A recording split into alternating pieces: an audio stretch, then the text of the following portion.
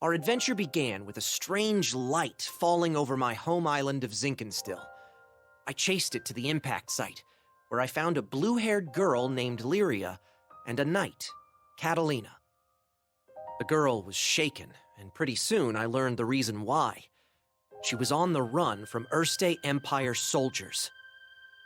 I knew an unfair fight when I saw one, so I stepped up to protect Lyria from those awful tyrants.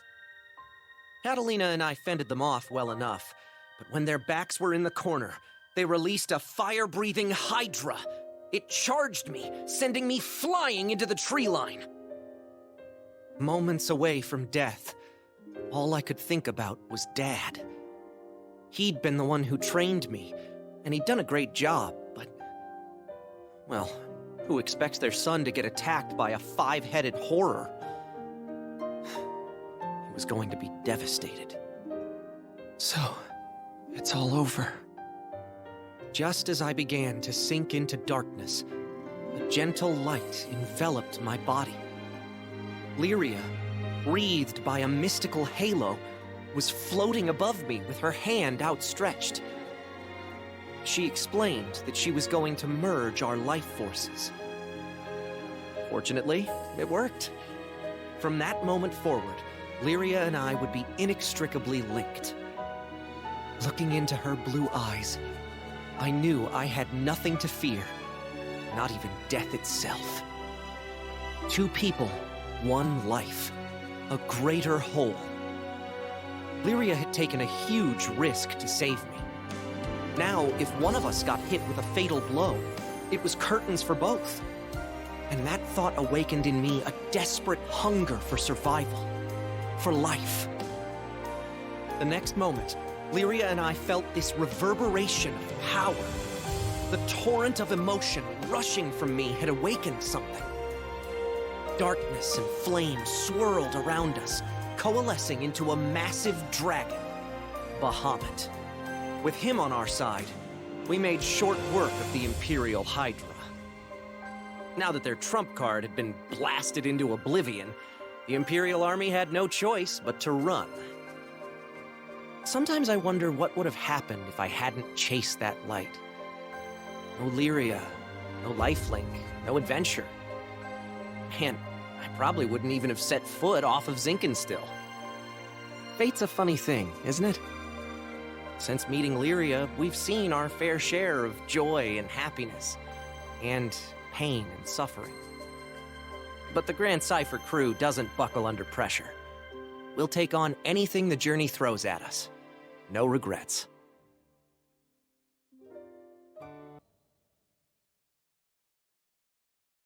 Now, where was I? Oh, right. We've just humiliated the Empire, who probably had reserves waiting somewhere close by. We realized we needed to get off Zinkenstill. Fast. The Empire was not going to rest while Lyria was on the loose, and I figured that since we shared a life force now and all, it was in everyone's best interests if we stayed together.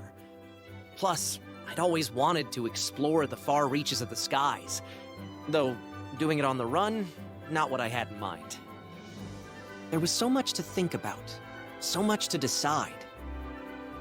But all those plans could come after we had escaped Zinkenstill. I didn't want a whole army, this time with, 30 Hydras marching on my home island. And, well, I had another, more personal reason for wanting to leave. Before I knew it, our journey was at an end. The end. As in, we'd reached the end of the skies. My son, I'm waiting for you on Estalucia. I thought about Dad's letter. I missed him. When I was young, he would take me to the edge of the island, and we'd sit there, admiring the clouds. I wanted so badly to explore those skies, just like Dad. I had to see him again. And now, I wouldn't have to make that journey alone. With Vern, Lyria, and Katalina at my side, we commandeered a small Imperial craft and set out for the greatest of destinations, Estalucia.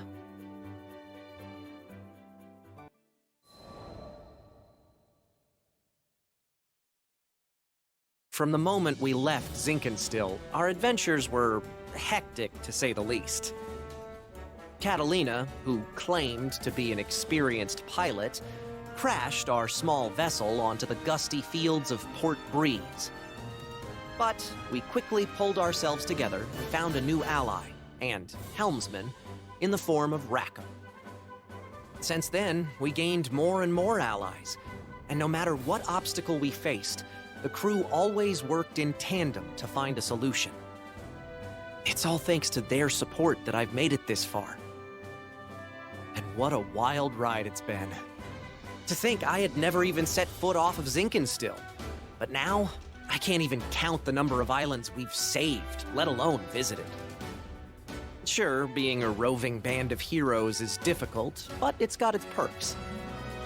New faces, new places, and a whole airship's worth of fun. Who could pass this life up? Anyway, we've just begun the next chapter of our adventure. We discovered another piece of the sky map, which led us to Zeta Grande. Yeah, a whole new skydom. Just imagine the danger, the promise. But I knew it was going to be fine. Just another set of memories to add to our ever-growing collection. I hope you're ready, Zeta Grande, because here we come.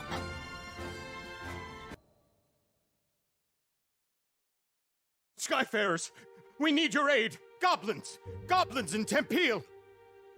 We were at the dock in Folca, taking care of landing procedures, when a panicked old merchant rushed toward us. In between his wheezing, he explained that a shipment of relief supplies headed for Tempeel had been intercepted by monsters. Tempeel reminded me of Id and how he had totally beat our butts. It was embarrassing, yeah, but what's worse, it reminded me of losing Lyria. Tempeel, huh? Maybe this time around I can actually help out. That wasn't Vern's usual peppy tone. He was probably reliving those bad memories, just like me. I guess after you've spent as much time together as we have, you pretty much share a brain. It wasn't going to be a fun journey to Tempeel for either of us. But we were Skyfarers, and desperate times called for brave faces. Anyway, goblins. Smart. Fast. That meant we wouldn't have the luxury of time. We needed to throw together the minimum amount of supplies needed for the journey and head out. I turned to Vern so we could discuss game plans, but then I saw his ears were droopy. If we're fighting goblins, then we should have them licked by lunch. Something was wrong, but with the hasty flight preparations, I couldn't spare the few minutes to investigate. Pull through it, Vern, I thought. We need you.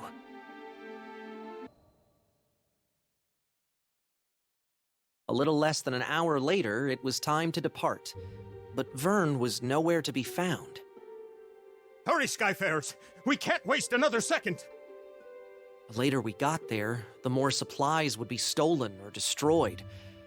This could add up to weeks or even months of delay in Tempeel's restoration. Vern, I hope you're okay, bud. I was worried out of my mind, but a captain's gotta do what a captain's gotta do. I left a message for Vern with the merchant, and we set out. Goblins? I can't even fight stinking goblins! What good am I? Just a scaredy lizard who brings everybody down. Man. If only I was more like my pal, swinging swords and shooting spells. Then I'd finally be able to help out. Maybe I could have stopped Avia from taking Lyria. Maybe I could have done something. How do you live the skyfaring life without combat skills? Heck, I can't even blow sparks, much less fire. What kind of dragon can't breathe fire? Ha! I tell everybody I'm a cool dragon, but I'm just a faker. You are unworthy. You were right, Ed. I'm not worthy. Not worthy of being in the crew. Not worthy of being the captain's best bud. Ah, finally, here you are! I was looking everywhere for you. Uh-huh. What did this old dude want with me? Your captain left you a message. The crew's gone on ahead, but as an indispensable member of the Grand Cipher, they want you with them as soon as possible. And that's an order. Indispensable? That meant, like, VIP, right? Me? For a second there, I was about to blow it off. Like, yeah, right, my bud's just saying that.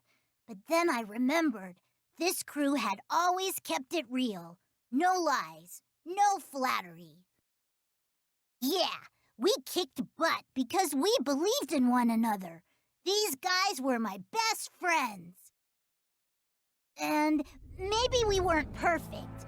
I mean, we lost to Id, but my bud put his captain boots on and got right back up and tried again. It was never about swords or magic. It was about always moving forward, never giving up.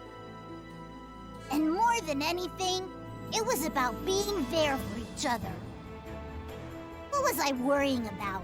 Who cares if I couldn't fight? There are 1,000,002 ways to help on an adventure.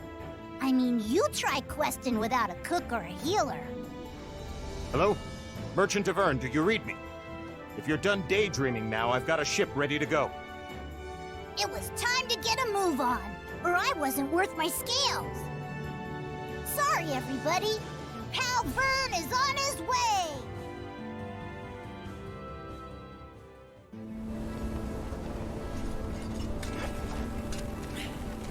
We ready? The supply should be this way. Let's move. Uh-oh, our potion stock's running low. We'll be okay against a few goblins, right? Hopefully. Just don't overdo it. Sure hope Vern's okay. He was really down, wasn't he? Poor Vern. Get out of our way! We're in a hurry here! Let's quit here! Come on! God, Patty!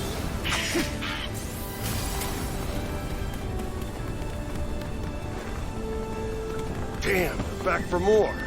Right when we were about to cross the finish line. I see people! Over there, by the supplies! We have to go help them!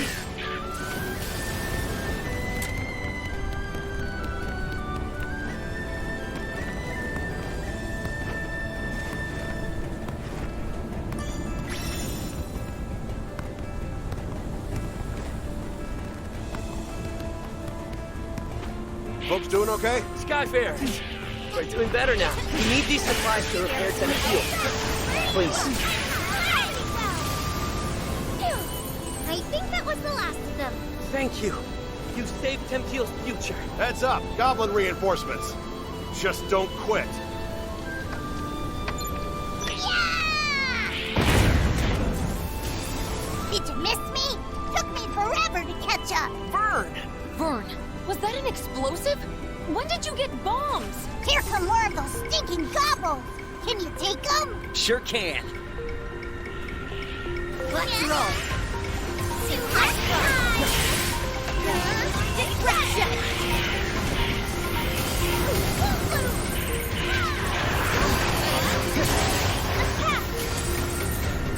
Yikes! Wyverns are coming from above! Watch the rocket! Those goblins managed to steal any more of the supplies, then the relief effort's good as done. No kidding. They've already hauled half our grain to higher ground. Higher ground? Sounds like a job for a cool dragon. That's a great idea, Vern. Put your wings to use. Are you sure you can manage? What if the goblins spot you? Piece of cake! I'll be back in 30 seconds or your money back!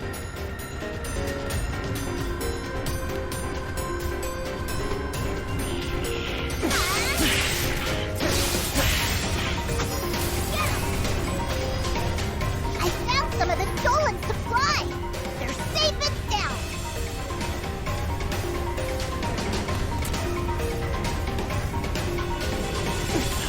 Let's run it,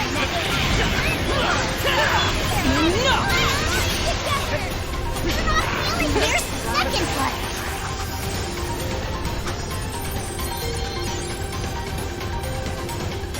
Thank you! Get it back! Don't fall for their trick! Here! I brought potions! Everyone feeling better? Thanks, Vern. You're a lifesaver. Yeah! We got them all back! Those stinking gobos didn't get a single sack! The enemy have started their retreat.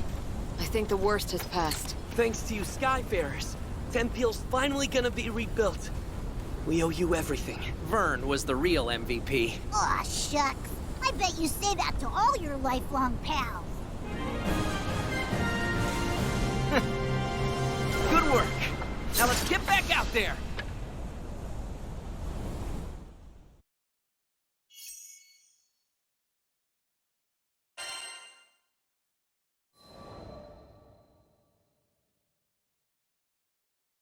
After we'd secured the supplies, Vern talked about how he didn't think he was good enough for the crew. Obviously, he was the only one that felt that way. I'd always appreciated his support. During fights, he was a supply runner, lookout, and cheerleader. And both on and off the battlefield, he was my courage. But even the best people, and dragons, get discouraged sometimes. I really should have been more vocal about my appreciation.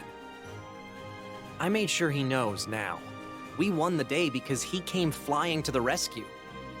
Just like I knew he would. I'll always be there for you, pal. He was back to his old self, basking in the praise of the crew.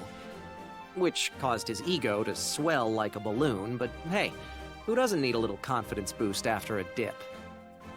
And Vern, let me just say it now. I value you. And all the hard work you do. From the bottom of my heart, thank you.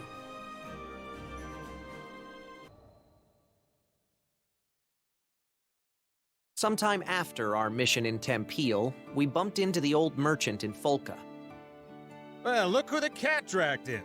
Thanks for handling things in Tempeal. You all deserve the best. Tempeal had been roughed up by Furican's rampage, and all of the locals were busy repairing the damage.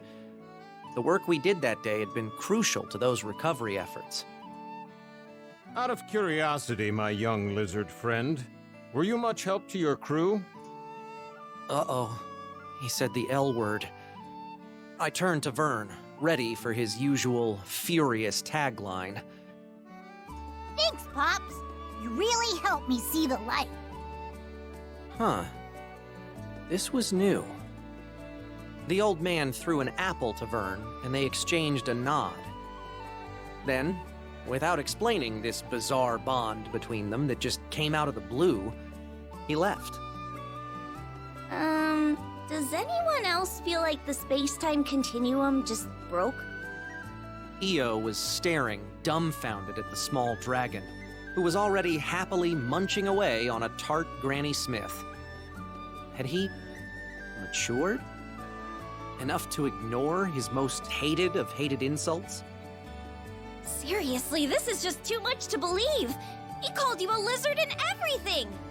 Maybe the ship will be a little quieter from now on, huh? Hold it! I ain't no lizard! And don't you say that in front of the apple! What if it hears you? Maybe he'd get there in another adventure or two.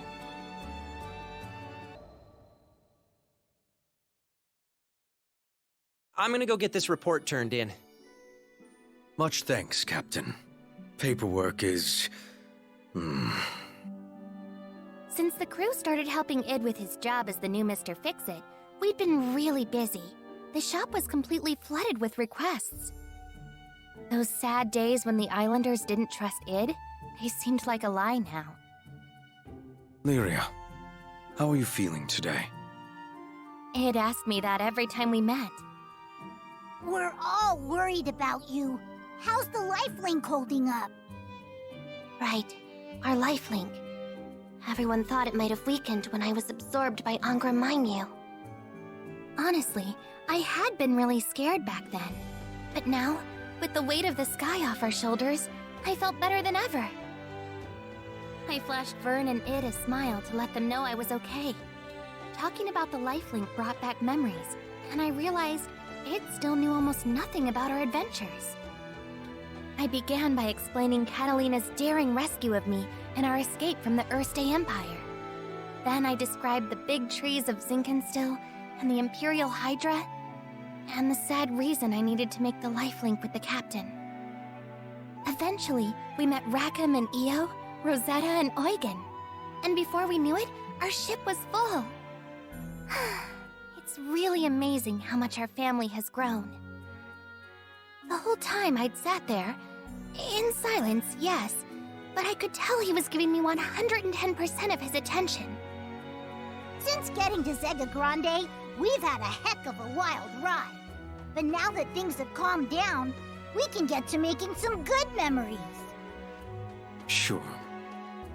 I think I'm starting to understand Id. Sure, he has two modes, cold and colder.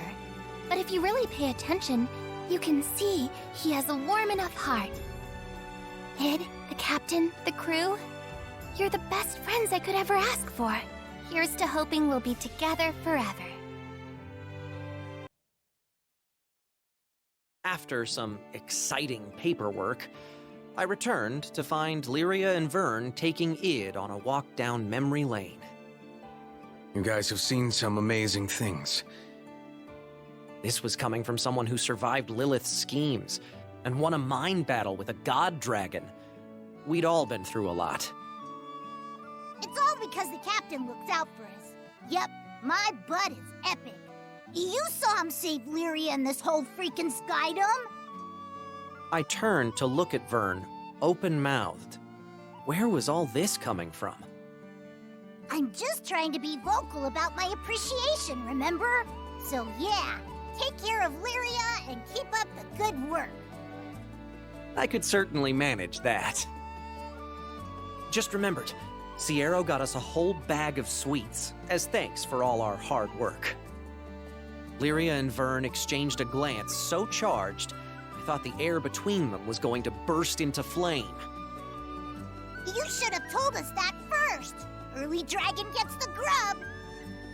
Hey, no fair. Come on, Vern, wait!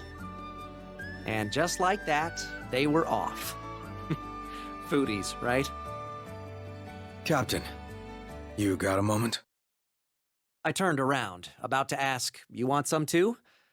But one look at Id's knitted brow, and the question died on my lips. Let's duel. Did I just hear that right? Why, though? Did he have something against cookies? Sorry. It was the stories about your adventures. They put the thought into my head. Oh, that's why...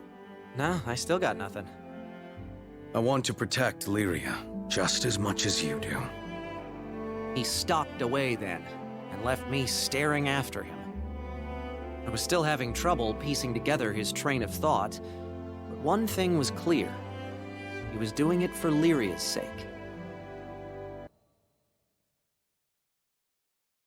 The duel was to take place at Halewind Altar. Lots of memories there. It's where we first met Id, where I lost to him, and Lyria was taken from us. Do you guys really have to do this? We're friends now, right? Friends don't fight each other. Lyria and Vern tried to talk me out of it the whole way there, but I just kept thinking of the look in Id's eye. He wasn't going to back down, and I respected that. Captain. Id had been staring into the distance, like a statue set to guard the altar. He turned when he heard our footsteps. Now that we've gotten to know one another, I've come to realize something. There's no one that can keep Lyria safe better than you. He took deliberate steps towards me, but this was nothing like the first time we met. Before, he'd been terrifying, like a hydra closing in on its prey. But now, there was something softer about the light in his eyes. You could tell he was there to help. You're the real thing. A hero. You didn't just save Lyria, you saved the skies. And I thought, maybe if we crossed blades again, I'd learn something. Something that would help me be more like you. Id. I finally got it. Id and I, there was still a part of us that couldn't tear away from that fateful day at Halewind Altar. When Id had been a bad guy, and I'd been too weak to protect Lyria. But things were different now. And this fight was going to prove it. I'm not losing this time. I'd be disappointed if you did. I drew my sword and took the first step forward.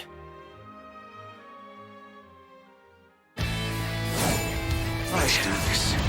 Give me everything you've got. Okay, right back at you. Please, just promise me you two will be careful. You're done!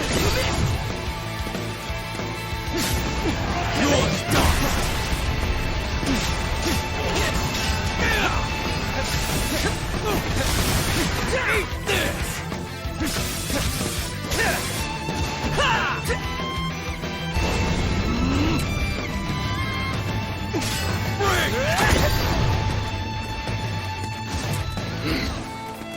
Come!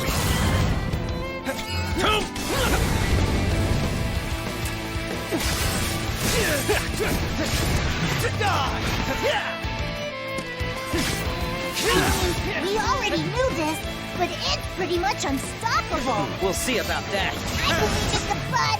Show him how much you powered up. I've grown too. Decimate!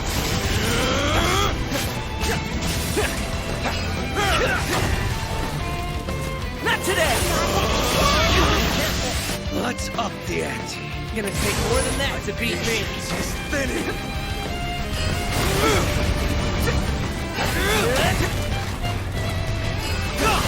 You won't escape me!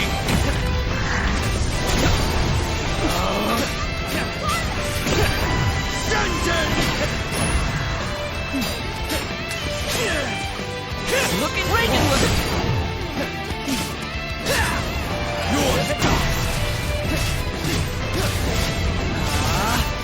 Looking good. Just like that.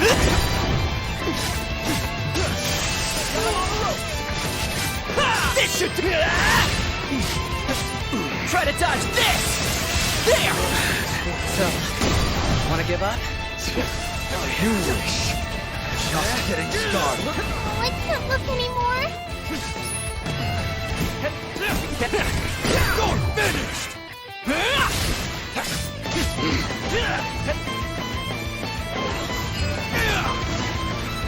You're mine. Now begin. Looking good. I knew this wouldn't be an easy fight. You're no slouch yourself. Patience is thinning. Bruised, but still smiling. That's my bud. Come on, just a little longer. Just like You won't escape me!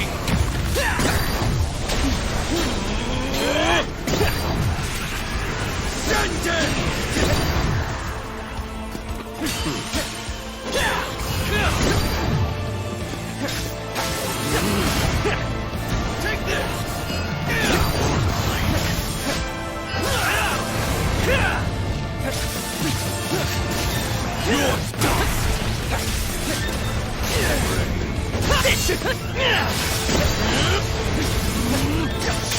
this is our chance.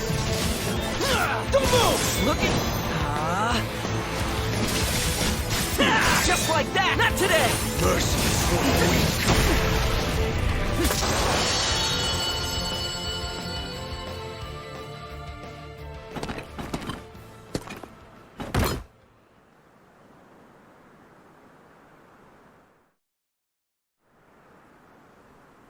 Thank you, Captain. No.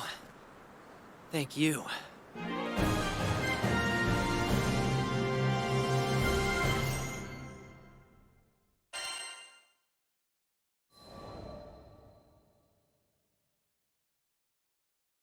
I won. I stood, almost doubled over with my hands on my knees, trying to remember how to breathe. It staggered over and stuck a clenched hand in my face. Yeah, of course he'd go for a fist bump. I tapped his knuckles lightly with mine, and just like that, We were back to being loyal crewmates. That duel had blown away all our regrets. No more looking over our shoulders. It was time to move past, well, our past. Hey, heard about your little spat with Id. Wish I still had that kind of energy.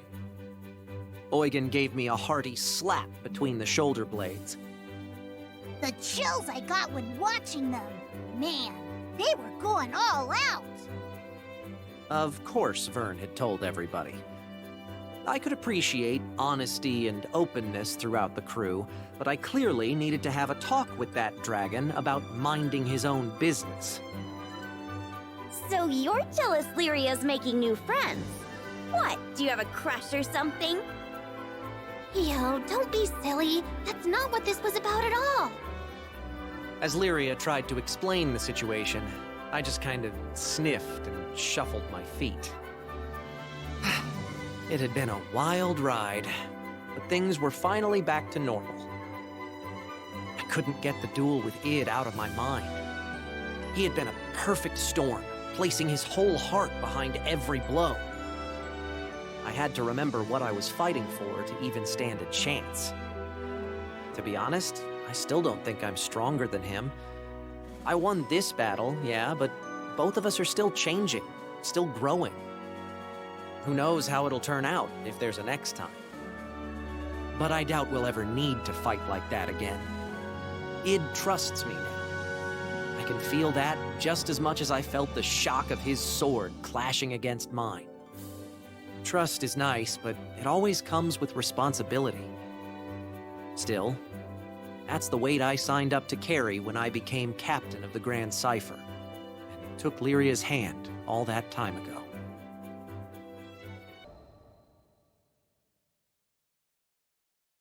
We really don't get a break.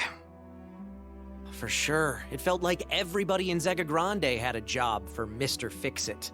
Today's request? Just taking down a monster that can demolish a small village with a sneeze. No biggie.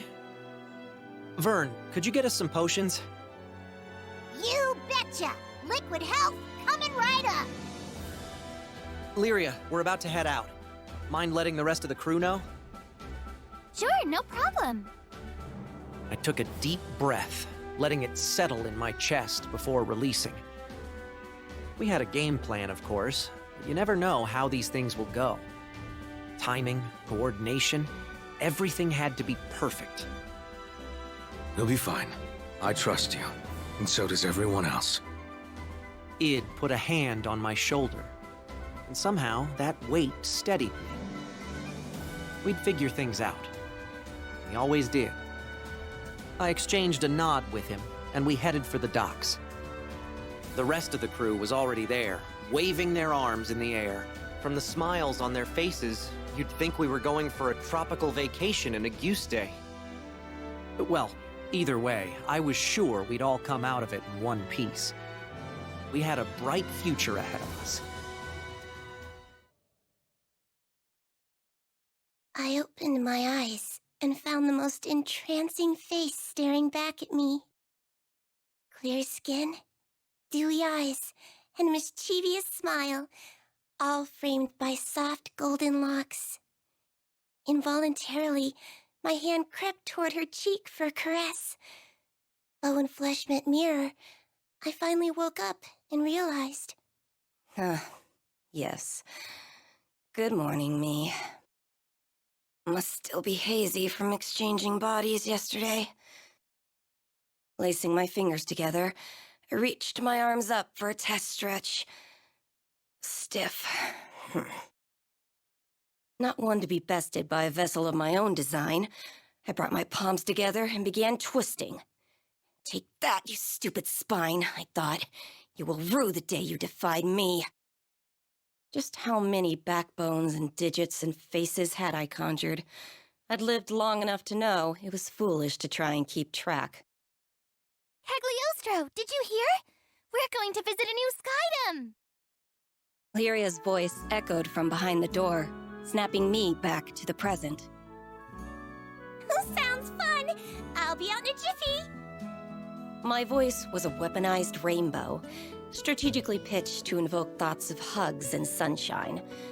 As the cutest girl in all the skies, no other tone would live up to my utter perfection. You see, it's a common myth that cuteness is in the eye of the beholder. But actually, as I have witnessed through my research, it is a fundamental law of reality. I quickly brushed my disheveled hair, minus one lock, as per the theory of adorable bedhead optimization, and went to the door. The crew would need me at my cutest if they were to survive an untrodden skydom.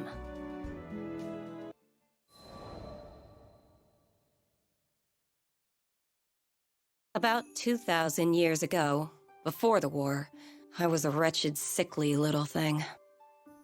We lived in a village with no doctor, so all I could do was wait for the release of death. I still remember the defeated look on my sister's face as she attended my bedside. I couldn't blame her. Not when she was surrounded by the other villagers and their whispers. None of them thought I was long for this world. But back in those days, the sky was full of children who would never live past adolescence. So my life was tragic, but common. With the exception, of course, of one detail. My intellect. I had been working on a theory of reality, one that would let me rewrite the laws of existence. I dubbed it alchemy. I was too weak to leave the house, but my sister would fetch me the necessary reagents for my experiments. At first, each failure was more spectacular than the last. Creating a fully functional body from nothing but dirt and speculation was complicated.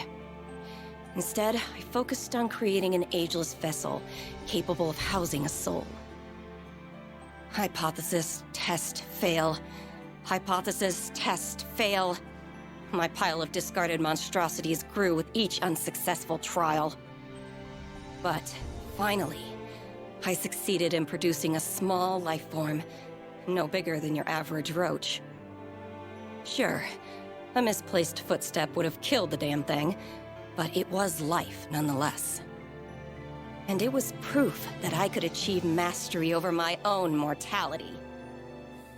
Now that I had more data, all it took was a few more months of testing, and voila!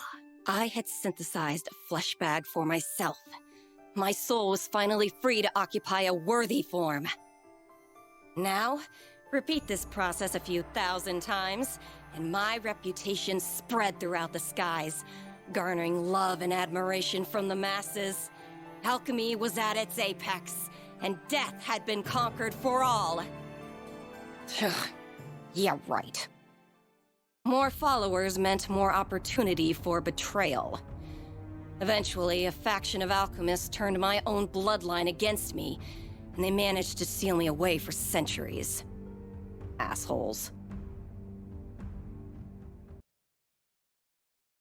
These magic prison stories always end the same way. A few hundred years of slumber, and people grow complacent. A group of clueless travelers, aka the crew of the Grand Cipher, managed to stumble upon my inert form and, foolishly mistaking me for a primal beast or something, lifted the seal. Immediately, I wanted to eradicate them. No one could find out I had regained my freedom. I would not suffer entombment again, even if it meant I needed to transmogrify a few Skyfarers. But then, I laid eyes upon Lyria and her blue hair, and there it was, an entity that I could not identify. I, who had unveiled the very laws of reality, could not classify her existence. She was surely from a different plane. My interest was piqued, and for that, I spared the crew. What can I say? Curiosity killed the alchemist.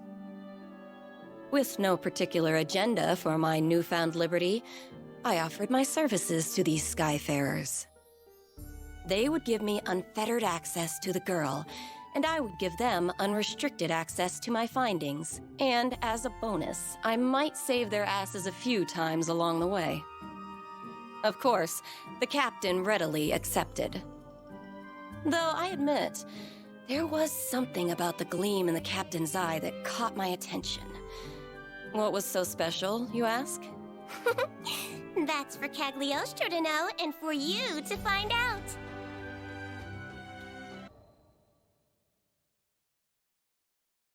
On a typical humdrum day, I was browsing Sierra Carte's wares for a few chemical essentials.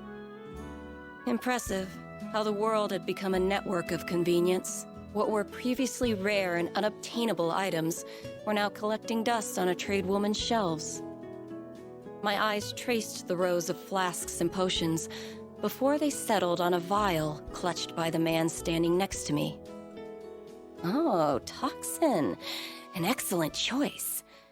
Save for the fact that his confused and brooding expression revealed he didn't quite understand what he was holding. Who was this moron? Well, now that I was aware of the potential hazard, I couldn't leave well enough alone.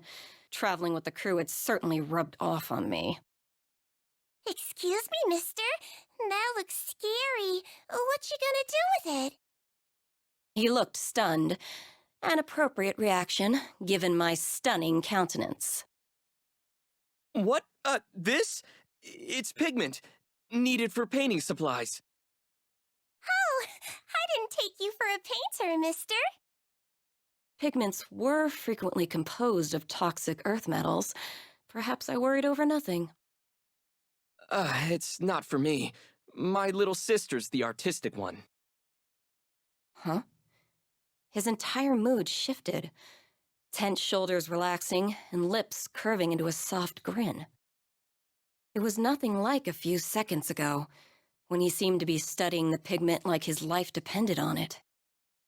Perhaps he was a few rupees short. No, mental calculus doesn't translate to confusion. His look was more concerned? No.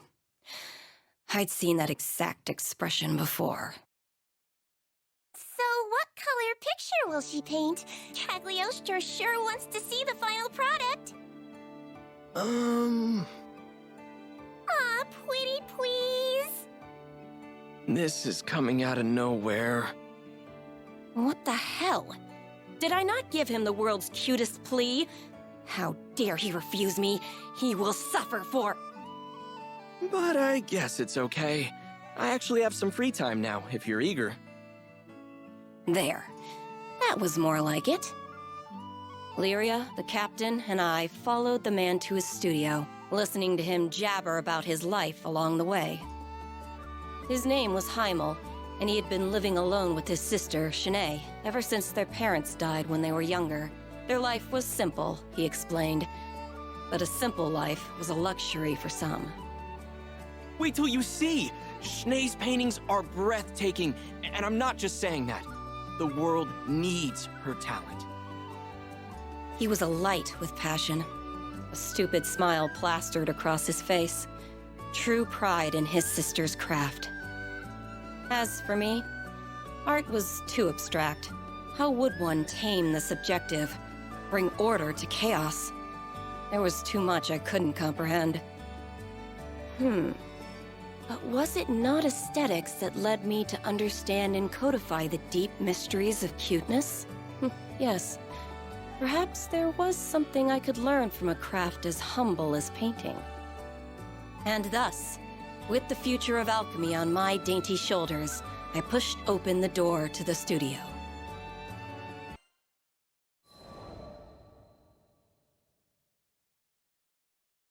We entered to find Shanae violently tossing in bed. Heimel rushed over, grabbing a phial of healing tincture from her bedside. Hand supporting her shaking head, he poured the concoction into her mouth. Immediately, her convulsions lessened, but her breathing was still labored. It became clear why he was so antsy back at Sierra's store. Toxic pigments could be dangerous in even the most steady of hands, and, well, I glanced down at Shanae's fingers trembling on her bedsheets. Pressing forward, I gave her a cursory examination. Normally, I don't afford peons the luxury of my intellectual evaluation. but I was feeling generous. These symptoms are grave. Do you know what's the matter? Lyria's voice quivered with worry. I do. I've seen this exact disease once upon a time. Heimel's eyes shot to me, propelled more by hope than surprise. Truly? The local doctors have been useless.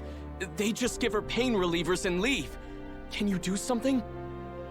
As much as I wanted to refuse, in that moment, Heimel's desperation reminded me too much of my own sister. I'm not a medical professional. Sure, I know a formula that might ease her symptoms, but it's not a permanent solution. Not to mention the biggest pain in the ass, tracking down all the components. Please, you're all we've got. Ugh, begging. Now, the deal was sealed. And it had nothing to do with Lyria, Vern, and Captain Goody Two-Shoes staring holes into the back of my head. Fine. The world's cutest genius alchemist Cagliostro is on the case. Consider yourself lucky. We left the studio and hurried back to the airship. In this skydome, I could think of only one environment that would produce the necessary reagents. Mount Nagelith.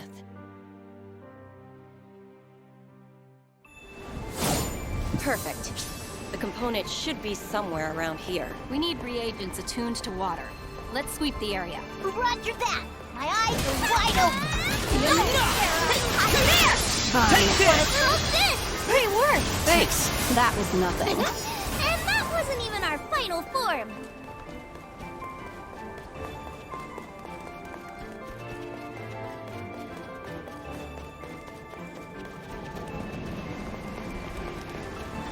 You're a mean water spirit. Why don't you play nice?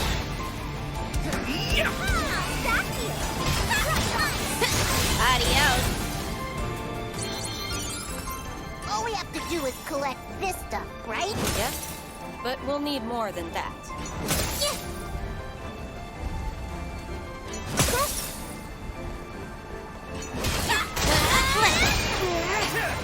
Look at home! Flashing back!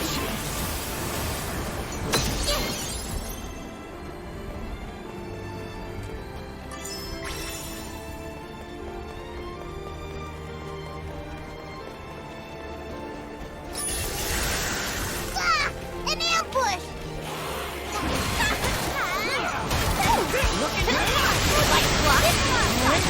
Let's end this! Come on! Don't let up yet! Yeah. Sure thing. Always ready to go! Let's go, guys.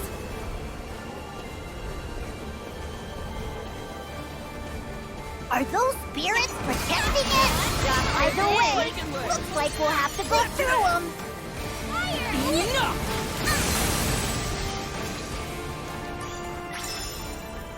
We have enough mineral components. Next up, we'll need crystallized Saiga tears. Zyga?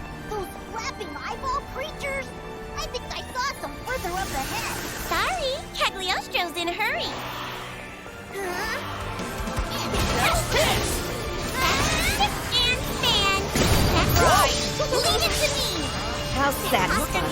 That was nothing! Flash it back! That's solid!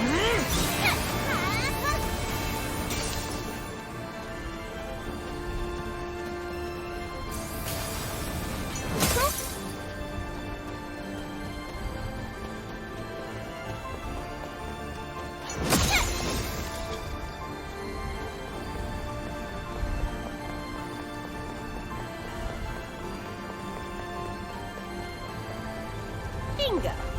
Pardon our intrusion. Janae's counting on us. Let's do it!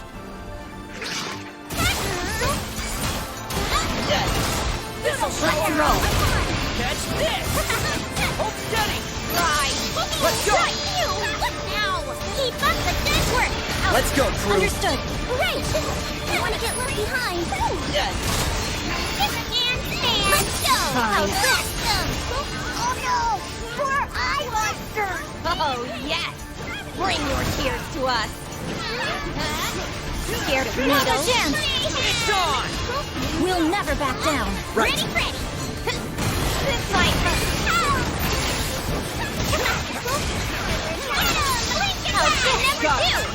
love to get that ectoplasm under a microscope. I don't like that green in your eye. Reagan leg! Too hot to handle. Come on! Sure. Let's get him! Nice teamwork! Cagliostro agrees wholeheartedly. Out of practice now! You're going down. Let's get it started!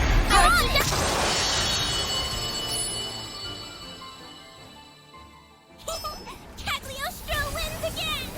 So, did we get the tears? Of course we did. I even had time to distill them. Too cute to handle, too smart to beat.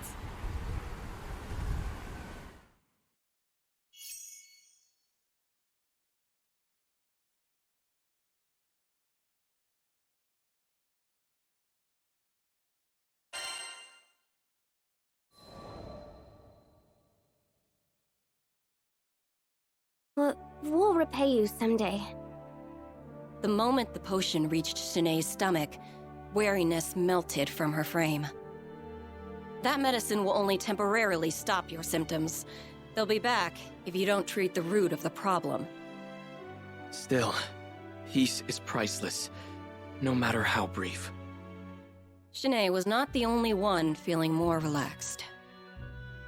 With tensions eased, I decided it was time to explain Shanae's condition, Lycerian fever syndrome. It was an autoimmune disorder of the nervous system, caused by irregularities in the body's ley line structure. Common side effects included reduced function of the lower extremities and unrelenting fevers. Development occurred in the embryonic stage, a defense against the mother's own ley line system, interpreting the fetus as a foreign object. Of course, the prescribed painkillers and fever reducers had not been effective. They could not treat what was essentially a natural function of Shanae's body. But the formula you made for us, it suppressed her symptoms, didn't it? Sure, but suppression isn't treatment. And besides, there will be unfortunate side effects if she uses it over a long period of time. I'm just sorry I couldn't make you a true cure. Please don't apologize. I feel like I've reclaimed a part of my life, thanks to you. Brave little thing. She had done nothing to earn her lot in life, but suffering claimed her all the same. Though the world was built upon fundamental truths, at times, I felt as if I understood nothing about it. It was a bright day when Vern, Lyria, the captain, and I went back to the studio. Shanae was staring out the window with a dazed smile. So the formula was still working. Good. Crazy how you invited yourself to the studio to see my sister's paintings. And now you're her personal pharmacist. Serendipity's funny like that. If you feel like repaying me, how about you finally cough up some art and show me around? That's a fair price. Everything in the studio was painted by Shanae. Feel free to get close. Admire the details. Previously, I had managed only a distracted glance at the studio's walls. But this time, I saw visual creativity exploding off them. I wasn't an expert on art, but even I felt the vibrant energy bounding from her drawings. Powerful, powerful pieces swirled around me like a hurricane. And one painting in particular, it was resonant. Sketches were littered about the floor, too. And even they were filled with vitality. How could such a feeble body muster such vivid work? Oh yeah, about that pigment I bought when we met. Want to see it in action? Taking the vial from a shelf, Heimel poured the pigment into a dish and mixed it with oil. A few swirls later, and the color had transformed in a way that was more chemistry than alchemy. Intriguing. Takes a specialty product to make that hue. Heimel smiled and handed the freshly prepared paint to Shanae, who was already mid-painting. A bead of sweat trailed down her brow as she swabbed the tint across her canvas. I believe in Shanae's talent. Look at her. She's amazing. I just have to get the world to recognize it. It's nice having a supportive sibling. I meant it. I never know how to read your tone. But, well, her condition made me realize how precious our time together is. Heimel, who clearly had never known abundance, smiled like the richest of merchants. Though Shanae had been left with a raw deal, it was clear her life wasn't without meaning. If only I could go back and tell my own sister. You were my courage when I was weak. You were my light when I was in darkness. I have lived through eons, but you were my rock. I hoped these siblings, at least, would understand what they meant to one another. I even prayed a little. Which was dumb, considering this Skydom still thinks primal beasts are gods. Huh. Guess I'm getting sentimental in my old age. Lyria and Vern became a regular fixture at the studio. They said they wanted to be there when Shanae finished her latest piece. I felt much the same. Her pieces were charming, even while portraying the thin line between life and death. Rare to get drama like that outside of a novel. But my true reason for visiting was out of concern, not interest. She was battling an unpredictable disorder, so I wanted to be around should the worst come to pass. Could you stick around for a few? I need to run out and buy a few things. You dare waste my time with your foolish errands? Fine, but at least be quick about it. After Heimel left, Shanae waved me closer to her bed. After all you've done, I don't want to sound ungrateful, but... Her voice quivered. She was plainly troubled. I don't know if I could say this. Wow. Okay, I want my brother to be free. I don't want to bind him any longer. Tears began to gloss her eyes. Without me holding him back, he could find someone and settle down. He has such a kind heart. He needs to share it. If I'm ruining his life, then I would rather not be in it at all. Please take... I interrupted her. I don't condone this, and I doubt your brother would either. Oh boy. If there was ever a time to talk about my past, this was it. Look, I've been in your shoes. There was nothing the village doctors could do, and I was abandoned by damn near all the townsfolk. For the dying, hope was cheap. It was better to look inevitability in the face and maintain some of your dignity. But there was one person who stood beside me. My light, my rock, my sister. She was with me the entire time, keeping me warm in the shadow of death. And in turn, I gave her the comfort of company, not being alone in this world. I continued to detail memories of my sister, over 2,000 years old, hoping that Shanae would get the point. She hung on to every word.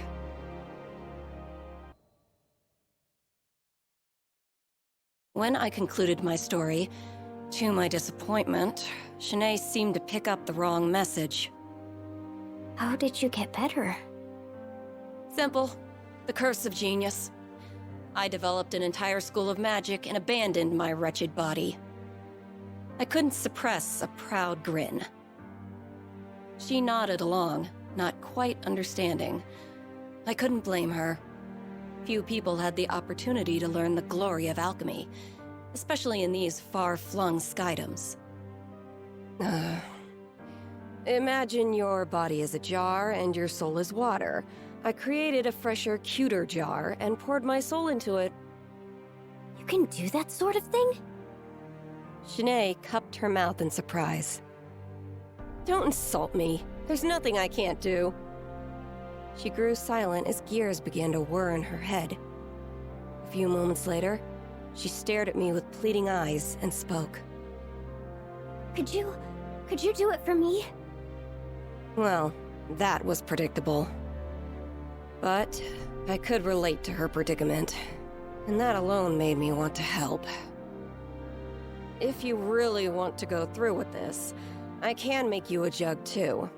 However, you should know, it wasn't going to be simple. The soul swap was messy on an experienced alchemist's psyche, much less a mundane girl's. Nor would I be around to perform maintenance down the line. It could very well be a fast track to the grave. And to inhabit an alchemized body was to stray from the natural order. She would forever be a false life form. Shanae had no knowledge of the arcane. She was struggling to grasp these factors. And what's worse, I didn't have the decades needed to explain the details. So I opted for a simpler route, and explained the side effects in more mortal terms. Even if your memories, knowledge, and personality make the jump, you will never feel the same. Your senses will feel foreign. Your fine motor skills will be dulled. In short, goodbye, art. Take, for example, the sky. We each paint it in our own way. One may clumsily blob some white on a blue background, while others might choose a deeper hue or express the clouds with more definite contours. Art is a negotiation between the artist's mind, eye, and hand. And if 2/3 of that equation were to change, then the artist might as well be a different person altogether. Even I, genius that I am, took centuries to adapt to this process. Finally, it means you won't be human. You'll have to maintain your body like a machine, and you'll never have children. Is any of this sinking in? But... Shanae looked down at her hands, as if it were the first time she had ever seen them. It was never an easy decision. Even my sister begged me not to abandon my mortality, right until I made the hop into a new vessel. The silence was deafening. Shanae was considering her past, and what abandoning it would mean for her future. I observed her until I grew impatient. There's no reason you have to make up your mind now. As long as you found an answer before we sail out of the skydom, I can help you either way. Capiche? I turned to leave, causing the bedridden girl to lunge after me. Wait! I don't care about losing my art. If it will free Heimel to live his life, then my choice is clear. Her tears were pierced by a genuine smile. She bore the pain of losing her creative soul and the joy of gaining a liberated brother. Even with my infinite understanding of the universe, I could not say which of those emotions was stronger. You sure you don't want to talk to him first? She shook her head. I felt a small pang of regret. I led her down this path because I, on some level, felt we were alike in our suffering. But the truth was, I had an, I won't say easier way out. The same solution applied to Shanae's problem would be far more complicated. If anything, I felt like I understood Heimel's position more. He would simply want what was best for his sister. Just like how my own sister had wanted what was best for me. After leaving the studio, I made a list of all the materials the procedure would require. It was going to be a pain in the homunculus to gather everything, so I enlisted the crew to help. I had my sights set on the Pillar of Vayoi. Due to the high concentration of arcane energy, the materials found there made for powerful alchemical reagents. Wait till you see! Shanae's paintings are breathtaking, and I'm not just saying that. The world needs her talent. Curse that proud face of yours, Heimel. Look what you've made me do. Cagliostro, on the move! Cagliostro's coming for your cores, Mr. and Mrs. Spirit People! And while I'm at it, I might pick up a few alchemical reagents in the process. Let's go! Great. This won't help anyone.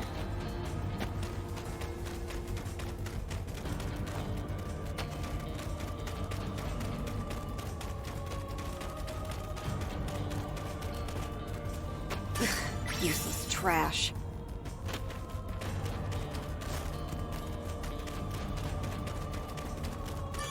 Yay! This'll do the trick.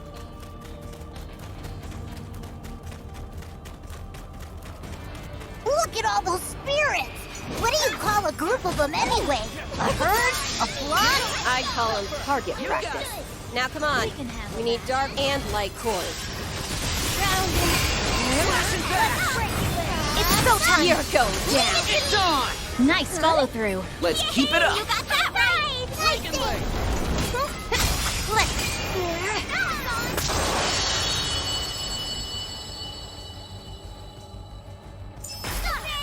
Finders keepers! Sounds like we're making good time.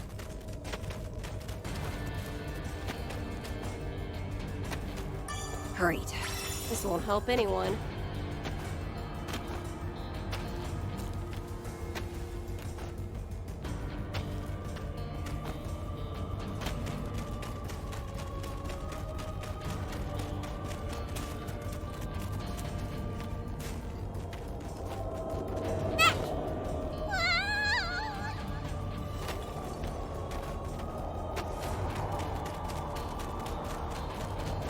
Ribbon tied. Spells ready. Components gathered. Hooray! That's it for all of our elemental components. Now, if only we can track down an edge. Open up.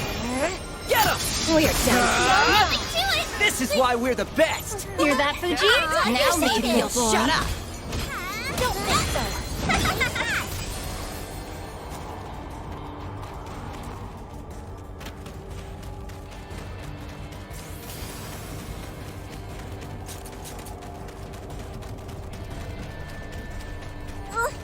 Cagliostro knows everybody wants to cuddle up to her. You're icky. One more. Nice try. Want a This'll show him? Blow up. Sure. Keep your wits about you. Yes! Right. Focus up, Leo. Huh?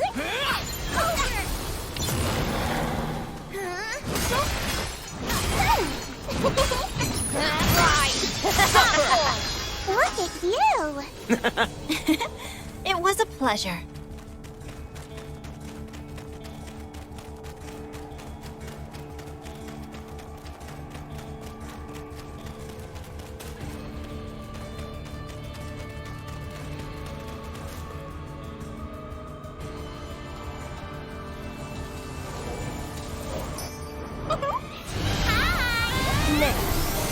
Blast you into alchemic dust.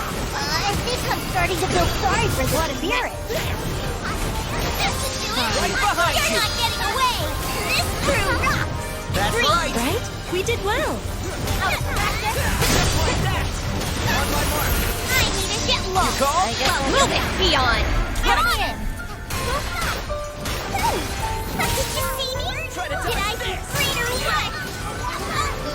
Hold back! Rock and roll. One. Get him.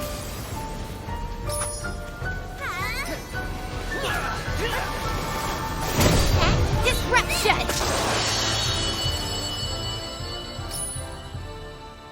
Excellent.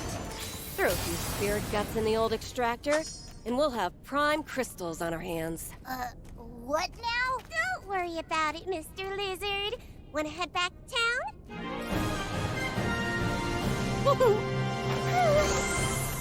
What a toughie.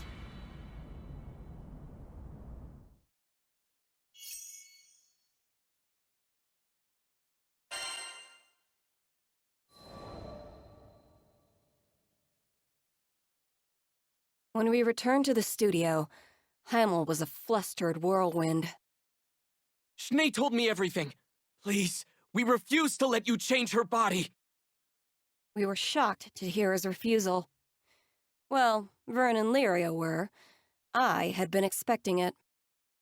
I'd like to hear the reason from her mouth. She's the one suffering, after all. What right do you have to speak for her? He grimaced. Schnee has dreamed of being a successful artist ever since she was small. Even after the fever started, she's put her entire soul into her art. And finally, In his fervent voice, you could hear how long he'd been supporting his sister, praying for her success. And now, after years of hard work, she'd made it.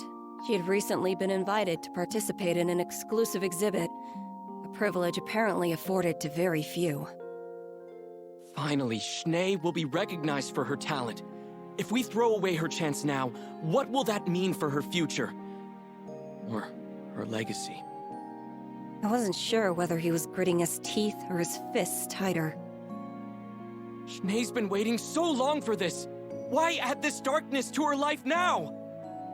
Because you deserve to live your life too, Heimel. Brother and sister stood opposed, on opposite sides of their future. I've never thought of you as a burden. I supported you because I love you. It's a blessing to watch you create. No one doubted his words. More than anything, he wanted Shanae's efforts to bloom into something beautiful. He wanted her future years to remain bright. If her dreams were so close to coming true, he reasoned, then why abandon everything now? He had a point. But he'd never been in Shanae's position before. I had. And I knew what needed to happen this time.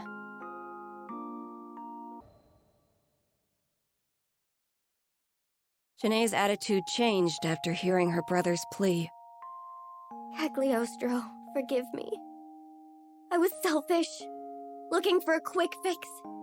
But now, I know I should face this disease and live my life the way I meant to. Figures. You needed time to process your options. Actually, that was the reason why I asked Heimel about his objections in front of Shanae. She needed to hear his part. We're sorry for wasting your time. We know it wasn't easy to gather all those components for a new body. New body? Doesn't ring a bell. But you said you would give Schnee a new vessel. Right into my trap.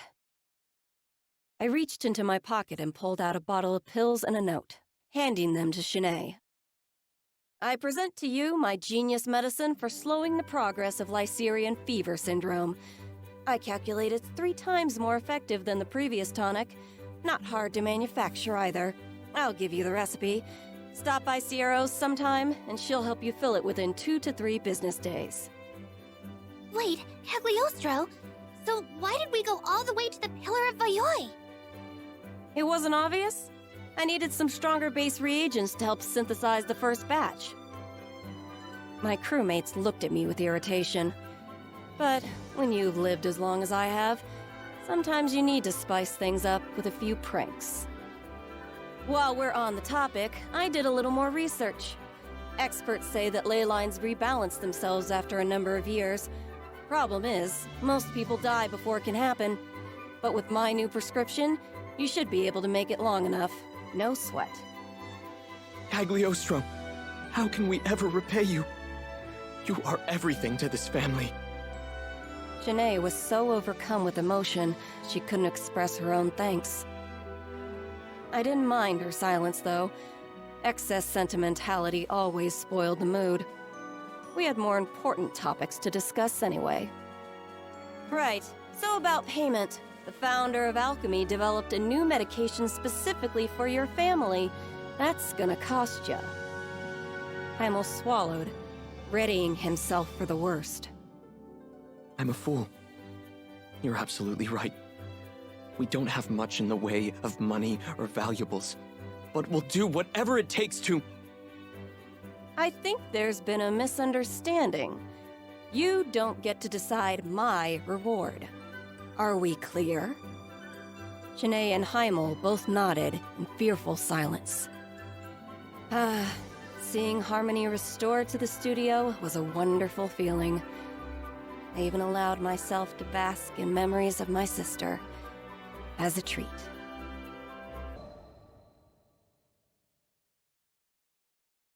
Sometime later, I was visiting Sierra's shop in Folca. You have my payment from Shanae and Heimel? Sure do. It's a big one, so take good care of her. From behind the counter, Sierra pulled out a canvas displaying the world's cutest girl. clear skin, dewy eyes, and a mischievous smile, all framed by soft golden locks. Utter perfection.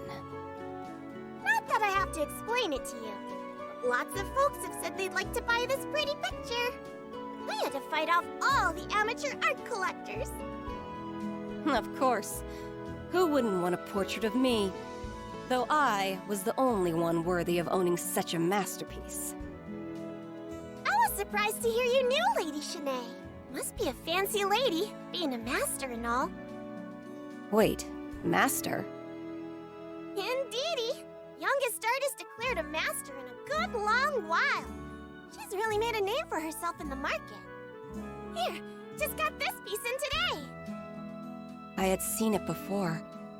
It filled me with a resonant vitality, just as it had in that cozy little studio. But now it was accompanied by a price tag of a whopping 5 million rupees. I think I'll add this one to my collection.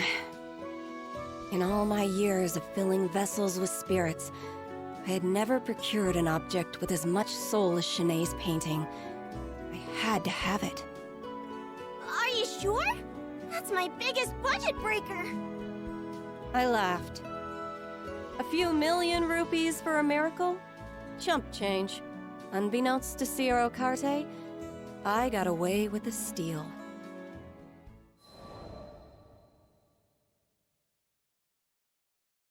I was born in a snow-laden hamlet, peopled by Harvins, small folk more accustomed to the plow than the sword. We believed the skies far too vast for us, and, as I was soon to learn, its dangers far too many. It happened when I was yet a green, callow youth. I strayed beyond our fences and into the claws of a monster. I cried for help, but all that met my voice were the howls of the wind. Abandoned even by hope, I could only give myself up to death. But before the darkness took hold, I saw brilliant figures skimming the sun-kissed snow. They were the Lumiel Order of Holy Knights, come to my rescue. Oh, that there were words bright enough to reflect their flashing swords as they did battle with the beast. Or sounds tender enough to echo the kindness with which they took my hand and led me home. What can I say, but that they were as mighty and generous as the sun? On that fateful day, they gave me life and guidance. I learned that by shutting your eyes to danger, you only leave it free to wander in the darkness. Thus, I resolved to turn toward the light and become defender to the skies. I would join Lumiel and, with my farmer's hands, bear aloft the banner of virtue. I threw all my being into training, begrudging no amount of sweat or tears. And, with the passing of days, that little girl lost in the snow grew to become the captain of the Lumiel Order of Holy Knights.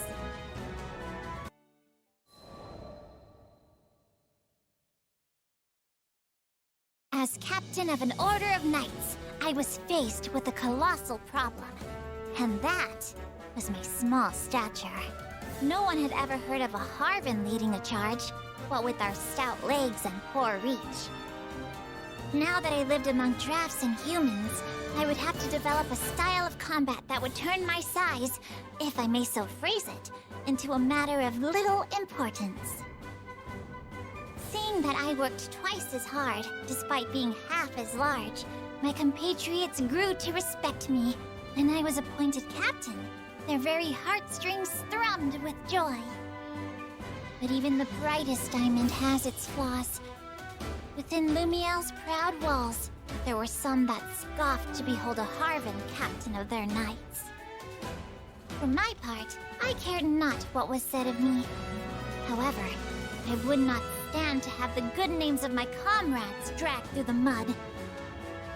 We are an august and redoubted order, and I'd rise up to that image by any means necessary. Thus began my days of height exercises, stretching devices, and miraculous concoctions. Not all came from reputable sources, but I took a tactical approach. If it had a chance of working, I'd try it. Days grew into weeks, which grew into months. But I grew not 1 inch. Then, it happened. Right as I was on the verge of losing all hope, word reached me of a distant village that had devised a height tonic. Here was the answer to all my prayers. With expectation lending the spring to my step, I slipped from my quarters and set out on my quest.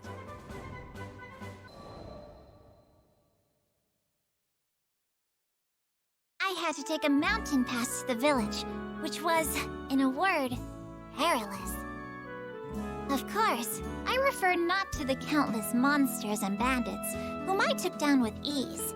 It was the tall steps and great boulders, insurmountable obstacles for a Harvan. I was forced to return to the foothills where, through Lady Sierra Carte, I sent out a dispatch for help. That was how I met the captain and crew of the Grand Cipher. With their aid, I reached the village without further incident, only to have my dreams utterly crushed. It turned out that this magic tonic was merely your average growth stimulant, designed to help a budding youth blossom to a seemly height. It could do little for a woman like me, already in the prime of her life. Thus, all my best efforts were dashed to foam. For the first and only time in my life, I cursed fate for cutting me out of so short a cloth. However, it was within the depths of despair that I would find new hope. The crew of the Grand Cipher was bound for Estalucia, which is said to be an island of miracles. Could not some power there give me what I seek? With newfound resolve, I was determined to accompany the captain to the end of the skies. Needless to say, it pained me to take leave of the Lumiel Order. I still remember the look of surprise on former Officer Bautorda's face when I told him of my resolution. But in the end, he expressed his admiration for me and my quest to become the very figure of virtue. Lady Bridget and Lady Cordelia also gave me their blessings. Oh, there are no words to express how grateful I am to my kind comrades.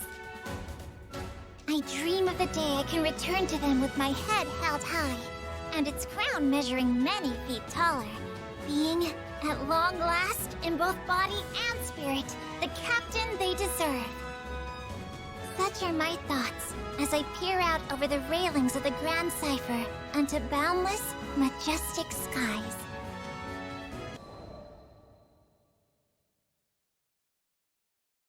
One day, when I was visiting Seed Hollow on business, I espied a young man crouched in a corner of the central plaza. There was no mistaking his mussed hair, a style rebellious youth call the Mohawk, and surly face. Here was Sir Soupstock, helmsman of the family Zathba. Is something the matter? The lad met my inquiry with a scowl. The hell are you looking at? Beat it, kid. Wait, hold on a sec. Ain't you a part of that crew? Assured of my goodwill, Sir Soupstock unfolded his troubles. Whilst making his usual rounds squaring away accounts, the lad had met with some resistance. One of their clients, a nobleman disdainful of Sir Soupstock's low birth and tender age, had refused to pay. I'm an officer too, you know. Got my own grunts working under me, good people. But we're dealing with the real frilly-pants, blue-blooded noble here. Any attempt to rough him up, and it's straight to the slammer. 'Twas a treacherous path, Sir Soupstock added. A single misstep, and it was his reputation in the mud. Hearing this, my heart went out to him, for I knew what it was like to feel green and small, with judging eyes upon me. I offered him my aid. I appreciate the thought, but no offense. You look like a kid. If I bring you on my rounds, they're gonna change my name from Soup Stock to Laughing Stock. At that moment, a servant arrived, bearing a message from the nobleman in question. It read, "I've decided to pay. Meet me at the following location." This whole affair was starting to smell ranker than a goblin's breath. He could just as easily have sent money with the servant. Why go through the trouble of arranging yet another meeting? There was mischief afoot, and I resolved to accompany Sir Soupstock to stop it in its tracks.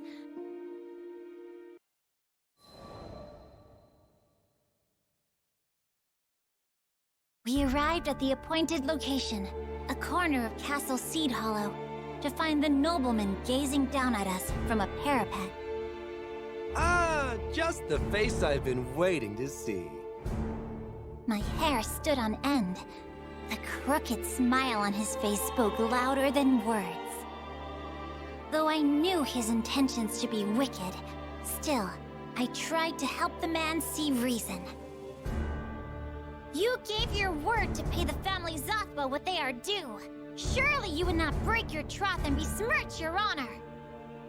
But the man only sneered. Leveling a finger at us, he cried, My brothers and sisters of the one true church, these are the enemies of Avia. In the blink of an eye, we were surrounded by Aviate soldiers. You did well to lead us here. So these were the remnants of Avia. Even the fall of the church had not been enough to shake their faith in Lilith. In their eyes, Sir Soupstock and I were interlopers, blasphemers they must put to death. You've got another thing coming if you think you're gonna get away with this. Sir Soupstock glared up at the Cullion. I too felt a righteous rage boiling within me. Crooked vice must be beaten straight with the hammer of justice. You shall rue the day you brought the wrath of Charlotta Fenia upon your heads!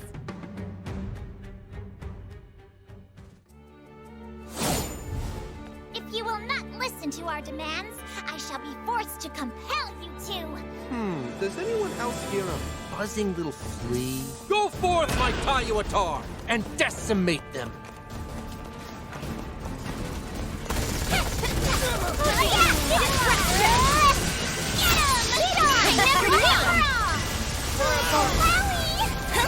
Feeling shy, Nicola? Cover me! Let's go! I think today! Only veteran Skyfarers could execute such a stratagem! That was nothing. It's me!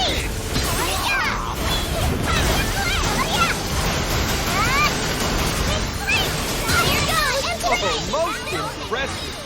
Good thing not a coin was spared to ensure your defeat. If you've got that much dough, just pay us already. I'm sorry. I don't speak common. Brace yourself for a grand attack! I'll find a safe spot and support from afar.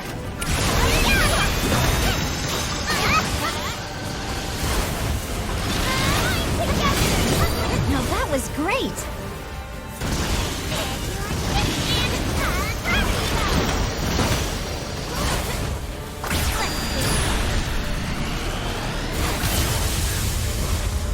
How's that? Let's roll.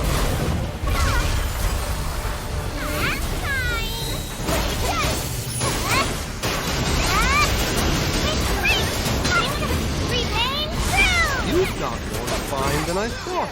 But no matter. I have soldiers enough to crush you. 1,000 wicked soldiers is not worth one virtuous knight! Duke of my father! You Skyfarers are insane! Behold the righteous flame of the Holy Knight!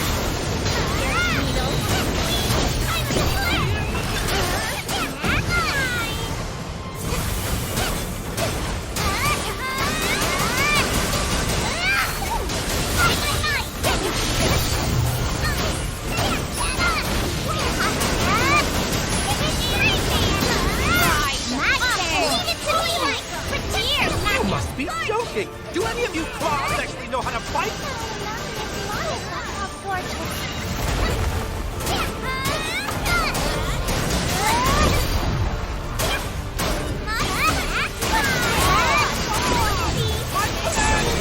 What?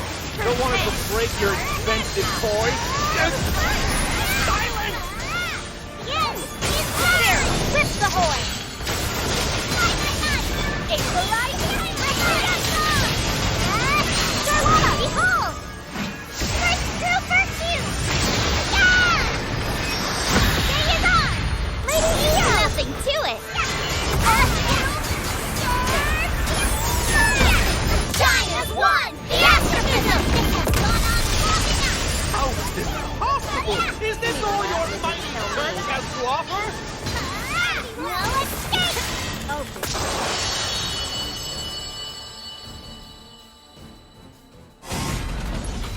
Nice! A nightmare! This is a nightmare!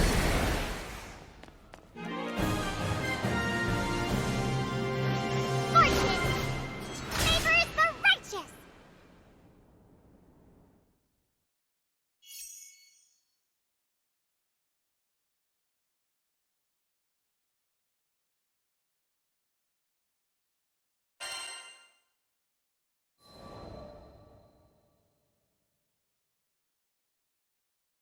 Sweet blazing broth.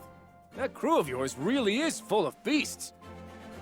After making some courteous response to Sir Soupstock, I turned my attention to the nobleman. You must pay for what you bought. I thought even children knew that. And so, with many groans and grimaces, the varlet handed Sir Soupstock what he was owed.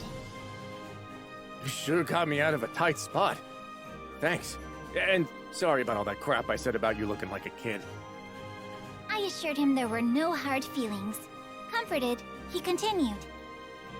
I shouldn't be saying this, being in my line of business at all, but truth is, I'm not much of a fighter. Would have been dead meat if it weren't for you.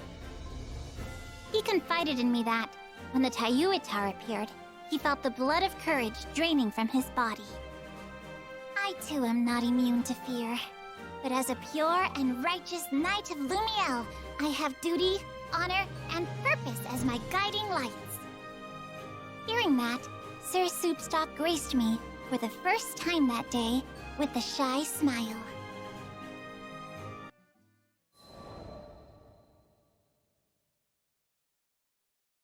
With the Aviath soldiers defeated and the money safely in hand, I believed it to be clear skies.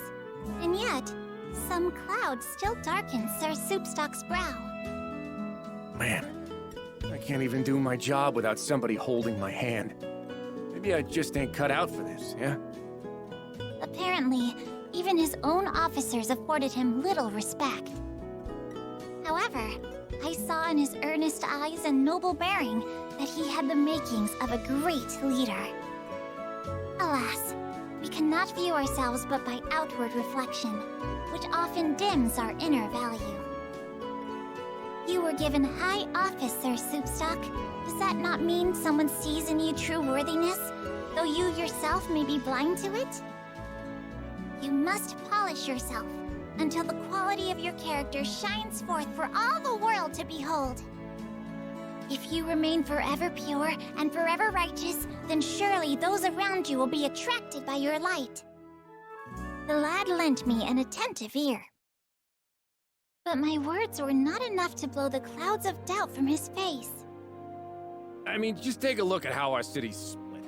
You've got Golden Oaks, where the nobles and elite dwell, and the rest of us tucked away in Copper Square, which is, let's face it, a slum. He continued. Those wide-eyed beliefs of yours wouldn't last 2 seconds among the dirt and smoke of Copper Square. I wish I could be the person you say I am, but... Biting his lip, Sir Soupstock shook his head and fell silent.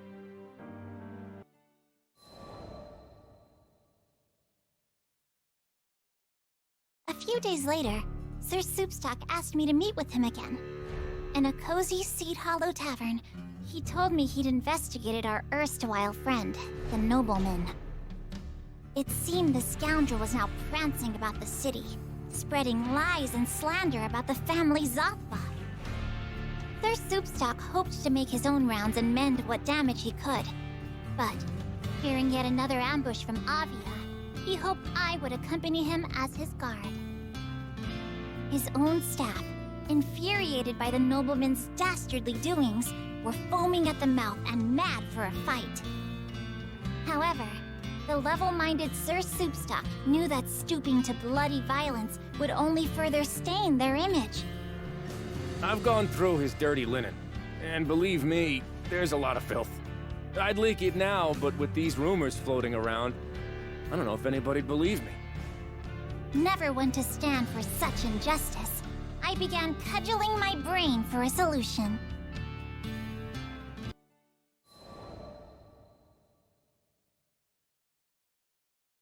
We began to meet with people in the street, contradicting the libel and restoring faith in the family Zothba. I learned that a good informant is well-known and well-trusted, and, according to his own officers, no one in Seed Hollow was better liked than Sir Soupstock. Though his mannerisms savored, admittedly, of a brute, at his core he was as sweet and pure as any lily. It was little wonder the denizens of Seed Hollow were fond of him. As we exchanged more words and tidbits of information, a picture began to form of the nobleman's intentions. He was not acting, it seemed, solely from a place of vengeance. The churl desired to build his own network of informants, using the remnants of the Church of Avia. Furthermore, in his lust for wealth, he was terrorizing the good people of Copper Square and compelling services from them. Thus, the family Zothba, who kept peace in the district, was to him a bother and a nuisance. It was likely he craved their banishment. Now, fully apprised of the situation, Sir Soupstock told me of his intention to once again meet face to face with the crafty villain.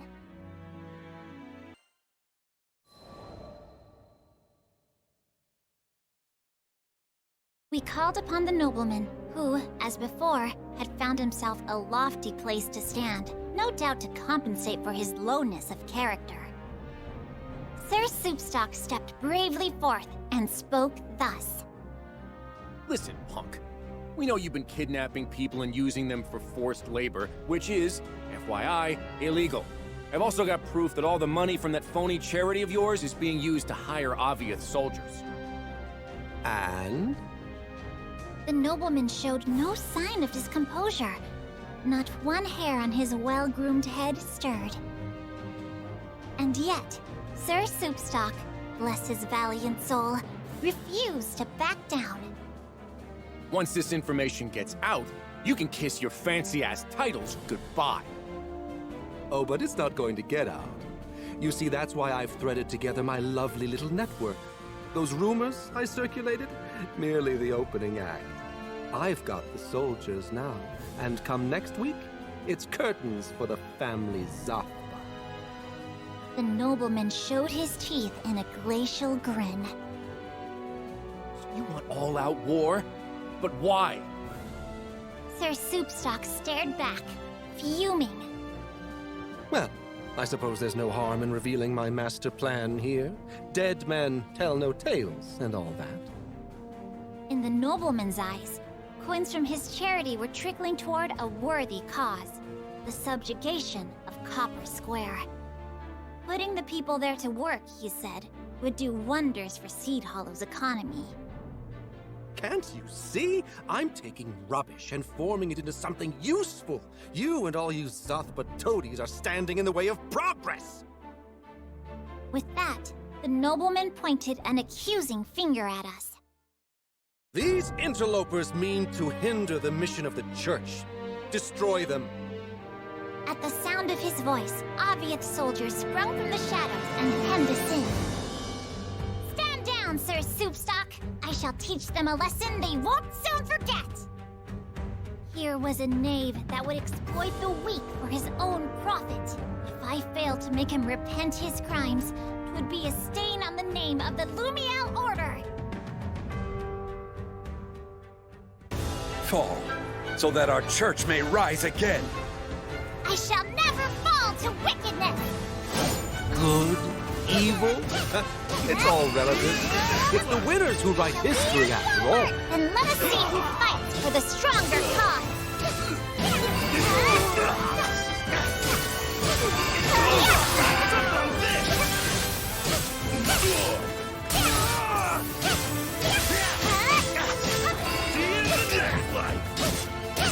You're a tenacious little flea, I'll give you that. But this time, I brought my most ruthless warriors. Violence and fear. Do you want this to be your legacy? At least I shall have a legacy.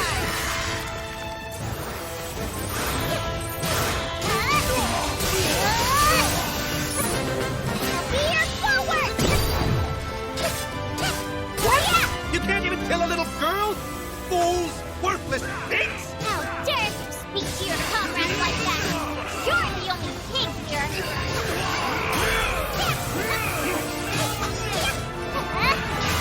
You're gonna see strong!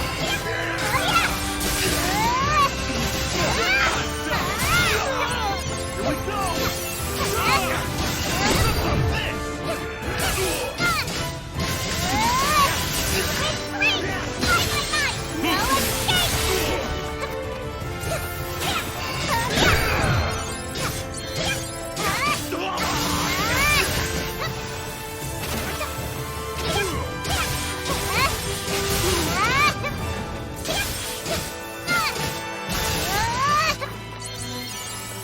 All units advance! Destroy them! Destroy them! Soon, you shall see that justice always prevails!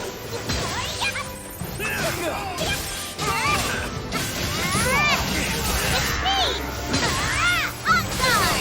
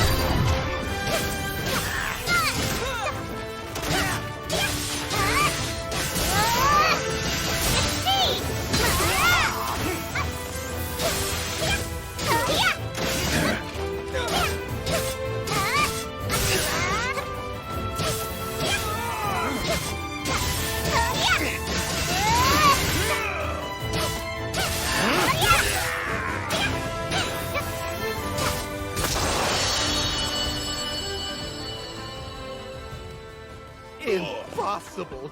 How were all those soldiers defeated by a single girl? Fortune favors the virtuous. Never you fear. Victory is assured.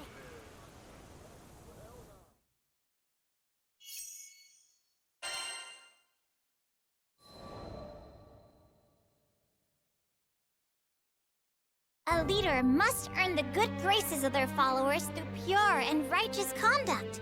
You cannot buy it with gold, nor command it with power or titles.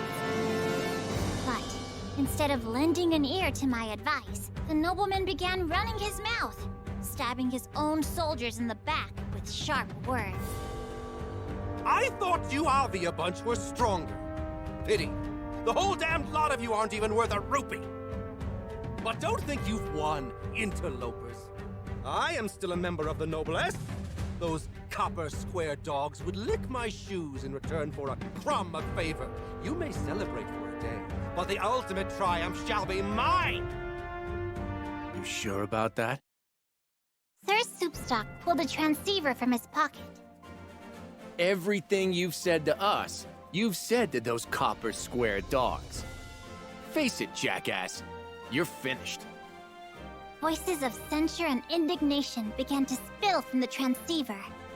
As Sir Soupstock turned a dial, they magnified, filling all the air with rage. It can't be. Here and there, amongst the heated words, were cries of exultation and praise for the family Zappa. Thus, overcome by a raging sea of noise, The nobleman bowed his proud head and fell to his knees.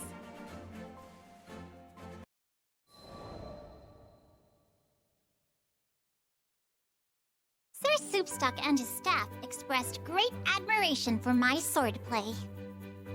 It's just mind-boggling, you know? You've probably trained harder than most of the best mercenaries out there. His words raised the gate on a flood of memories, washing me back to a time when I was desperate to prove myself. Yes, it took hard training and much toil to come this far, but I would have collapsed by the wayside long ago if there hadn't been people who supported me on my path. I am where I am because of them. Now, I tried to pay their goodwill forward by helping others as they helped me. So you never stopped trying to be the best version of yourself. Sir Soupstock turned his eyes toward the heavens. I wish I could be strong like you. I wish I had the guts to just go busting in through the front door, sword blazing and ready to dispense justice. Hearing this, all of his officers raised their voices in protest. But you are strong. You got it all, man. The brains, the chill, the network, and the integrity. You could search the whole sky and never find a better informant. We're proud to work for you. Couldn't have said it better myself. Sir Zotba, who'd been watching from afar, made his way forward and clapped a hand on Sir Soupstock's shoulder. You did good, Soupstock. Just like I knew you would. Boss, it's an honor. And that was the first time I ever saw Sir Soupstock give free rein to his emotions.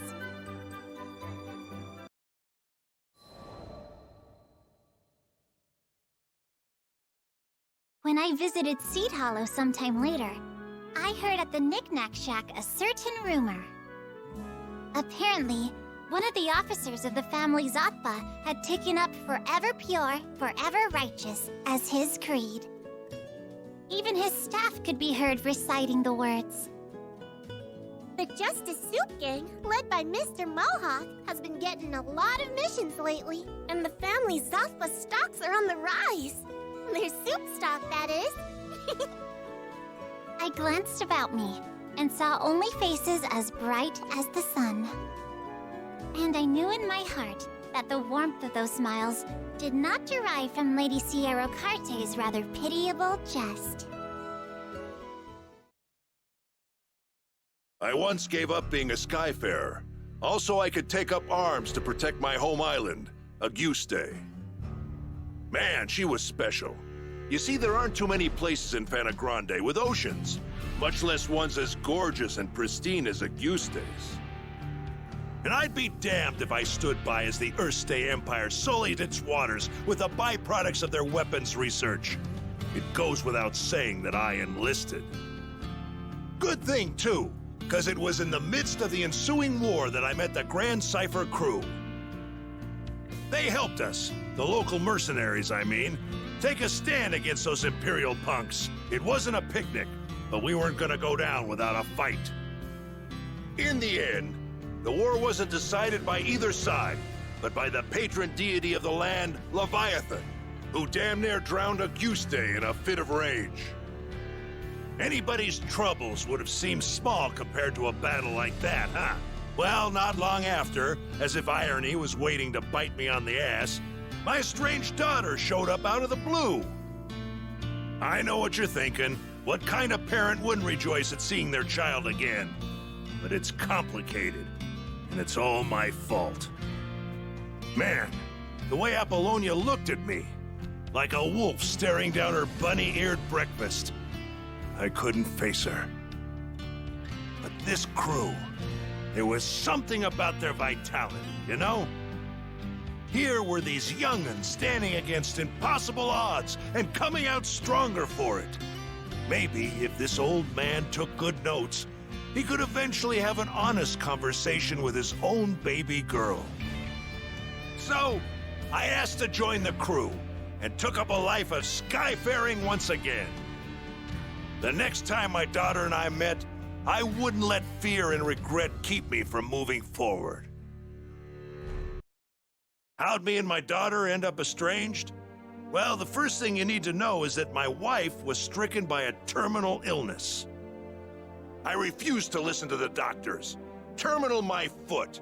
Even if there was no cure in Auguste, surely there ought to have been something in other lands.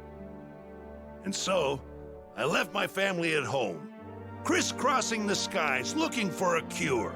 Got into a lot of adventures along the way, and somehow ended up making a name for myself. But no matter how far and wide I traveled, the cure eluded me.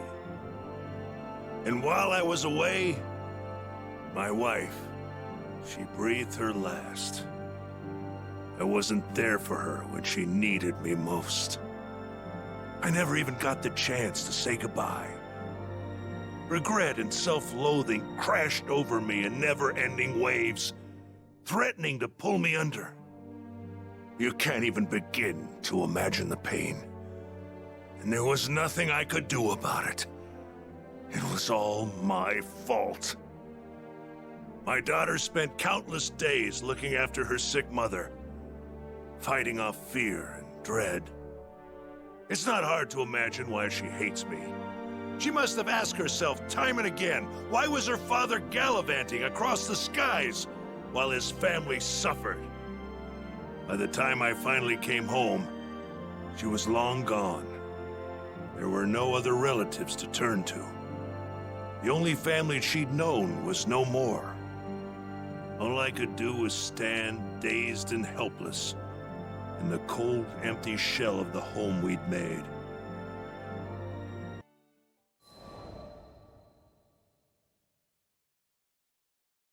After that, 15 years passed. I met the captain, and through my travels with the crew, reunited with my daughter. This might surprise you, but we didn't have a tearful, touching father-daughter reunion the second time around either. I spent so long telling myself that the next time we met, I'd face up to my past. But when the moment came, I froze.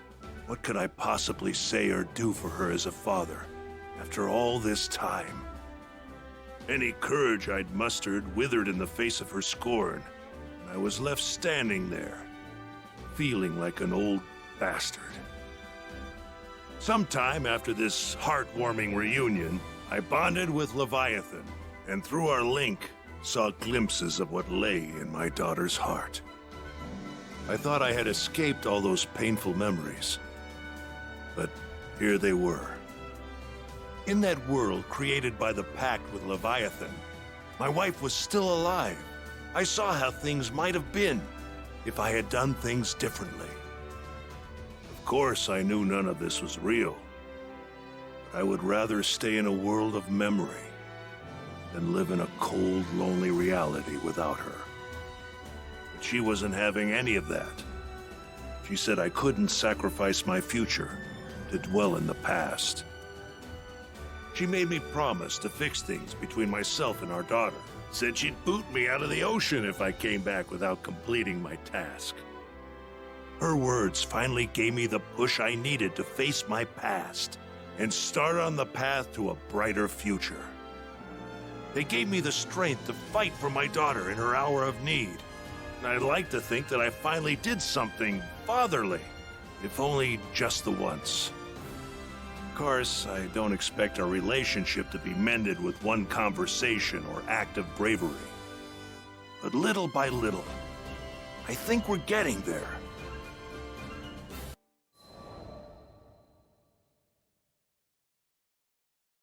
When Tempeal was hit by a devastating storm, refugees flocked to the safe haven of Folka. We heard the news and docked on the island, which was buzzing with activity. It was clear. All hands were needed on deck as reconstruction efforts got underway. So we walked through the city, looking out for opportunities to help. That's when we saw a distressed young draft. We didn't know the details, but it was plain as day that something wasn't right. He was stumbling around, eyes unfocused, and staring into space. I couldn't shake the feeling that we shouldn't leave him on his own, so we ended up trailing him. We came to the edge of a cliff. Though the morning sun shone on our faces, a frigid wind blew down our backs. The draft just stood at the edge, staring at something only he could see. Hey, careful there! With the wind whipping around like this, you might lose your footing! The draft whirled around, taken off guard. After a while, he looked away, shrugging. Thanks for your concern. You look like you've got something on your mind. If you want a friendly ear, you've got him here. I guess I do. He smiled, though the expression didn't reach his eyes. The draft introduced himself as Zeta. Back in Tempeal, he was a jeweler's apprentice. My childhood friend was caught up in that storm. I was in love with her. Could never get up the courage to tell her. And now it's too late. Zeta bit down on his lip, as if he was trying to hold back his despair. He went on, telling us that he'd hit a slump in his apprenticeship. Nothing he did could gain his master's approval. His frustration boiled over, and he got into a rip-roaring fight with his friend. Hurt, she fled from the workshop. He didn't go after her. I wish I had, because that's the day the storm came. Zeta's face twisted in agony. He made a mistake, and it ended up costing him someone dear. I could understand all too well.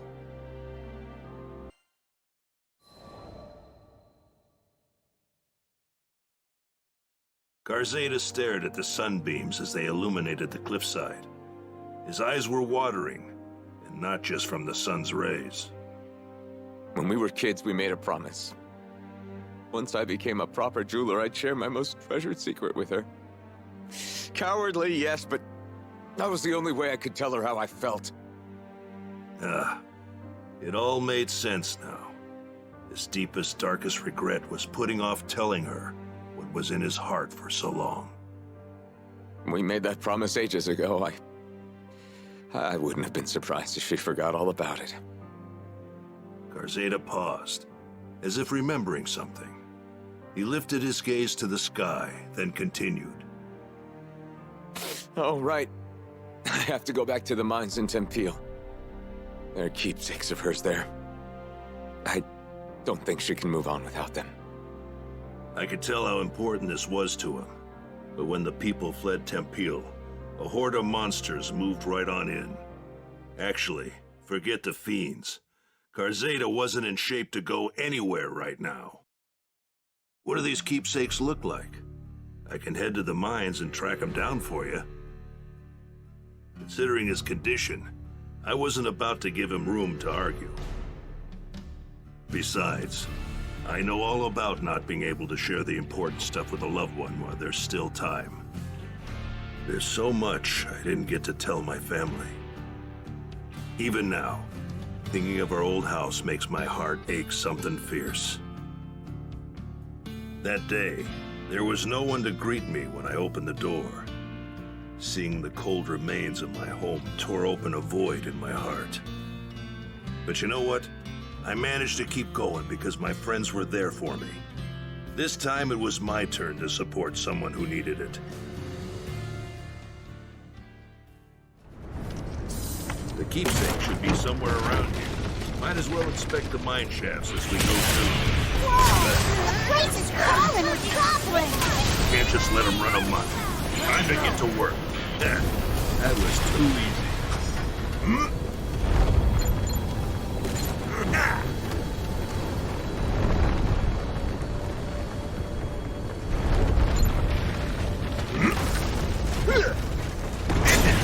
They act like they own the place.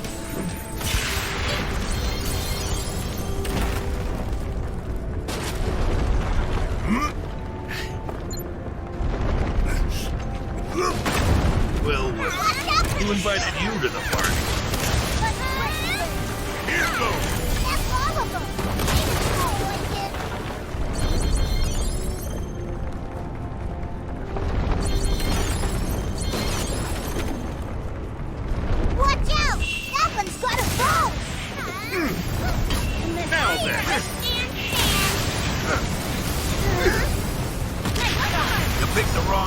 a shooting contest with. Zeta's counting on us to find those keepsakes.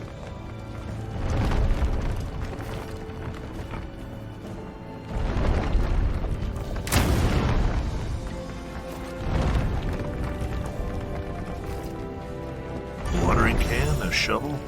These are the keepsakes. Huh? Did you hear that?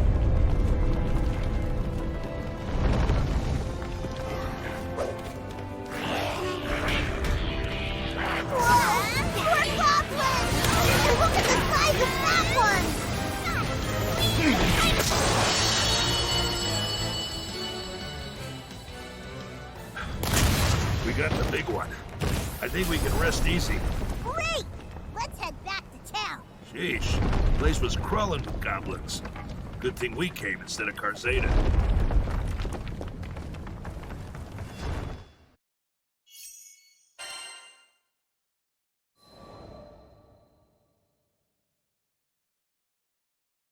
Zeta said his friend loved flowers.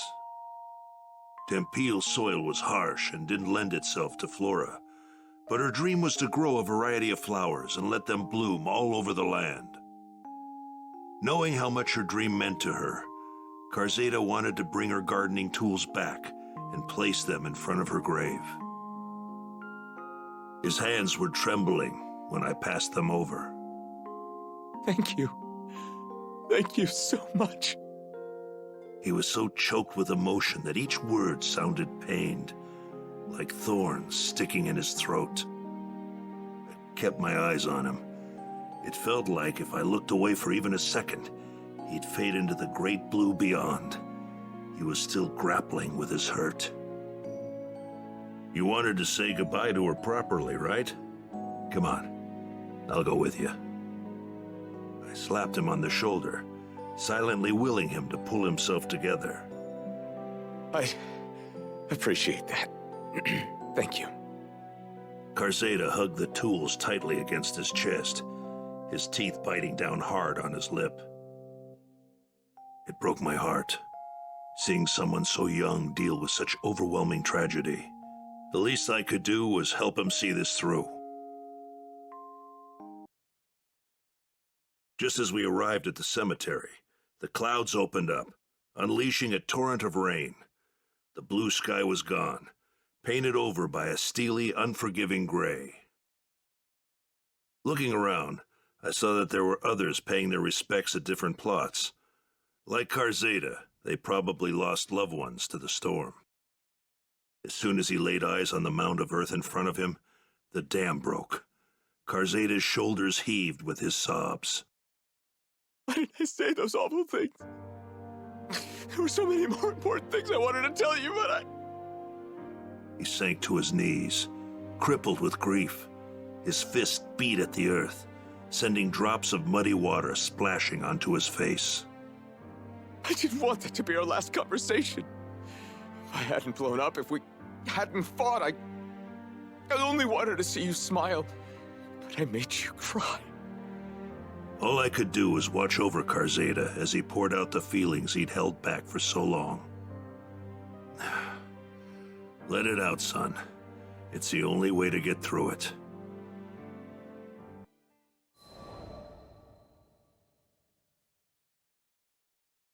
After the visit, we made our way to a tavern. We could hear the rain beating down on the establishment. It was still day, but the sky was dark as night. Zeta ordered the stiffest drink they had and downed it in one gulp. My friend once showed me a flower and said that each one symbolizes something. At the time, I didn't get it, and I had other things in my mind, so I never bothered looking it up. He shook his head, saying that he'd wished he had treasured those small, everyday moments with her.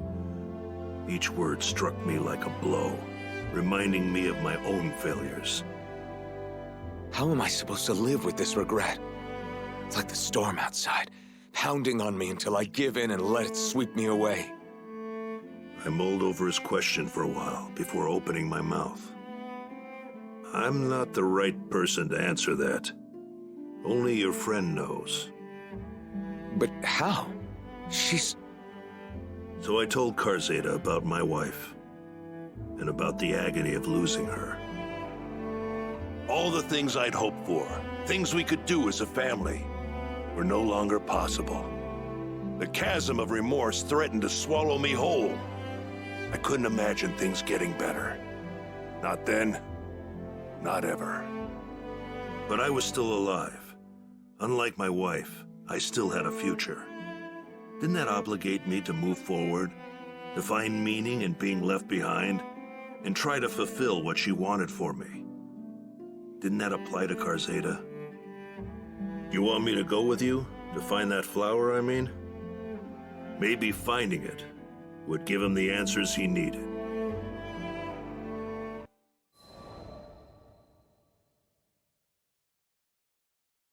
You think we can find the flower? It sounds like a good idea. Zeta spoke haltingly, as if remembering the times he shared with his beloved friend. She'd always loved flowers. Tempil was a land forged by its mines, and its climate wasn't suitable for flowers. But that wasn't going to stop her. As if that thread of memory had unspooled another, Zeta said that his friend mentioned having a secret flower garden. But she hadn't told him the location, so he wasn't sure where to begin looking. Sometimes she'd head out to a forest near Folka. If the garden's anywhere, it's probably somewhere in there. It might be a long shot, but that doesn't mean we shouldn't try.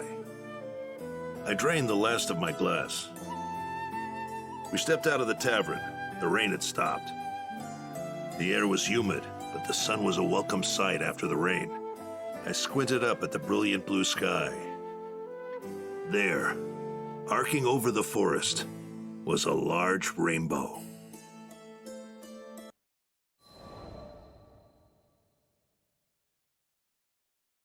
We took our first steps into the forest. There's something about the woods after it rains. The air's so pure and refreshes the spirit. I had a good feeling we'd find that garden in no time. My optimism didn't last long. We spent hours searching every single likely spot, and a lot of unlikely ones too. Yet the garden eluded us.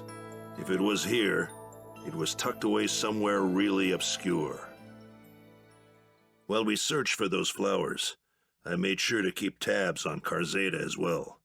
The sun might have come out, but his expression was still clouded. He looked like he was on the verge of breaking down. I figured I should say something to try and shore up his spirits. I told him that no matter how harsh things are now, or how bad some days will be, there's always meaning in getting up each day, even if it takes some time to find it. Sometimes a search will take you back the way you came.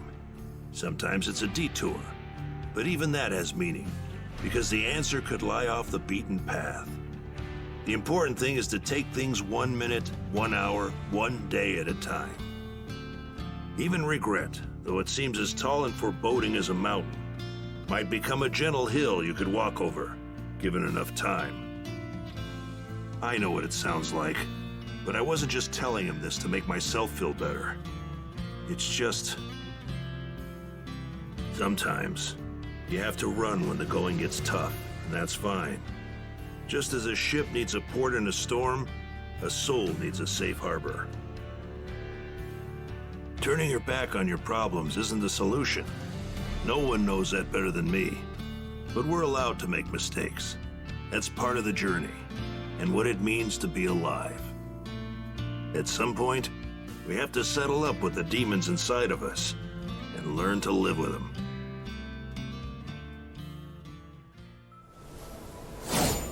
I've been skyfaring long enough to trust my gut, and it says we'll find that garden. Thank you. If only I knew what she was growing. We'll know once we find it. Just stay close to us, okay? Now then! Let's win you up. Gotta beat up! Now or never! Yeah!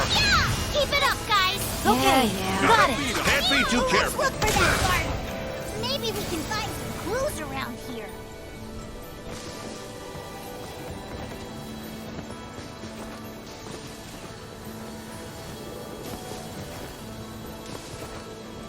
This wood is aromatic.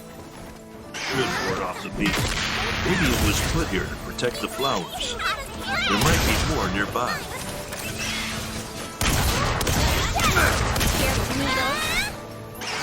Here's a little payback. Now then.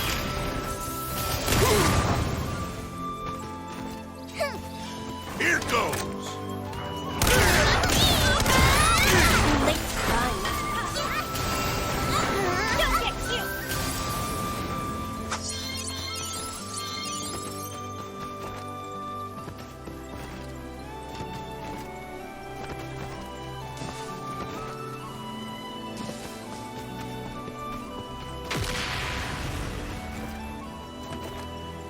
Another scented stick.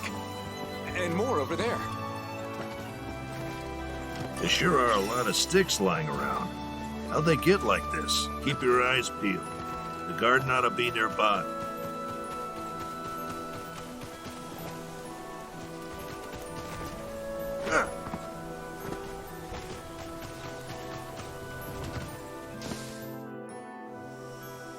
This is the place. I know it. But it's...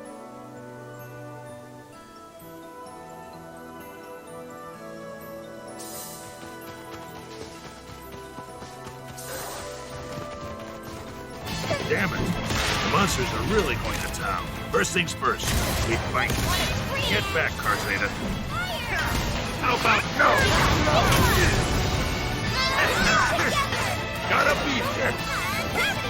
Got something for you. Last move. Here goes. Now then.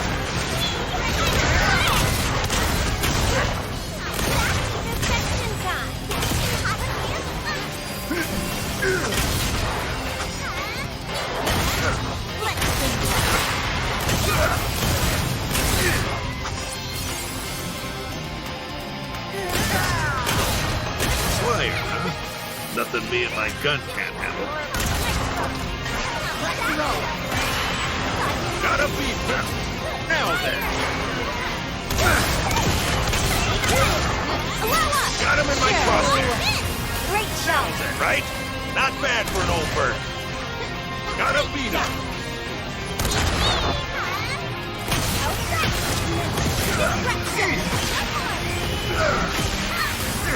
Don't sit there.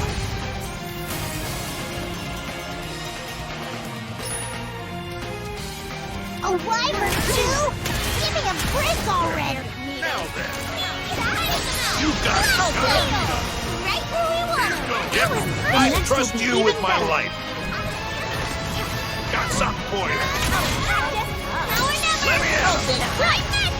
That was Now then. amazing. No shit.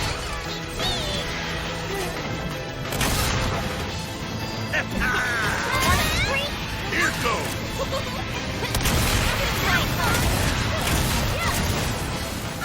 Let's go. We're in sync. How beautiful of this. We were in perfect sync. Gigi, you did well too. Don't mention it.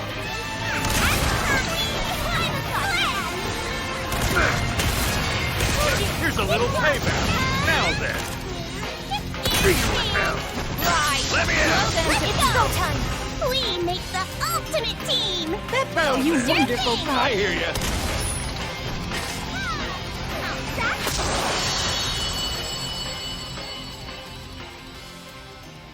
Let's end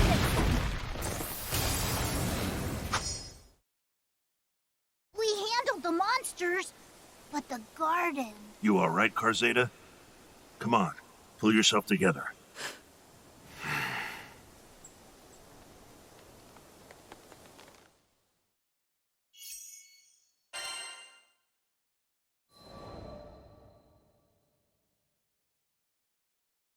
People weren't the only ones who lost their homes to the storm. Monsters that were driven from their former territories flocked to the woods surrounding Folka. We finally found the garden, but the monsters had trampled a good chunk of the flowers, leaving behind only a few pathetically wilted survivors. Zeta stared at the carnage, dumbstruck. I couldn't blame him. It's not like the monsters had done it on purpose, but they might as well have stampeded over his broken heart.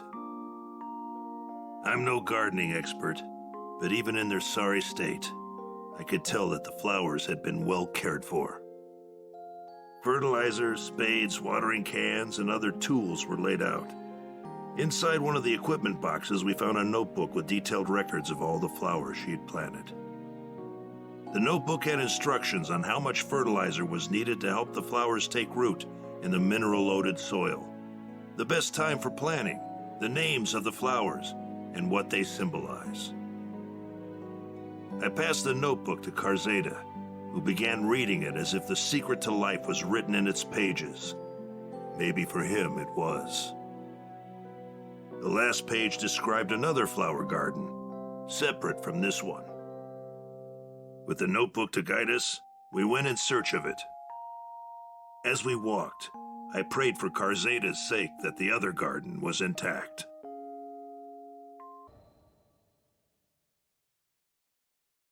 We came to a quiet clearing in the forest, devoid of any beasts.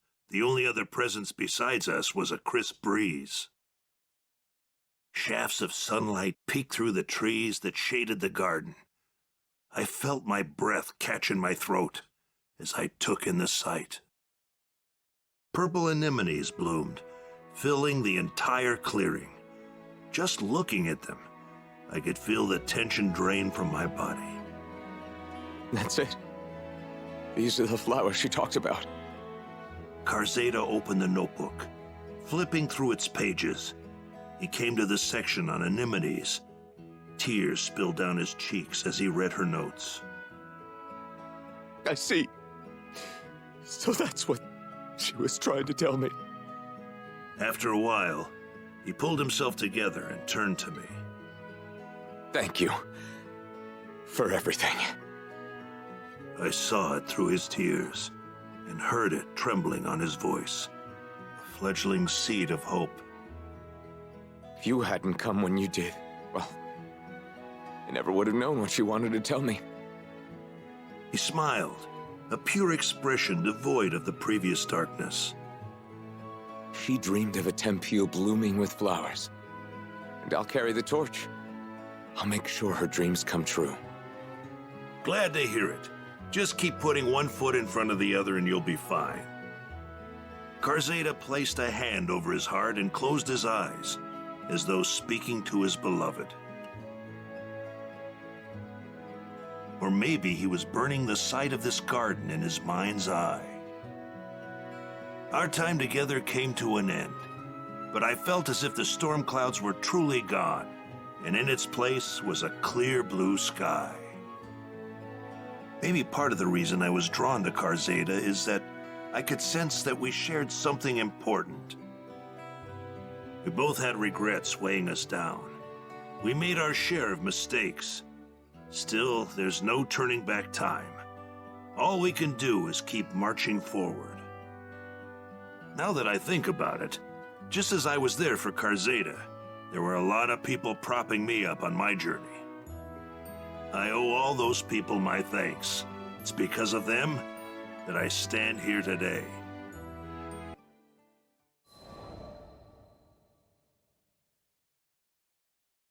Dear Eugen, I can't thank you enough for everything you've done.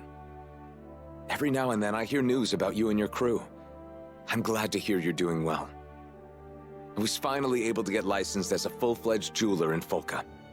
I started creating pieces based on those purple anemones we saw. People love them. I can't make them fast enough to keep up with the demand. The proceeds from the sales go to organizations working to restore Tempile to its former glory. Once we can go back home, I plan to create a large garden, just as she would have wanted. The promise we made as kids can't be fulfilled, but I plan to keep the promise I made to myself. I'll do it to bring her dream to life. P.S. I never did tell you what those purple anemones symbolize. According to her notebook, they mean, I believe in you. I'll wait for you. The next time you're in Folka, look me up. Until then, please take this pressed flower as a token of my gratitude. I'm from Tremont Island, a quiet little place where I lived with my parents and sister. Things were good, except My sister was suffering from a terrible condition. We couldn't treat her on Tremont, so she was forced to travel to another island, all on her own. Back then, skyfaring wasn't nearly the safe bet that it is today, so I wasn't sure if she'd even make it there, let alone receive treatment. I loved my sister more than anything, so waving bye to her as she took off toward an unknown future was the hardest thing I'd ever done. I hoped beyond all hope. I hoped till it hurt, that her cure would be swift, and she'd sail back to me with each setting sun. But the days, they grew into months. Sometime after she left, a brutal pandemic spread across Tremont, crippling our population in a matter of days. I was shocked, watching the good people I'd known all my life pass away. But I was horrified when it claimed my parents. And when it came for me, I knew death was waiting at the front door. What can I do? I thought, lungs heavy and weighing me to my bed. What could I do but turn to the skies and pray? Please, if you're listening, I want to hear my family. I want to hear their voices again.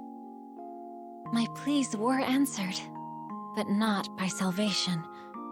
No, it was Celeste, the primal beast of death, who descended from the heavens. She stole death from the suffering islanders, preventing them from slipping into the afterlife. They became zombies, sentient and rotting. Unlike the others, my corporeal form faded away, leaving my spirit to haunt the land. This, at least, gave me a faint hope.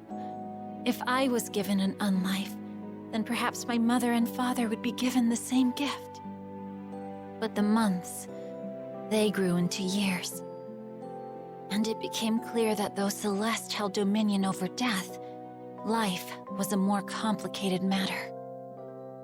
It was my wish that had brought unlife to Tremont.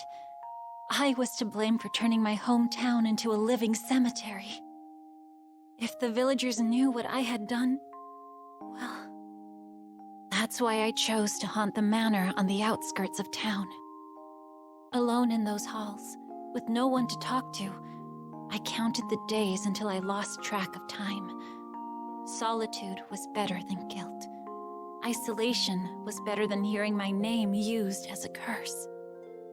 But with time, the silence ate away at my name, until even I forgot who I was.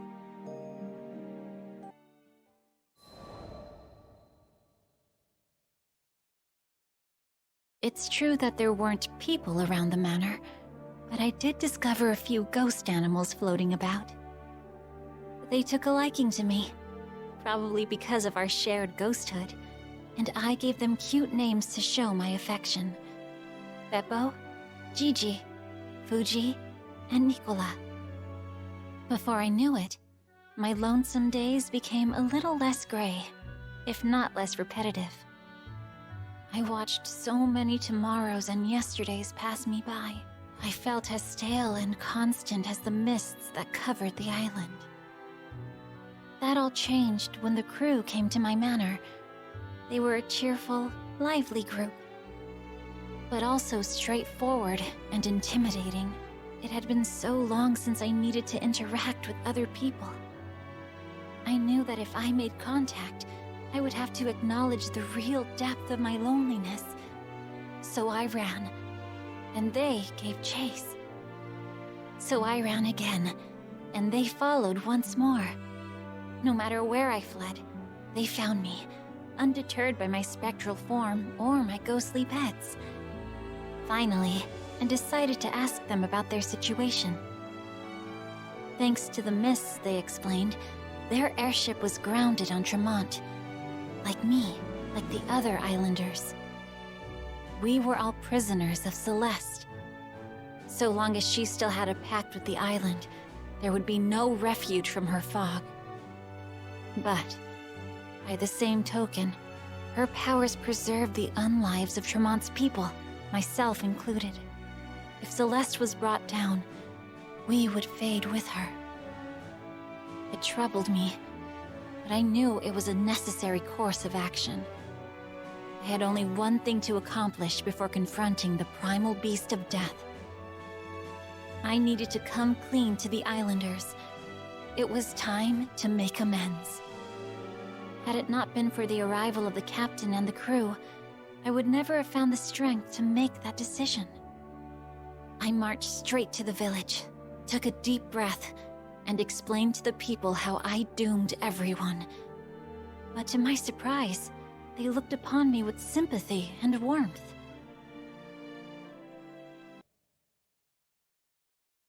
With the understanding and support of the Islanders, I called Celeste once again, but she didn't appear, and the mist still covered the island. That's how I learned the truth. It wasn't only me who had crossed Celeste's fate with our own. The other culprit was the doctor who was traveling through our village, back when the pandemic first appeared. He was secretly conducting research to summon Celeste. We hurried to the place where he resided, but when we arrived, we found that his consciousness had already been swallowed by the primal beast of death, and he couldn't cough up any helpful information. Despite the setback, I joined with the crew and the Islanders to find and defeat Celeste. The mists parted, and the island returned to its former state. Its residents began to pass into the great beyond, disappearing into light. Before long, everyone I'd known had been lifted into the bright sky, leaving behind only their memories. I closed my eyes and waited for my final moments. But no matter how long I waited, I never began to fade. Left behind, yet again. I stared out at the village, devoid of residents. I was alone, but I could accept that. At any rate, the nameless ghost was no more, because a strange man gave me an oddly familiar name. So long as I had that name, and my memories with the crew, I could wait decades, maybe even centuries, for my sister to return. I think the captain, however, couldn't bear leaving me to such a hollow fate, and invited me to the crew. But how could I leave the island? I knew that my little sister would come back to me.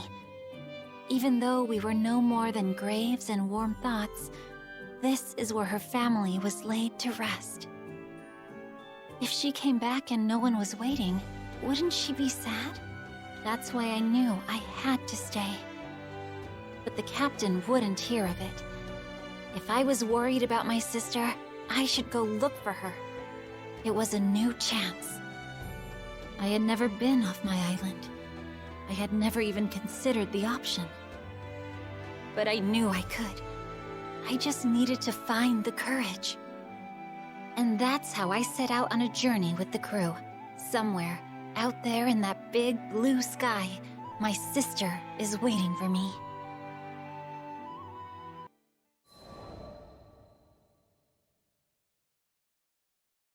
One day, I was out shopping in Seed Hollow Central Plaza when I saw a woman with kind eyes sitting on a bench. She was absorbed in her needlepoint. "Your embroidery is beautiful." Oh, aren't you a dear? Thank you. Her smile was genuine and cozy, just like the blanket she was working on. She told me it was a present for her beloved. I've never seen anyone so outside before. She giggled. "Really? I'm hoping some of this cheerful sunlight works its way into the fiber." Her name was Malfira, and she invited me to have a seat beside her. Admittedly, the weather was beautiful, the kind that made you appreciate being alive. Or, well, unalive. There was a long, thin trail of white dividing the sky, the aftermath of an unfortunate cloud that had been pierced by a wayfaring airship. How fragile those clouds. How fragile our journeys. I glanced back at Malfira, who looked to be making diligent progress. A familiar memory crept to mind, of a time when I begged my mother to sew new stuffed animals for me and my sister.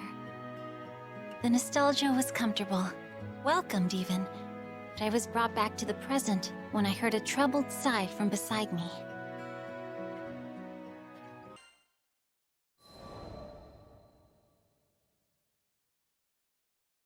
Is something wrong? Such a forlorn expression didn't match Malfira's cheerful disposition. Oh, sorry to worry you. It's nothing I would bother a stranger over. Malfira forced a grin and stretched the throw across her lap.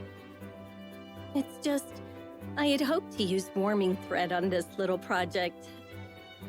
What kind of thread? I didn't even know there were different types of thread. But according to Malfira, there was a type of insect native to Fondom whose silk was imbued with magic. Items made from this silk were said to retain a comfortable warmth all year round. If only I could get to Fondom on my own. And then there's the matter of tracking the insect. Her smile never quavered, but the way her eyebrows stitched together, ever so slightly, overtly signaled her true disappointment. I could do it for you! I know I look young, but I'm a veteran Skyfarer! I put my hands on my hips and puffed out my chest, a posture I hoped would inspire confidence. Oh, that's sweet. But it was just a silly thought. My fault for having unrealistic expectations, really. From her tone alone, I could tell the pose did not, in fact, inspire confidence. Later, after a quick discussion with the captain, we decided to head to Fondom anyway. I needed Malfira to finish her blanket. I just didn't understand why yet.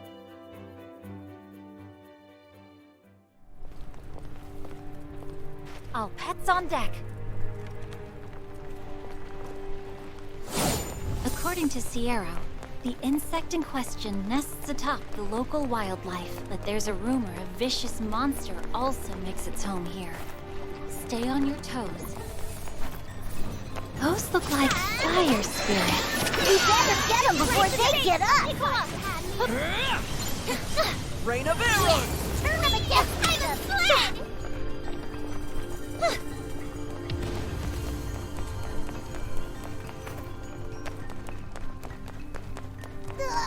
It's so hot! I feel like my sweat is sweating! Why are we going through the trouble again? Sorry. I just wanted to put a smile on Malfira's face. She looked so, I don't know, forlorn? But it was your first time meeting her, wasn't it? Who's she to you? Huh? I know it's a weird connection. But her name, it sounded like my sister's.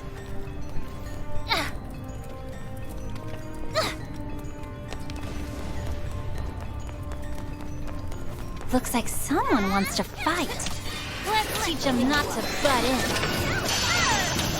You're so cool! There! What a mess! Now and then, Let's go! Right! That was great! Not bad for a mere specter. Not bad for a 1,000-year-old dirt clod.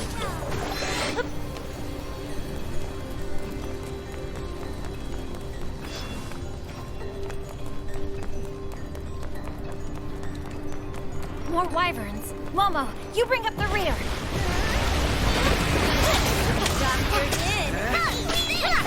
How's this? Keep it up, guys. Sure thing. Let's go, guys. Take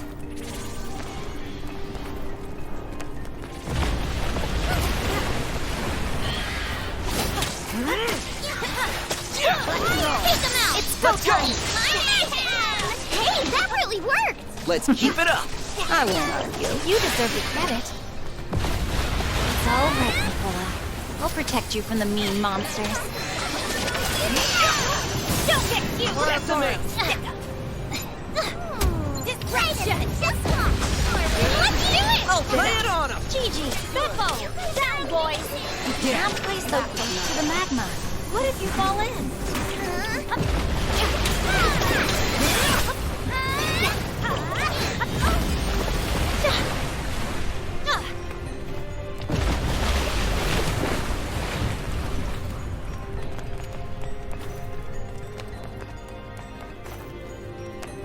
Huh? What's that? Vern! Look out! It's a monster in disguise! You must be that vicious monster we heard about. If you thought you could get a leg up on us, you have another thing coming. Now, get whipped! Flash him back! There!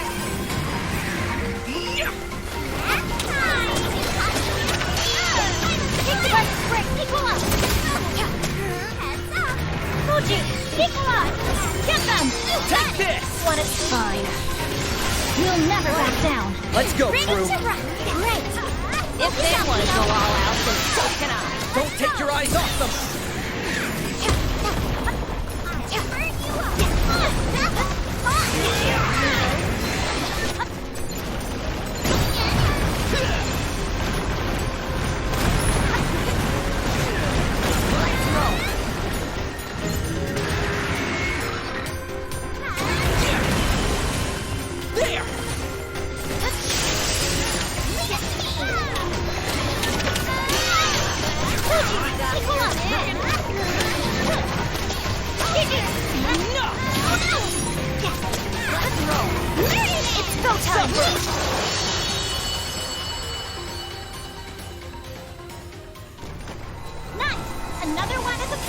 Now we can find that bug in peace.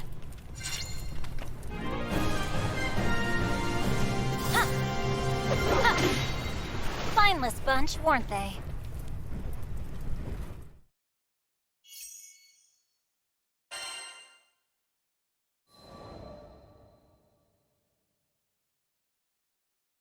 Is this what you were looking for? I proudly displayed the hard-won thread to a surprised and overjoyed Malfira. My word, you really are a Skyfarer, aren't you? She took the spool for a closer look. Yes, this is the genuine article. I can't accept this for free. Let me see what money I have on me. From her purse, she pulled a single, unfamiliar coin. I knew from its extravagant design that it wasn't in circulation anywhere near Seed Hollow, but it looked valuable all the same. I refused the gesture. Retrieving the thread was my decision. I wanted to see that blanket finished. A reward was never part of the equation. Malfira's grin bloomed into a full belly laugh. She told me I was a strange girl. Laughing with her, I replied that I had met stranger.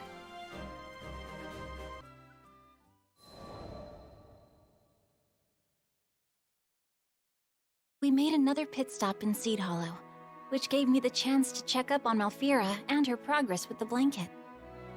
Lyria and Vern came with me, and their eyes lit up when they saw her intricate embroidery, just like mine did that first sunny day. Though I hadn't known Malfira for very long, I felt a kinship with her, and I liked to watch her determination evolve with each new stitch. But most of all, I liked that her kind smile, maternal and comforting, was always able to put me at ease. I'd never met anyone so genuine. In fact, nor had my pets. Who's a spooky boy? Yes, you are. Malfira playfully scratched behind Beppo's ears. The mood was light, so I decided to learn a little more about my friend. I noticed you're in the Central Plaza quite often. More or less. I don't have much else to occupy my time. Not with that silly boy still playing in the sand. Malfira's partner was a geologist on dispatch in Dali, an extended dispatch, it seemed. Dali was an island of deserts, with bitterly cold nights. To Malfira, a cozy blanket seemed the perfect way to combat the harsh environment. Maybe it won't be necessary. He's coming back for a visit on the Airbus next month, and I'm about to burst with excitement. Her joy should have been infectious. Try as I might to put on a brave face, my heart sank at her words. The Airbus from Dali? Of course.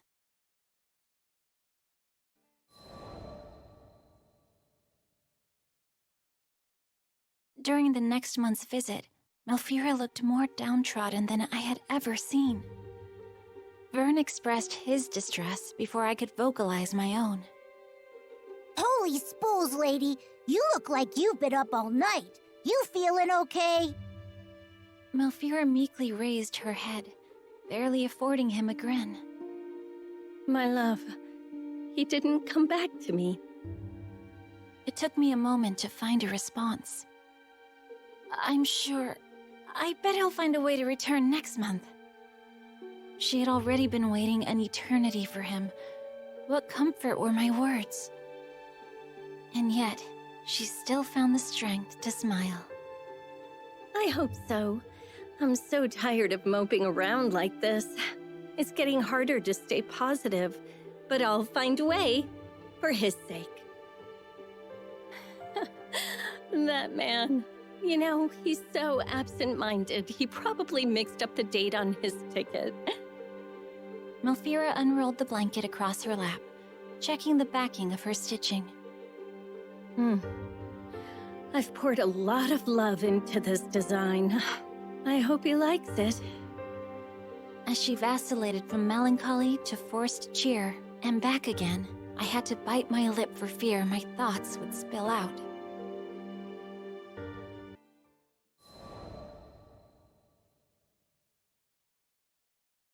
One month passed, and still no word from Malfira's beloved. I'm sure he has his reasons. Lyria tried to comfort the young seamstress, but Malfira's smile was noticeably dimmer than before. Yes, you're right. He's not one to take risks or push himself too far. There's nothing to worry about, I'm sure. Her words sounded strained, like she was trying to convince herself. I thought I knew what was happening, but I couldn't bring myself to acknowledge it. Not yet. We were all stuck in awkward silence, so I changed the subject. How did you two meet? It was in this very plaza. He was a bookworm, so he came here to do his reading. I was out catching some sun myself when he found the courage to sit next to me. I turned to greet him and he shoved a book on embroidery in my face. Not the greatest first impression, huh? Energy returned to her movements. Color returned to her smile. So what did you do? You're going to laugh. I told him I already owned the book. His face turned pale as a ghost, but it was cute, seeing him all vulnerable. So I asked his name, and the rest is history. She shut her eyes, savoring the nostalgia. Then she sighed. Guess I'll have to go to Dolly and drag him home myself, won't I? No, not that. I couldn't let her go to Dolly alone. After witnessing her optimism return, I couldn't let her learn the truth.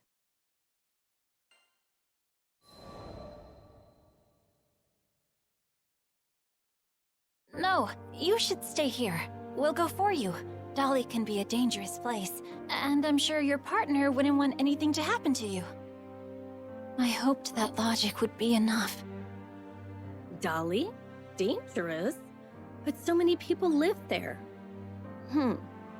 But if a skyfaring crew is offering their services, who am I to deny professionals? Vern scrunched his face in confusion. Lots of people? What are you talking about? Dolly's basically a giant sand... A quick nudge was enough to interrupt Vern. I hoped Malfira had missed the majority of his comment. You can trust us. We handle this kind of assignment all the time. We'll be back before you know it. Okay, let's do it. My air of confidence, false though it was, seemed to bring her welcome relief. Could you take the blanket with you? I wanted to give it to him myself, but I know he's probably already spent weeks freezing at night, and it won't do me any good here. She pushed a soft bundle into my hands. It was warm to the touch, thanks to the silk from Fondom, but it was also warm to the soul, thanks to the love and care that Malfira put into every stitch. Of course, it would be my pleasure.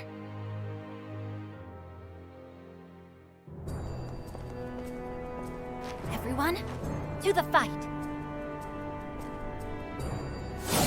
According to Malfira's map, the excavation was near the central ruins. You sure you want to trust that dusty old thing? Point taken. But we can at least get a sense for the lay of the land. Now let's go. This place is crawling with monsters. Stay on your toes, everyone.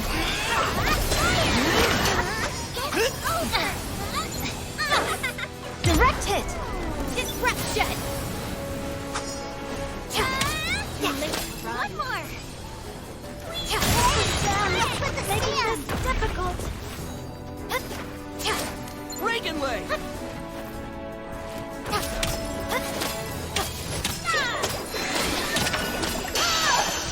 Fuji! Nicola! Sam's making this difficult.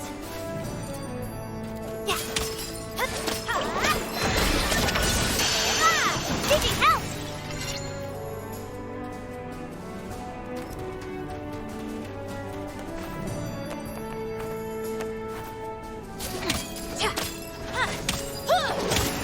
Play dead!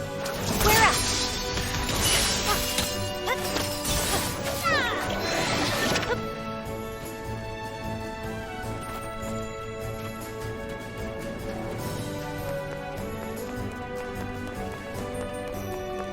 Clean this place up so we can start our search! Rain of arrows! Stop moving! Press the advantage! Now, the fun begins! Fuji! Hit Nicola!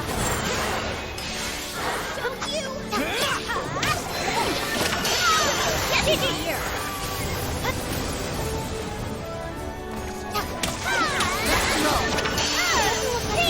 Here, maybe we'll find something back at the western campsite. It's worth a look.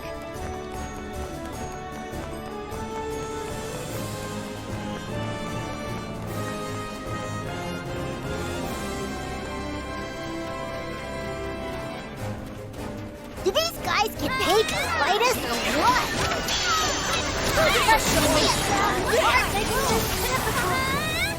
Play dead! I'm starting to get restless.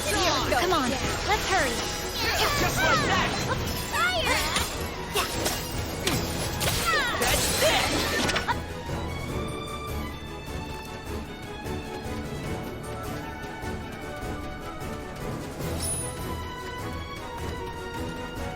This place feels right somehow.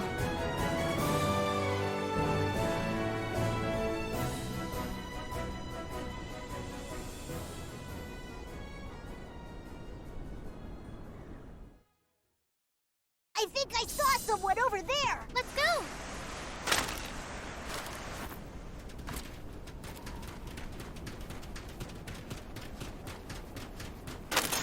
Where'd that dude from before go? I think I know.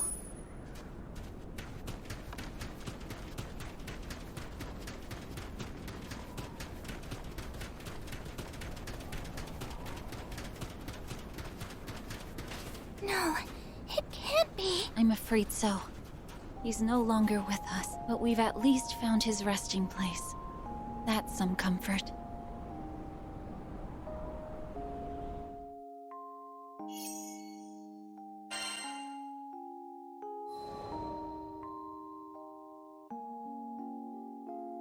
What? No, that's impossible. We all stood before a grave, created 15 years ago in the wake of a terrible calamity. Carved on the back were the names of the deceased. And there, in the middle of them all, was the name of Malfira's beloved. I wrapped the blanket around the stone, tying it securely so the harsh desert environs wouldn't steal it, like it stole the lives of these scholars. Maybe it would at least keep their memory warm. Malfira put her heart and soul into this blanket. Take care of it, okay?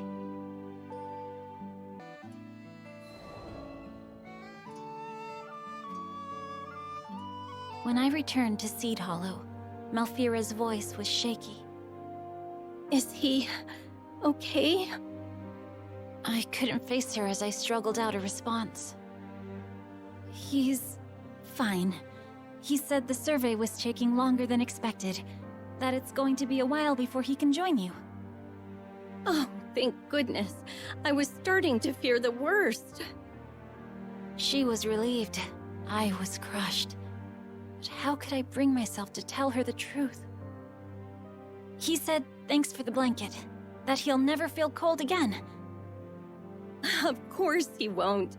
We made sure of that by retrieving the silk from Fondom. Malfira's joy was contagious, but I still had to force myself to smile. I'm not sure if my act was convincing, but I knew, more than anything, that I didn't want to show her how sad I truly was. When her own grin softened, I knew my ruse had failed. If anything, my glaring lies had only cast a light on the truth she'd buried deep in her mind. Oh, I can't thank you enough for delivering the blanket. I knew I couldn't rest until it was safely in his arms. It clicked. Malfira knew what she was. She knew what I was. Hearing the sorrow evaporate entirely from her voice confirmed it. But now nothing bound her to the world, and she began to fade, like mist in the morning light. I watched, tears in my eyes, as the contours of her form blurred into abstraction. Somewhere deep down, I knew I had died. It was the day he left for Dolly. I'm not sure what happened, but I just had to wait for him, hoping he would come sit next to me one more time. I've held on to that hope for what seems like an eternity. Malfira, I'm sorry. I feel like I lied to you. Oh, hush now. I bent the truth too, didn't I? I was glad for your company. Happy to have someone to chat with. Malfira brought her hands to her chest and looked up to the infinite blue stretching above us. Do you think he liked the blanket? Do you think he's warm now? He was overjoyed. You found the best thread, stitched away in the sun, and poured your love into it. How could he not be? She smiled her last to me, more genuine and placid than ever before. Before we went to Dolly, I wanted to confirm my suspicions about Malfira. I checked with an airship engineer about airbuses to the desert. Dolly? No liner's been out that way for about 15 years now, on account of what happened and all. He explained that the last ship to Dolly was filled with scholars and their families, leaving on a journey from which they'd never return. But 15 years. She'd been waiting 15 years to deliver her gift. I knew her isolation. I wouldn't let her wait any longer.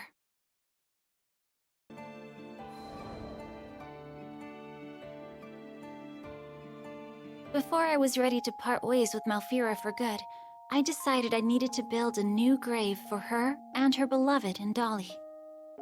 I realized that she had been right. With both sand and chill nipping at your skin, the desert nights really were cold and unfriendly. Wrapping the blanket around the new gravestone, I looked up at the full moon and saw 2 shooting stars falling through the night sky like tears down a cheek. And I knew, despite the chill, this was the perfect resting place. I turned to my pets. It's okay now. They'll never be apart again.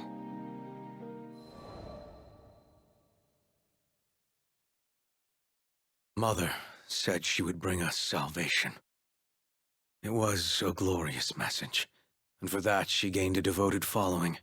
As for me, how could I doubt the woman who pulled me from the fiery wreck, who raised me as her own? I thought that together we would save the Sky Realm, even if it meant cutting down any who opposed us. But over time, the sacrifices began to mount. I struggled. My reason battled with my heart, which battled with my conscience. Mother was pure and righteous, but to sacrifice the entire Sky Realm, No. She just lost her way for a bit. She'd wake up one day and see she had strayed. As her child, as her defender, I wanted to believe that she'd change for me. Even at the very end, when I was forced to turn my sword on her, I was praying for an alternative. Any alternative. But she would not repent. And I was confronted with the full force of the atrocities I'd committed in Avia's name. But there was one light left to guide me. Just follow your heart.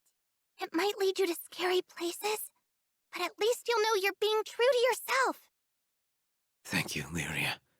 If you hadn't reminded me of my own strength, I'd still be in the dark following Lilith. I swear to you that I will fix even more than I destroyed. And one day, perhaps I will be worthy of your forgiveness.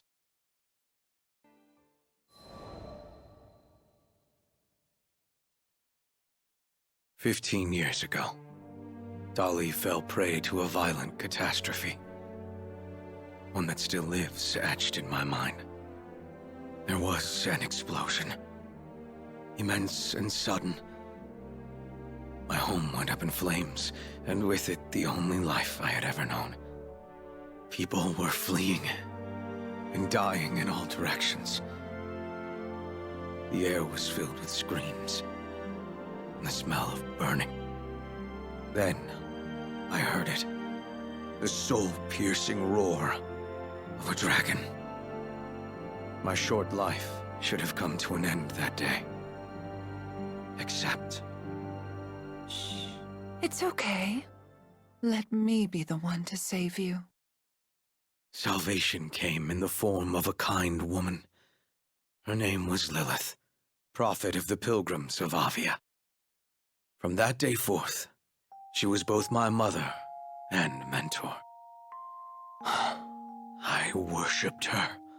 And the thing about devotion is, it makes you blind.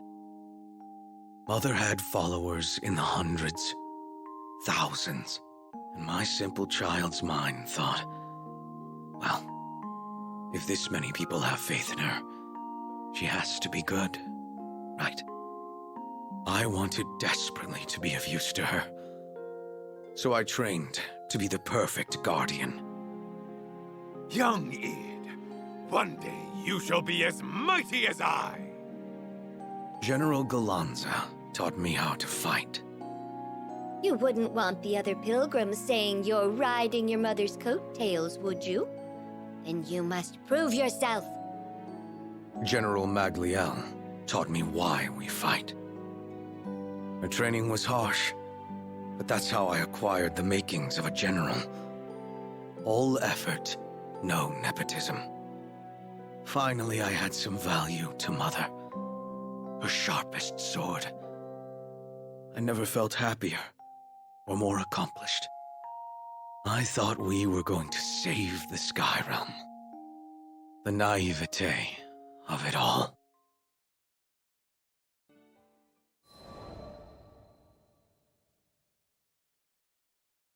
After we captured the Shaman of Salvation for Lilith's cause, I was assigned to be the girl's keeper.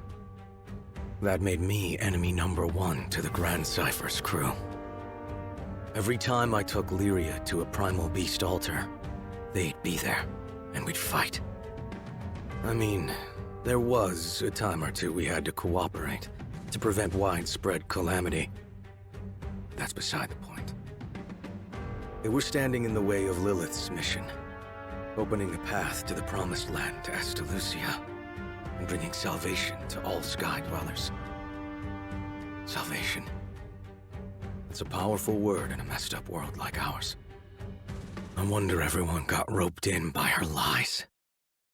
Lilith was no more than an astral desperate to return to her home dimension, and she would have sacrificed the whole Sky Realm to do it.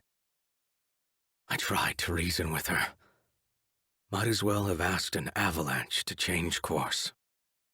So I turned to prayer. But what are hopes and belief without action? So left with no other choice, I joined the crew of the Grand Cypher too. dispatch my own mother. But I never could have foreseen what would happen next. Lilith did something, and freed a monster from within me. The dragon I'd seen the day Dolly burned, with wings so vast they overshadowed all of Sega Grande. Bahamut Versa. But then I learned, Bahamut didn't cause the Dolly calamity. It had come to stop it. It was Lilith who killed my family and razed my home. She'd only let me live for one reason. She needed a vessel to seal the dragon in, and I was conveniently nearby. She'd raised me to win my loyalty and protect herself from the god of destruction now living inside me. But when I stopped being of use to her, she abandoned me and let me turn into Bahamut. I don't know how to describe the feeling of flesh melting into scales, a fire filling your stomach. All human warmth, human blood seemed to rush from my veins, and it was replaced by an overwhelming urge to destroy. It was like being swept away in a torrent. Any attempt to fight it only made the suffering worse. I was so tempted to give in. But the crew wouldn't let me. Apparently, the captain was sure I wouldn't lose my soul battle with Bahamut. So to help me along, they decided to beat on the dragon from the outside until he coughed me up. Yeah, not the most elaborate plan. But it worked. The whole time they were fighting, they called my name, and the sound of their voices brought me back. I split myself from Bahamut, then joined the crew to take it down. We had our losses, though. Bahamut hit me and the captain with a blow that sent us hurtling into another dimension. A man named Roland dove in to save us, sacrificing himself along the way. And that's how we came back to Folca without him. Roland used to be the local Mr. Fix-It, by the way. And I took up that mantle. I owed him that much. And I figured it'd be a first step in making amends.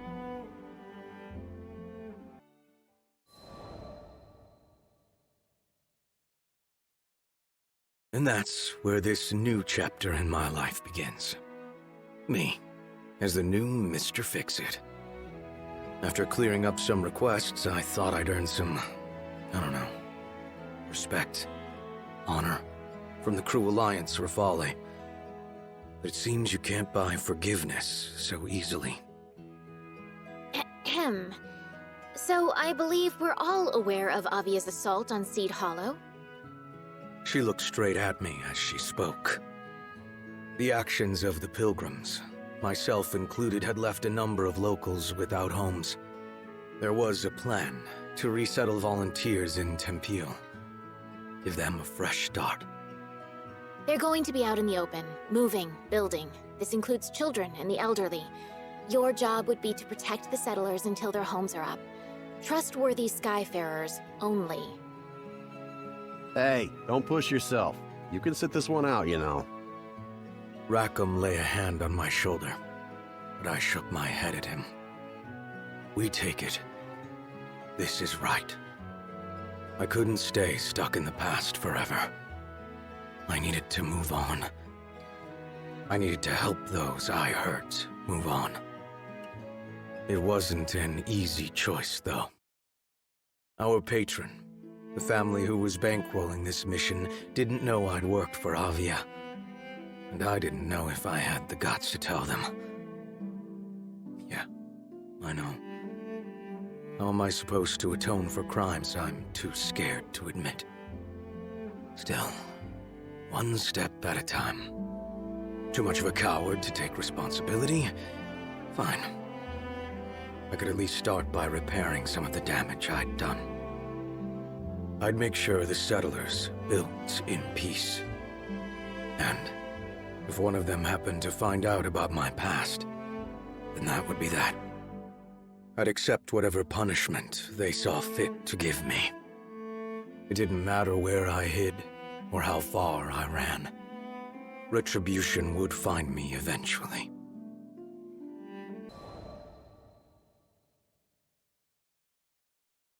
The ride to Tempeal was uneventful. The proposed relocation site was set near an old storehouse by the river. There was water here, and the building could be repurposed for homes. The migrants dragged their feet and often looked back towards Seed Hollow. Most had been born and raised there. We'd been hired as bodyguards, but for the time being at least, all was quiet. Just the sound of wind and running water. Patrols didn't take long, and only 1 or 2 people had to go at a time. The rest of us found other ways to keep busy. Carrying supplies, repairing the storehouse, prepping materials, cooking. Whatever needed doing, we did it. While the adults were building the new body of the village, the children, they were forming the new heart of it. It's amazing how kids can find happiness in just about anything. The world's fresh and new to them. Down by the river, they discovered unfamiliar plants and bugs with funny shapes. In the old storehouse, they looked for hidden treasure and lost stories. Sure, sometimes they got in the way of work and were scolded, but you could tell the adults appreciated having the kids around. It gave them hope. Io and Lyria were their self-appointed babysitters. They called it serious work, but it looked like fun and games to me. Those kids didn't have a care in the world. Well, all except one of them. There was a girl who would always glance my way, pretty much from day one of this job. I say girl, but she was a Harvin, so her age was hard to pinpoint. But she played with the kids more than she worked, so I assumed. Anyways, turned out she was a teenager. That would explain the looks she gave me. I don't think any kid could have been filled with such fear, such anger, such hate. Didn't take much to guess why she had a grudge against me, but she made sure I knew. It happened one day when I was on my way to the storehouse to stack some freight. She was in my path, and since I had a load of boxes in my arms, I almost bowled her over. Don't come closer! Her voice was loud and shrill. I won't hurt you. I promise. Yeah, right. Everyone else might have forgotten you, but I haven't. We're here because of you. Her name was Shiralu, 14 years old. Parents volunteered to come on this resettlement mission after they had lost their livelihoods back in Seed Hollow. She had reason to hate me. During this whole exchange, I felt strangely relieved. No more waiting in the shadows, trying to work up the courage to atone. Atonement had come for me. Why are you here? To take our new homes? Never. I only wished I were better with words. To convey even a fraction of the guilt I felt. To give her even the slightest comfort. Not a day goes by where I don't regret what I've done. I wanted to tell her I was ready to repent, but my voice came out flat, insincere. I don't believe that for a second! You're a liar! A liar and... But she was cut off by warning bells. I raced back to the settlement center, where I found Rackam. Goblin sighting! Get everyone inside the gates, pronto! His voice rose up over the cacophony. An attack! But my father just left for the storehouse! Remain here. I'll find him. I left without waiting for a response. Come on! Just like we practiced! Into the gate! We'll handle the goblins. Everyone's straight. Should be. Why we're here, isn't it? Now come on, we got goblin tail to kick. We'll never back down. Understood. I'm right behind you. Now that was great! Let's roll! Doctor in! There's more here! They're trying the pincer maneuver. Vern, you watch over the settlers. Got it! Leave it to me!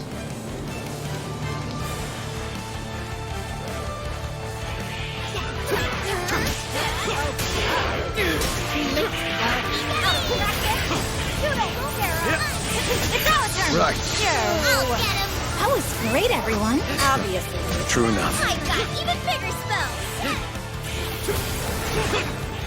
Sick 'em! Understood. You got it! My turn? Not bad. My regards to your pack. What's this? There's so many. Where'd they all come from? Heard this place used to be Monster Central. Guess these are the stragglers.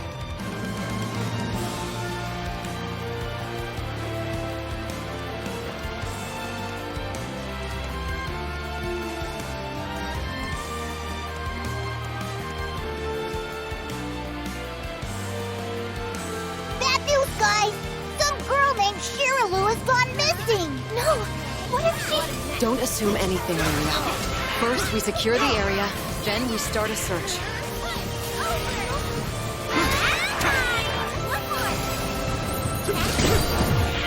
Luke, you got the hog. Do you know something? Great, we'll get the search party started. Right after these messages. It's over! Like clockwork!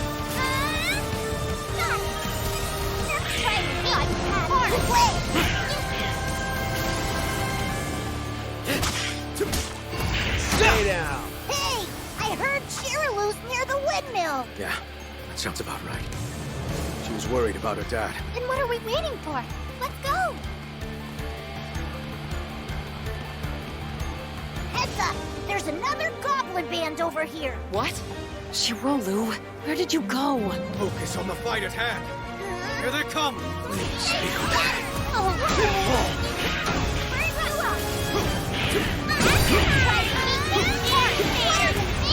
Let's roll!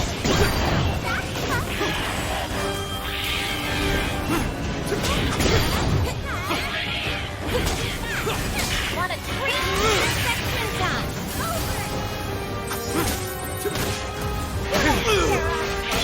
I'm a sled!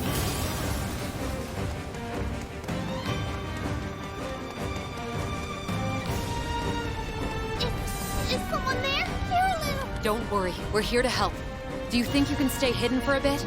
Yeah, I can do that. Thank you. There's more? Out of my way! Wait, I recognize that voice. Let's roll!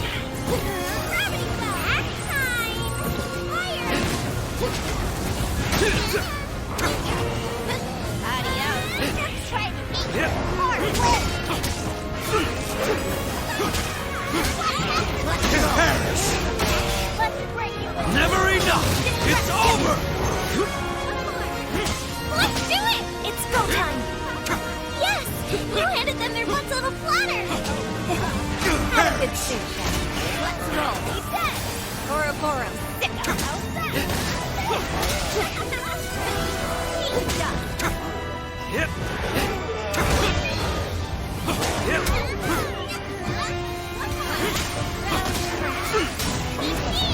It's over! Fine. So that went well. Gigi, you did well too.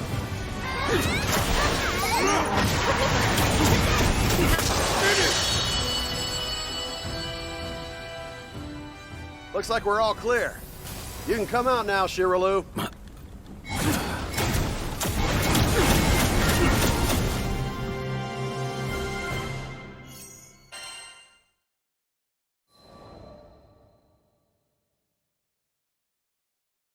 It was a close call, but we managed to find Shiraloo in time. Everything's going to be okay now. Thank you. Lyria ran over to the girl. I don't think Shiraloo was injured, but her face was pale, and her lips were tight. It had to have been me. The reason she looked so pained. If I hadn't forced her from her home, she wouldn't have almost lost her life. I turned and walked a few steps. I'll secure the way back. Bring her when she feels better. Wait, Id. Shiraloo needed good people around her. What did I ever bring but suffering?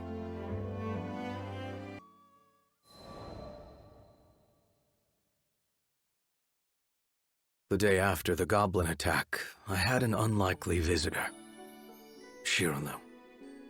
You didn't have to save me, but thank you.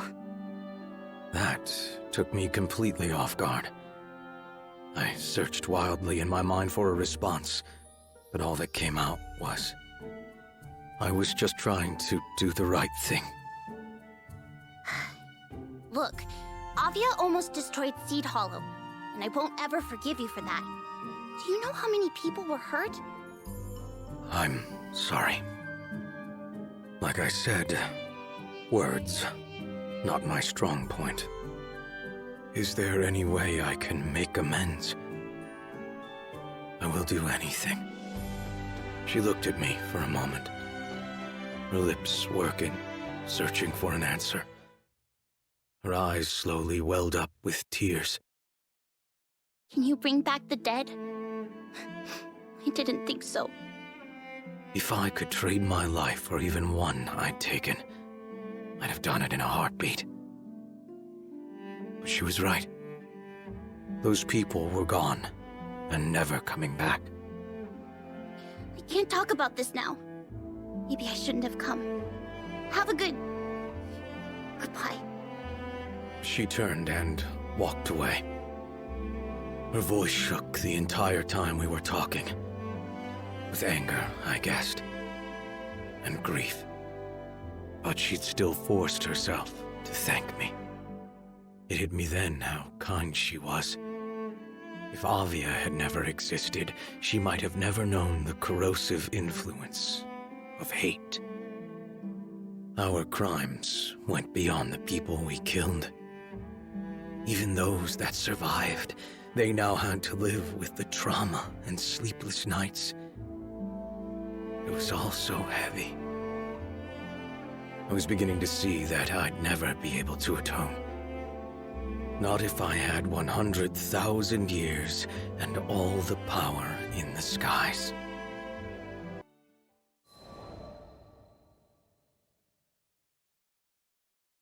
We now knew the settlement was a prime target for goblins. We'd cleared out a band of them, but there would always be more. We decided to tighten our defenses. More frequent patrols with bigger teams. I was quick to volunteer for the first shift. Lyria, Vern, and the captain came along. Hey, we noticed things are kind of tense between you and Shiraloo. Do you want to talk about it? Lyria kept pace beside me, peering up into my face. What's there to say? My past was for me to solve. I didn't need to make the crew part of my guilt. She knew, didn't she, that you were once part of Avia? All right, fine. Who was I kidding? No one kept secrets with these three around. Someone was going to find out eventually. Just don't worry about it. But Vern and Lyria pushed back. We're buds now, right? Your problems are my problems. Exactly. We can talk to Shiraloo together. This is your chance to make things right. You know, sometimes when you feel lost in a hostile world, that's all it takes to put things into perspective. A few kind words. Okay. But there's no half-assing it. Whatever Shiraloo asks, we give it to her. Do you understand? I was offered no answer, but their eyes told me enough. Sins are only burned away through atonement. This was the way things had to be. We walked for a while in silence, until finally the captain nodded. And I was told the crew would do what was right.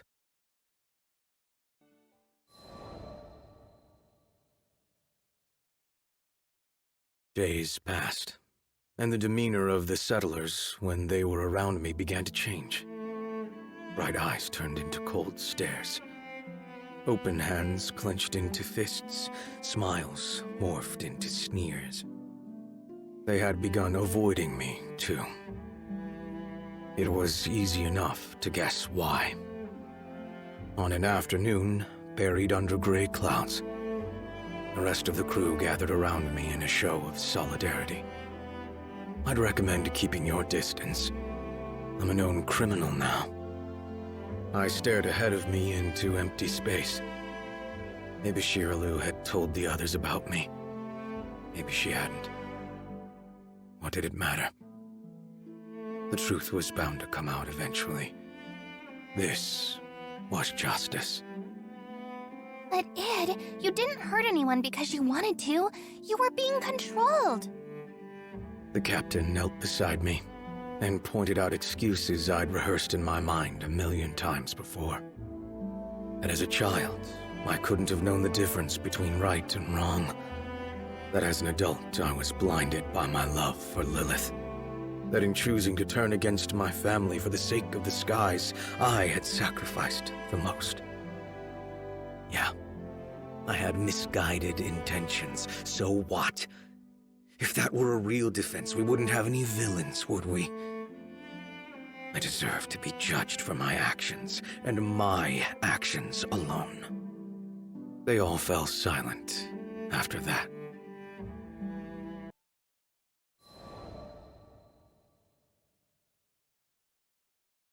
Shiraloo found me during one of my patrols. She stood in front of me, fidgeting with the cloth of her skirt. I'm sorry.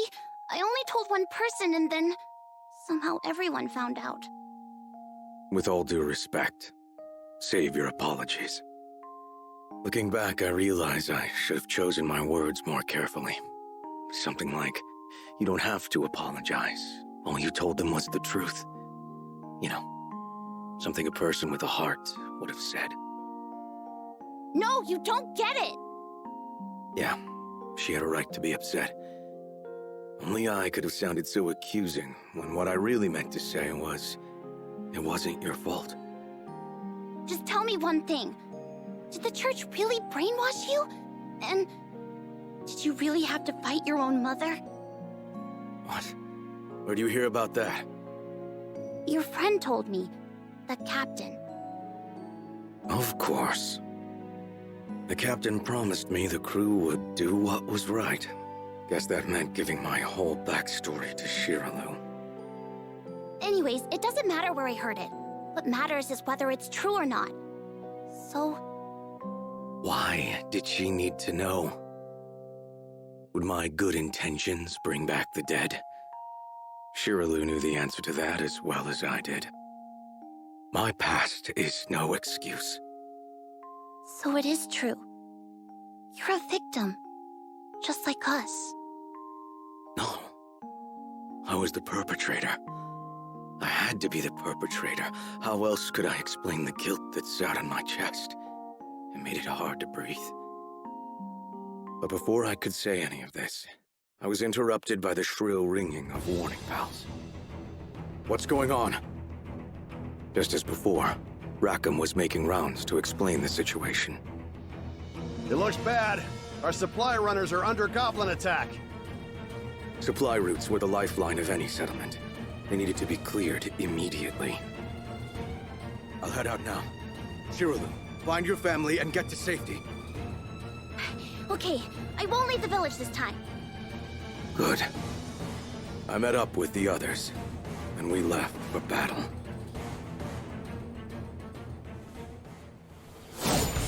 Oh, thank goodness you're here! If we lose these supplies, if we lose the village, you'll have to help us! No problemo. Goblin Hunter's my middle name. Less talking, more fighting! True enough. The next will be even better. Never enough! Fine. It's not over yet. Lead the way. Understood. One more. Doctor's in.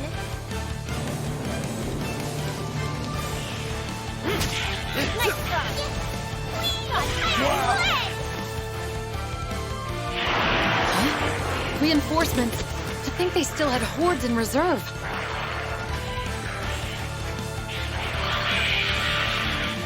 This looks bad!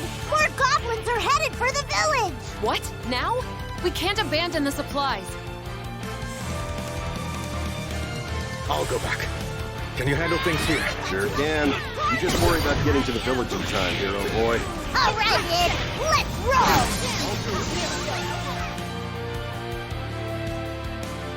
Come on, bud. We're almost there. Okay.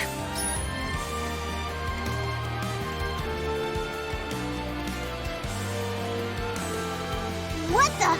They've overrun the place! There's less than I thought. Perfect.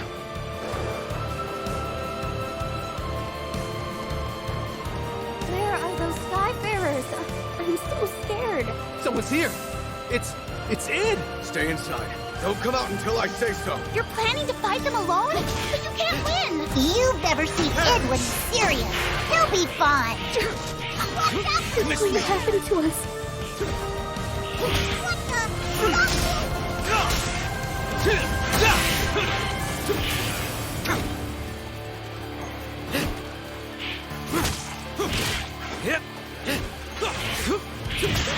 I know that Avio robbed us of our old homes. Right now, he's fighting to protect our new ones.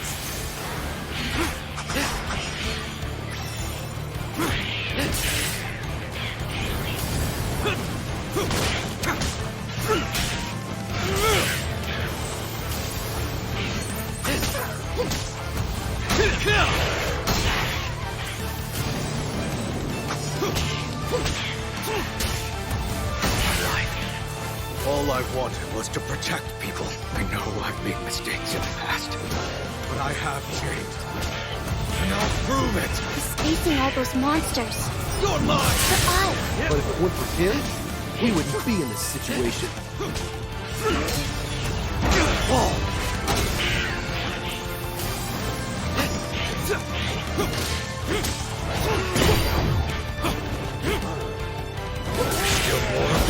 Oh, crap! Now I'm getting worried! No, I can do this! It.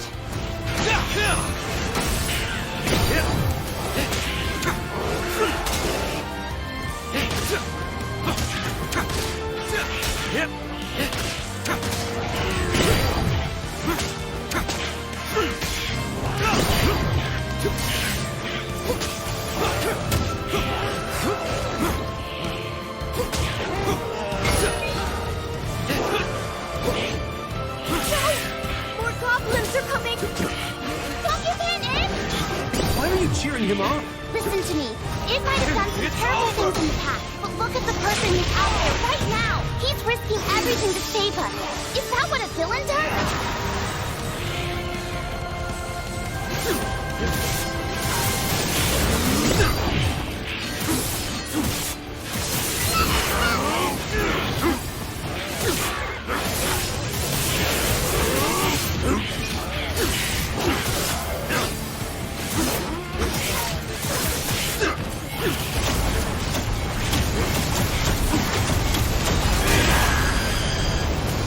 You're right. I'll never forgive the Church of Avio, but it's no longer one of them. He helped build this village, and now he's protected it. That means he's become one of us. I believe in him.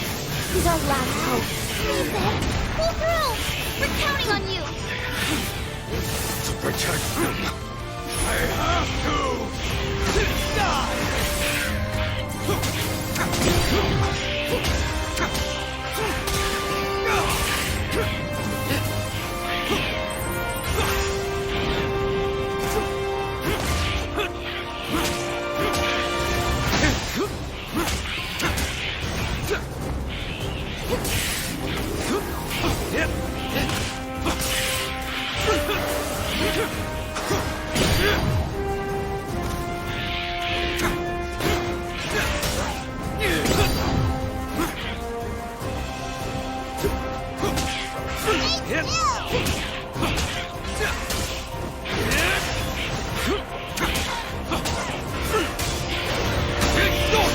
Whoa, that's insane! He powered up! happen here? You can do it, Ed! We're all cheering for you, Ed! Don't know about baseball! Don't finish!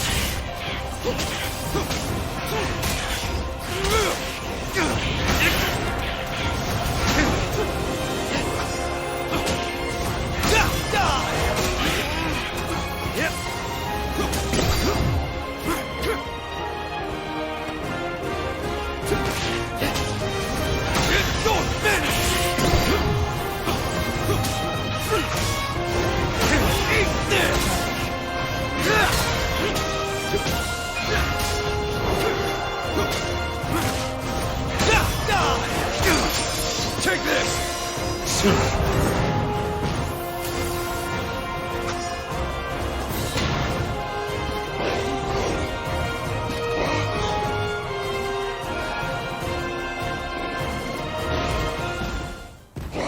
That thing is huge!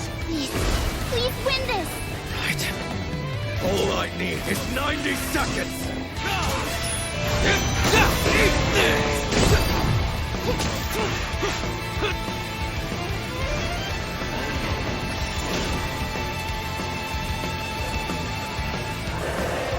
Call for help!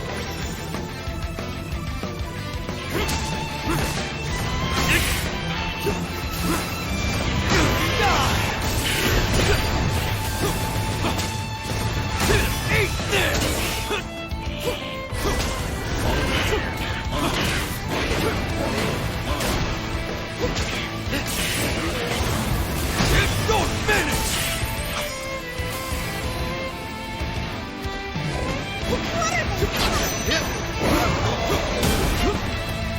Playtime's over.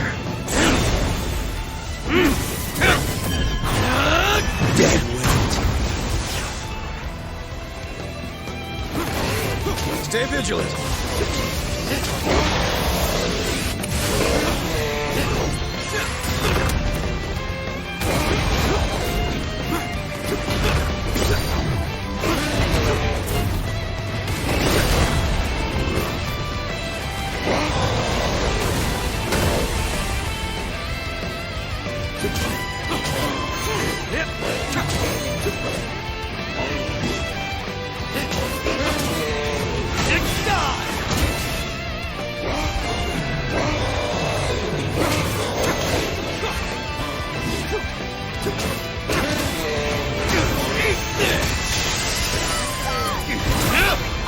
Show no mercy! Don't mind me!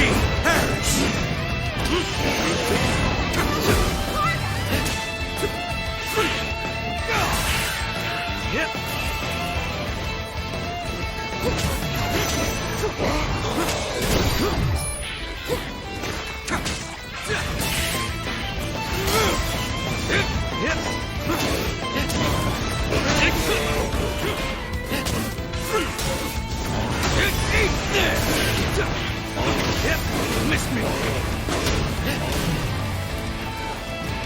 What are the made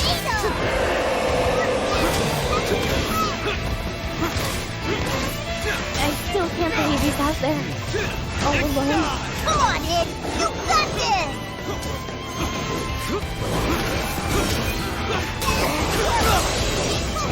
Just get behind me.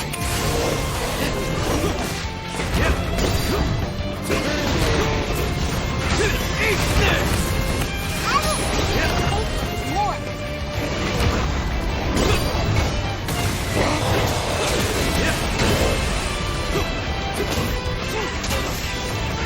Don't finish!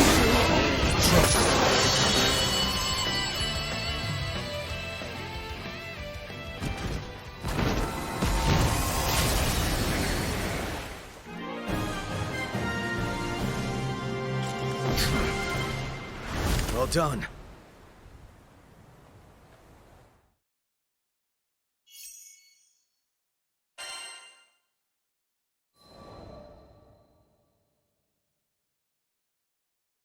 My sword cut clean through the last goblin. It's over. As I pulled my blade clear of its flesh, it trailed an arc of blood through the air, I felt the settlers behind me, watching, judging. You see, I thought, this is the kind of monster I am. I can't believe it! You did it, Ed! You really did it! Shirlow broke the silence with a cheer. For me, I had to say something. The goblins are gone. All at once, the migrants rushed me. Hands took hold of me and lifted me into the air. Those were fearsome odds, but you pulled through! You saved us. Thank you, Ed. These people knew I had destroyed their homes. So why were they rallying to me? Sorry I'm late. What'd I miss? The crew was now filing back into the village. They gazed up at me open-mouthed. I'm sure I looked back at them with pretty much the same expression. Oh, nothing. Just Ed single-handedly annihilating a goblin army. The settlers finally put me down and began telling exaggerated accounts of the battle. I tried to take the opportunity to slink off and find conversation with something more my level. Maybe a tree or something. Hey, just where do you think you're sneaking? Is our resident bad boy feeling shy? I shot Rackam my nastiest look, but only because he had guessed the truth. You should be proud, Ed. You saved everyone here. Come on, Lyria. It had to be obvious that I wanted to be left to myself. Truth was, I didn't think I deserved all this praise. So I saved a small settlement. Great. Guess we'd forgotten I've also raised entire cities. The captain strolled up to me and, after elbowing me in the ribs, asked, how was it to fight for the good guys? That, I had an easy answer to. Not bad, I said. Not bad at all.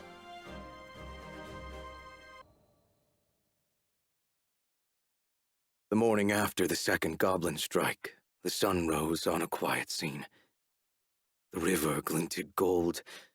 The grass stirred in the breeze. The migrants came with our breakfast and a peace offering. Avia attacked our homeland. We'll never forget that pain. But you proved yourself a true ally yesterday. Everyone saw you risk your life for us. You've earned our trust. They seemed to be leading up to something, so I asked with my usual eloquence. And... Well, if it's all right with you, we'd like you to stay and protect our fledgling village. I could not believe my ears. No. I'm not the person for the job. I've committed atrocities. Ed. Lyria's voice sounded from behind me. I turned to see her smiling. You're right. She hadn't said anything, but I got the message. I had spent these past few weeks looking for punishment, hoping it would somehow numb my guilt. But how was my pain supposed to help anyone? I had become the new Mr. Fix-It. I was going to dedicate my life to helping more people than I hurt. That was the best. The only way to atone. What's wrong, Ed? You look like you've gone into brooding overdrive. What? No, I'm happy. Buddy, you ever heard of a smile? At this, the crowd laughed. I raised the corner of my lips, as if testing them. This made the crowd laugh harder. Sorry to interrupt, but could I have a word? It was one of the soldiers from the supply force. As some of you may already know, we weren't only responsible for transporting supplies, we were also tasked with assessing the resettlement effort. And I think it's no stretch to say the local monster presence is deadly. I'll have to ask the higher-ups to consider relocating.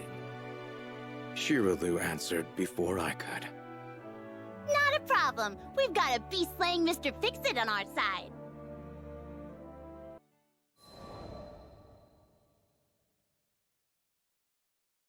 As the local Mr. Fix-It, I've had a finger in every pie. From furniture repair to monster extermination to marriage counseling, I've seen it all. Though I admit the counseling did not come naturally to me.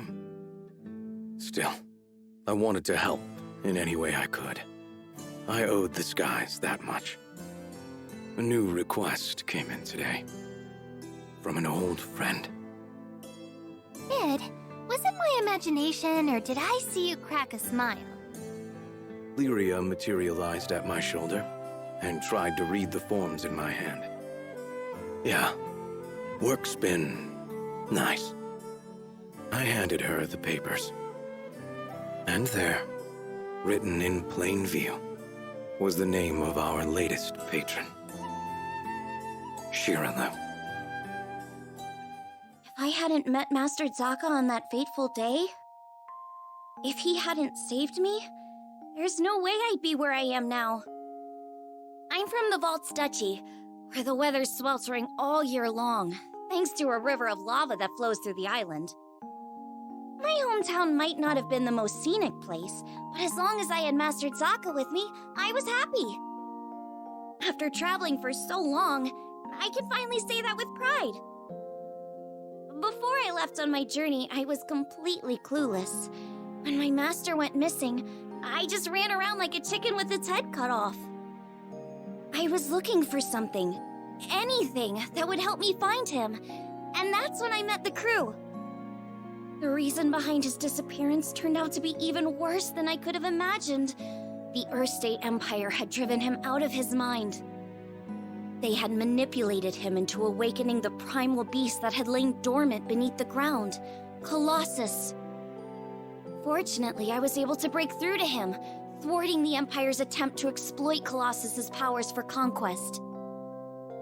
I learned that they were doing all sorts of horrible things, even to their own people, in order to achieve their goals. My master was a kind person who never hesitated to help those in need. I resented the Empire for making him suffer. And I couldn't just sit around when there was work to be done. That's why I decided to join the crew. To stick it to those Empire jerks and give their victims something to smile about. A few years before I met the crew, I lost my parents to an epidemic. I mourned their deaths for who knows how long. I could barely even bring myself to face reality each morning. With no living relatives in vaults, I was like a ship adrift at sea. I had nowhere to go and nowhere to belong.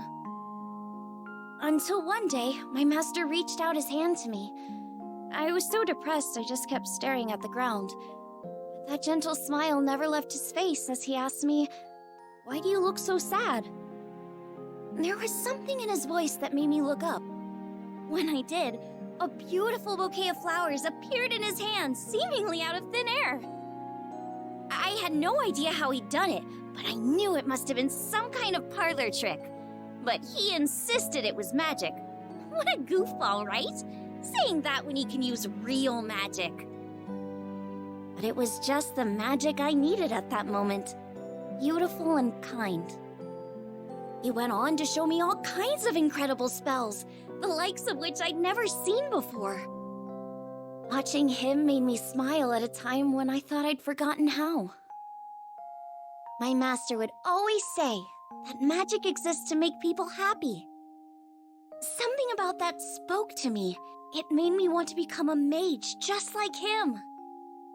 So I signed myself up as his disciple, begging him to teach me magic. I'll never forget how happy I was when he told me I had talent. After all, if he was right, that meant I had the potential to make people smile too.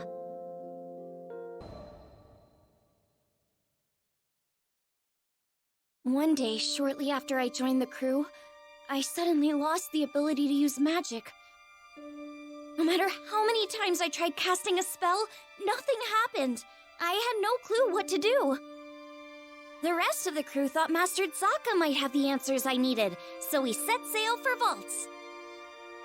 It'd been forever since I'd been back home. My master was thrilled to see how much I'd grown. I opened my mouth to ask him about my problem, but when I saw how happy he looked, I just couldn't bring myself to do it.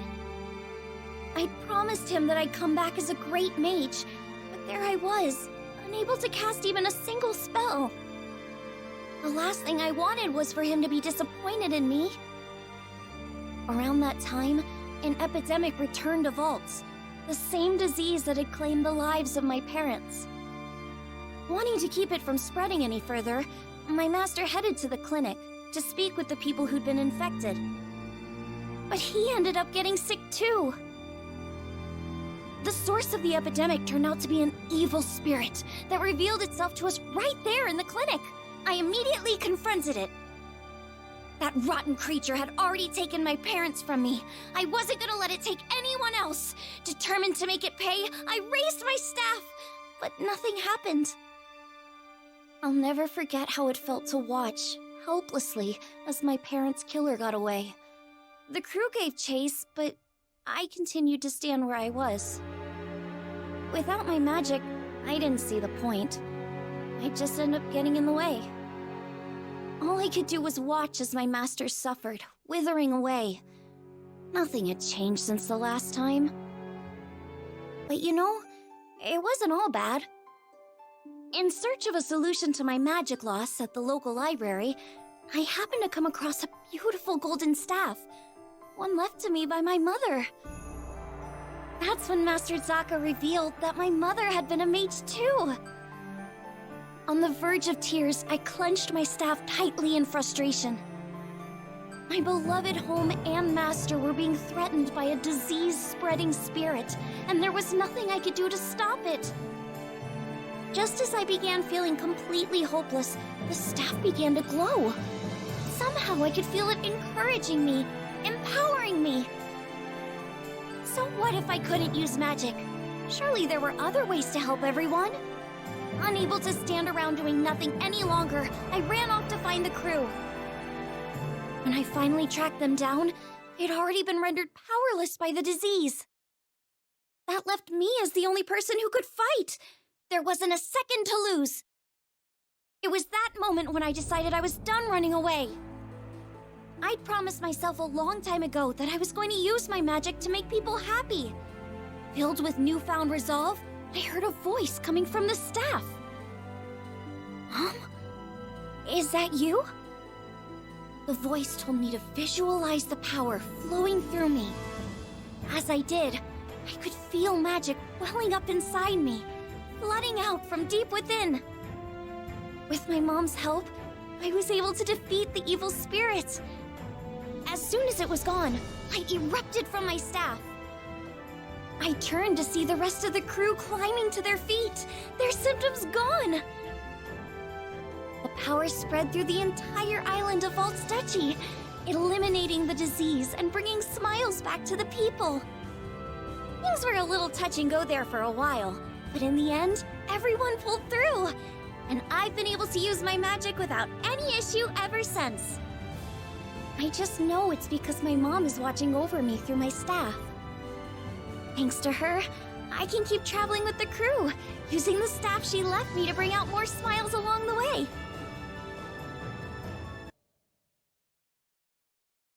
While out running errands in Folca one day, I came across a crowd of people in the town square.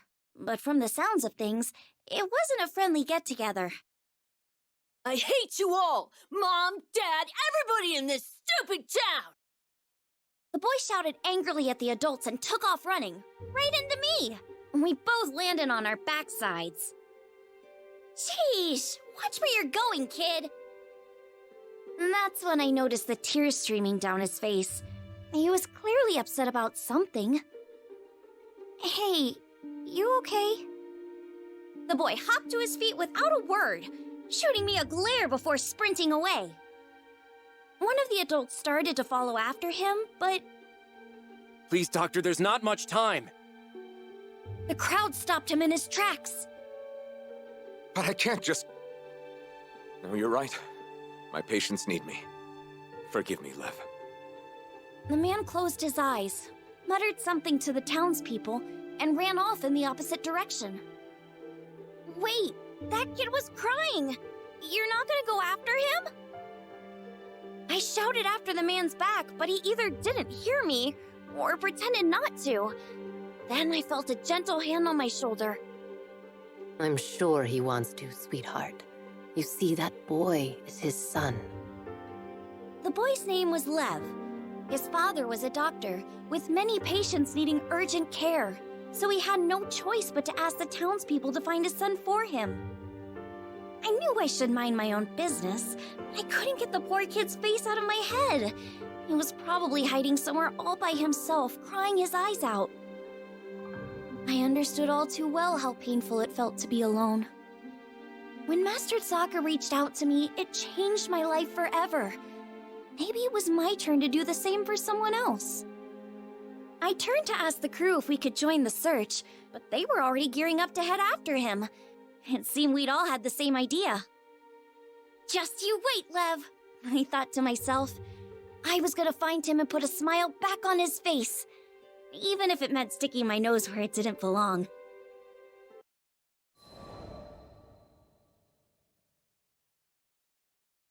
The villagers didn't seem too worried about Lev. According to them, he'd have to venture much deeper into the forest before encountering any monsters. But that wasn't the issue. It seemed like nobody wanted to talk about why he'd run off in the first place. It was an obvious cry for help, and nobody was helping. I went through the same thing back in the day. Even after I met my master, there were times when the loss of my parents was just too much to bear. I didn't go so far as to run from home, but I'd sit alone in the corner of my room, hugging my knees to my chest and crying. Whenever Master Sokka found me like that, he'd always perform a silly magic trick to cheer me up. Just like me, all Lev wanted was for someone to find him, to take his hand, so he went off on his own in the hopes that someone would come for him. I'm sure he knew it was selfish, but it was the only card he felt he had left. Do you think this means Lev doesn't want to live at home anymore? I had a feeling that wasn't the case. He's probably just going through a rebellious phase. Oh, that's when kids start arguing and acting out, right? Katalina told me it's pretty common. Did you have a face like that? Lyria's question was innocent enough, but I was too embarrassed to admit that I'd ever gone off alone because I wanted someone to pay attention to me. Heck no! That's not something befitting of a grown lady like myself. So what if I told a little lie? Our biggest concern right now was Lev, who was out there, probably crying with his back up against some rough, silent tree. He needed a friend, and I was more than determined to be one for him.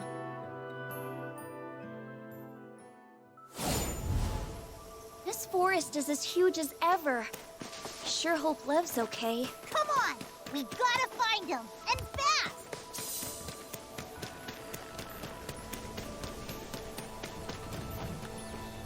Wait, we're still on the edge of the forest, right? What are goblins doing here? What is that? Decimate! Let's roll! No time to wait! We've gotta find him!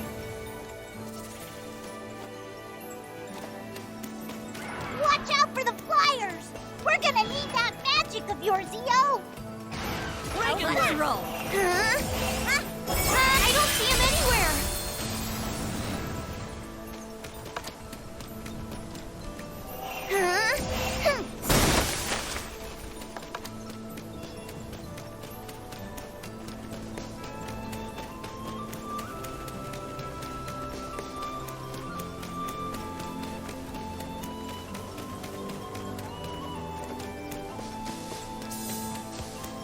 That's a lot of monsters.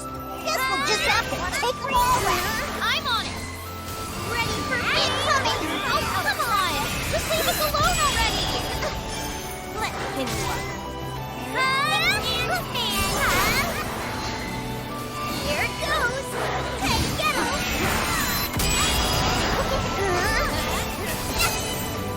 Let's roll! Looks like that's the last of them. Let's all alone out there! Come on!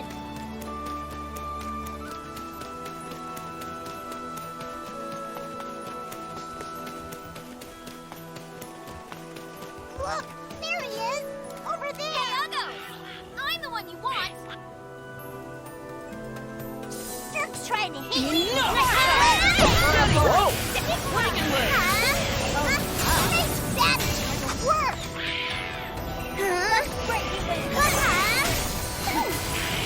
Don't get over here. Got me, my specialty. Don't hit it up.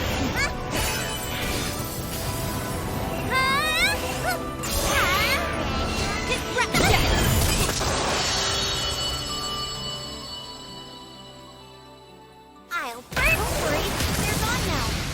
You okay? Yeah, thanks.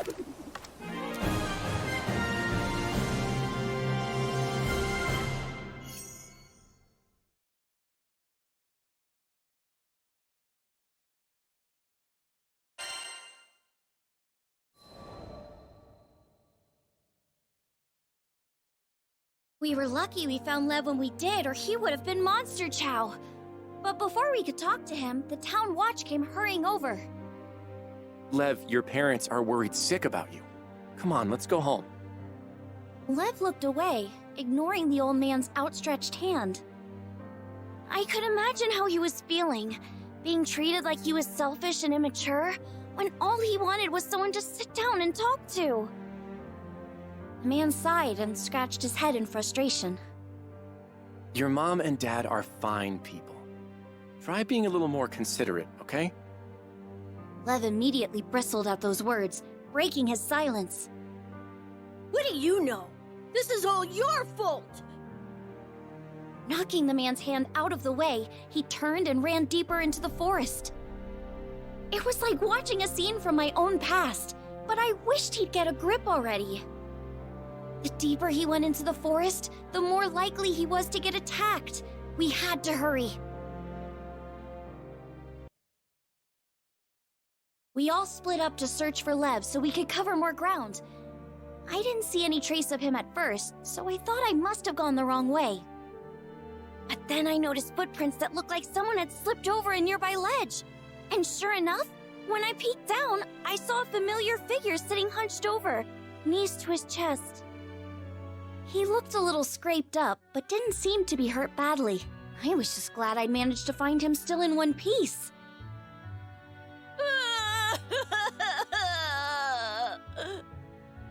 When I told him I was a Skyfarer, he immediately burst into tears of relief. I could tell he was upset with the villagers about something, and that's why he couldn't be honest with them. But as an outsider, I thought I might have a chance. Watch closely. I'm gonna cast some special magic just for you. It was time for one of my master's patented magic tricks. I showed Lev my empty palm before covering it with a handkerchief. I flung the cloth away, and voila! There was a piece of candy in my hand. Wow, candy! Here, you can have it. After devouring the candy, he finally calmed down. Thanks. Normally, that would have been enough to lift any kid's spirits, but his face fell again as quickly as it had lit up. I guess he really doesn't want to go home. I decided I wouldn't leave him until there was a smile back on his face. While we were still deep in the woods, I decided to ask Lev up front. Why did you run away? He hesitated at first, but after seeing that I was serious, he started to open up. My mom and dad used to work as doctors in Tempeel. Back then, all had been well with their family. But when Furikin went berserk, they lost their home and ended up moving to Folka. That was when things started to fall apart. His parents began to spend all of their time tending to patients who were affected by the disaster, with hardly a moment's rest. Lev watched as his mom got paler and the black circles under her eyes grew darker and darker. He begged her to take a break, but it was no use. Eventually, she collapsed from overwork. I told her she wouldn't be able to help people anymore if she got sick. She just wouldn't listen to me. And here I thought he was just a kid going through a rebellious phase. That wasn't the case at all. That's really grown up of you, Lev. You're just worried about your mom and dad, huh? Yeah. After hearing Lev's explanation, I finally understood how he felt. I knew how hard it was watching people you cared about pushing themselves too hard. I couldn't stand to see my master doing it either. And that's exactly what was going through Lev's mind. He wasn't being selfish. Everything he did, it was because he loved his parents. If it were me in his shoes, I'm sure I'd be worried sick about my parents too. There's nothing wrong with worrying about your parents. I'm sure they're proud to have a son who cares so much. But what? Something was still on his mind. I always wanted to be a great doctor, just like my mom and dad.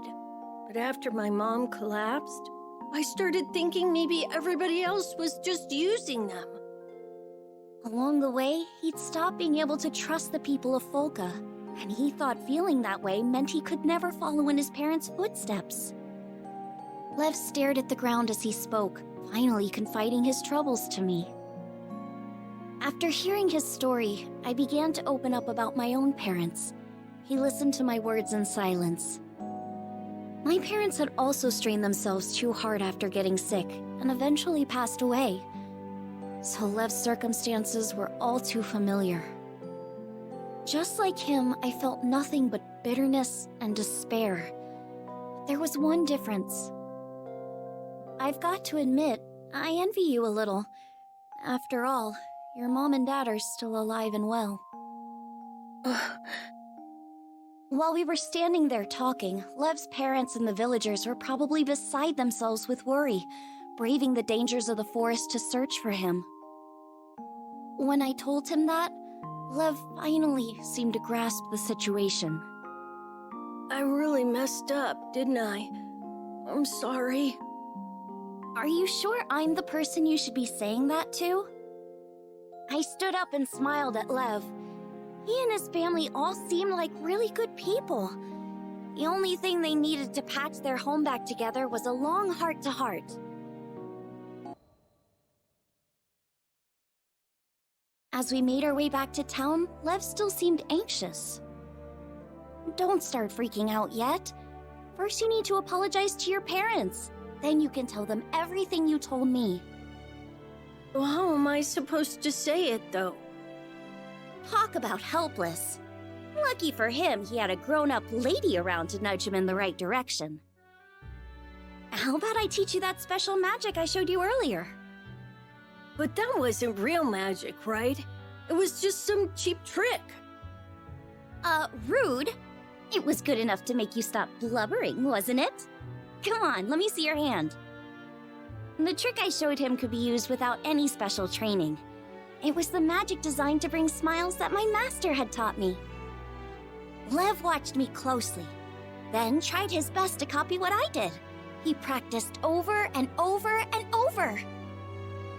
After walking through the forest for a while, we heard the voices of Lev's parents and the other villagers. Lev? Answer if you can hear me! Where are you, Lev? Mom! Dad! As soon as Lev heard his parents' voices, he broke into a run. At that moment, the villagers' shouts echoed through the nearby woods. Look out! An enormous figure was approaching, knocking down trees as it lumbered toward us. It couldn't be a goblin. Intruders, die! It all happened so quickly. The goblin lunged to attack Lev's parents. You're gonna have to go through us first. Huh? Lev was speechless. It seemed as if the entire town of Folka had stepped up to protect his parents from the monster.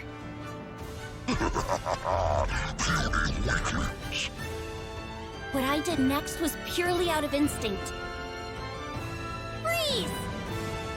A block of ice appeared out of thin air, slamming into the goblin's head. Tasty meat, you first. The spell had done its job. I'd gotten the goblin's attention. I finally made a breakthrough with Lev. I wasn't gonna let Monster Breath over here ruin their happy reunion. Bring it on! I've got a spell with your name on it. I wish there was something we could do to help her. I'll try mixing up a potion. That should do the trick.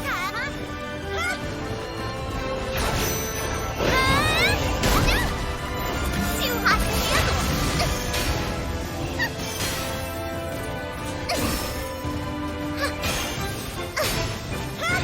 Like Patty.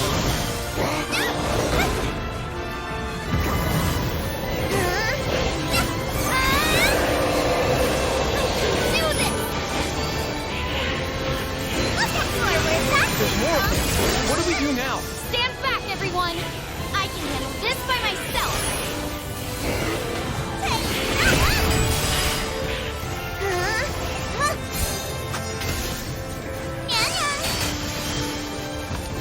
Fire!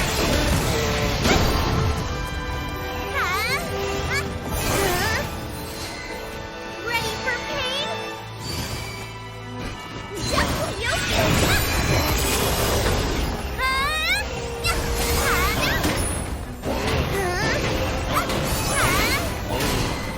I can do this! Roger that! One more! Come on, you can do this!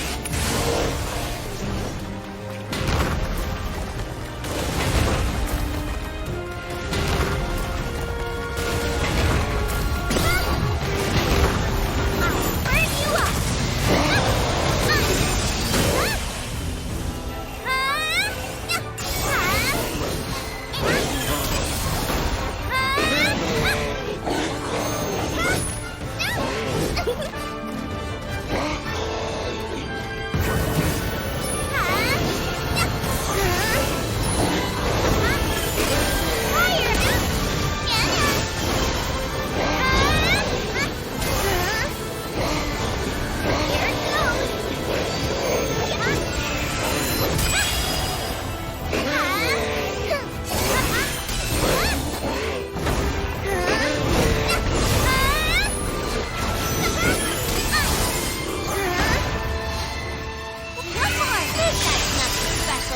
Just gotta keep it up. I think she might actually do this. Do this. Hey, forward.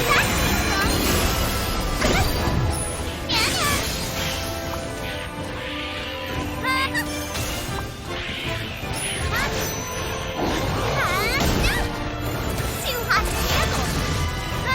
Now you're going down. Nothing yet. Elemental dust!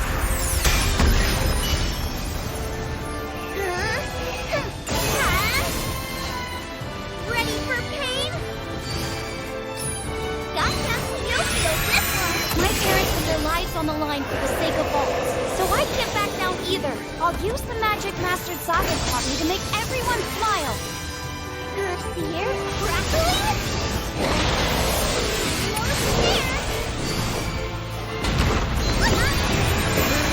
This'll hurt.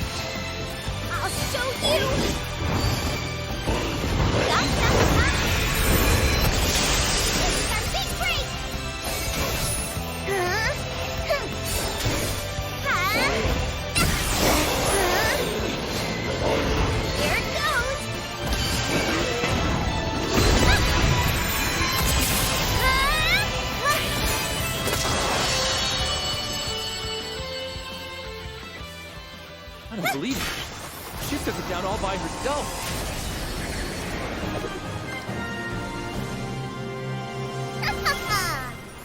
That was a piece of cake.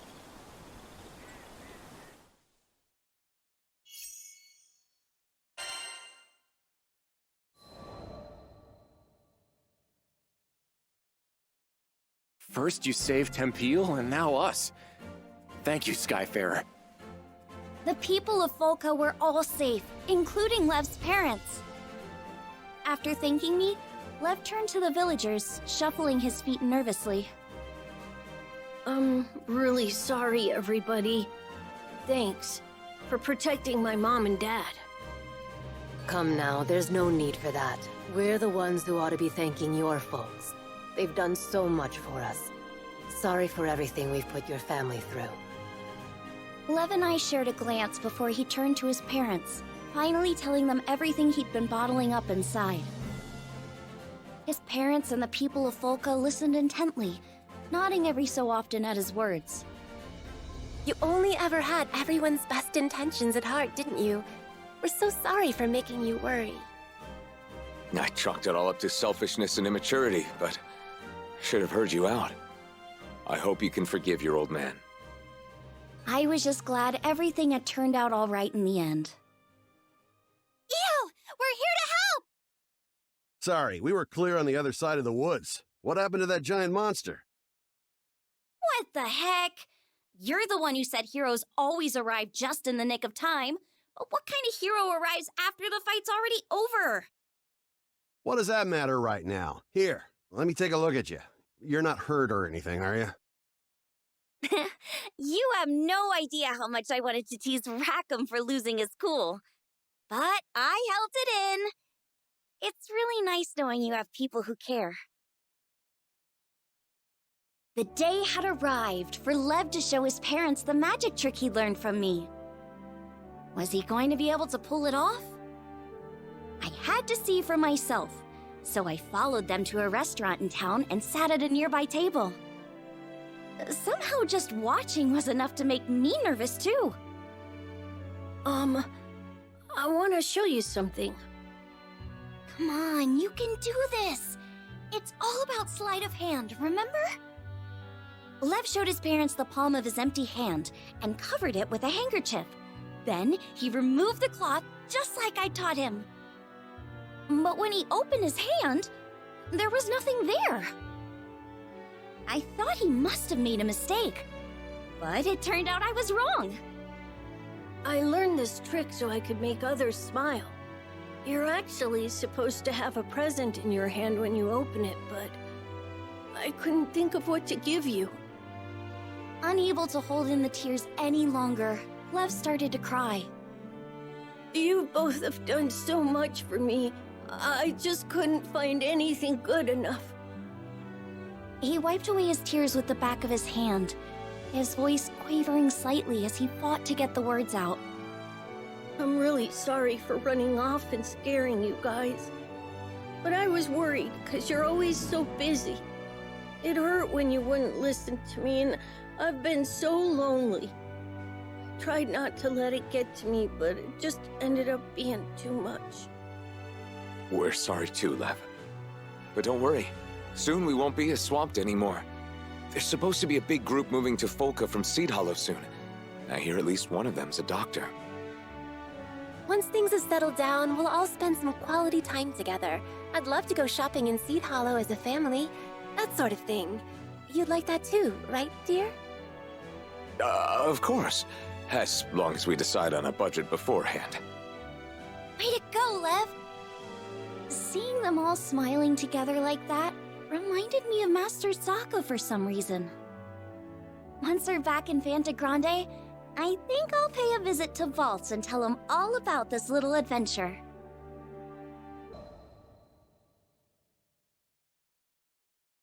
Sometime later, a brand new clinic was built in Folka. Apparently, the people of Tempeal and Folka had chipped in to pay for it. A doctor really did move in from Seed Hollow, too, so Lev's parents were finally able to make more time for their son. I'm gonna be a great doctor one day. I'll work super hard so I can give you a real present. Just you wait and see. With an attitude like that, I have no doubt he'll make an amazing doctor. And besides, now he has my patented magic trick to put smiles on everyone's faces. When I peeked inside the clinic on one of our days off, I saw Lev chatting happily with the people of Folka. I'm sure this town will keep prospering even after we leave. The people here are tough.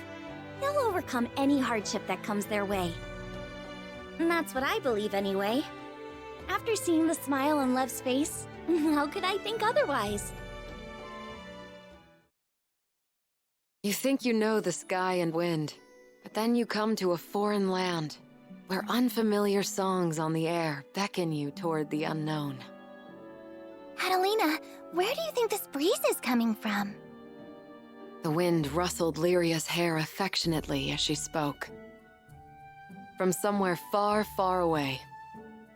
Much time has passed since Lyria and I escaped from the Erste Empire and met the captain in the woods of Zinkenstill. I found myself thankful that the sky has no limit, because no matter how many journeys I've made at her side, there will always be more to look forward to.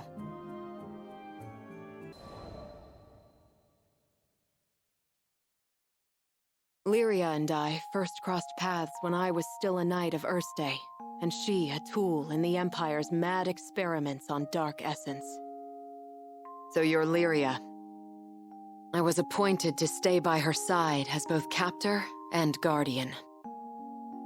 She reminded me of a beautifully crafted puppet, never moving or speaking unless commanded. Her expression was fixed, and her eyes were bright, but cold, as if made of glass. Moved to pity, I wanted at the very least to light a smile on her face. But I may as well have been talking to a doll. I couldn't find the part of her that was alive. It wasn't until many days had escaped us that I realized Lyria was a real girl with a feeling soul. She simply didn't know how to act like one. So, I taught her to laugh when she felt joy and cry when she felt sadness. Through books and reverie, I taught her to long for the outside world, and when colors on a page were no longer enough, I took her hand and led her to the roof of the military base. The illustrations Lyria had seen were lovely, but the sky now stretching above her was boundless and so luminous that it drew forth tears. And finally, her blue eyes shone, as if they were two patches of sky lit by a sun from within her. That sun melted my heart. There, with the open air as our witness, I made her a promise. Someday, we'll sail this endless world together. I swear it. As the bond between us grew, so did the cruelty of the experiments they performed on Lyria. Lyria doesn't belong here. No living creature does. The shining empire I served now became to me a place clouded by doubt. Day after day, a battle raged within me, between the knight loyal to her flag and the guardian who wanted to set a sad girl free. Then, one day, a memory of Lyria's response on the roof broke through like a clear ray of light. Really? You'll show me this endless world? I had made a vow. There was no more question where my allegiance lay. I took her hand once again, this time not to simply gaze at the sky, but to leap into it. And I did it for myself as much as I did it for her.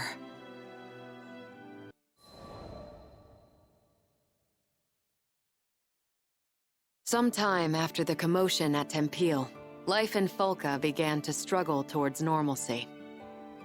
The breeze was soft and welcoming. I'd been blind to the city's charms before, focused as I was on rescuing Lyria from the Church of Avia. The sun watched over the victims of Furikin's rage as they raised new homes for themselves from the rubble. But once scars have set in, they are slow to fade. Here and there, the children of Tempeal labored with tools too large for their hands. I offered my aid, but the children said their work was their responsibility. As long as you're sure you'll be okay. Some distance away, a small boy burst into a red-faced fit, Lyria and I rushed over, hoping to be of help.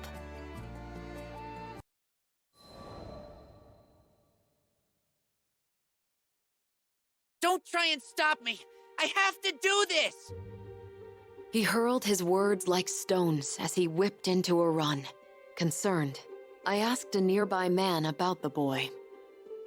He explained that the boy's sister was ill, and the lad was after the remedy, an herb called windcrest. The sickness was assumed to have died out hundreds of years ago, but had now returned to torment the child. And if that's not enough, I heard the woods where windcrest grows have turned into a monster den. The boy had struck out alone. Folka had no soldiers to spare, for they were all dispatched to Tempeel for the reconstruction effort. No one was left to answer his pleas, but I would. In my heart, I vowed to bring back the child, and if possible, the herb too. I prayed only that I wasn't too late.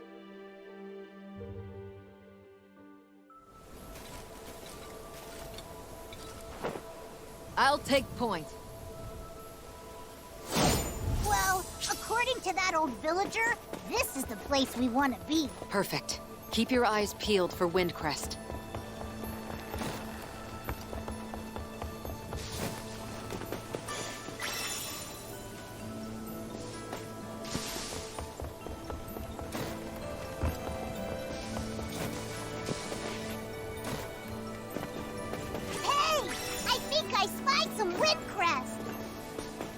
Earth spirits. Strange. We didn't see any the last time we were here. Seems like they're attracted to the wind. Maybe they can feel its power. Indeed. You deserve the credit. Let's keep it up. Even bigger spells! In one fell swoop!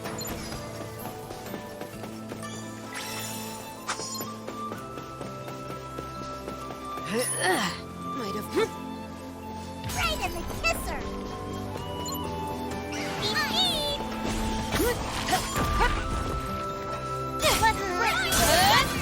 Scared of needles? You've met your match! I'll finish this!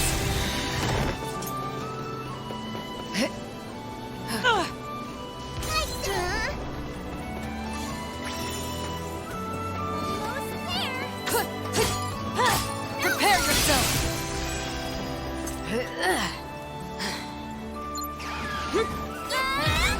Doctor's in!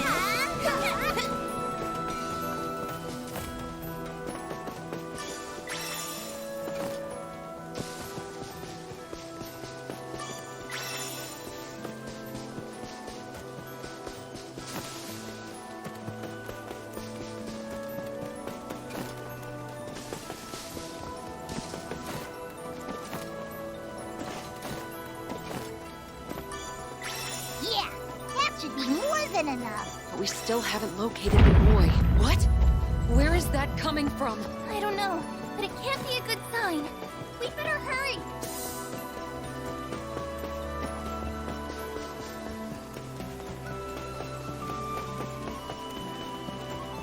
A golem! So that's what was behind the tremors. Crap, it spotted us! Get ready for a fight!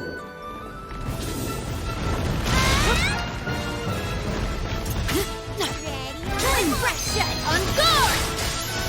Stay calm, everyone! No escape! Get them! Understood! Get them! Good job, everyone! That was Pink. I heard Furikin's voice just now. I think that when Furikin covered this archipelago in storms, some of its power fused with the land. And the monster. Any last wishes?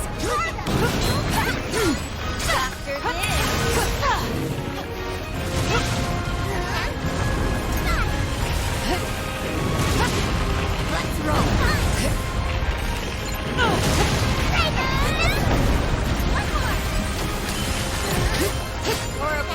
Can I get some of that Furikin juice too? This golem is tough! We can't afford to let it run free. Not while that boy remains missing. You've met your match! Don't think so. In one fell swoop! What a treat! It's go time! How about that? You're going down. Perfect synergy. I owe you much. Watch out, everybody! I'll find a safe spot and support from afar. Feel the butt! One fell blow!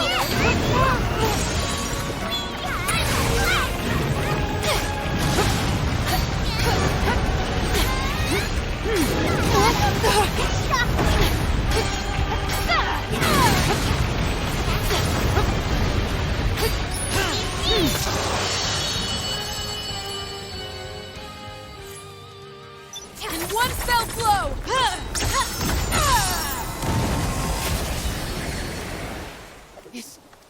Is it safe now? I recognize that voice.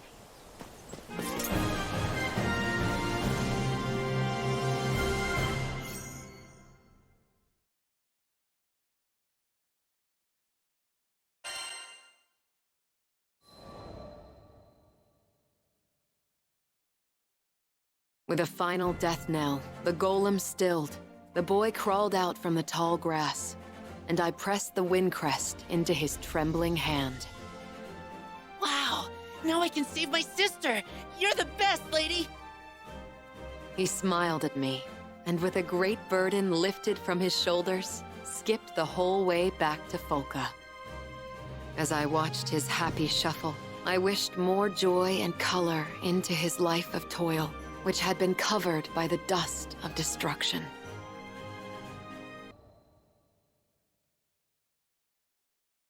We made medicine from the wind crest you picked.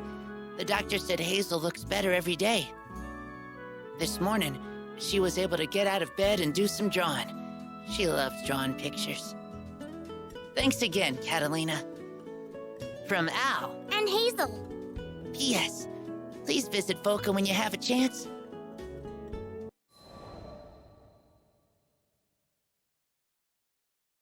Another letter from Al arrived.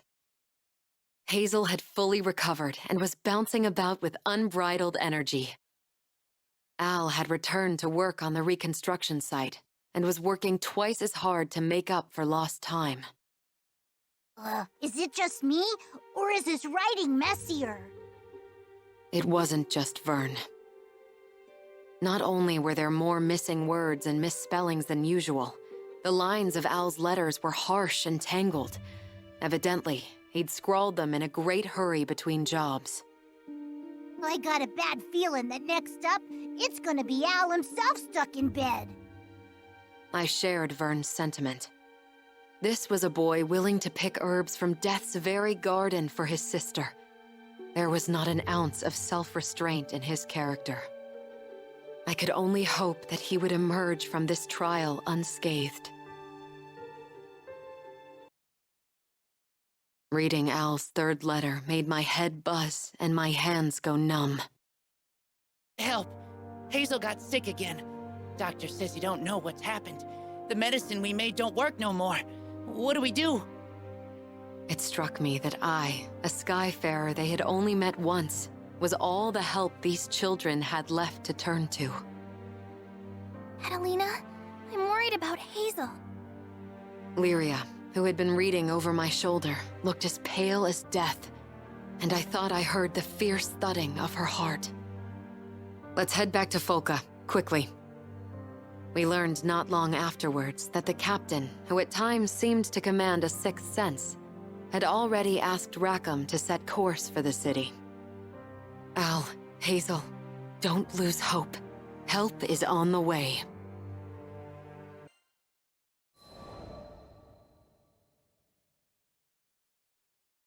When we arrived at Folka, Al came out to greet us.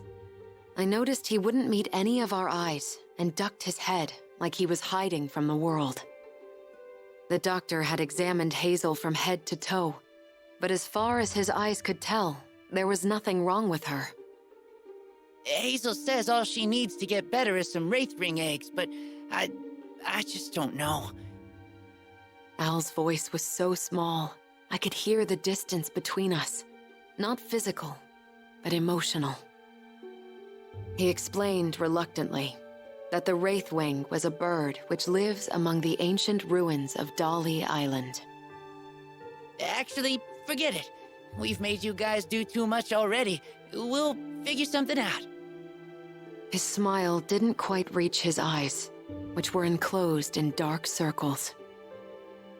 The reconstruction effort must have been hounding him, and he was apparently not its only victim. Hazel had fallen ill around when Al began overexerting himself. I think I see what's going on here. Gently pushing aside Al's objections, we left to search for a Wraithwing nest. The task ahead, though dangerous, was for brother as much as it was for sister.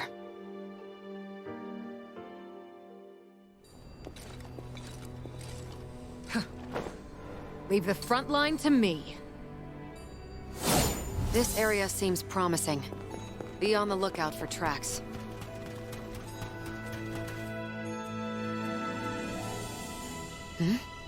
This is quite a rare find. We'd better add it to our provisions. It may come in useful later.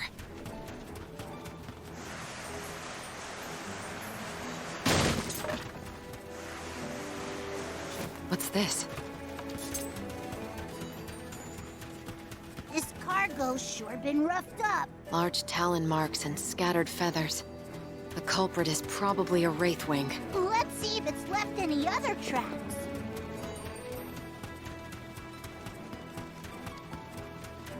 Look! More feathers! I think we're getting warmer! Katalina! Katalina, over there! That's it. It matches the description perfectly. That's our Wraithwing. Ah! What's with all the party crashers? Stay calm. I'll get us out of this. Roger. I never do! Slow them to pieces. Stay calm, everyone. Unite! We're too cute to boot! You're mine! Late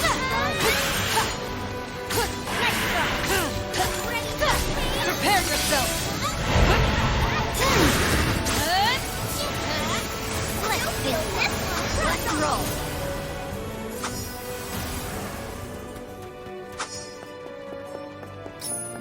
Nice! Now come on! We've got a bird to catch!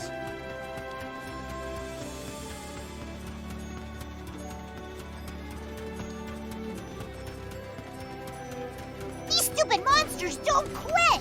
You ready, Cat? Always. I'll freeze them in their tracks. One fell blow! Follow me! Sure. Got it! I love when a plan comes together. Obviously. Bring it on! No more! Feel the fight! We're up. I got it! Our teamwork is not to be trifled with. You got that right! I won't argue. I'll finish this! It's over! I appreciate There's it. nothing to fear. No more!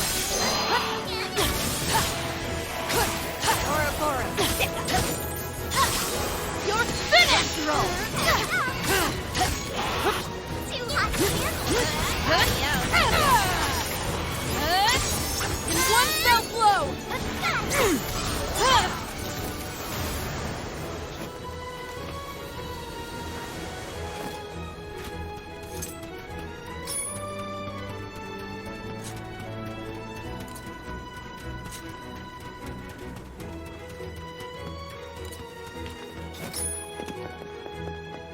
Look!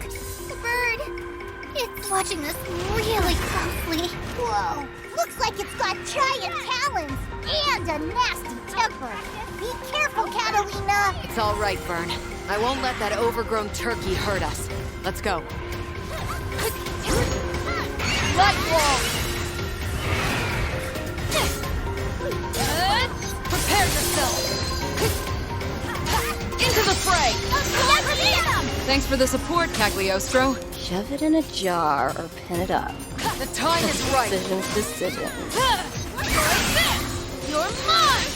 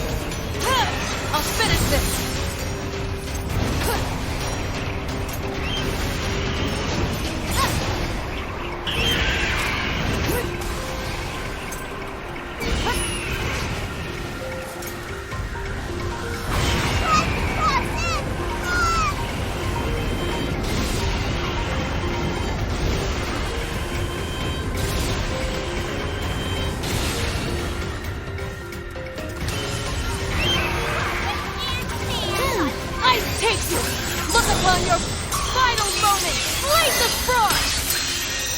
Barry! I'll take some here. It's alright! Prepare yourself! Okay! Victory lies ahead! You scared? I think it's attacking something. Of course. Trying to defend its nest. No wonder it's so desperate. Well, we're desperate too. Hazel and Al are counting on us.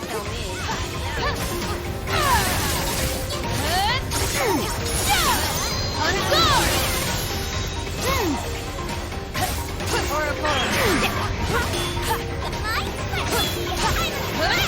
No more!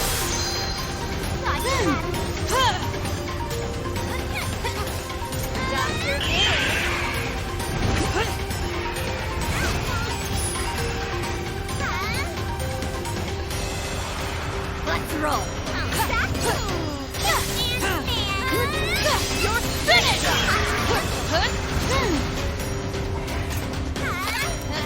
You're finished! Let's break you in. Let's roll! I'll finish this! Ready for how's that?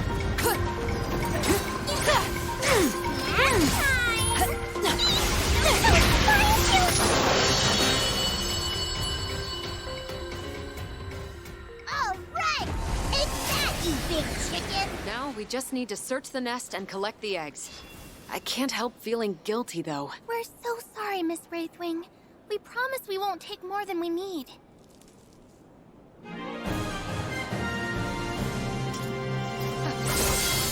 They stood no chance!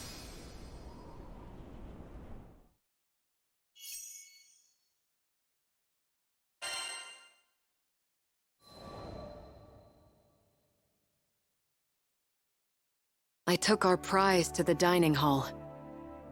But weighing on me was the thought that Hazel had likely told Al a white lie. It said that one bite of a Wraithwing egg sends waves of energy coursing through your body. I guess that she wanted the meal not for herself, but for her exhausted brother. I'm so sorry. My suspicions were confirmed when I returned from the canteen to find Hazel apologizing to the crew. Katalina, we need to tell you something. I cut Al off. I knew speaking the words would hurt him. It was better that he didn't give sound and substance to unnecessary guilt. I don't know what's troubling you, but you have to eat. It's the only way the two of you will get better. Food and comfort. That was all I could afford them.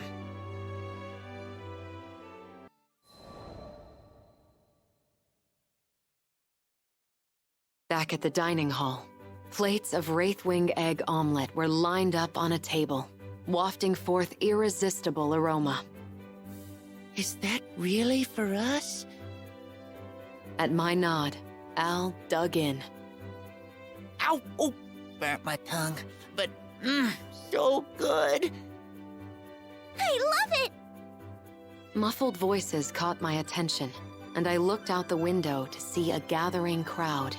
Though I had only collected a basket of the famed eggs, it seemed that was enough to feed the whole city.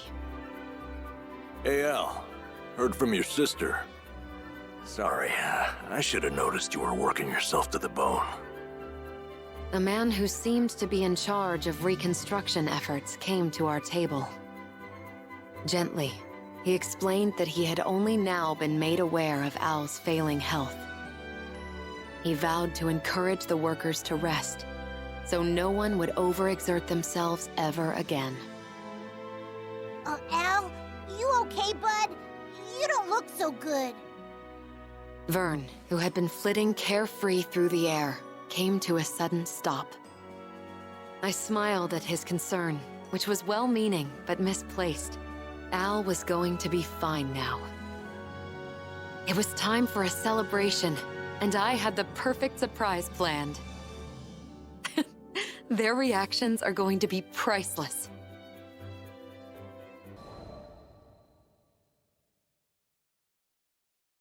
A light dessert is the perfect way to top off a hearty meal.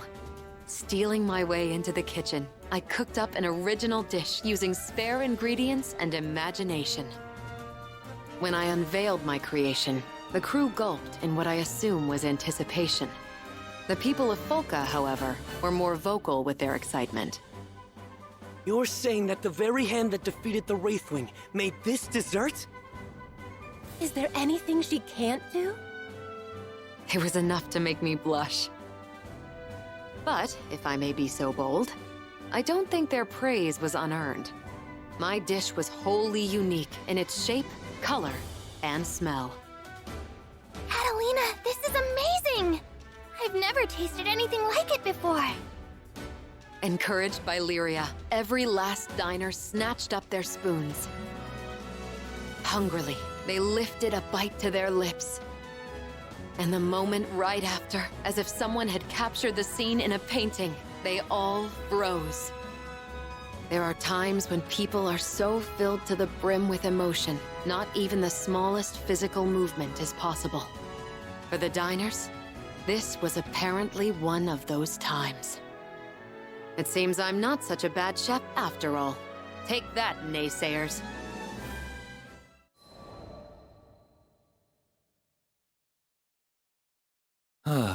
The wind. Riding aboard the Grand Cypher, soaring across yet another cloud bank, I felt a pang of envy. The wind goes where it pleases, and it arrives when it may, a quality I have long sought to adapt to my fighting style. Here I stood in comparison, shackled to my duties as captain of a knightly order. Oft have I imagined the brighter futures I might have discovered, if only I were faster, more like the gale. Had I risen like a storm front, I could have prevented wars. Had I rushed like a squall, I could have circumvented tragedy.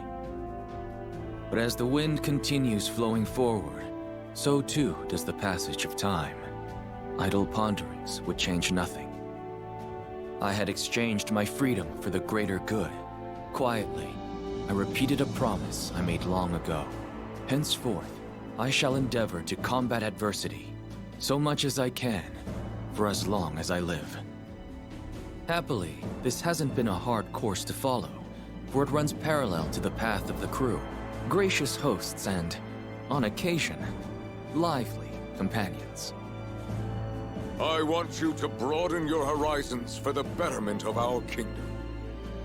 I now see the wisdom and kindness behind King Carl's decree. For it was my journey aboard the Grand Cypher that taught me how to cast control to the winds, to ride unbound and at the mercy of the gales.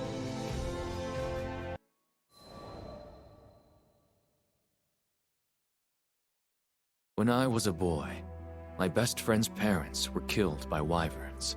After witnessing the depth of his grief, I decided I would become a knight. I would protect the kingdom from monsters and the tragedies they wrought. But there was one massive wall standing between me and my goal. It was not aptitude, for I had some talent with the sword, but the station of my birth. At that time, Fiendrock was a kingdom run by its aristocracy.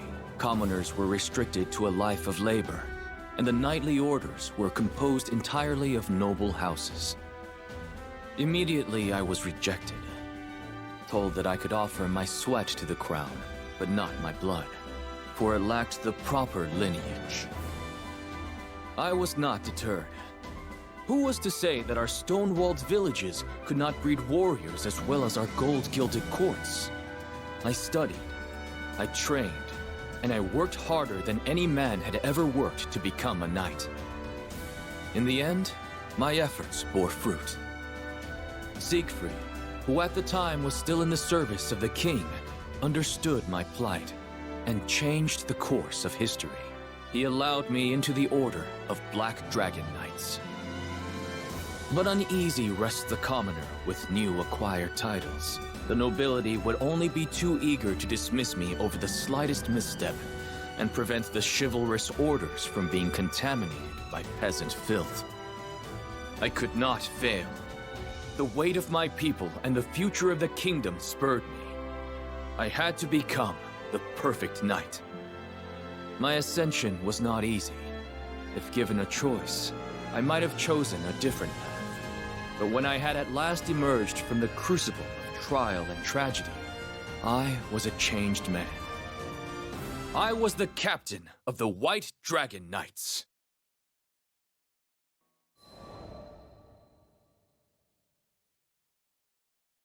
My mentor, Siegfried, was captain of the Black Dragon Knights. He once saved the kingdom by killing the dreaded dragon, Fafnir, and vouched for me when no other would. So when my friend and counselor was convicted of regicide, I felt betrayed. Siegfried's downfall thrust upon me the leadership of the newly dubbed White Dragon Knights, and I swore to bend all my power toward bringing him to justice. In hindsight, this anger was misplaced, foolish. There was no reason for Siegfried to assassinate the king. I should have deduced Royal Consul Isabella's hidden coup, long before turning on a man whom I knew to be steadfast and honorable. My mind trembled under the pressure of newfound responsibility. It howled and grieved for the loss of a beloved king. I know that this amounts to no more than an excuse. It was my flash judgment that drove me away from Siegfried when he needed me most. Had I been left to my own devices, the conspiracy may have never been brought to light. But I had Vayne and Percival at my side, and, though hunted by all the country, Siegfried himself infiltrated Isabella's cabal and alerted me to their treachery. I may owe the biggest debt, however, to the Skyfaring Captain, whose aid was instrumental in restoring peace to Fiendrog. After the dust had settled, His Majesty King Carl decreed that I explore other countries so I could gain experience befitting my new station. Thus, I became another crewmate aboard the Grand Cipher. Since then, I have visited various lands. I have seen myriad peoples and their responses to numerous threats. I have learned many things and gained many new teachers, and as they have given freely to me, someday I hope to give back to them. But there are yet countless leagues to travel, so on I sail across the skies, seeking the strength and wisdom necessary for a true leader.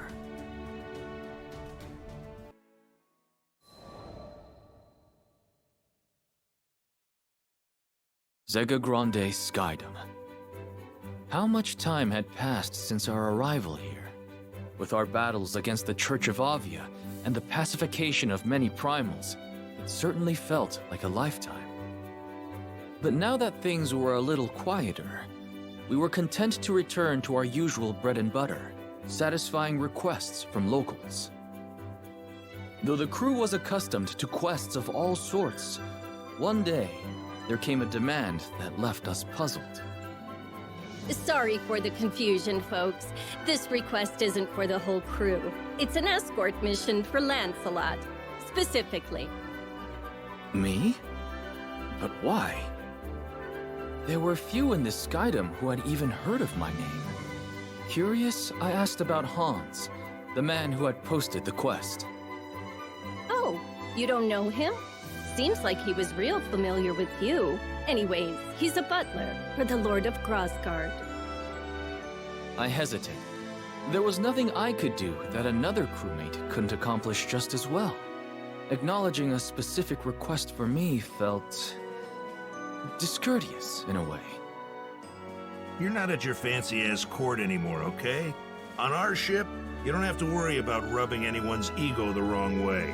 If you're interested in the job, just take it. Though he may not have been tactful, Eugen was, as ever, a fount of wisdom. Very well, then. I shall hear what this Hans has to say. It is a pleasure to meet you. I am Hans, butler to his lordship. The next day, an elderly man ambled onto the Grand Cipher, leaning heavily on his cane. But looking into his eyes, I sensed deep wisdom and a sharp mind. The pleasure is mine. I am Lancelot, a Skyfarer. Forgive me for not accepting your request at once. but I would like more details before returning an answer. Yes, well, his lordship Ludwin is in need of an escort. Hans explained. Ludwin was a lord of Grossgard, and he was looking for a mythical sword passed down through his family for generations. So far, his search had led them to a snowy peak, but nearby monsters made the trip too dangerous to risk without protection. Does your lord not employ a personal guard? He does. But as this quest is for personal gain, he believes that commanding their service would be an abuse of power. However, the lords of Grossgard have never been gifted in the martial arts. So if we head to the mountains without a decent sword arm, tragedy will surely befall us. But what led you to seek my sword arm specifically? Well, we knew we needed a highly experienced Skyfarer. The mission is dangerous. Far too dangerous for any amateur. But perhaps more importantly, his lordship is quite the fan of yours, Sir Lancelot. A fan? My voice cracked in surprise. Yes, you are known as a knight exemplar, talented in both combat and scholarship. How fortunate that this very same Lancelot would come to our land and proffer his services. Whatever accounts you've heard of me were surely exaggerated. And so humble. Lord Ludwin will be overjoyed when he hears that we've secured your aid. The Honorable Sir Lancelot to protect us. What could be better? So, will you accept? Though this idolatry did not sit well with me, I could see no reason to refuse. From what I'd heard, Ludwin seemed an honorable man. Besides, there was much a lord of this skydom could teach me. Very well. On behalf of our crew, I accept your request.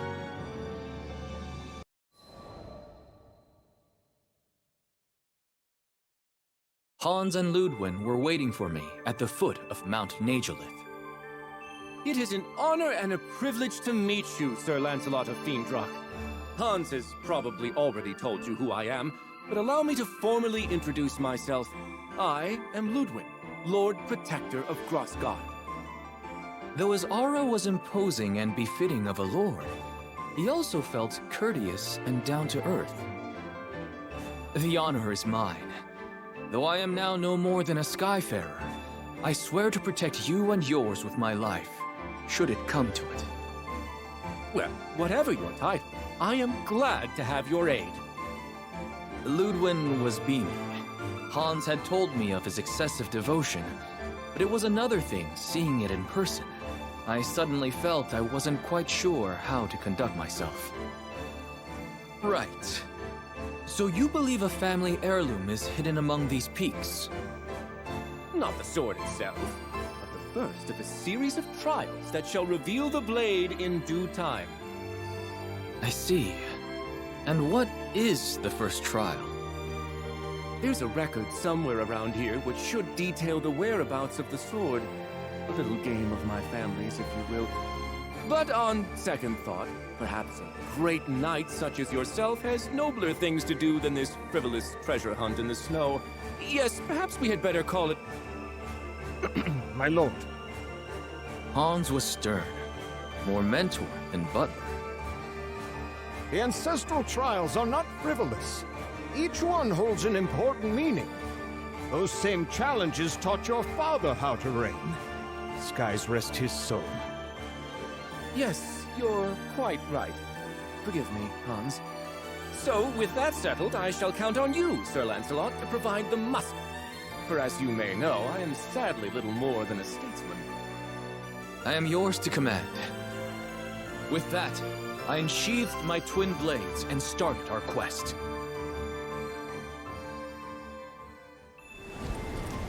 The white dragon unfurls its wings. Come. I'll go on ahead and make sure the path is secure. For your own safety, try not to stray. Oh, do let me know if I can be of assistance. My lord, let's leave the fighting to the professionals, shall we? Oh, yes, of course. Well then, Sir Lancelot, do what you do best.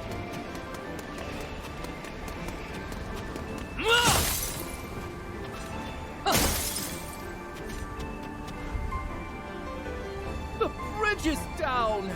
Now what will we do? Let's search for another path. This mountain is vast. I doubt this is the only trail. That looks like a way forward. The footing seems a bit treacherous. Please watch your step.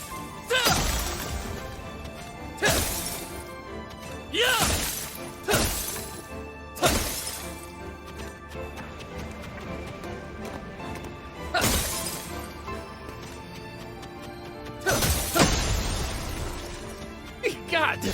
Monsters! Stay behind me. I'll deal with this. You're through!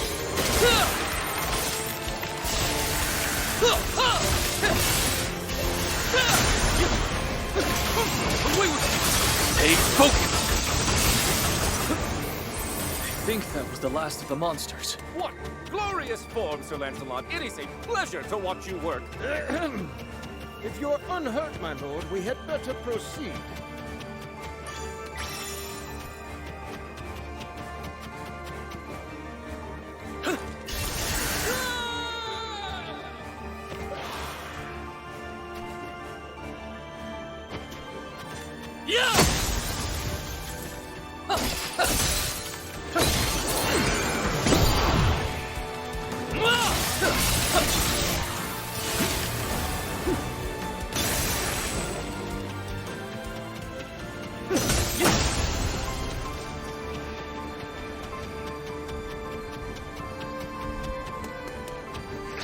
Lots of these ranged cock-doodles. Do be careful, Sir Lancelot. Don't worry. I'll close that distance in a heartbeat.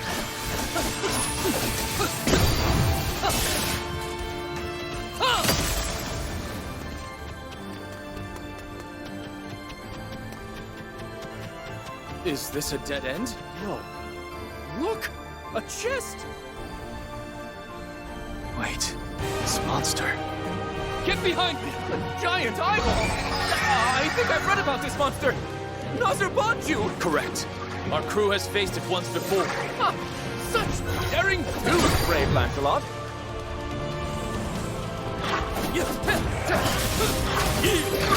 On guard! Give me!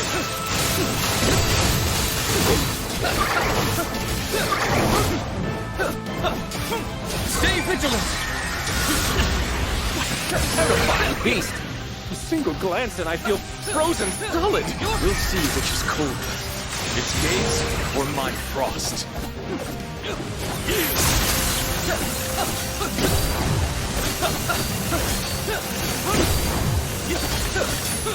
Too bad for you!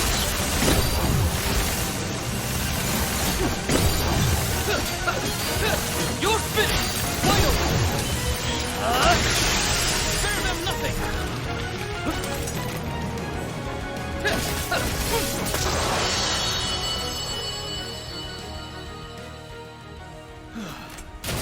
I believe we're safe now. One blade for truth, one for honor.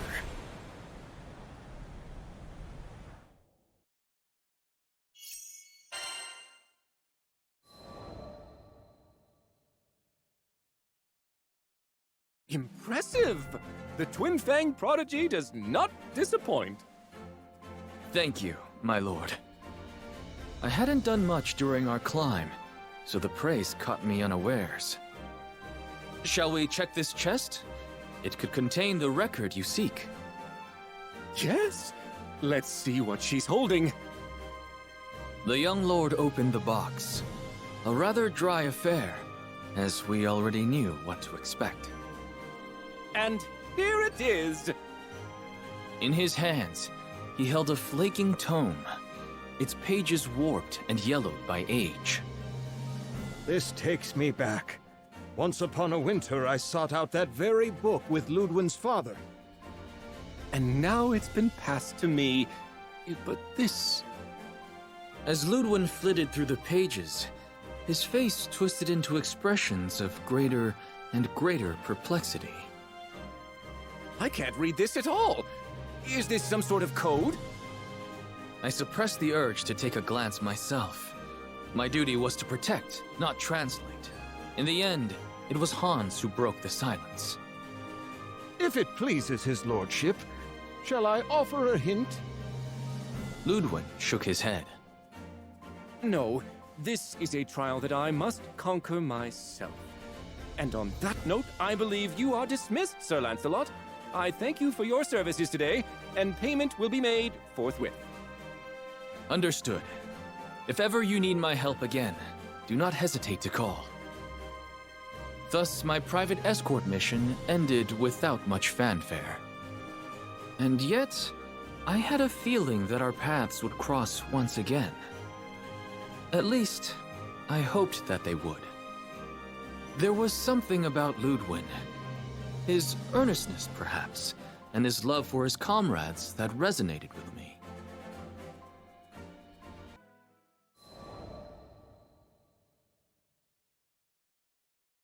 My premonition proved correct. His lordship finds himself in need of your assistance once more. Hans's voice was almost apologetic. What troubles him? You remember the record we found on our previous trek, don't you? I nodded. The Lord of Grossgard was searching for a family heirloom, and this record detailed its whereabouts. However, the directions were written in code, which Ludwin had yet to decipher. He told me, and I quote, "Hans, don't you dare bother the charming and brave Lancelot over a mere trifle." But he hasn't made any headway on his own, and I've no doubt he's secretly yearning for your aid. I looked at the butler with some confusion. Hans, I recall you saying you'd already completed the trial with Ludwin's father. Indeed. Then your assistance would be far more valuable than mine. Come now, it is a butler's duty to serve his liege's best interests, and Lord Ludwin's shall be best served with my silence. I suppose Ludwin would never grow if Hans simply led him to the answers. Better that we pieced out the puzzle together. Very well. I accept your request. I thank you on behalf of his lordship. Now I was beginning to grasp at the deeper meaning behind these tests.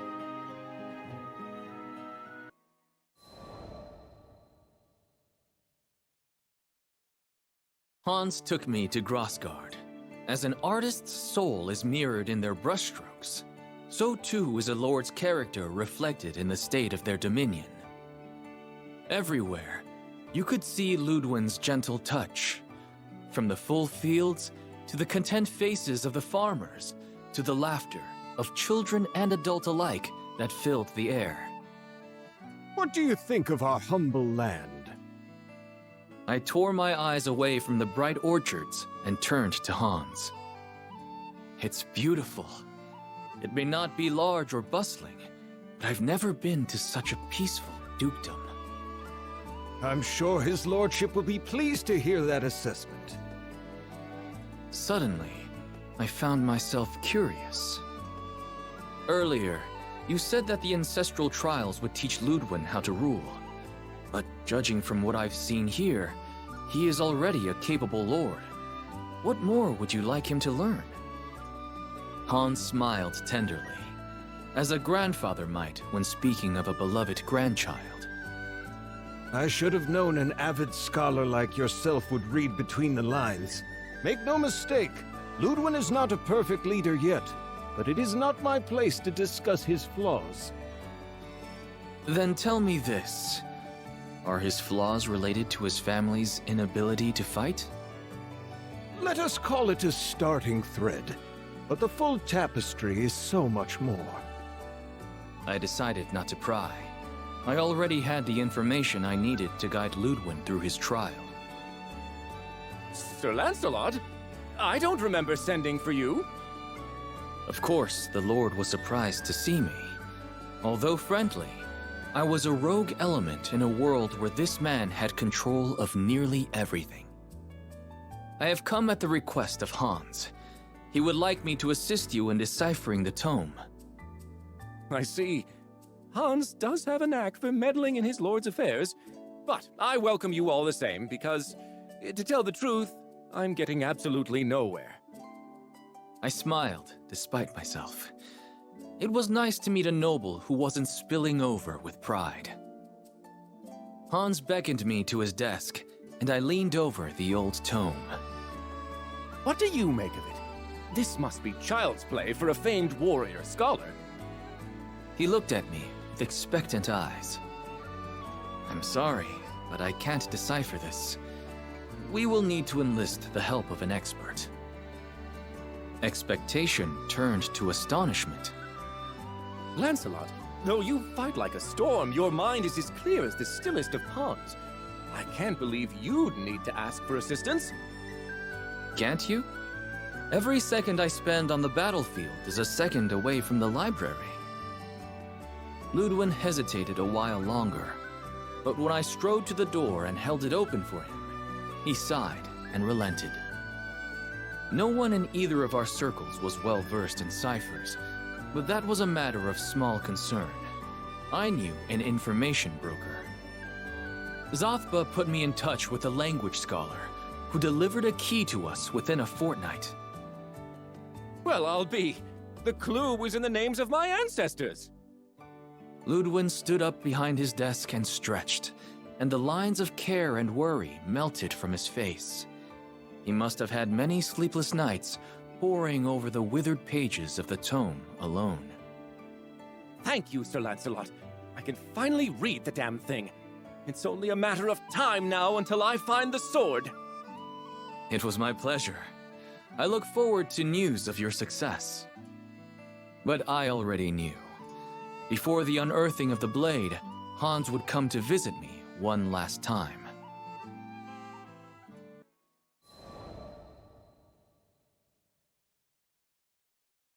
I was half right. It was not Hans, but Ludwin himself who showed up at our doorstep. I deciphered the record, and I know where the sword is buried! He was so excited he completely forwent pleasantries. I know I should go alone, with Hans of course, but the tome says we must fly to Skyworm Valley, which is riddled with monsters. It's a terrible place for a lord to be made into dragon kibble. I knew what he wanted me to say. Very well. Please, allow me to accompany you. Really? Wonderful! I mean, only if you wish. This must have been the flaw Hans was alluding to. Ludwin was afraid of his own power. He dreaded the responsibilities that came with leadership. The Lords of Grossgard were not warriors and hadn't been for generations. They depended on their subjects for protection, but as I'd learned, Ludwin was loath to do so. Up until now, this has not posed a problem. Small skirmishes were all that troubled the peace of his dukedom. But what would happen should a great war march on his borders?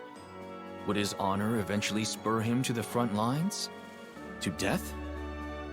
The place of a lord and general is with the rear guard. There, they must order the battle and conduct diplomatic affairs. But it is hard, sitting and conversing in safety while your soldiers are risking their lives.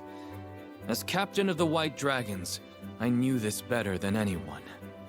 You feel as if every death is on your head. At last, I had come to fully understand Ludwin. If these trials, as Hans said, could help him come into his own, then I would do everything in my power to guide him to victory.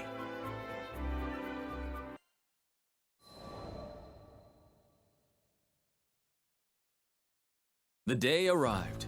Ludwin, Hans, myself, and a few more compatriots met outside of Skyworm Valley. Lancelot, thank you for coming, but I wasn't aware there would be others with you. Who are these people? He looked with wide eyes at the rest of the crew, whom he had never met before. I have heard terrible monsters lurk in these parts. Alone, I would not have been able to guarantee your safety. These are my crewmates, each one a warrior of great strength and honor. Not that I don't appreciate their presence, but Sir Lancelot, surely a knight of your caliber could cut through these beasts with both hands tied behind your back. Chance, my lord, is as unpredictable as the weather. A wise skyfarer prays for a gentle current, but prepares for a vicious storm. Ludwin nodded thoughtfully. Very well. Best I leave the knighting to the knights.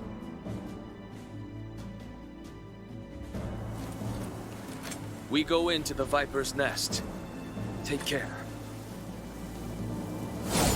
Are you ready to begin the trial? It's now or never. Let's go. Hey, look! The welcome squad! Her attacks aren't working! Is this part of the trial? Wait, I remember! The record said, a single link does not a chain make. So fighting one at a time won't work? Let's hit it all at once! Very well. On Lancelot's mark.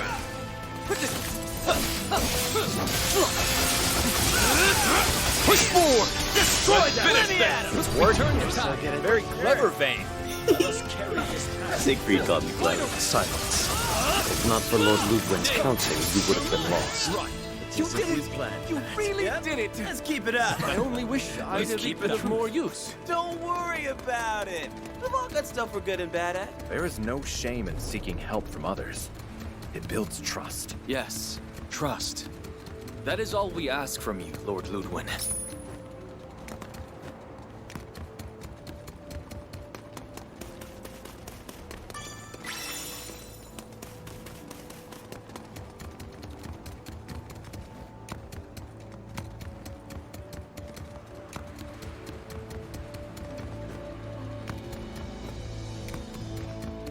Looks like we've reached the second trial. There are so many spirits around. The best fighted formation. This may be similar to the previous trial. Very well. Leave the vanguard to me. We're gonna be so in sync. Ooh, wait. I'm about to see 4 legendary knights in battle at once. It's my honor. Set peepers to behold. Attack! These blind attacks aren't working. We need to coordinate. Come now. We're old brothers in arms. Stay focused. Now, right away. Let me at him. Great follow-through. You speak the truth. It's over. It's over. A little back. I'll follow you. Understood. Stand and face me. Now that was... You always have my aid. Absolutely. I would fight alongside you 1,000 times over. On me!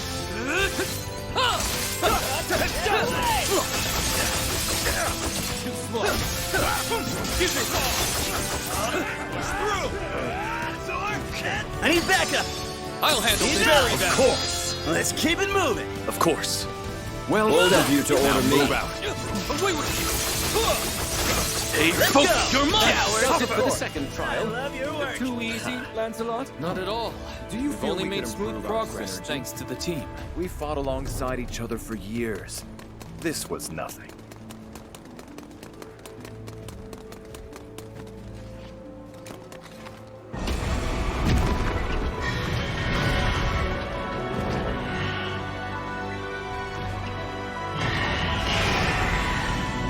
What is that thing? It's huge! Jareth is a dead soul, given form by evil spirits. The dead? I never signed up to fight the dead! Everyone! Remain calm. We can handle it. Can't know that for sure! The stars above, if anything were to happen, you would my weakness! My Lord Ludwig, I ask that you listen to Lancelot. Place your trust in us. North Pole team! A kick-butt quartet! We got this! Just like always. Towards the finger! Bang! Yes, sir! For glory! Absolute zero! With our powers combined, no force can stop us. Stay vigilant! Oh, I can't get up close and personal with them?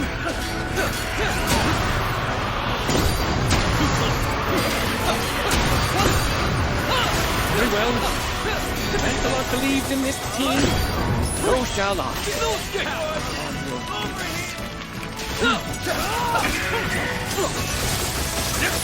Stay there,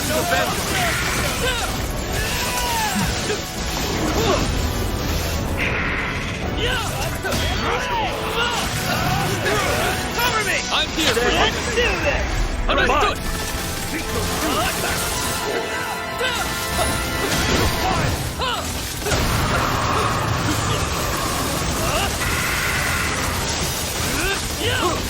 Need backup! I'll handle it! Now! With pleasure! You okay? You did better than okay. I'll take it from here.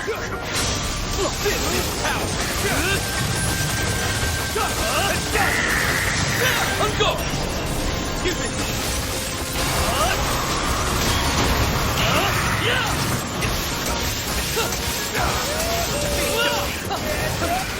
Quite the improvement. Zeta! They're finished! You've met your match! Well done. I shall never fail.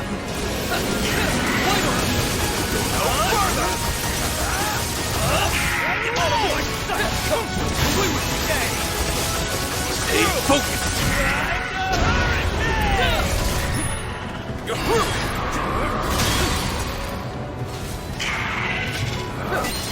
They're wide open! I'll follow. Yeah! Proceed with caution. Of course. I shall light the way. Upheld by fangs of gleaming ice! Honor will prevail! Crucible! No despair! Your fate is sealed! Frosted flame! Blue detonation! Great job! Stay focused! On your toes, people! Now is not the time to become a martyr.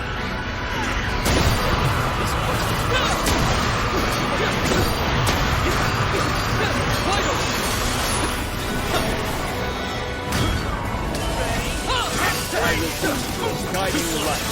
Stay focused! I shall not fall! Brave away!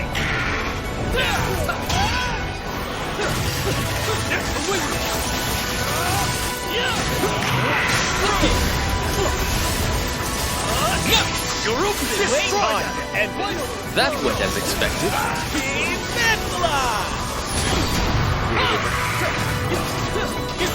Hungry!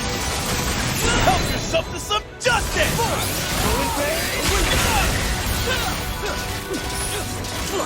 Siegfried! Perfine drop! Force of finger! Togetherness! Blue detonation!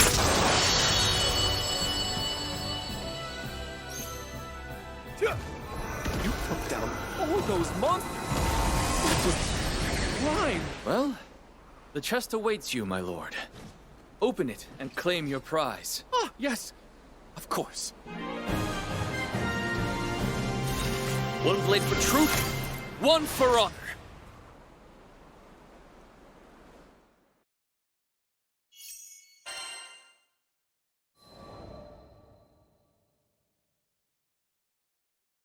After numerous trials, we arrived at last in front of a lone treasure chest. If it hadn't been for your help, Sir Lancelot, I wouldn't have made it this far. I fear I won't ever be able to repay this debt. There is no debt between us. But do not trouble yourself about me. Look now to your prize. With trembling hands, Ludwin undid the clasps of the chest and lifted from it a sheathed sword. The blade of my forebears. It's, lighter than I thought it would be. Carefully, he drew forth the weapon. What's the meaning of this? It's just a hilt! Ludwin was the very picture of distress. But I saw through the riddle at once. A sword with no blade. A weapon that could neither defend nor slay. It was a message, left by the first lords of Grosgard for their scions. Gently, I cleared my throat. Perhaps, my lord, it was meant to be a hilt, and a hilt alone. What? Why would my ancestors bequeath unto me a hunk of metal? You will find the answer to this puzzle, as you have to all the others. Slowly, Ludwin's grip on the blade relaxed, and he began to turn it over in his hands.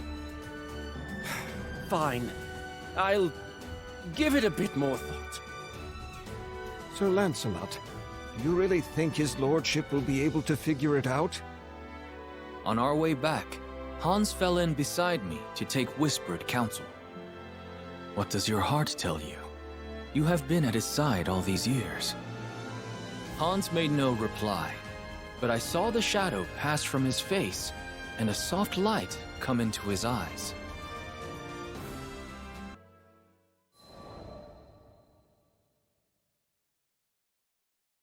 The third day after we had returned, Ludwin came calling. I've got it! The meaning behind our family heirloom! With great reverence, he laid his hand on the hilt, which was sheathed at his hip. At last, the pieces of the puzzle are gathered and the picture is whole. The tome in the mountains, the message in code, the chest guarded by monsters, and the sword without a blade. Ludwin laughed dryly. Sir Lancelot, I love this land, passed down to me by my forebears. I love its gentle rills, its rolling hills, its honest laborers, and its noble warriors. I would do anything to keep them from harm.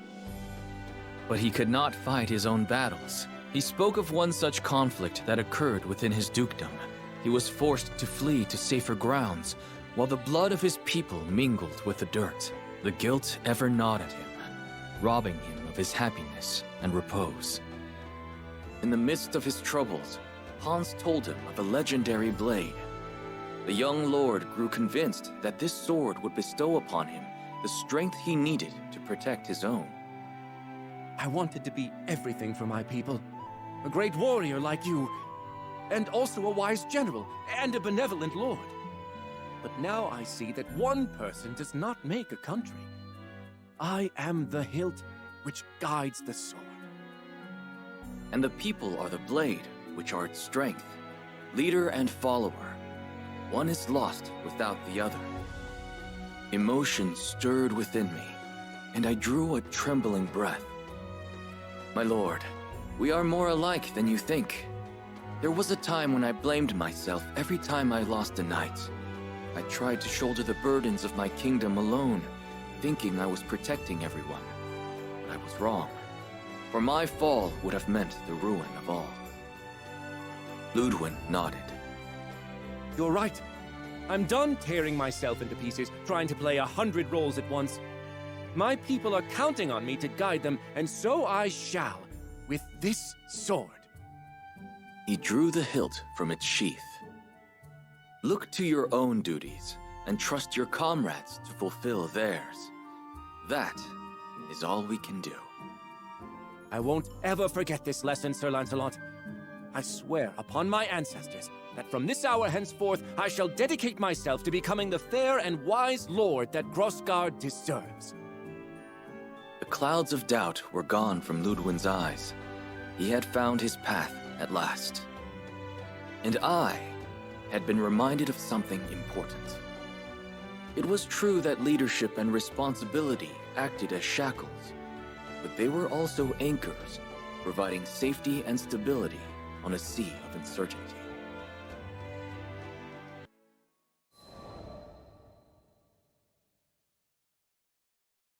Months later, word reached me concerning a Lord Ludwin of Grossgard. It was said he had no great strength of arms, but his wit and will were edged sharper than steel. Under his rule, the people lived in peace, and their fields were ever gold. But the young lord never accepted praise for his deeds.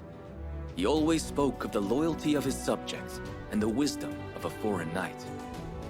It seems his idolatry of me still hasn't changed. But as Ludwin has grown into his title, perhaps I too should learn to bear my mantle with pride. I am Lancelot, captain of the White Dragons, and son of Fiendrock.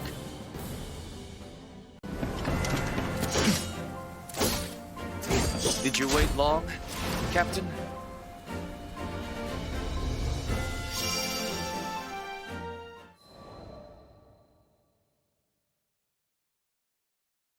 I come from a long lineage of proud warriors. We had a great number of visitors at our dojo, many of them masters of their respective disciplines. At some point, I picked up a blade of my own and began to mimic their movements. Back then, I enjoyed the training for what it was, valuing the journey over the destination. That is, until I met him, the supreme swordsmaster of the Eternals, Eata, once known as the demon Zomba. With a single glance, he identified all of my weaknesses. Then, with a few words, he taught me to overcome them. His strength was beyond captivating. I even eavesdropped on a conversation between him and my father, and discovered we were distant relatives. I was elated. For some time, he continued to train at our family dojo. I took every opportunity I could to learn from him, following him wherever he went. I ate whenever he ate. I committed all his mannerisms to memory. However, with the exception of our first encounter, he never acknowledged me. After all, he yearned for nothing more than strength. Why pay heed to a weakling, such as myself? So I vowed to become stronger. I would soar so high, he'd have to see me. I dedicated myself to training, begrudging even a single moment of respite. The blade was everything to me. And eventually, there was no disciple at the dojo who could come close to rivaling my skill. That was around when he vanished. In the blink of an eye, he was out of my life. He spoke not another word to me, nor called me by name.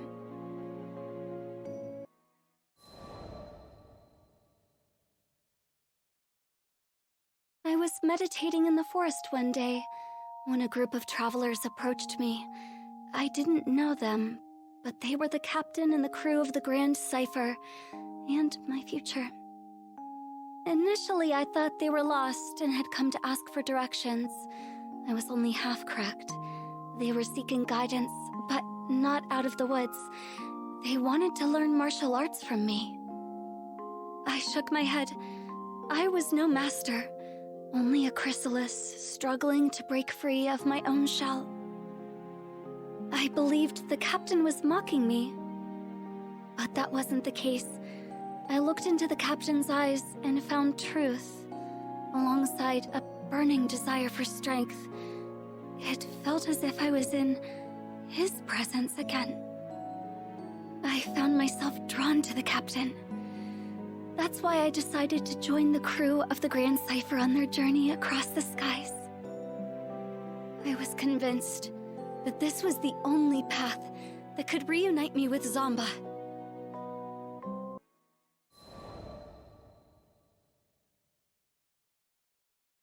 One day, I encountered an adorable Harvan girl at a local market. I'd already finished my shopping, so I decided to accompany her to a nearby cafe for tea and conversation. Upon parting, I asked for her name. She proudly introduced herself as Fief, one of the 10 Eternals. I had heard that Zomba once cared for a child of the same name. A jealousy brewed within me that I hadn't felt before. Zomba had taken notice of her, yet he never once acknowledged me during our time together. My inner peace had been shattered. I retreated to the mountains and started my training anew. But the more I tried to find direction, the more I realized how lost I truly was. It was Lyria and the captain who brought me back. They appreciated me for who I was. Nothing more, nothing less. Perhaps I too could learn to love the living, breathing me, and not a ghost of the future. That thought filled me with so much contentment. I was ready to give up on chasing Zomba.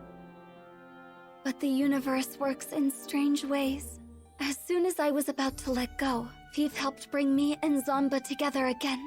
It was then I finally put into words how I felt. I spoke about how I wanted him to acknowledge me, to call my name. He listened quietly, and for what I felt was the first time, truly saw me. But I had yet to see and love myself. As part of my quest for self-discovery, I crossed blades with Zomba. No, Eata. We fought for days. He no longer believed I was a weakling. After our battle, we visited the tea shop, and it was there that he first addressed me by name. Never had tea and cake tasted so sweet to me. Now, with nothing holding me back, I am free to soar toward ever greater heights with my beloved companions on the Grand Cipher.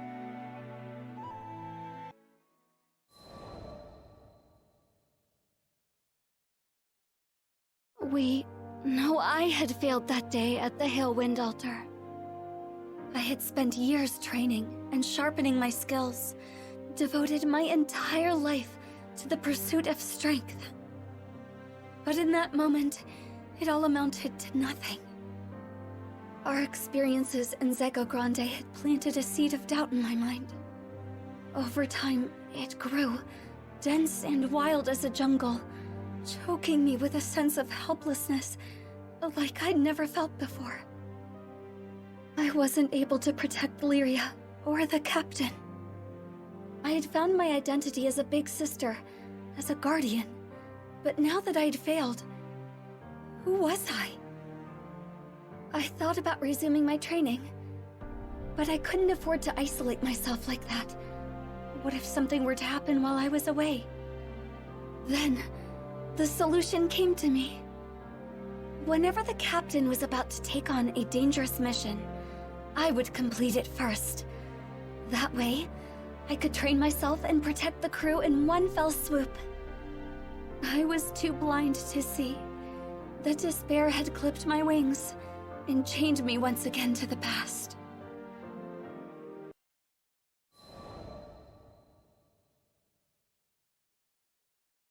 Are there any particularly dangerous missions available? Sierra Carte, with her usual cheery disposition, set a list of options before me. Sure are. We've got a few jobs here that only a crew of your caliber could handle. In fact... She paused and looked at me with a quizzical expression.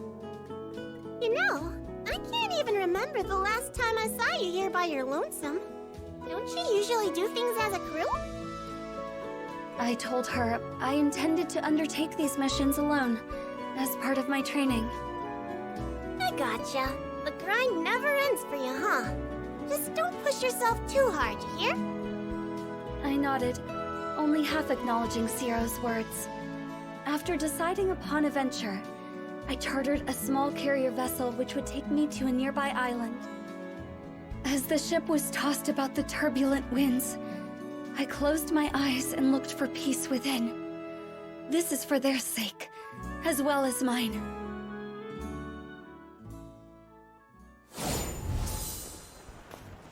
According to Sierra, the threat should be somewhere around here.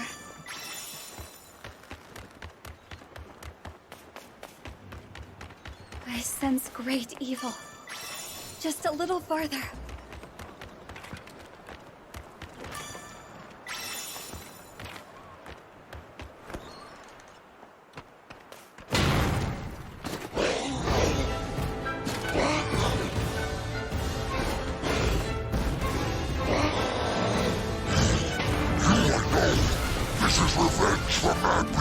Shall we test which is stronger? Your shield or my blade? There is but... Beauty is transient. No one...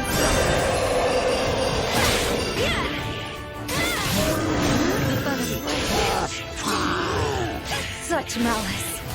You cannot be allowed to live. I can see how this battle will end. It ends with your death!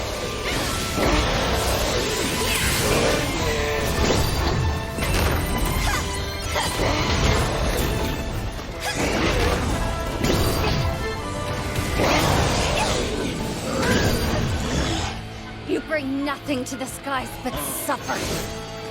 Perish! More demands blood. The clouds scatter.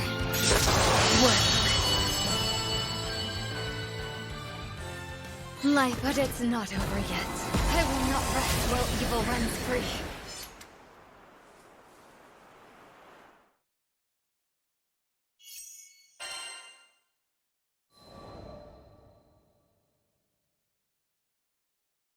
Do you not have anything more dangerous?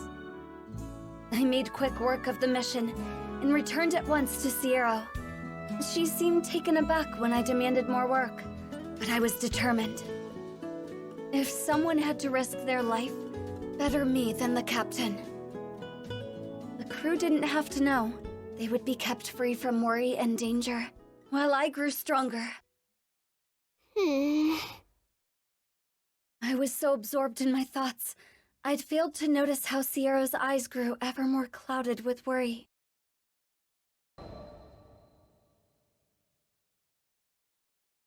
I continued to take one treacherous job after another. If you want someone safe, then keep them from entering the tiger's den. It's as simple as that. Are you really sure you're up for another one, Narmaya? Sierra worried for me, but there was no turning back now. My labor had bore fruit. The rest of the crew was beginning to look healthier, better rested. They returned earlier from missions, bearing fewer injuries. I appreciate the concern, Sierra, but the path to strength is long and narrow, and I must continue down this path, for all of their sakes. I was fixated on protecting my loved ones. They were all I could see. If they were safe, then nothing else mattered. That thought alone was enough to steel my resolution.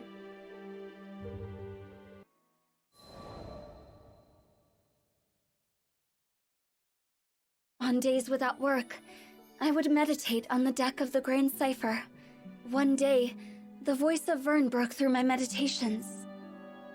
I don't know. She looks pretty wound up. Wouldn't she usually have dozed off by now? I'm telling ya, something's going on. He was livelier than ever. Perfect. You shouldn't push yourself too hard, Narmaya. And sweet, tender Lyria.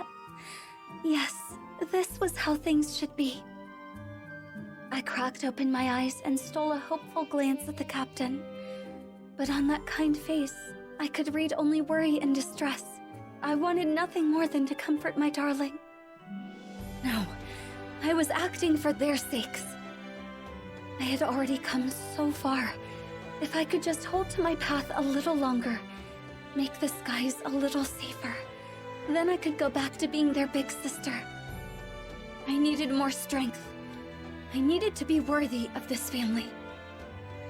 The crew of the Gran Cipher was powerful, but in the end, we were only small people in a vast sky, filled with endless dangers.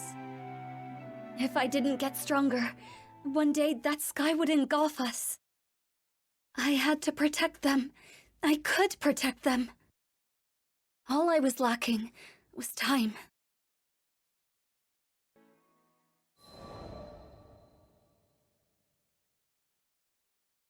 I couldn't believe it. I rushed back to Zero after every mission, but that day the captain had dropped by without my knowledge and taken up a request, a particularly treacherous one.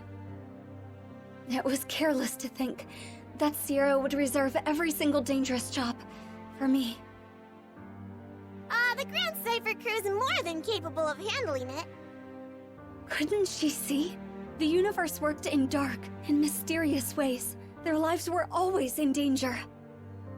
If I allowed monsters to wander free through the skies, their rot would continue to seep until I, just one lonely figure, could no longer hold back the tide. I had to hunt them all down. There was not a moment to lose. I had to cut down the root of evil, so it could never spread again. I would not kill out of malice, nor did I seek meaningless violence. But when weighing the lives of my loved ones against the lives of these beasts, the answer was clear. As long as their threat persisted across the skies, the crew would never truly be safe. And so I would wield my blade to protect the crew and the helpless. For the captain, I would become the harbinger of death. Everything is for the captain. My dearest captain. I would kill, and kill, and kill, and kill. Every last threat.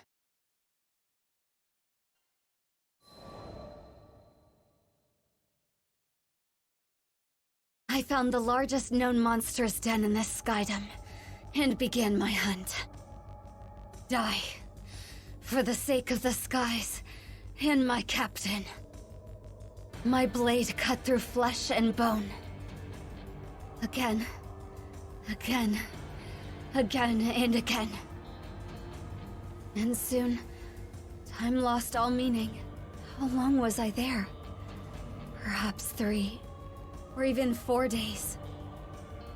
My grip went numb, my vision blurred, my body grew heavy. But I couldn't stop. Not here. With these hands, I would deliver my loved ones. Even if it meant steeping them in blood.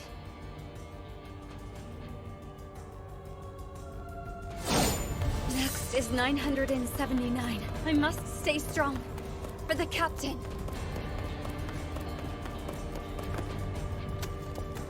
I must destroy every threat. Beauty is transient. Let it.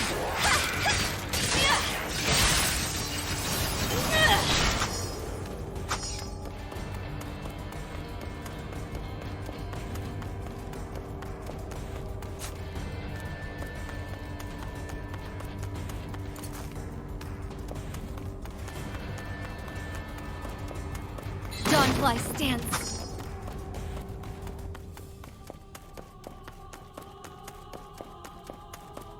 They must all be eliminated.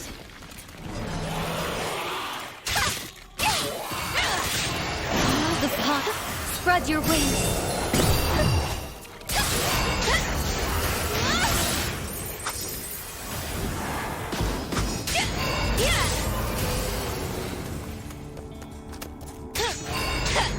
My hands have gone numb, but even in death, my sword and I are one.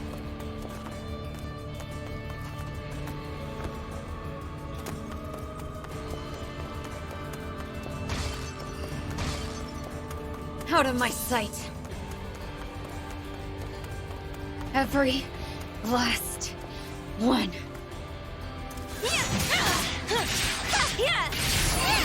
Wind in the field. The clouds. Life is a...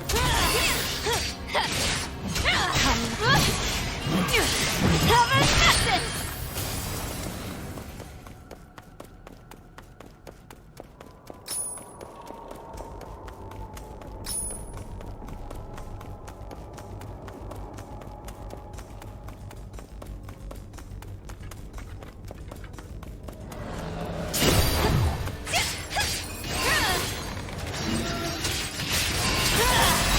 You're open.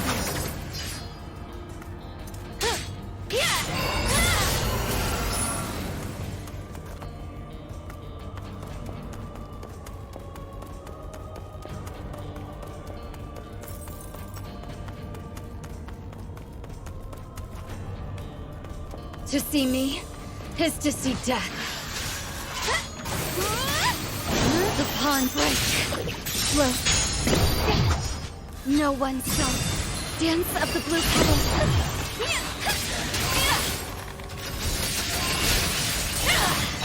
You're open. Evanescence.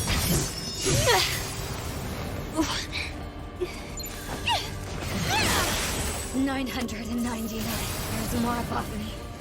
I can feel it.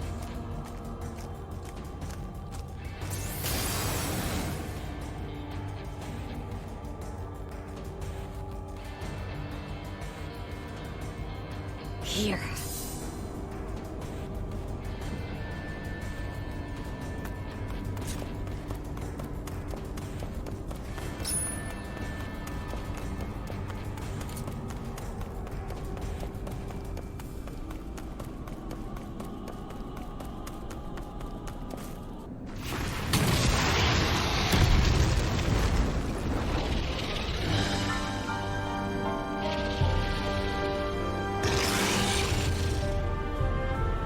You have breathed your last.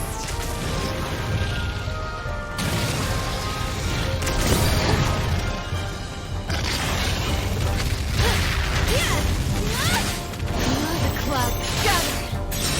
I feel rain on the hill where is but come.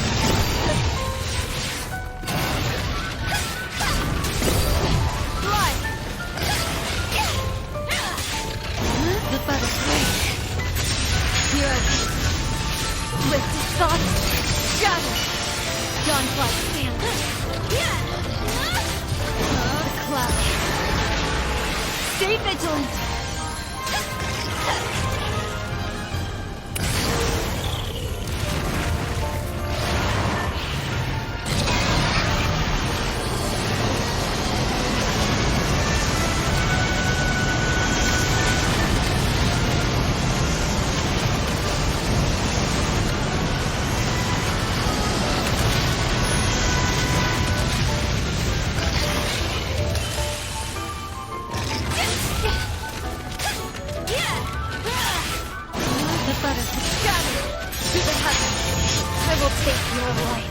Even if it costs me mine!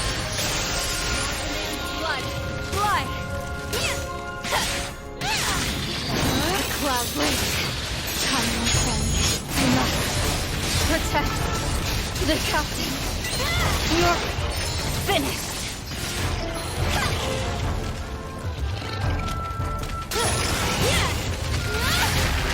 The pawns gather! Succumb! No one... Observe and overcome.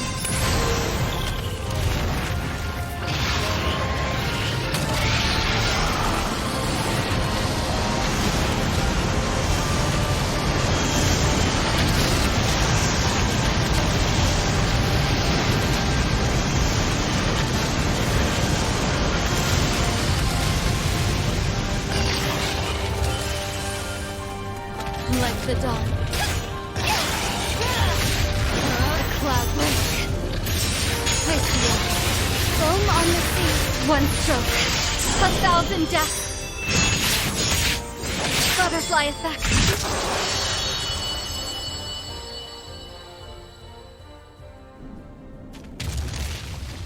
One 1,000.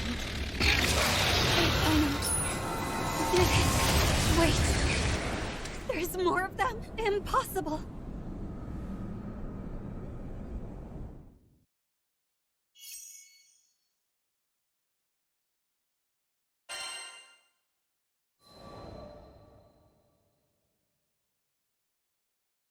My body had reached its limit.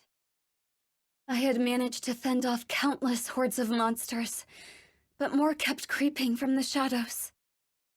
I summoned the last of my strength for one final swing. Then my sword clattered to the ground. Darkness. Monsters began to close in, claws drawn, ready to kill. I closed my eyes, waiting for it all to end. But before my mind could fade into darkness, I was roused by a brilliant flash. Narmaya! Captain? Let's get you out of here! Quickly! You had us worried, you know? Vern, Lyria too? The captain took my hand, but I couldn't leave yet. I had to finish the job. Narmaya, I'm so sorry we didn't notice what you were going through sooner. My heart plunged. I should have been the one apologizing. I was the one who failed. Gently, I tried to withdraw my fingers from the captain's. We heard it all from Sierra. Can't believe she's been giving you all the hard jobs. You were doing it to protect us, right? I parted my lips. They needed to understand that it wasn't Sierra's fault, that I brought this all on myself. But my arid throat could not push out a voice. After a moment of silence, the captain pressed down on my hand. Narmaya, I want to protect those closest to me, same as you. So if something's on your mind, don't keep it to yourself. We're here for you. And just like that, I was overcome with the emotions I had tried so hard to suppress. How could I have been so blind? Not a single one of us could protect the crew, but that's okay, because all of us could protect each other. The whole is greater than its parts. The captain's grip was firm and led me blinking into the sunlight. There, I saw worry etched into the faces of the crew. I realized that, by putting myself in harm's way, I hurt those who cared for me. Those who loved me, those I wanted to spend my days with, now and forever. But the course I had been following could only lead to isolation. The captain still hadn't let go of my hand, though the grip of those calloused fingers was firm. I felt a gentle kindness in their warmth.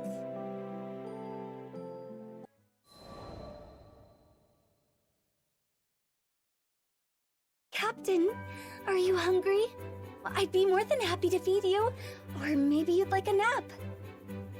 I always thought I had to be strong for my loved ones, never truly realizing they were my strength. We supported each other. We lessened the burden of sorrow and shared the light of joy. Lyria, you've got a bit of cream on your cheek. Here, let me wipe it off for you. Oh, thank you, Narmaya. I'm glad Butterfly Girl's back to normal. But is it just me, or is she laying it on even thicker than usual? Vern was adorable, trying to play the part of the tough dragon. However, as I took him into my arms, I thought, he shouldn't have to put on an act around me. After all, we're family, aren't we?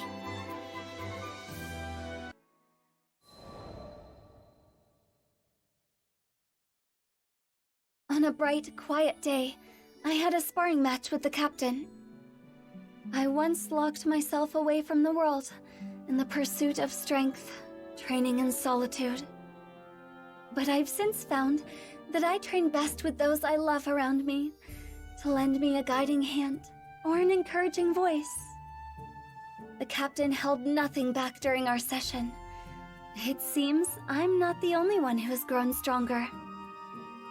Our blades rang bright and clear, and the captain's smile is a clear reminder of how far I'd come. After training was over, we stood for a while longer on the deck of the Grand Cipher, feeling the breeze. Above us, the azure sky was spread as far as the eye could see, its splendor too much to take in all at once. I felt as if I would be consumed by the sky itself, and grasped the captain's hand.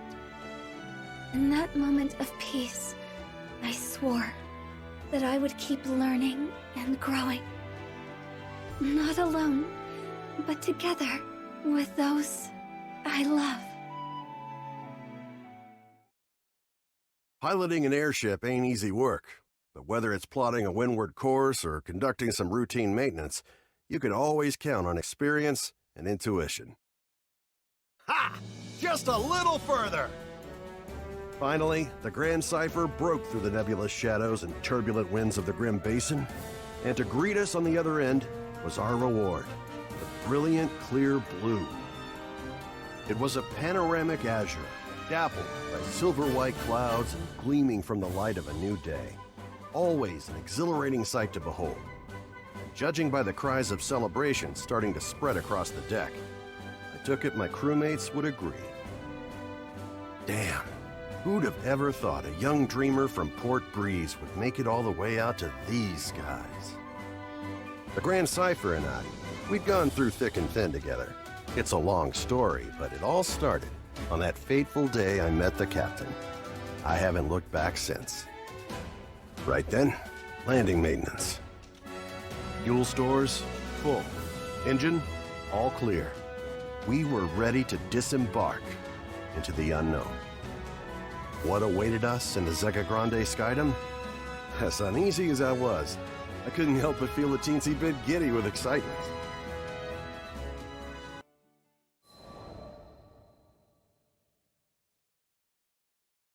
Ah, the Grand Cipher. Ever since I found her abandoned behind a cliff, it was love at first sight. I was just a kid, but I had lofty dreams of repairing that ramshackle airship and taking her to the skies. Back then, I didn't know the difference between a porthole and port side, but I was determined. I dove into books bigger than my head, and I learned basic airship repair, helmsmanship, the whole kit and caboodle. After a ton of elbow grease, the day had come. The Grand Cipher was finally ready for a test flight. I still remember how my hands trembled as I grabbed the rudder. And wouldn't you know it, she actually lifted off the ground for me. Nothing quite like watching your first love take to the skies, is there? But before I could take it all in, my dreams came crashing down. I mean, literally, the Grand Cipher sunk like a damn meteor. 100 different things could have caused it, but that didn't matter.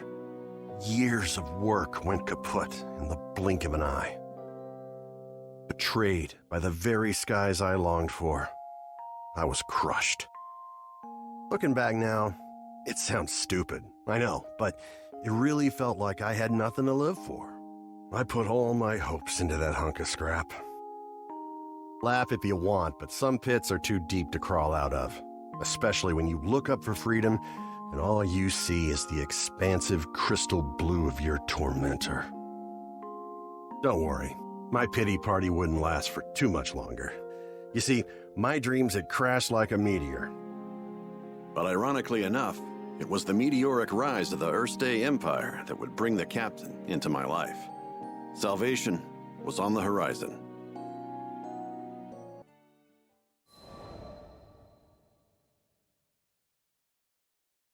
Just as I'd given up on flying, the Erste Empire had arrived in Port Breeze, and they were hell-bent on exploiting our local protector, the primal beast of wind, Tiamat.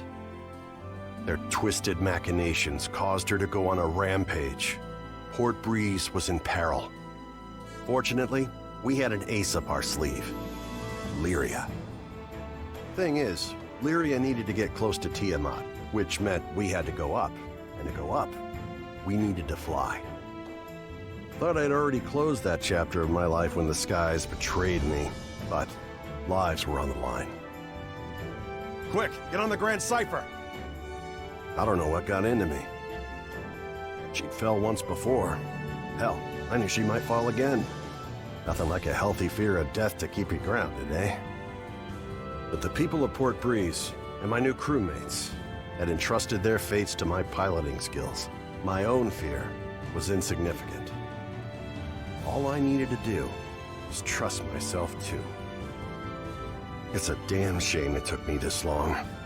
But I'm back now, and ready to face the skies if you'll have me. As the Grand Cipher's engine purred to life, I knew I would no longer be encumbered by fear. I gripped the mast with pride as I set our course directly above, to the rampaging Tiamat. Lyria quelled the primal beast, and catastrophe had been averted. Not to mention, I could finally dream again. Ever since that day, I've been the helmsman for the Grand Cipher and its crew. And it's been one hell of a ride.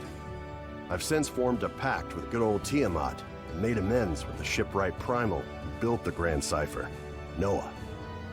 So, Zega Grande Skydom might be uncharted territory, but my role remains the same.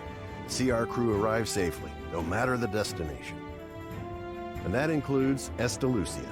Some folks might call reaching the end of the skies an impossible dream, but I ain't too worried. With the Grand Cipher as our wings, anything's possible.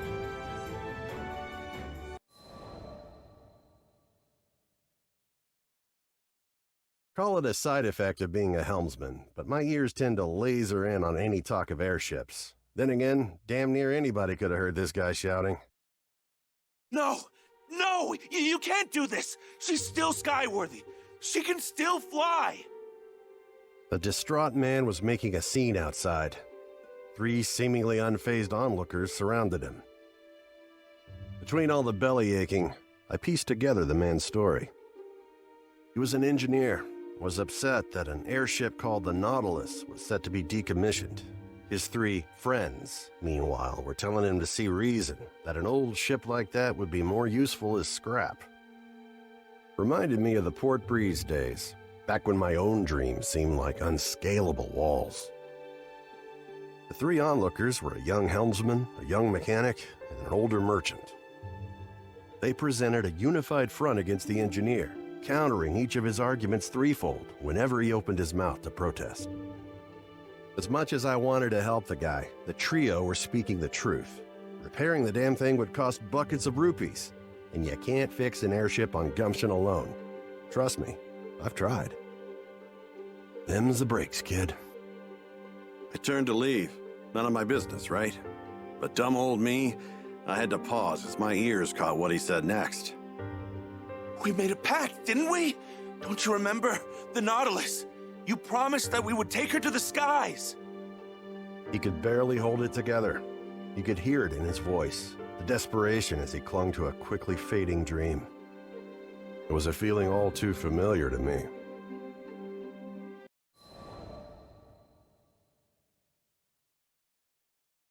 I mean, sure, the Nautilus may be old, but she's got plenty of potential. She could easily outpace any other cargo ship in the fleet, at least 3 times faster. Found the poor bastard blathering his woes at a tavern in Folka.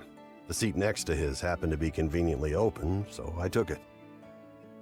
Without so much as asking my name, he launched into story after story.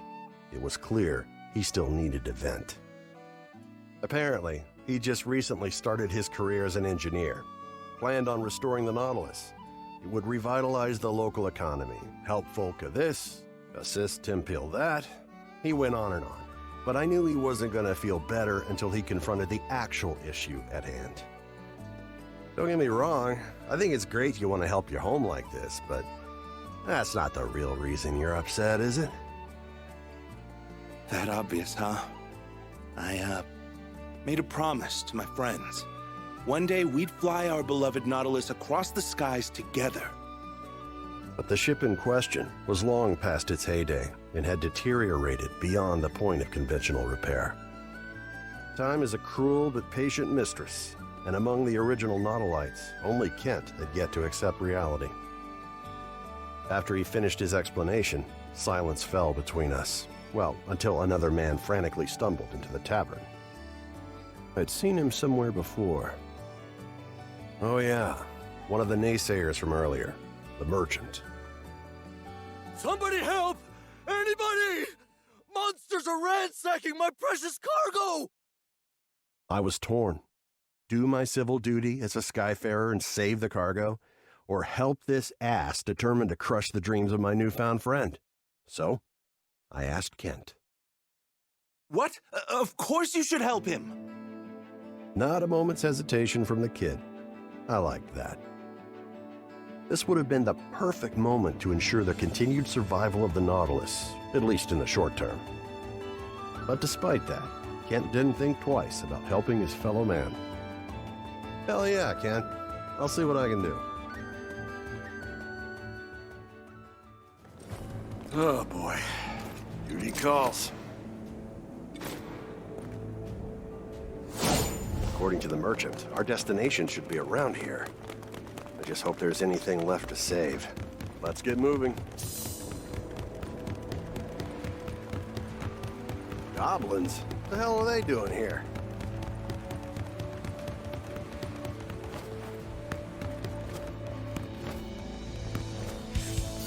Come on! Maybe we didn't warn you.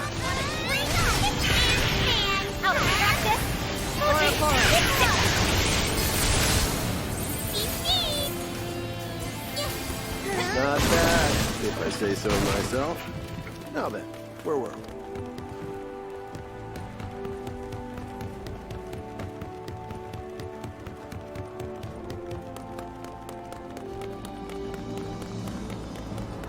That must be the cargo we're looking for.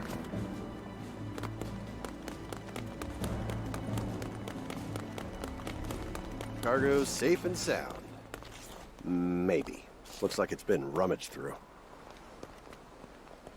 Watch out, Rackham! We've got goblins and wyverns on our trail! It'll take more than that to dupe us. Not all?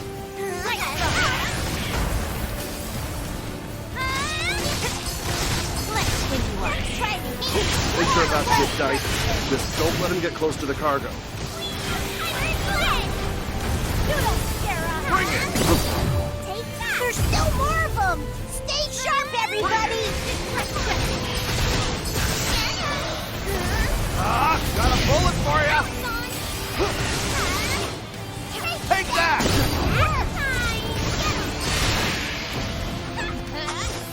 Scared of needles? It's over! One more! Let's go! Eat it!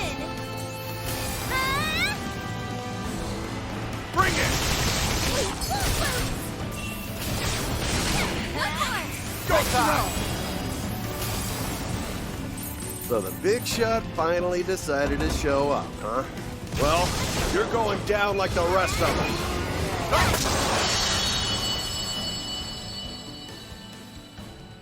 You monsters screwed up big time today, because you chose to mess with the best crew to ever cross these skies. Ha! Not too bad, not too bad.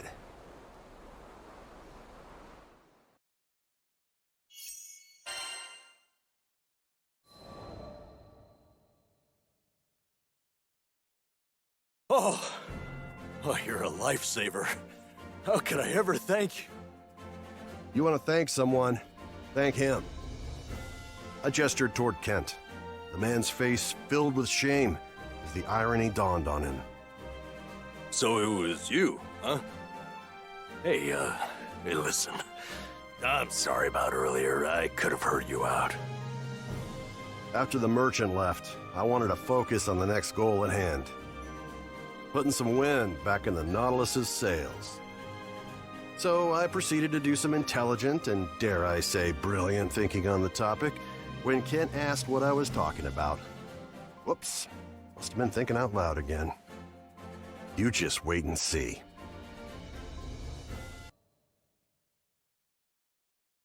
How many times do I gotta say it? Getting parts to fix the Nautilus out here in the boonies is next to impossible. I've never been good with women. My words never come out quite the way I mean for them to. I thought maybe Miss Mechanic would be on board, but... I probably shouldn't be doing this behind Kent's back anyway. I'm telling you, I've tried everything. Sure, I'd love to see her fly again, but it's time to... get real. Right? Hey, come on. That was against the rules. How was I supposed to keep a stern attitude against that blubbering mess? When I finally got a word in edgewise, I let her know I already had the parts she needed. Picked him up here and there, across Fanta Grande and Nala Grande. Here, this what you need? I'll cut you a deal. Wait, how? Where in the skies did you find these? Caught up in her excitement, she leapt at me. Whoa, not so close, Missy. Of course, she paid me no regard. It was the parts she had her eyes on. Some modifications here and there, I could... Yeah, I can't believe it! The dream is alive! Yep, the dream was alive. She didn't have to say it. The look on her face was enough. All that hubbub from earlier was nowhere to be found. After forking over the payment, she happily took the spare parts off my hands. She also made sure to plant a big fat kiss on my cheek before scurrying off. Sheesh, at least warn a guy beforehand, right? Women, I swear. In any case, the winds were starting to blow back in their favor.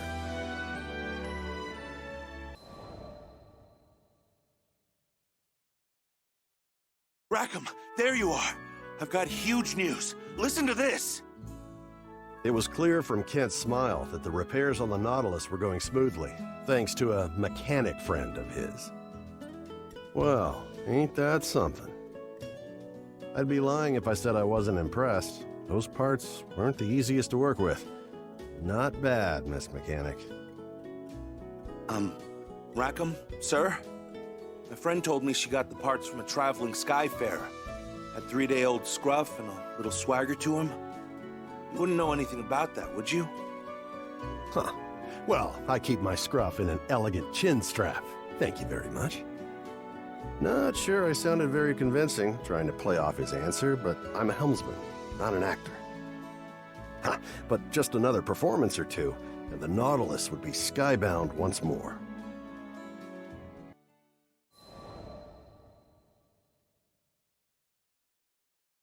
The Nautilus is skyworthy? I wasn't sure which was greater, the helmsman's confusion or Kent's enthusiasm. Yep. We've got one last bit of patching up to do, but she'll be ready before you know it. Isn't that exciting? Unexpectedly, the helmsman's confusion shifted into something darker. I decided to pry. Yeah, we'll have you back at the helm in no time.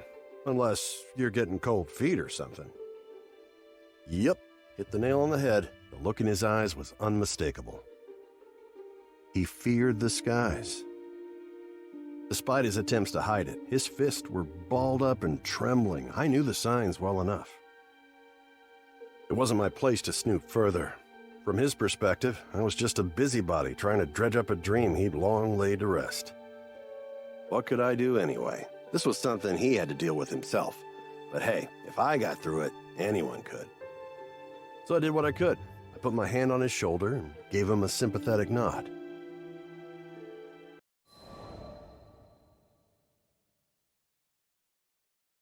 I'm sorry, I don't think I can do this. It was a bombshell no one wanted to hear, especially as the Nautilus's repairs were finally wrapping up.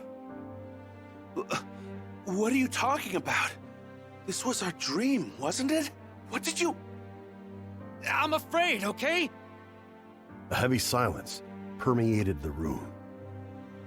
It was uncanny how much of my former self I saw in him. Actually, uncanny's not the word. It was downright painful. See, to pilot an airship, you gotta make peace with the fear of flying, a close cousin of the fear of death. You, afraid? Aren't you a trained helmsman? I knew exactly how he felt, but decided to play dumb. His response was so faint, I wasn't sure if he'd said anything at all. Turns out, he made a bad call during a practice flight and crashed his vessel. Barely escaped with his life. I don't want this dream to die, but my arms shake whenever I think of taking the wheel again. Poor kid, he hadn't figured it out yet, but I knew how to teach him. Real shame the Nautilus won't have a helmsman. Maybe I should take over, till you're feeling up to it. No. The Nautilus is our ship. He took the bait. Fair enough. Then come with me for a ride on the Grand Cipher. If you've got the grit for it, I mean. It was a risky gamble, but I had a feeling Lady Luck was on my side that day. Oh boy. Duty calls. Incredible. It even has an autopilot mode? She's got it all, kid. Why did Rackam bring us aboard? I'm not quite sure myself, actually. But it is kind of fun.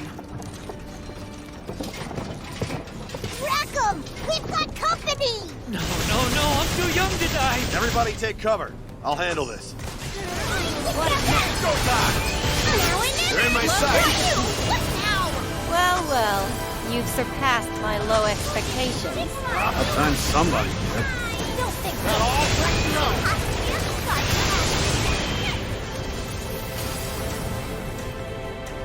There's four of them! Just stay calm. I won't let you get in harm's way. I promise.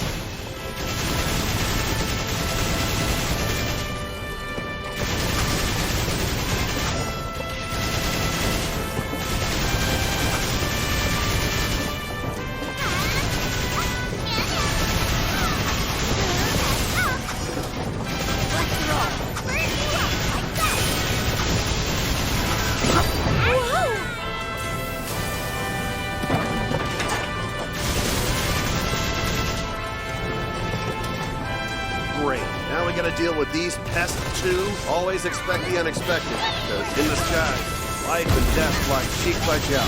Expect the unexpected.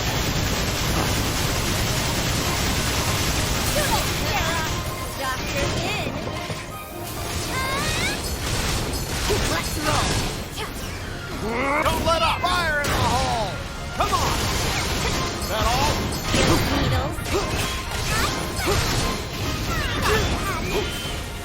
Don't let up! Ever tasted lead? Bet it all on such.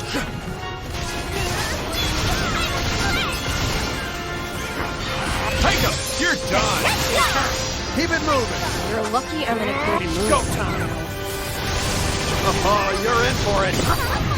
Don't let up! Bring us to help me out! You got it, you're fine! Sounds like a well-oiled machine! I'll be glad to keep this up all day. Now we're cooking! Get them! You got it! Don't let up! I can't believe you took down those wyverns. Skyfarers are a whole different breed, huh?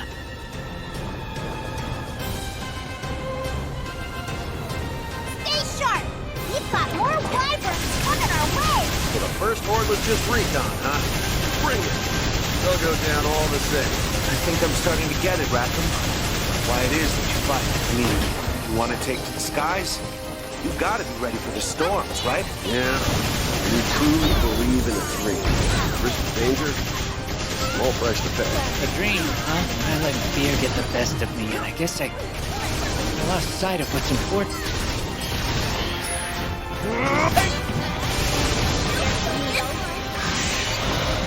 Take that! Ever tasted lead? Got him! It's not over yet. Okay, focus up, Leo. Lead the way. Another gym. You're in my sight. We sure taught them a lesson. Of course. What did you expect? Come on! Stuck the landing on that one. Thanks. Let's blast. Bring us a big gun. Now for kick.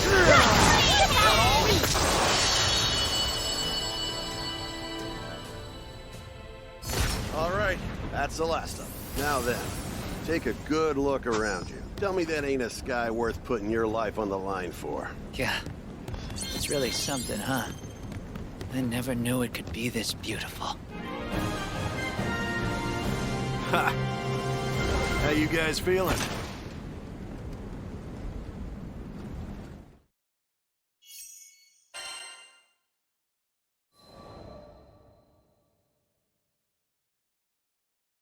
Incredible! The skies are so vast! Wow. So that's what the town looks like from up high. What a relief. I was worried the monster attack had only made things worse for the would-be crew. But the gamble paid off. The helmsman's eyes lit up with newfound determination. The Nautilus will fly, and you can bet I'll be at the helm. The skies have a way of making us understand. I'm just glad this kid decided to listen.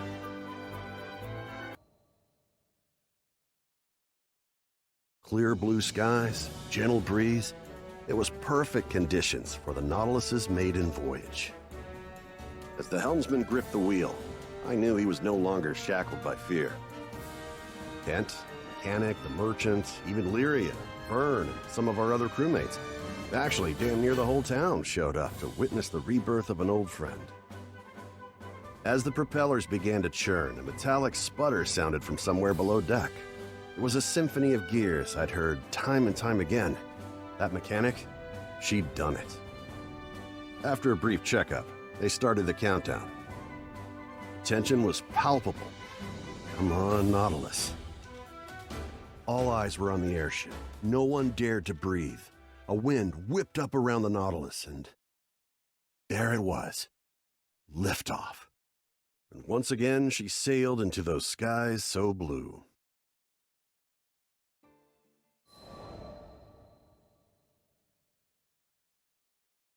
A few weeks had passed since the Nautilus took its maiden voyage. According to Kent, the Nautilus was now Folka's leading cargo ship. Makes sense, given that it was 3 times faster than any other ship on the island.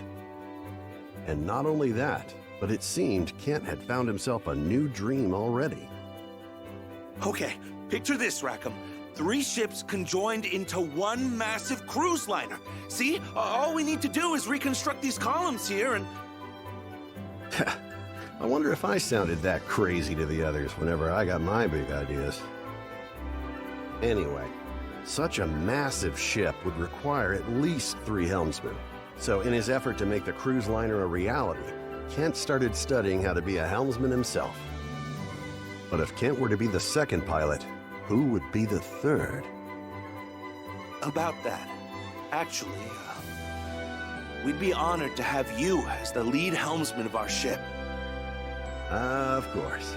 It was a kind offer, but I already had a family in my crew and a home in the Grand Cipher. But that didn't mean I couldn't let the kid down easy. Sorry, Kent. This Skyfarer's not old enough to set anchor just yet. Until that day comes, you can find me wherever the wind blows.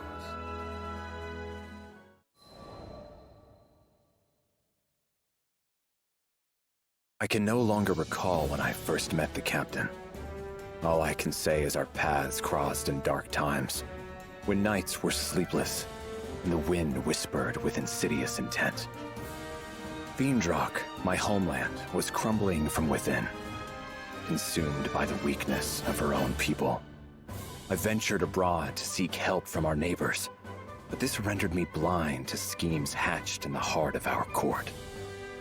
When I returned, the adders sprung, and I found myself falsely convicted of regicide. Disgraced, I fled the kingdom and wandered for a while in the pathless wild. Perhaps I would still be there, slowly fading into the shadow, had the crew of the Grand Cipher not come for me. The captain never once doubted my innocence, led me back to Feendrock, and cleared my name. My honor was restored. Thus concluded the greater part of my tale, but the Grand Cipher's myth was just beginning. I joined the crew to see this story unfurl. Our journey, like all great journeys, has passed through both sorrow and joy. We have traversed the wilds, crossed kingdoms forgotten, and met all sorts of folk. I've always found the meeting of people to be miraculous. Throughout the course of history and on into the future, there have been and will be at least as many people as stars in the sky. For any 2 souls to come together is as wondrous as looking up into the night and seeing your image set against the velvet and winking lights. Do not know if it was fate that brought me and the captain together, but I do know I will never meet such a person again. I intend to sail with the crew to whatever end, even to the bottom of the skies.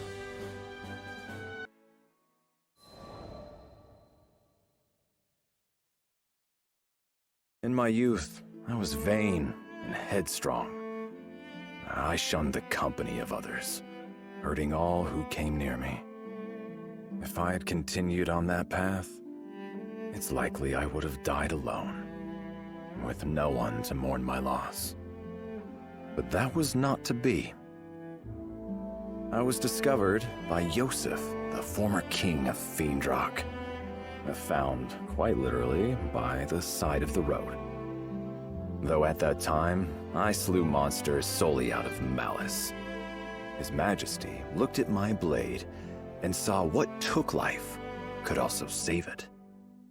He knighted me, and under his guidance, I learned about honor and friendship. I found meaning in existence. But in our world, love is inextricable from grief. New friends and brothers were lost. People that I trusted turned upon me. Loyalty had imbued me with pride. But now, it taught me desperation. Once, this desperation drove me to drink the blood of a dragon.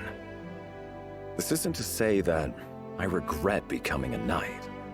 Lancelot, Vane, Percival, the friendship of those 3 alone is worth any price. I learned the greatest lesson of all from them, that no matter how much is lost, we may always find hope in younger generations. They are what we must fight to defend. They are our purpose. And to think all this was set into motion by a single meeting on the side of the road. As I grow older, it becomes clearer how much I owe to King Yosef. But I shall never be able to thank him in person again. That is why I swore to repay him in the only way I know how, by dedicating what is left of my life to the future of his country.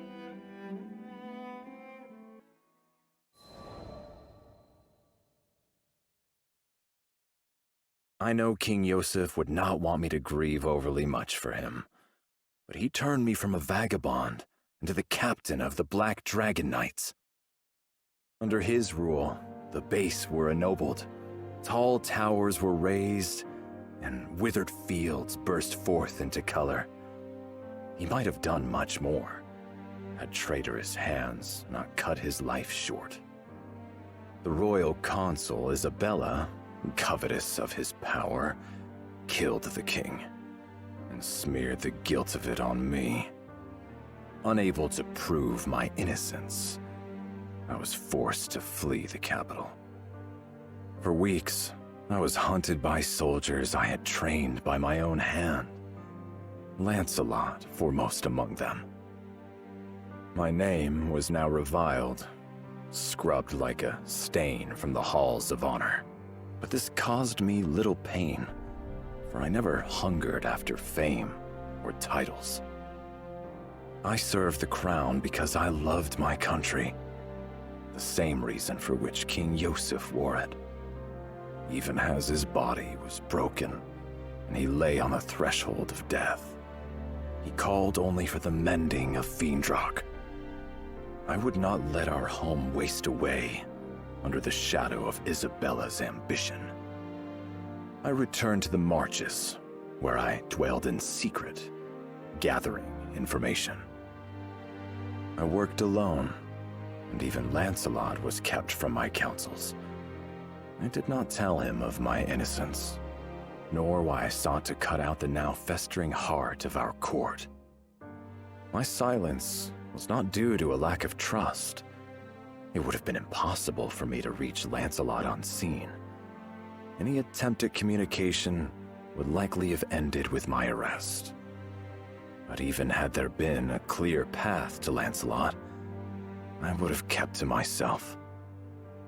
Lancelot was, and is, still young, and young minds are easily molded. If I was to leave the protection of the kingdom to him, I needed to be sure that he was more than just clay, that he had an uncorruptible, ironclad core. I needed to be sure he was not the type to blindly follow orders or emotions. He wavered, as we all do, but fortunately, he was not alone. He had the support of his childhood friend, Vane, and of the Grand Cypher's captain. They were his light and anchor, and with their help, Lancelot navigated the swirling tides of intrigue and arrived at the shores of truth. We were thus reunited, and together delivered Fiendrock from Isabella's clutches. I had fulfilled King Yosef's last wish, and Lancelot had come into his own. It was time for me to step down and place the country in the hands of the young. And so it was that I put the rolling hills and bright walls of my home behind me and embarked on a journey of discovery across the skies.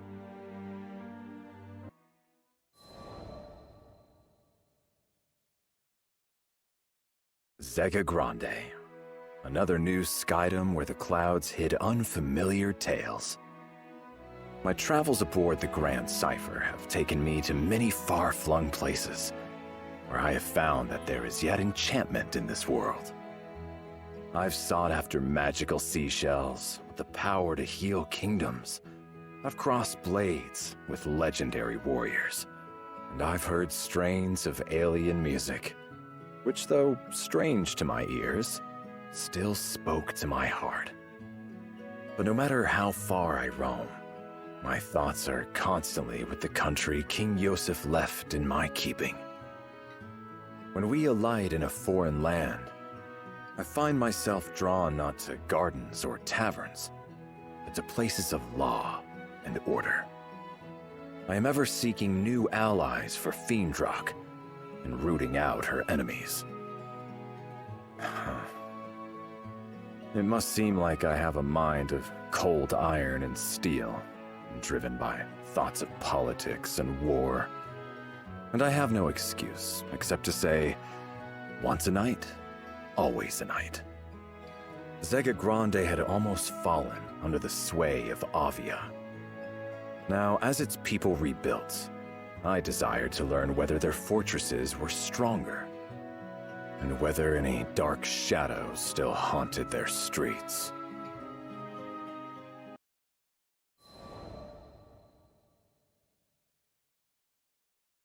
What you doing, Siegfried?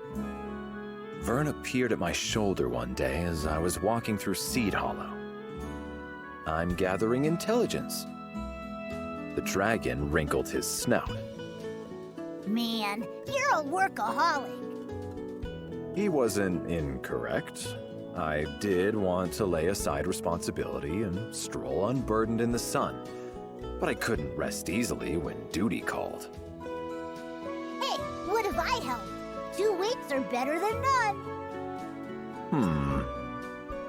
Vern was indeed light and fast, but I found it easier to scout alone. Ugh, come on. I know how to handle myself. You certainly do. If anything, I felt that the captain, Lyria, and Vern were strong beyond their years. That they had been forced to grow up too fast. All right, Vern, be my guest. Finally, something to do. Agent Vern is on the job. Vern twirled deftly in the air. So, what exactly is the job? What kind of intelligence you looking for? It's a little abstract. I would like to learn about the values of this country. Why it was founded, for example, or what would cause its people to go to war. For nations with similar values are often quick allies, but nations with conflicting values find themselves enemies. Yeah, I'm totally following. Take Fiendrock, for example. Our king and people stand for fellowship and peace. If we were to find out that the leaders of Seed Hollow, on the other hand, favored conquest and power, then we might expect trouble. What, kind of trouble are we talking here? Don't worry. I gave Vern what I hoped was a reassuring smile. I am not here to conduct a coup. I only seek information to bring back to Fiendrock, which may help in matters of diplomacy. Diplomacy? Well, that's way above my pay grade. Aw, dude, I think something just happened over by the gate. I see a bunch of soldiers running that way. With 2 flaps of his wings, Vern lifted himself higher into the air and hovered, squinting against the glare of the sun. Seed Hollow's military force. This may be worth looking into. Come. Right behind you. A group of onlookers had gathered by the gate, speaking in loud, excited voices. A monster hunt, huh? Let us follow them. We may learn something useful. Nothing is so revealing of a person's nature as their deeds in battle. We passed out of the stone city and trudged for a while among grass and dirt paths. Or rather, I did, while Vern rode the winds beside me. Suddenly, he let himself rise on an updraft. Spotted them! They're going at it! As he spoke, I became aware of distant cries and the clash of arms. Let's see here. I crept beneath the shadow of dappling leaves and up a small knoll for a better look. I don't think they can win this thing! The warriors of Seed Hollow were many, and their faces grim with determination. And yet... Captain, we can't hold out much longer! Stand your ground! If these monsters get past us, it's the lives of your friends and family! They were scattered, weak, and on the brink of disaster. Vern, I'm going to their aid. With that, I grasped the hilt of my sword and burst from the cover of the trees. We gotta hold on! They're moments away from annihilation. You must goblins, come and face me! What the hell are you? Get out of here! Push through! No place for civilians! With all due respect, you are not in a position to reject my aid. Focus on keeping yourself safe. All right, fine. That sword of yours better not just be for show. This is power! Look, how is he mowing down all these half-thieves? Enough! Be gone!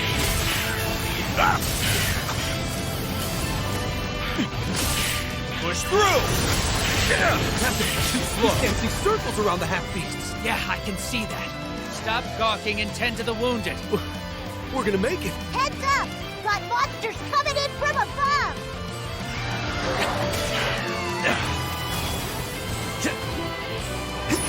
Break!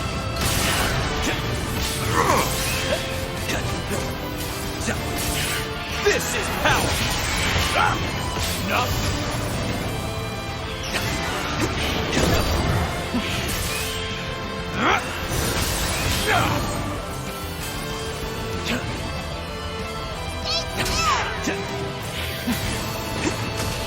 The next wave is coming. Quickly, get to safety. Bad news. Goblin soldier marching this way. There's no way he can handle that alone. Who's still got juice in them? Back into the fray! No, stay put. We'll not be able to win with you as a burden.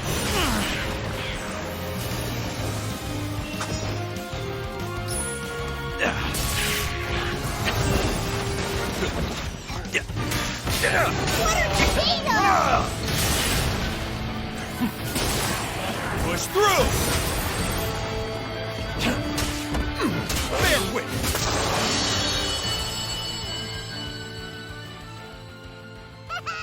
You cleared them out! We're all safe now. I can't believe my eyes. Is that guy really human? We could have handled them alone. You know we could have. Think of how hard we've trained.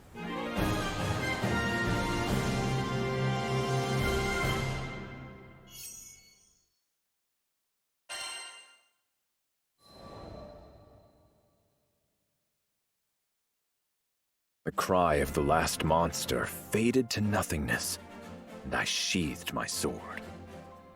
Oh, man! They're lucky we got here in the nick of time!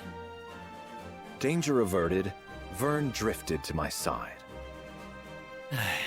Well met, Skyfarers. The soldiers from Seed Hollow gathered themselves and limped to form ranks. At their head, a man I believed was their captain stood, frowning at us. You guys must be dying to thank us. I take payment in apples, by the way. Vern wasn't quite reading the mood. So you know your way around a sword. Great. We appreciate the help and all, but could you not interfere with official military business? What? We're professional soldiers. We can handle monsters without you swinging in to save the day. Number one, that's a lie. Number two, what's with the attitude? That's enough, Vern. The dragon looked ready to spout fire. Hoping to calm him, I caught him and held him in my arms. I'm sorry. We mean no disrespect. With a bow, I turned and left that shadowy glade. I did not relax my grip on Vern because I felt certain that if I let go, he would flip back and spit venom in the soldiers' faces.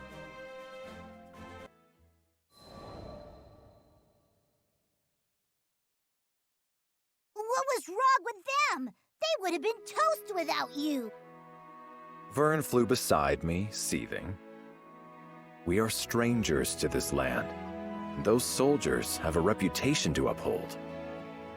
Yeah, but doesn't it get you riled up when people are so rude? I laughed. If rudeness were the worst foe we ever faced, we'd be lucky warriors indeed. In truth, I empathize with them. It is the duty of a soldier to fight. Incompetence on the battlefield is a matter of great shame. My unwanted assistance was salt in the wound.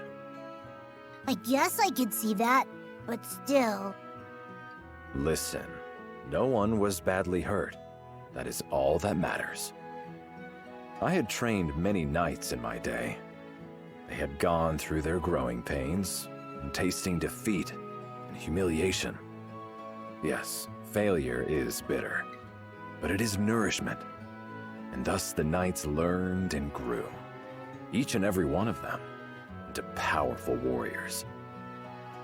When it came to the finer points of warfare, the forces of Seed Hollow were clumsy at best.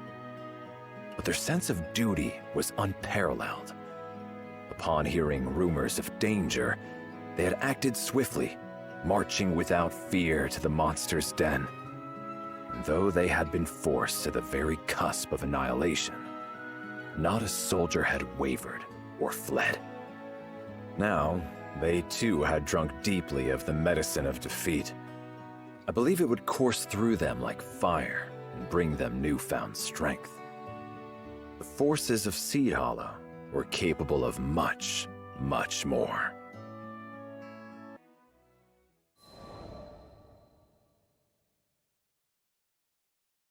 I entered the warm wooden interior of my cabin on the Gran Cipher, carrying an armful of books.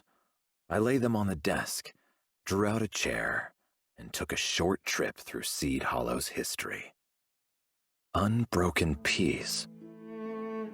For 500 years after the ending of the war, violence had not troubled the skies of Zeta Grande.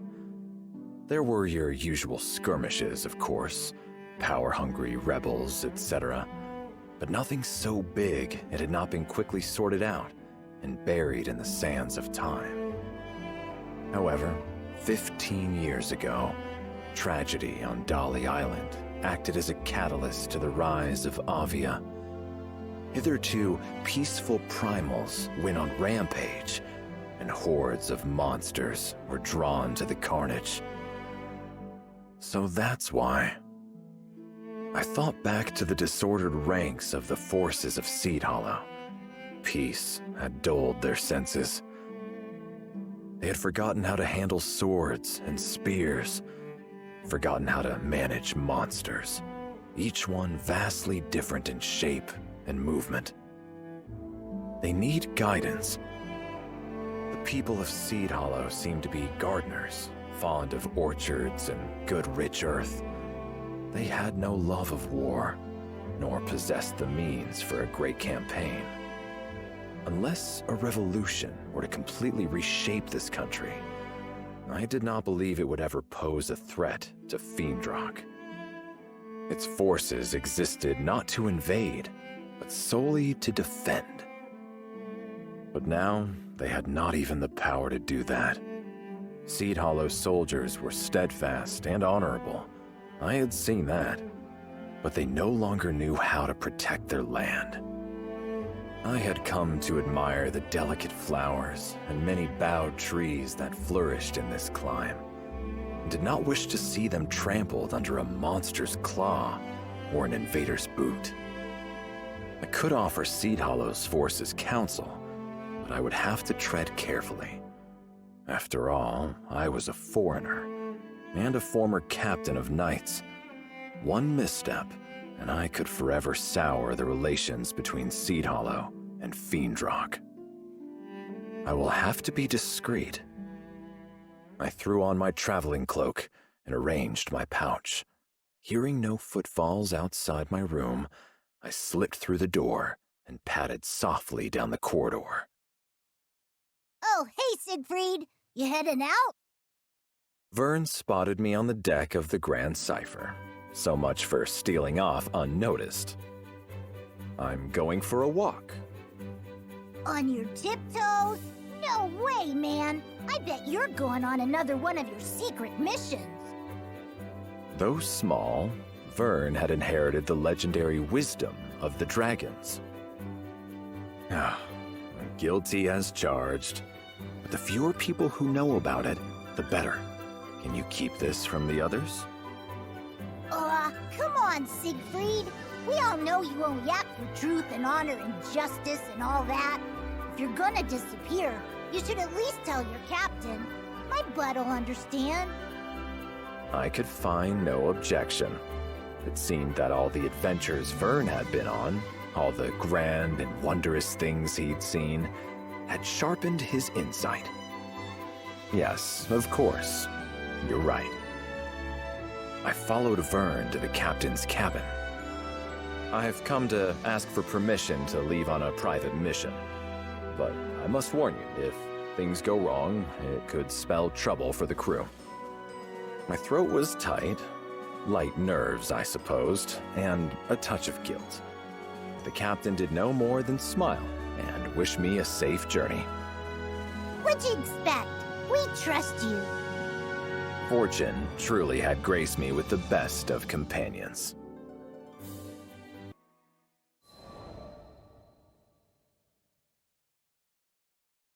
I strode through the gates of Seed Hollow. So, what you gonna do here? With a dragon on my tail.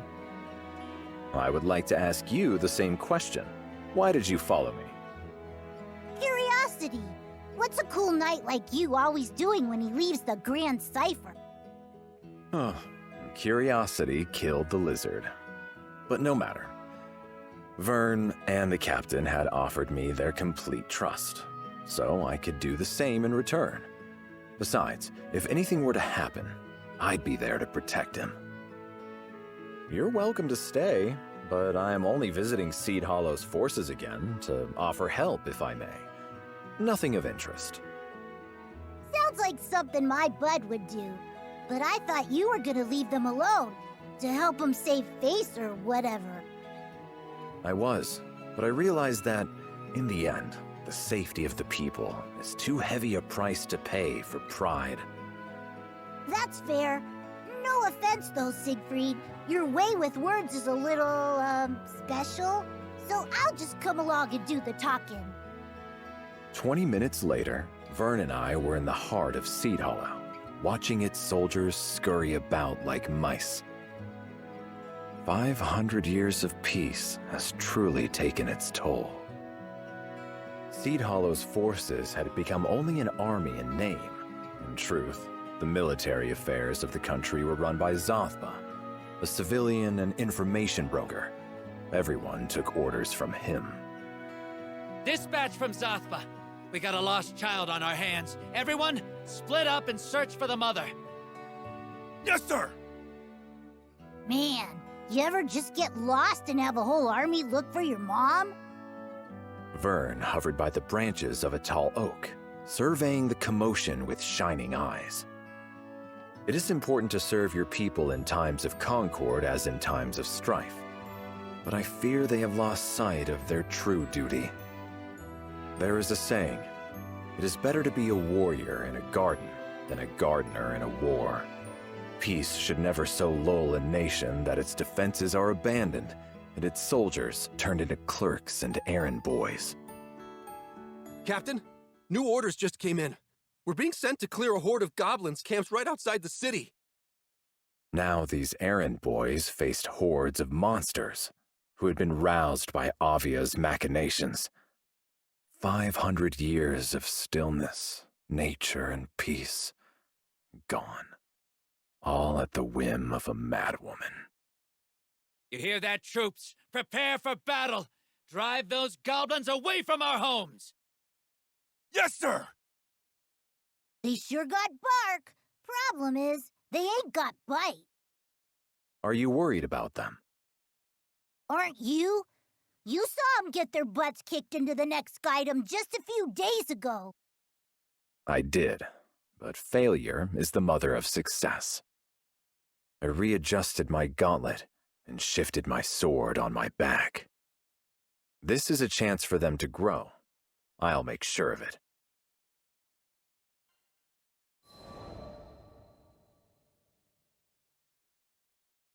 Vern and I left Seed Hollow and turned off the road, beating a straight path to the goblins' encampment through trees and underbrush. We arrived before the soldiers. In front of us, half hidden in the darkness of a cave, slinked the forms of dozens of goblins. Alone, goblins are not much of a threat. When they're allowed to form hordes, Oh, I know all about those smart little suckers. They can plot stuff and coordinate and everything. I smiled. Vern was as much of a veteran as I was. So earlier, you sounded like you were gonna help these soldiers out. What exactly have you got planned? As you know, all monsters are different and must be dealt with in different ways. We shall teach these tactics to the soldiers, but from the shadows. Plan rehearsed, Vern and I crept from the shade of the trees and into the mouth of the cave.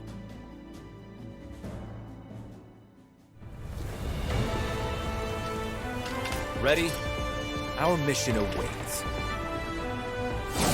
We've got to break their formations. First, let's go for a frontal assault on the sentries. The army from Seed Hollow will be here any minute now! Hurry! Don't worry. We won't even need a minute. Bear with me! We made it! Looks like the soldiers are still prepping for the fight. Perfect. That gives us just enough time to thin down their main ranks. More gobbles! Man, there's a lot of them! Well, let's fix that, shall we? Turn the tide! Let our blades do the talk. Your edges die!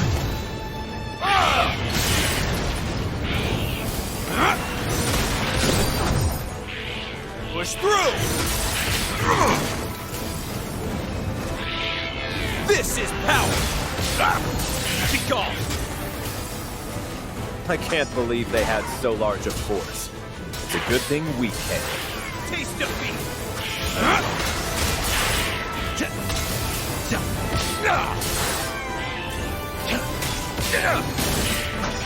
Push through!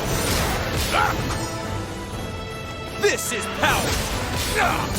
Surrender! Reinforcements! You've got this, Siegfried! Your end is nigh!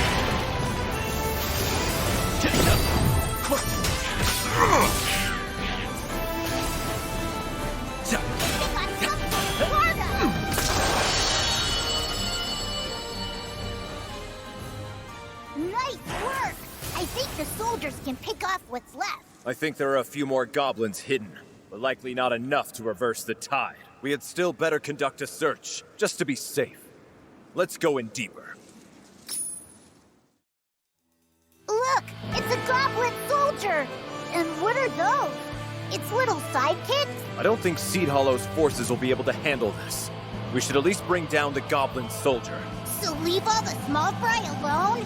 Got it. Don't want to rob Seed Hollow's finest of a job. Watch out for the shooters!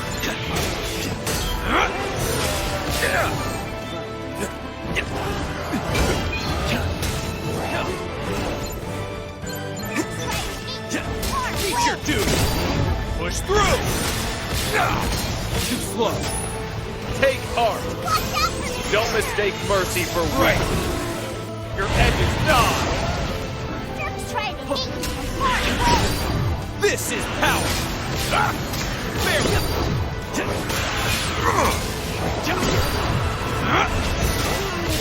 You're finished. Try my blade.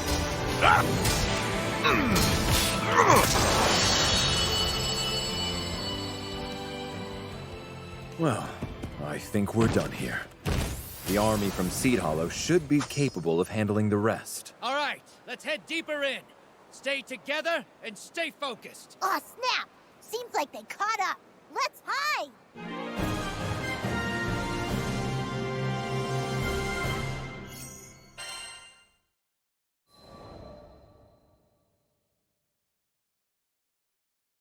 Holy Bahamut! We did it! The day is ours! Good work, troops! Vern and I crouched behind a craggy boulder and watched as the soldiers strode about the battlefield. Not a goblin was left.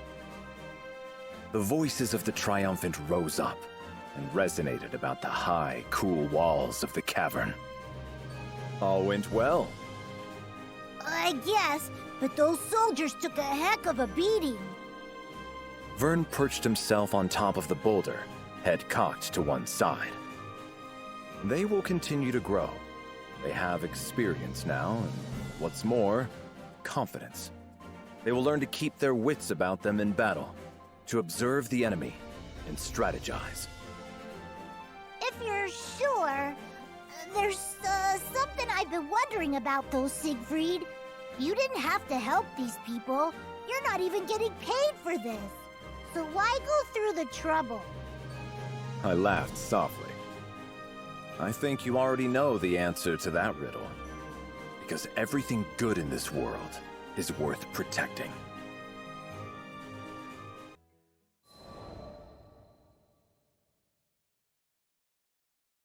Three days after the victory in the caves, Vern rushed into my cabin. Dude, he's here! The captain of Seed Hollow's army is here! Here, on the Grand Cipher.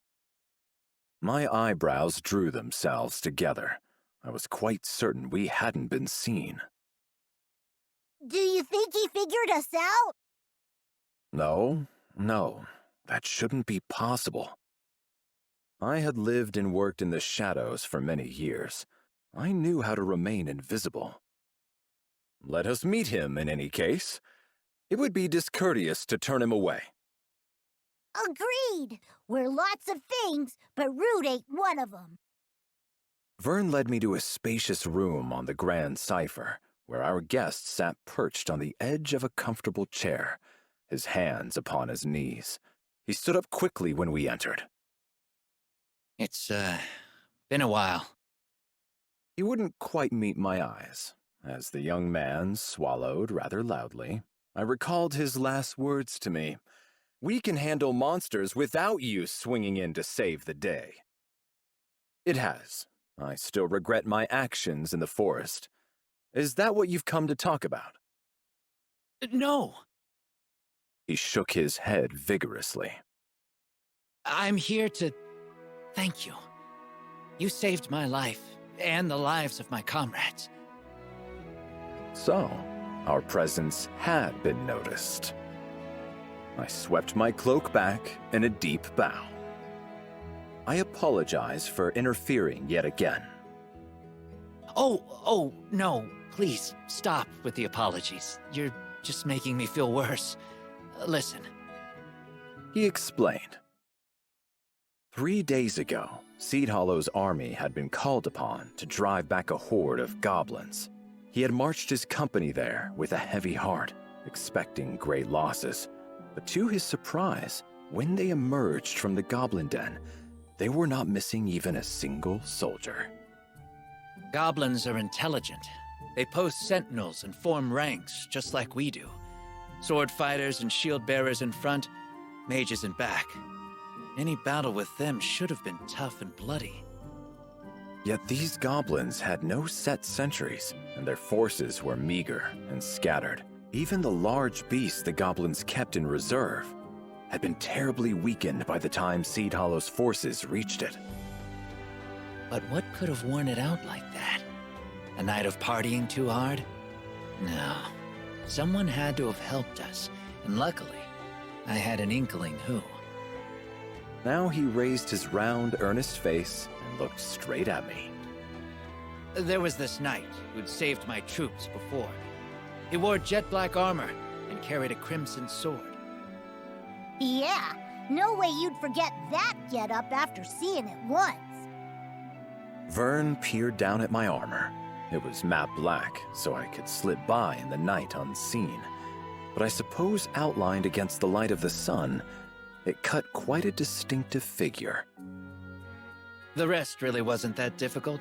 Went with that description to a merchant who deals with a lot of foreign traffic, and learned about a former knight captain. I see. Years away from the battlefield had dulled the army's swords. This I already knew. But now I realize it had allowed them to build rapport with their people, winning them trusted eyes and ears throughout their country. If anyone should be apologizing, it's me. Before I could stop him, he went down on one knee. That day in the forest, I was frustrated and ashamed by the weakness of my troops. So I took it out on you. I'm sorry. You saved my soldiers not only once, but twice. And the second time around, you even made sure we learned from the experience. I really don't know how to make it up to you. Vern and I looked at each other, surprised by the sincerity in his voice. Your kind words are more than enough, and your forgiveness. The young man opened his mouth, but I shook my head. Whatever the circumstances, I still trampled your pride underfoot. What's pride when compared to life? To speak the truth, I thought Seed Hollow's forces poorly trained and disorganized, from an outsider's perspective at least. By placing a hand beneath the man's elbow, I silently bid him rise. But I see now that you have strength and wisdom that was hidden to me. With you in command, I have no doubt your company will go on to accomplish great things. That means a lot, coming from you. He smiled, the tension melting from his frame. But the fact remains that I let my soldiers get out of practice. You've helped me realize a lot these past few days, and I promise we'll train harder than ever, make up for lost time, and become the defenders this country deserves. Good. Never stop believing in yourselves. Seed Hollow, a land of gardeners who derive joy from the bounty of flora and the simplicity of peace. Though they were no longer the mightiest of warriors, they were by no means weak. No more than the wildflower, who holds aloft its petals in dry soil and through battering storms. And like wildflowers, they would continue to grow and flourish. Though Seed Hollow is a small country now, perhaps in time, it will rise to become a mighty nation. When that day comes, it surely will make a valuable ally for Fiendrock.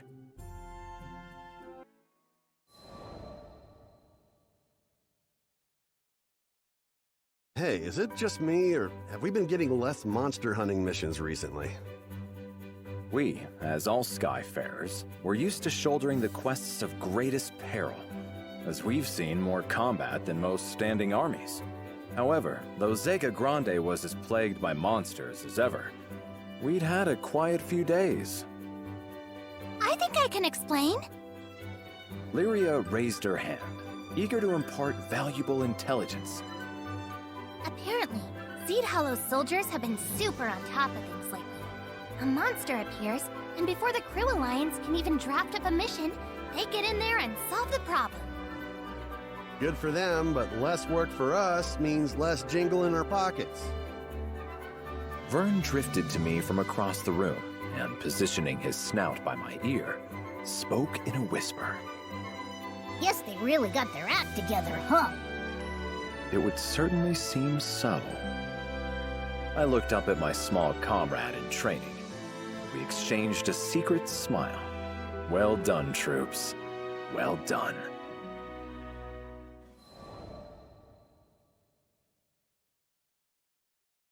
Foul smell fills the air as my dissolving limbs grow black. Protect the captain! Get him somewhere safe! No, leave me. Run. As long as you're alive, we can rebuild. We promised, didn't we? Our lives are in your hands. You're not allowed to make the sacrifice for me.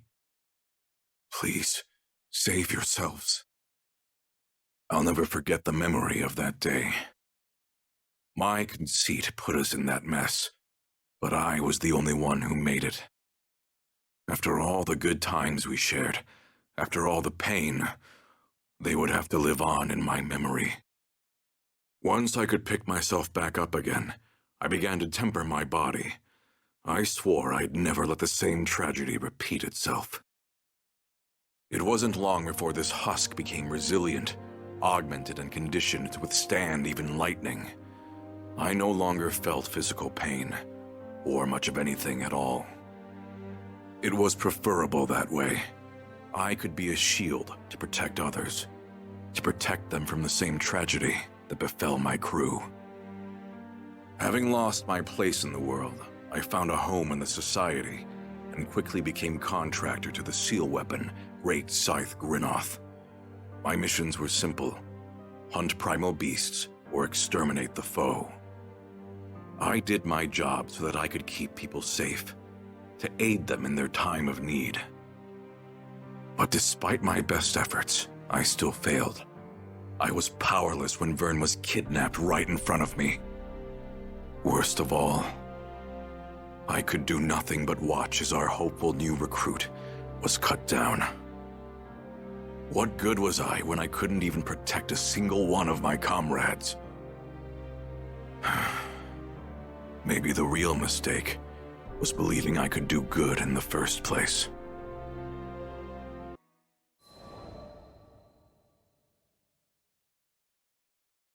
I joined the society to protect others, which sounds noble on paper, but in reality, it was all for my own sake. I'm the reason that my old crew, my family, found an early grave. It was only right that I spend the rest of my meager life in atonement. At least, that's the excuse I told myself. In truth, another part of me was deluded into thinking I could free myself from the guilt, but only if I could change into another person. Turns out that being immune to physical torture does nothing to protect your heart from psychological torment. Speaking of mental suffering, not long after I joined the society, Ilsa assigned Zeta as my partner. The old me would have worked with her just fine, but too much had changed. Her blunt honesty rubbed me the wrong way. A man can only take so much random commentary before he goes insane. Even Ilsa called her Pupper, which was kinder than what I had in mind back in those days. But it was an apt name, considering all of her barking. I didn't care about forging a real partnership with Zeta. Every time we had a mission together, I just wanted to finish it as fast as possible. But it backfired. Whenever I pushed her away, she pushed back 10 times harder. She was determined to know me. I would have never admitted it out loud, but I was afraid. After all, the closer you are with someone, the harder it is to cope with their loss.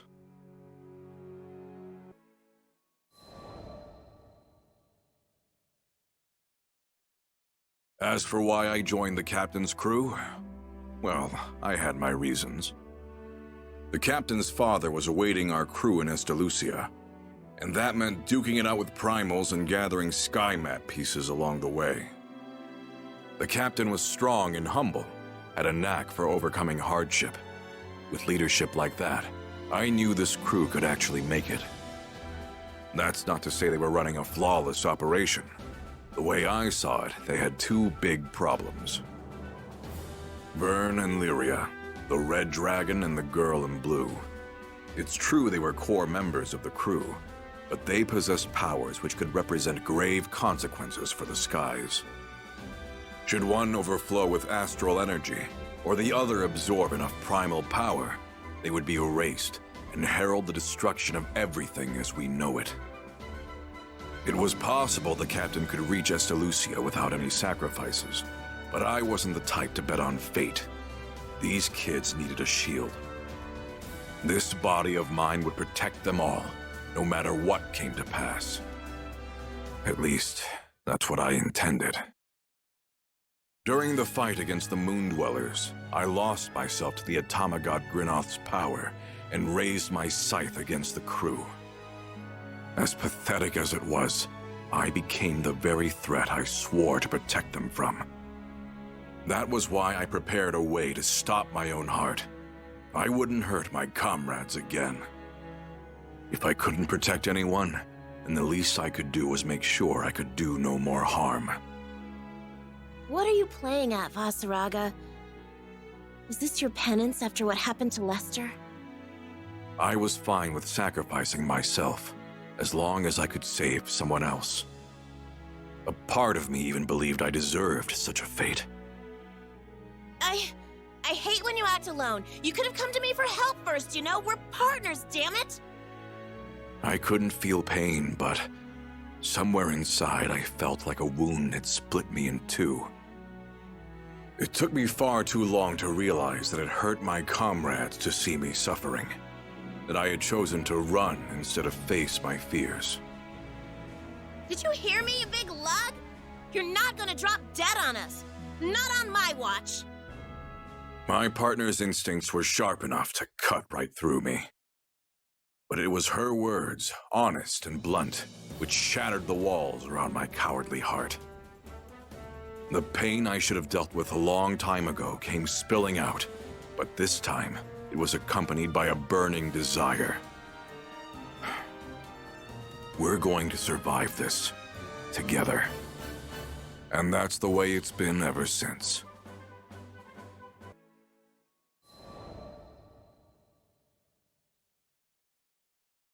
Early in the morning, before the crew was to head out for a request, I headed to the forest surrounding Folka to conduct a test on Grinoth. On the way, I was stopped by the sight of a young girl watering the vegetable garden by her home, the wet plants sparkling beneath the morning sun. But something felt off about the scene. In contrast to the bright garden, a dark, foul mist seemed to surround the girl. Upon noticing me, she scrambled back into her house. The miasma clung to her as she fled. Sorry, lass. Shouldn't have snuck up on you like that. But that odd mist looked too real to be an illusion, and yet it didn't seem to be doing any harm. I decided to keep an eye out. After all, Folka was bustling with the influx of refugees from Tempeel. And there was no telling what could happen in strange times such as these.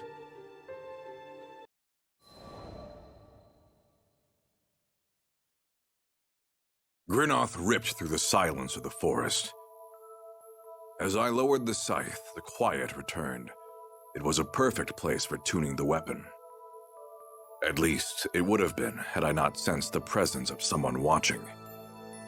Whoever it was, they had yet to strike, so I assumed they were no threat.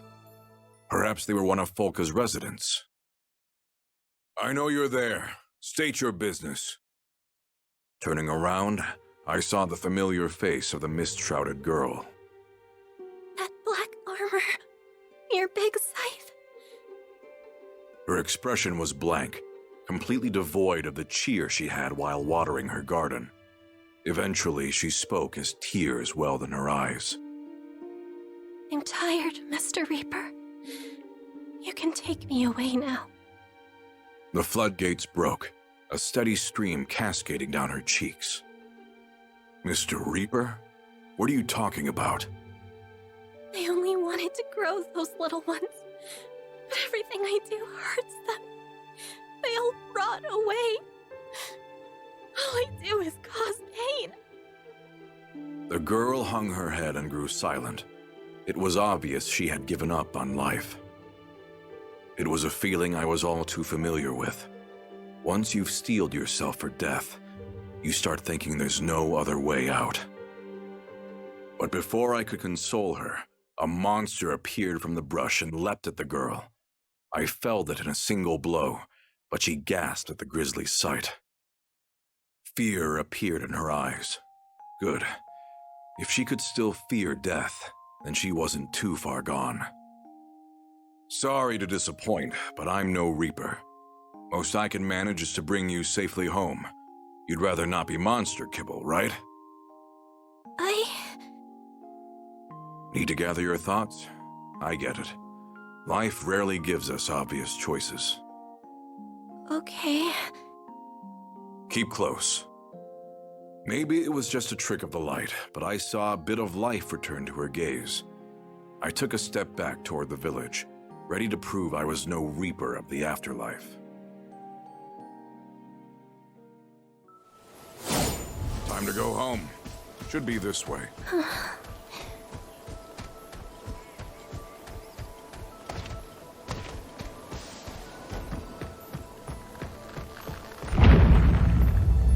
That didn't feel like an earthquake to me.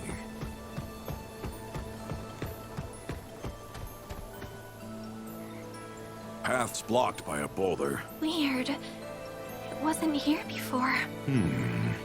Let's look around.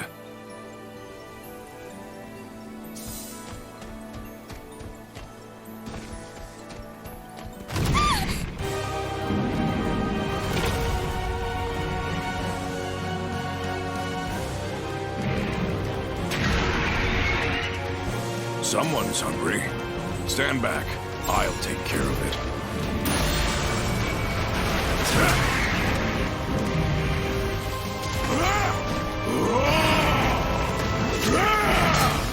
Battalions of fear! This is going to get ugly. You should run. You're not worth risking your life for. I said I'd bring you home. Besides, I've faced worse than this before. Try and stop me!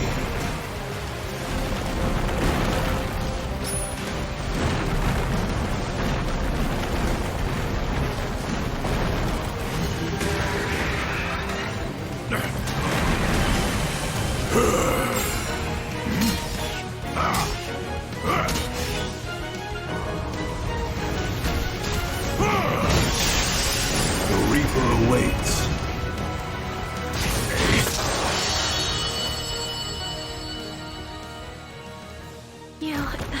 Defeated that huge beast by yourself. Good. You're not hurt. Now, what do we do about that boulder? I know another way back. It'll take longer, but... Fine by me. You take the lead.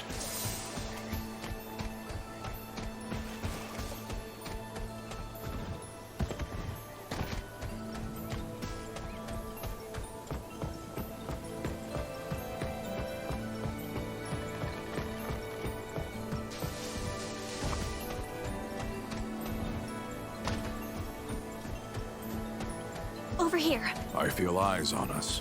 We're not alone.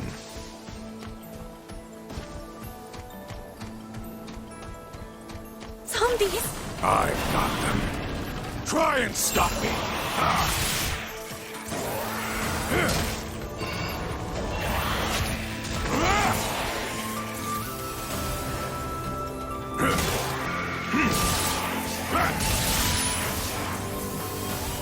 That's that. Ready to go? Yeah.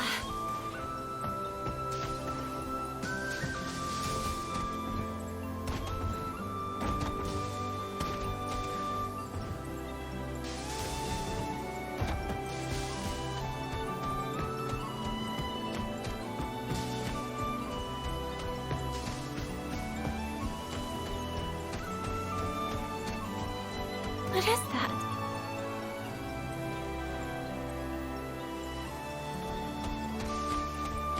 You look exactly like a Reaper. I guess I'm no slouch with a scythe. Into my way!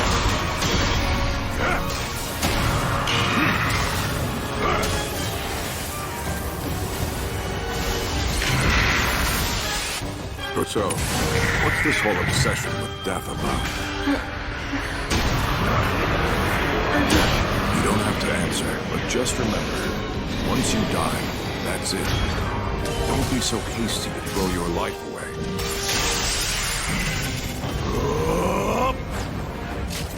Your just reward!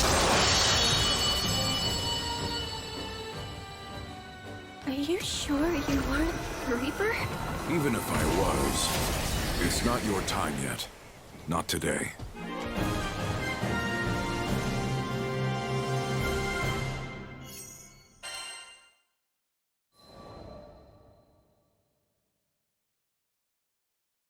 Upon arriving at the girl's home, I was met by a shocking sight. The thriving garden I'd seen before was now gray and withered, its fruits and vegetables rotting away. How could all the life have been sucked from this place in such a short span of time? When I looked at the girl, she purposefully avoided my gaze. I decided against questioning her for the moment. Whatever's going on, I might be able to help, but we can talk about that later. You should rest. Okay. She took an unsteady step through the door of her home. As I watched her go, I felt eyes on the back of my head. But when I turned around, no one was to be found. Yeah, I doubt I imagined that. I spent a few moments scanning the perimeter, but soon found nothing of concern. I decided to call it a day.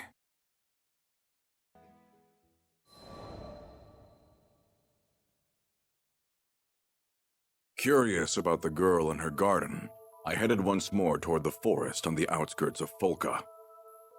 I never had a chance to thank you for the other day. Though she was more lively than before, her spirit was clearly drained. I guess it feels wrong to call you Mr. Reaper now. The name's Vaseraga. The girl introduced herself as Irene. As she spoke, I noticed her wrist was wrapped in a bandage. I asked if she was injured, but this caused her to grimace. Oh, this? It's fine. I just, cut myself is all. In a thinly veiled attempt to change the subject, Irene offered me some juice made from homegrown fruit. This is the least I can do to thank you. Do you want to drink some together? Apple. Not bad. We sat at her table and began to chat. She told me that she hailed from Grossgard, a small region near Seed Hollow. Having just moved to Folka, she was still a new face to the locals. Do you take care of the garden by yourself? Yes. Tense. Holding in on herself like a withering flower, she became the complete opposite of the girl I watched happily watering her plants. But it was not her forlorn expression that gripped me. It was the mist. Ever her formless companion, a swirling miasma seemed just beyond her perception. There were far worse things in the skies than a little smoke, but I knew this was more than it seemed. Mind if I stop by again? I could visit between requests. I wanted to help her, but not out of a misguided sense of obligation. I just wanted to make sure she never forgot what it was like to smile.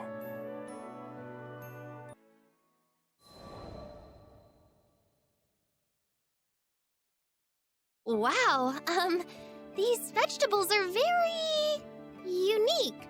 Yes, unique. I brought Vern and Lyria with me in hopes of lifting Irene's spirits. How do you make a tomato look like a shriveled bone? That's talent, I guess. Vern was, for better or worse, brutally honest. Now, who did that remind me of? Vern, don't be rude. It's fine, Lyria. He's not wrong. Though she had every right to be offended, Irene took the comment in stride. Our two most carefree members of the crew seemed to be rubbing off on her. Guess it was the right call to bring them. I'm not the best at brightening the mood. So Vaseraga told us about your plants. You want them to grow big and healthy, but they keep withering, right? Yes. After a moment of silence, Lyria gave Irene a sympathetic smile, encouraging the girl to divulge her feelings. She began to perk up. Guess Zeta was right. It really is easier to share your worries with someone closer to your age. Taking care of those little ones is my purpose in life.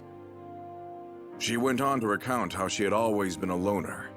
From a young age, her only friends were the plants she cared for.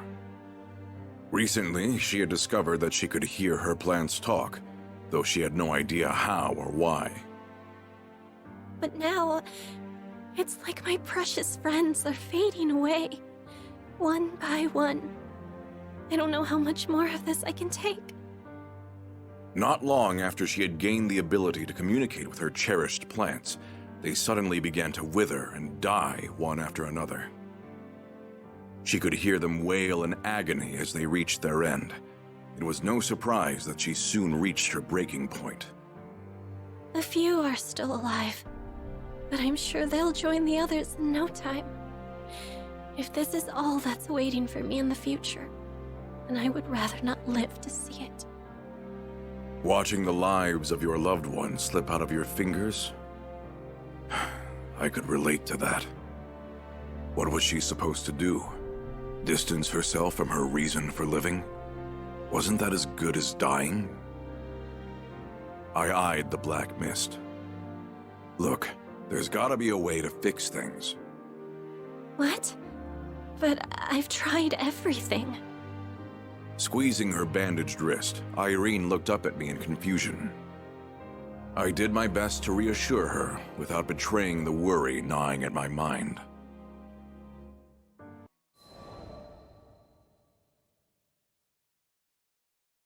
What happened here? I had stopped by Irene's garden after finishing our quest, only to find every single leaf and stem had turned black and rotted. It felt unnatural, like something had completely sucked the life from what should have been a thriving patch of greenery. Filled with dread, I rushed inside the house, but Irene was nowhere in sight. It was then that I noticed a letter on the floor.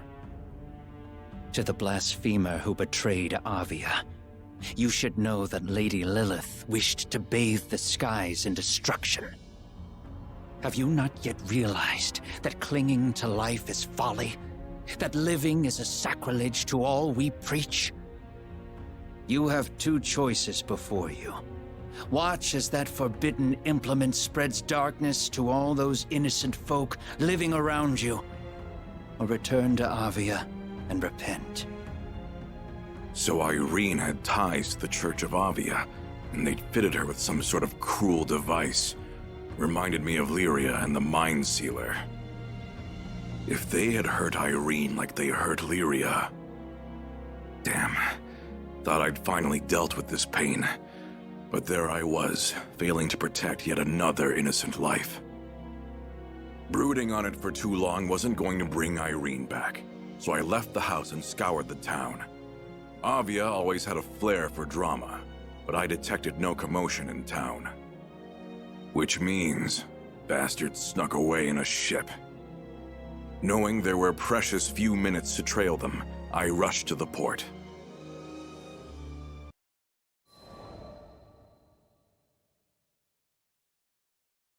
The captain, who saw me rushing to the port, joined me in the chase. Sierra Carte, who was always in the right place at the right time, heard a rumor about an Aviath battleship sighting.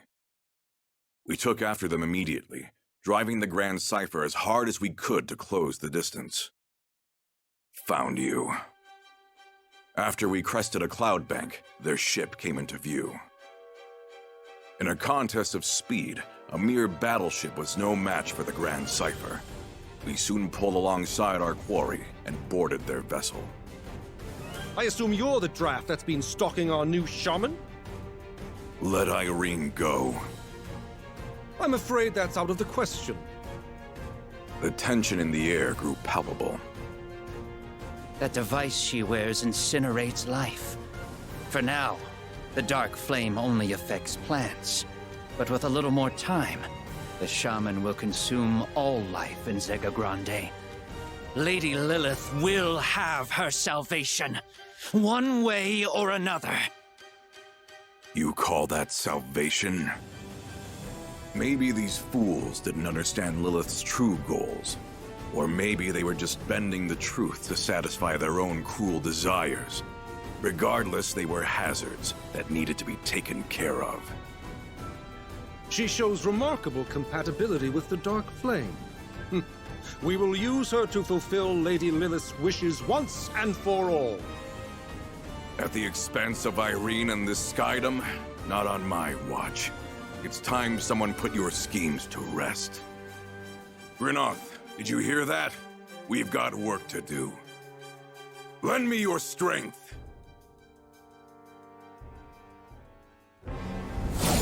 Take them, Grinoth! I offer my life for Lady Lilith! For Lady Lilith! These guys never know when to quit. Call for reinforcements. We stop them here! Right. Stay alert, everyone. Way ahead of you. Right. Focus up, Leo. Let's pick you up. Now or never. I've got it. Go wed to him. Rackam, you pull up alongside them. We need to board and find Irene. Of course. No kid is getting kidnapped on my watch. Let's roll. We're up. How's this? In perfect harmony. Gigi, you did well too. Sure thing.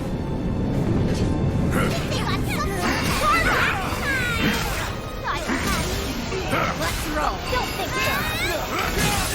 You will know. Let's end it. Do the trick. What now?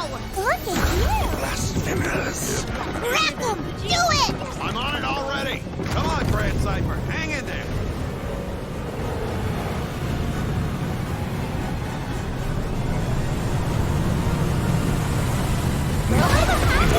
Damn it! We make it? Thanks for the ride. I'll handle the rest. Let Irene go. The shaman shall be our salvation! Defend her to the end! Is not to be trifled with. I can always count on you. Follow it. After them. Well done. That was nothing. You're the Our best. final form.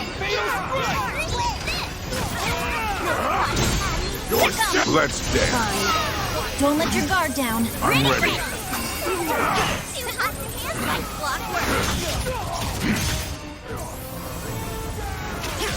Get them! Roger that! Getting started. That's the landing. And I'll do it again. Let's roll. It's go time. Let's end You're this. going down. You can lead the pack any day. Yep, What did you not expect? bad. I find you! That was awesome, big guy. Careful, more are coming. It's too late to beg for mercy now, outsiders! Our salvation will be as Lady Lilith foretold. You even know what Irene wishes for? What? What would you know?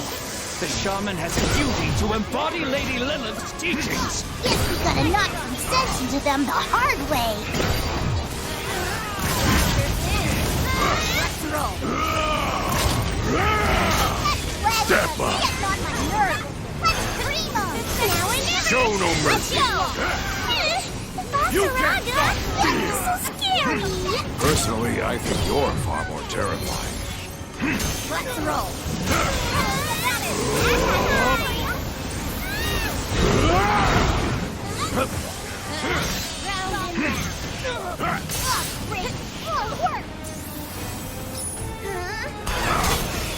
Let's roll.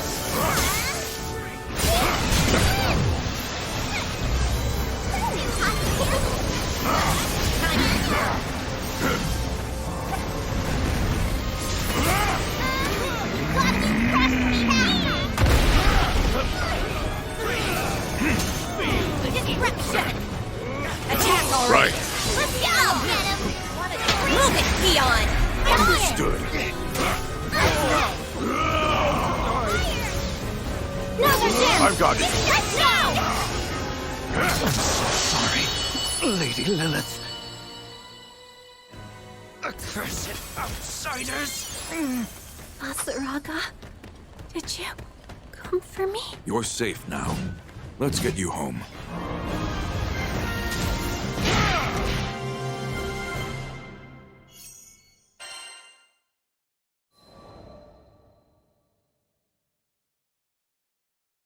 By the time we carried Irene back to the Grand Cipher, half of her body was shrouded in the dark mist. A sinister-looking device was clamped around her wrist, where the bandage had slipped off. I don't advise using force to break it. That would put Lyria's life in danger. I remembered what Roland said back on Mount Nagelith. Removing one of these implements by force could cost Irene her life, but there was no time to search for another method. Vaseraga, I'm sorry. I've caused you trouble again. Irene weakly apologized, barely conscious. It's okay. You can break the bracelet. My life is in your hands. As long as you're alive, we can rebuild. We promised, didn't we? Our lives are in your hands. I clenched Grinoth tighter. Irene had already accepted her end, but I swore to protect them. I swore to protect them all! With my heartbeat thundering in my ears, I focused my entire being on the device. Grinoth and I became one as I swung down. We cut through the dark mist, and a burst of blinding light swallowed everything.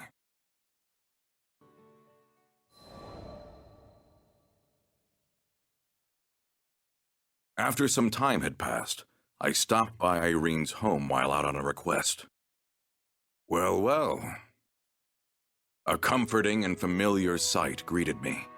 The garden was bursting with vegetation, much like the first time I saw it.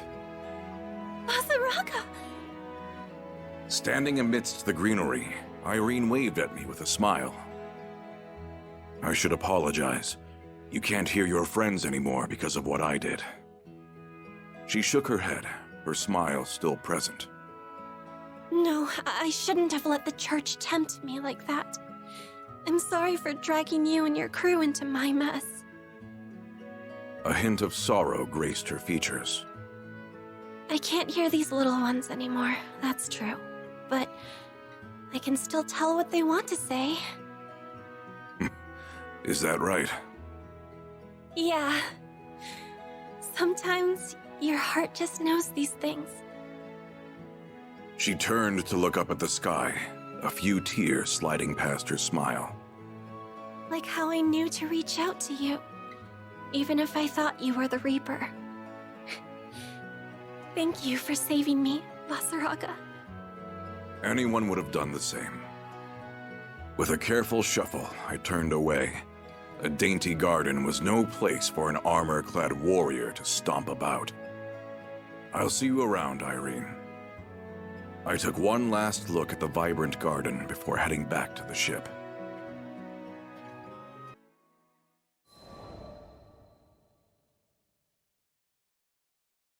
The morning had barely begun when Zeta came barreling over with a package addressed to me. It was stuffed full of fruit, which only confused her further. Huh? Aren't these Volca gold fruit? Lucky man! I heard their produce is all the rage these days. Whoops. Guess I hadn't told Zeta about Irene and her garden yet. Looks like the pantry is full. Help me carry these back to my room. Sure, but this is kind of a lot for a midnight snack. I figure being surrounded by a little more nature couldn't hurt. Didn't take you for the crunchy type. Gonna grow your own orchard or what? She was joking, but honestly, it didn't sound like such a bad idea. Ever had fresh apple juice before? I'll make you some, as thanks for helping me carry everything. Wait a minute. You never put this much effort into treating me. Is this a trap? A skilled gardener taught me a trick or two. Never hurts to practice a new recipe. The vibrant fruit told me how well Irene was doing, much better than any letter could. Offering her garden a silent word of thanks, I was ready to enjoy its generous harvest.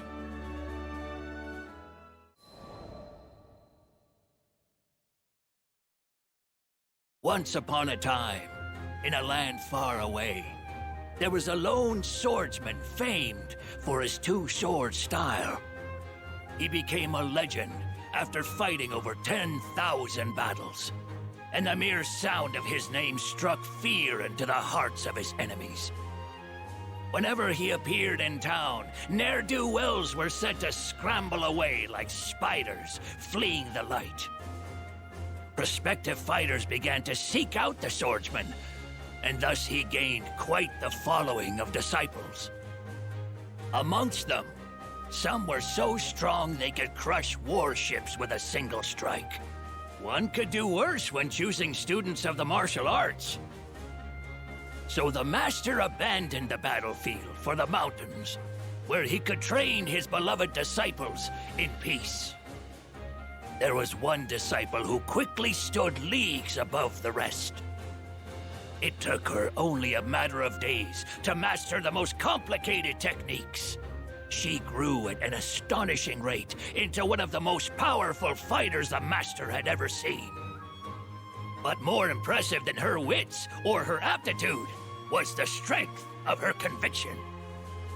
Every day, the top disciple begged for harder training, and the Master was willing to reward her passion with the very depths of his knowledge. And that's why... Oh, skies help me. That's why when the Master found out his top disciple had betrayed him, he was filled with anguish. She went rogue, forcing some of the other disciples to do her bidding. Eventually, the Master caught up with her, and they fought a deadly battle. When the dust settled, the top disciple's sword arm hung limp and unusable. It was a bittersweet victory, as the Master knew what must come next. He readied his blade, preparing to release her to the afterlife. But he couldn't force himself to make the cut. Not after all he had poured into this girl. Not after failing her so. Thus, he laid down his weapon and promised to live his remaining days in penance and regret. Oh, how our good intentions cloud even the most prescient vision. Having thrown away his name, his blade, and his path, he set out back into the world, but this time swearing no one would suffer from his tutelage again.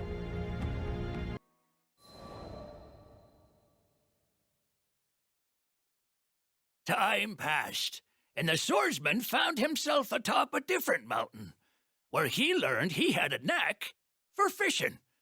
Suited him just fine. Bass for breakfast, salmon for supper, and naps in between. Yep, it suited him just fine. It was the quiet, healing life of a hermit. Sometimes, when he needed supplies, he would go down to the village and train the locals in a little sword work. That made his coin purse jingle again. But this peace wasn't to last for the swordsman. He discovered his top disciple was back to her wicked ways, and, sword in hand, he vowed to conclude her story for good. This was his true purpose for traveling with the crew, though the young captain never suspected the little Harvan fisherman was harboring such a dark secret.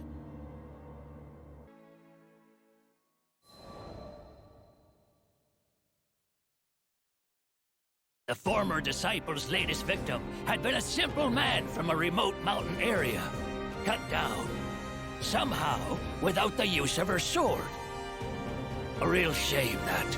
One more innocent life lost before its time.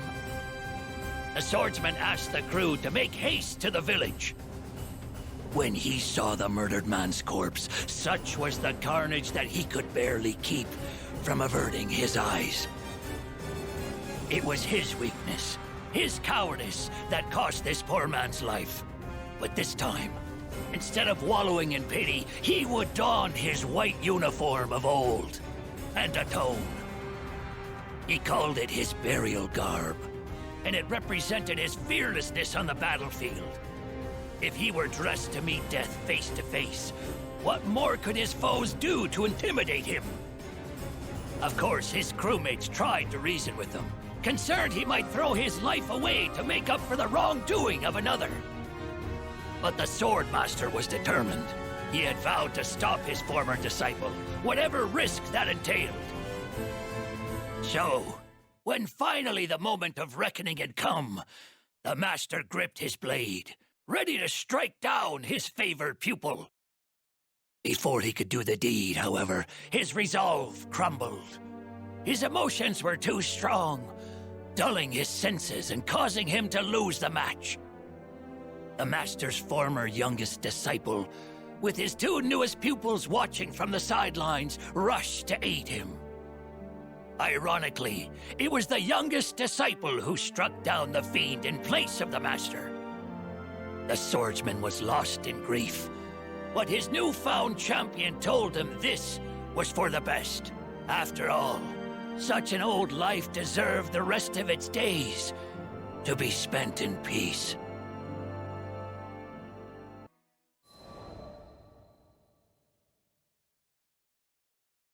After joining up with the crew, I've had some helter-skelter days, let me tell you. So when we arrived in Zega Grande, I knew I needed to get myself some fishing done. Reset the old noggin. Found a nice quiet pond and dropped my line. Bless me taters. Must have been hours past with no bite. Finally, I decided to pull up my rod and check if the bait was still hardy. But there weren't no baits, no hook, and no fish. Only a lonely little bobber remained on the line. Right, well, what about me traps? I was halfway through the search when I realized, blast, I left them in the lodge. What a day, what a day.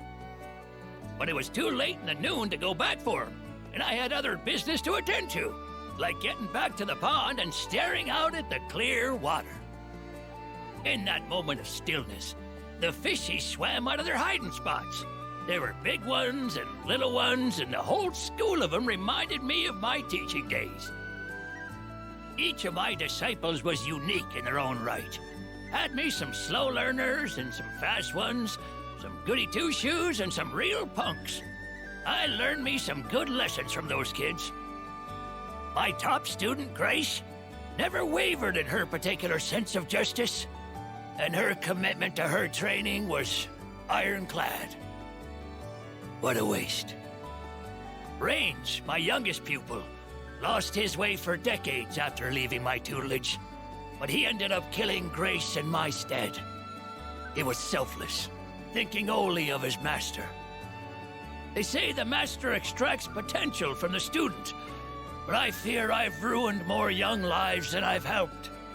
Makes a fisherman wonder how they all would have turned out had he just kept well enough to himself. I turned Grace into a monster. Not a day goes by I don't regret honing her skills.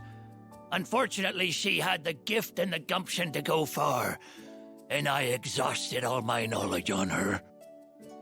If only I had focused more on the why of my teachings rather than the what. Huh? I swore I felt a nibble at my rod, but when I pulled it up, there was nothing to be found. That's when I remembered I still hadn't hooked or baited the line. That was odd. I was getting antsy. Maybe it was because I forgot the traps, but I couldn't relax just sitting there anymore. I decided to pack up and head back into town. You see, the mind is like a creek. You want to keep it healthy. You gotta keep the waters from stagnating. But churn them too much, and you risk losing all your fish. I decided to head to Sierra's shack and replace some fishing gear, hopefully restoring my brain pond in the process. But just as I was dipping my toes into the placid waters of the lures and bait, I heard a rustle from behind. And to my surprise, they were my crewmates, picking up a package.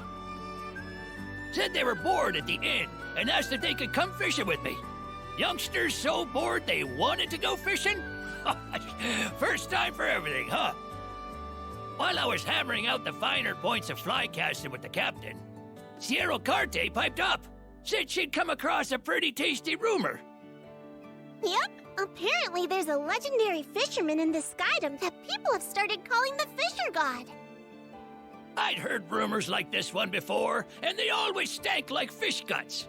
Catching 10 fish with one cast, netting a whole consortium of crabs. By yourself?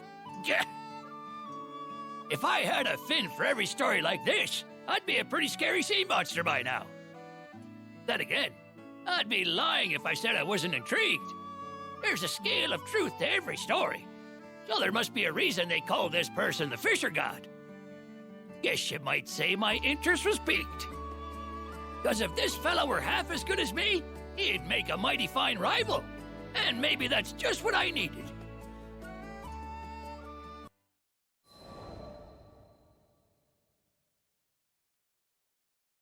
After some consideration, I decided I would test my mettle against this so-called fisher god.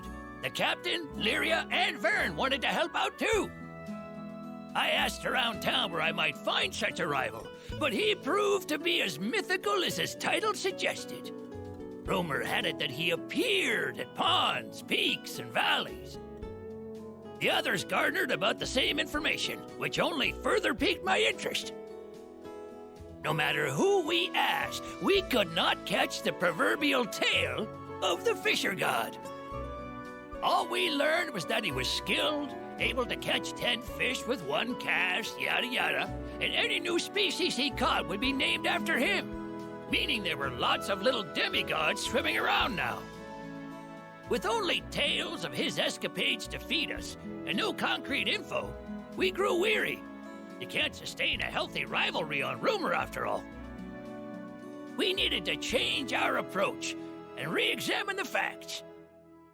All of the stories were about places he visited, meaning he'd never been spotted in town. With that in mind, we enlisted Sierra Carte to speed up the investigation. Sure enough, after a few days' time, she gave us a map dotted like it had the chickenpox. There were stamps on ponds and lakes, glaciers and volcanoes, and even a poisonous swamp. All of them locations where he'd been spotted. So the old fart got around, did he? Good to know he had an adventurous streak. After staring at the map for a while, I realized there was one place conspicuously without a stamp. It was the most dangerous island of all, known for the molten lava covering its surface. Going off my hunch, Sierra Carte did a little more digging around, and we learned a man with a fishing rod chartered a ship there a few days ago. The chase was on.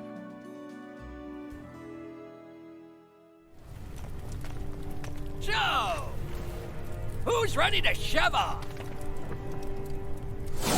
Now, where's this fisher god?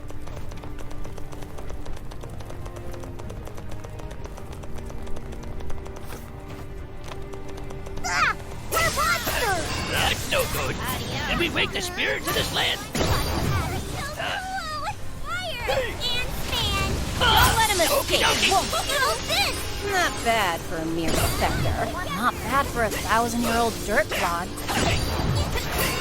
Doctor's in. One more.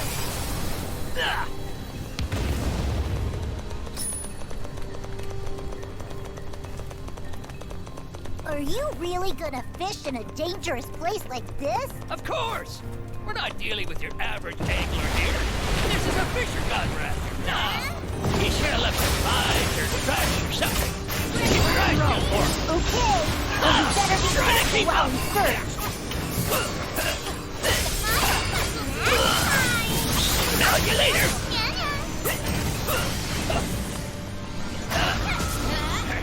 Scared of needles? Don't get scared.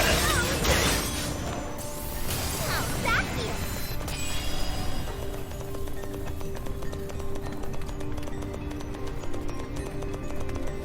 Ah! Don't scare me like that! Oh, God. Now, if I were a fisher god, this is probably the bait I'd use. Just a hunch, though. Careful now! Those spirits look angry! Those are the ones that explode if you beat them too hard. Try to keep up! I'm right behind you. What was that? Got it. Nice try.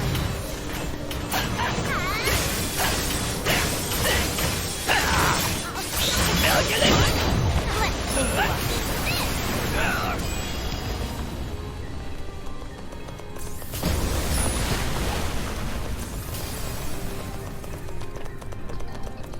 We've come pretty far. This heat is killing. Just a matter of time before we're there. Now hop to it. Oh, looks like somebody came through here, and they were collecting magma worms. Ah.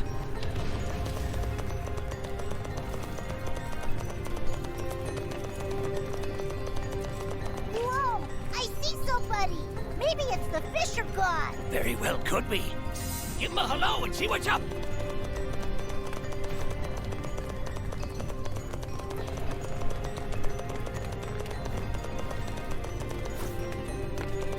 Hey there!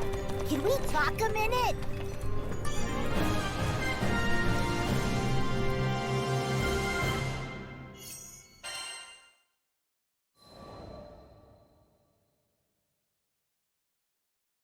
Hey, mister!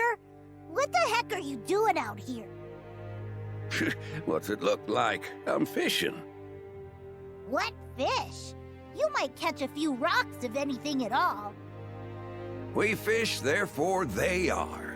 It's the deepest waters what hide the greatest prizes. The proverb left his lips like a right prophet. This had to be our fisher god. I still don't get how fish could survive in lava. And that's your problem. His answer was cryptic, but it had its own logic. The captain, Lyria, and Vern cocked their heads to the side in confusion. Clear water or molten rock? Cast the rod and catch the fish. Truer words were never spoken, friend. Guess I've learned me something over the years. Those unblinking eyes, that unrelenting hunger for the catch. His tools were top-notch. More importantly, however, he had the aura of a man born to hunt the seas. But I didn't come to admire him. May we presume you are the fisher god? And to what do I owe the accusation? What do you say to a little fish-off betwixt the two of us? Ah, now there's a song to my ears. It would be my honor. And thus, the net was cast.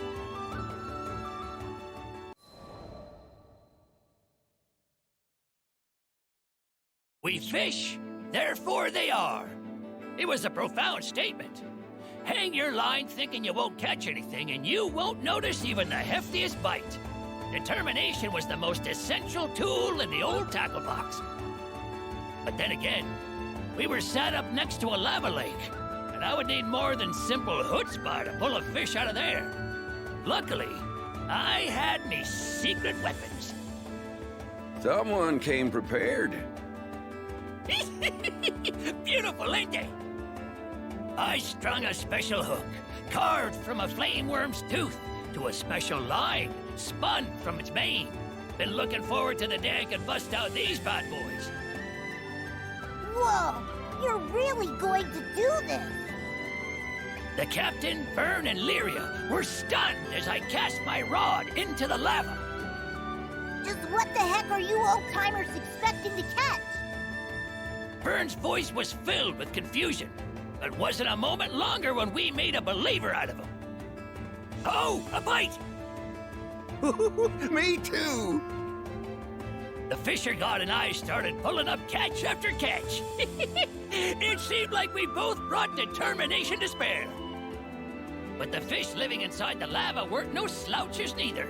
They were covered in armor like scales, and when we pulled them ashore, their flopping sent liquid death flying in every direction. Was kind of funny. So there we were, equally matched, neither side willing to back down. As our piles of molten fish gradually turned to hills, the captain, Lyria, and Vern were dumbstruck. Soon enough, our swordbacks told us it was time for a gentleman's break, and we decided to tally our scores. We counted each fish as we threw them back into the lava. Their physiology meant they couldn't be cooked. Don't want no sulfur in my sushi anyway. But they sprang back alive as soon as they were returned to their familiar warmth. Should've known you'd be a shark on the rod. Just trying to keep up. It was a rare thing to meet your match. The smiles on our faces were proof of that. Vern flew up to us. Do all old dudes fish like that? If you went for broke, I wonder who would come out on top.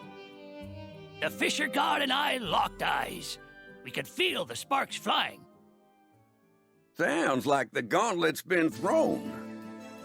Agreed. We've had enough of a warm-up. Then you won't mind if we up the ante, huh? He told us about a few local legendary fish that had eluded capture for years. Reminded me of the noble bonito from good old Fanta Grande. We agreed the winner would be the first to trap one of them fabled guppies. The prospect sent lightning through me body. The old spark was coming back.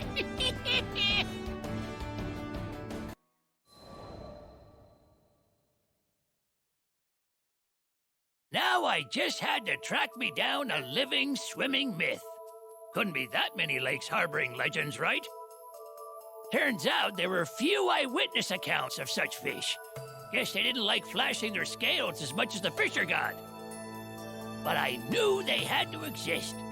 Why would he make up the challenge? So back to Sierra we went. She kindly asked the Fishermen's Guild and scholars to lend their assistance. They told us of a potential target. A beautiful fish, said to have the loveliest iridescent scales in the world. But it had never been caught, so it had yet to receive a proper name within academia. As if to tempt me more, we learned the locals called it the jewel fin. Catching it would be like grabbing a cloud, but the more I heard, the more I needed it. Surely it was a fool's errand. Too bad I was beside myself with determination. A being that existed somewhere between reality and rumor, I had to catch me some of that. Thus, in the coming days, whenever I found a semi-reliable lead, I would fly to the spot and cast my line. Went to salt lakes where a sip of the water would dry you to the bone. Wandered around underground streams where you couldn't see your hand in front of your face, and then every place in between. The captain, Lyria, and Fern accompanied me on my flights of fancy, but they grew tired of the pace. I wouldn't force them. I had planned to make the trip alone anyhow. All I wanted to do was find the unfindable, to catch the uncatchable. It was a good sign, honestly. They say anticipation exists right before accomplishment. Take a new sword technique. You only perfect it the day before a duel. A consequence of pre-battle nerves sending your noggin into overdrive. And this fish-off was a duel to the death for me and the fisher god. It would be the accomplishment of the century for any who lived by the rod. I was having the time of my life. But I knew I didn't have forever. We were in this skydom for a reason, and that mission had to take precedence. I decided my next search would be the last. It brought me to a labyrinthine jungle, which had claimed many adventurers in the past. I heard that somewhere inside was a spring turned monster den. One look at its bewitching twinkle would be enough to drive a man mad, and he'd throw himself into the pool to be swallowed. Relying on those exaggerated claims for guidance, I braved the forested depths to discover not a glorious spring, but a regular old bog. Ugh. Ain't no legendary fish ever lived in a place like that. But still, I cast my rod, and Vern and the captain waited with bated breath as they watched me bobber-a-bobbin'. The swamp remained quiet. I was neither overcome with anticipation nor bored from inaction. I was part of the stillness, and my rod was my connection to it. I was one with nature and leaping liver fish a bite. I tugged the fish to the surface and began to tear up as the most perfect, lustrous twinkle broke the murky waters. Turns out none of the scholars' descriptions were quite right. But this was it. This was the jewel fin of legend.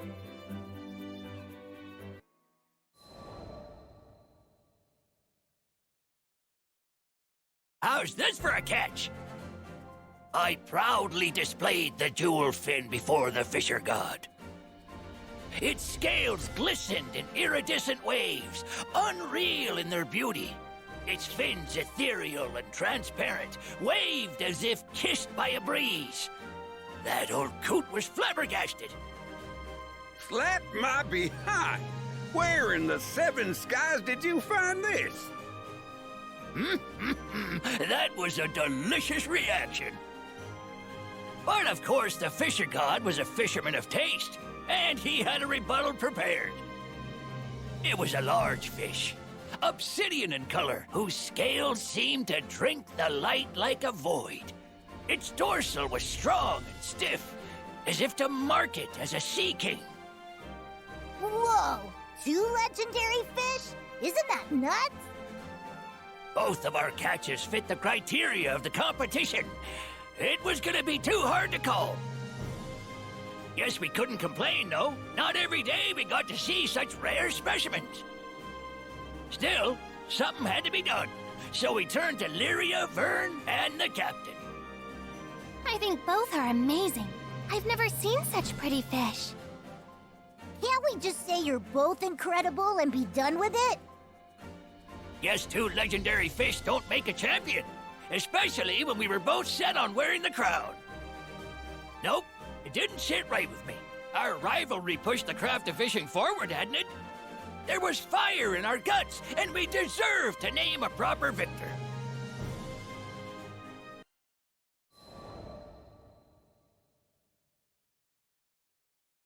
Fern saw the determination plain on our faces.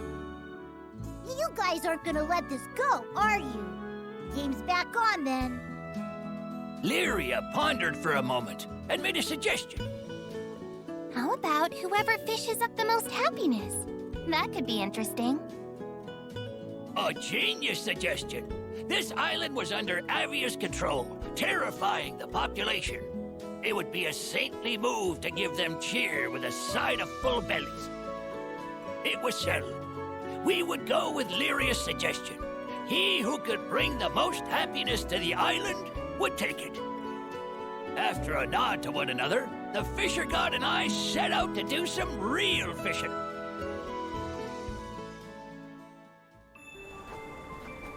So, who's ready to shove off? Hope we come across a good fishing spot. In this blizzard, how are you gonna even see your rod? Ancient technique.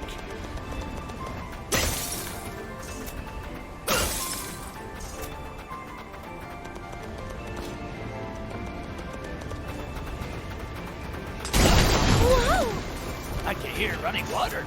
Think this here hole has a river at the bottom?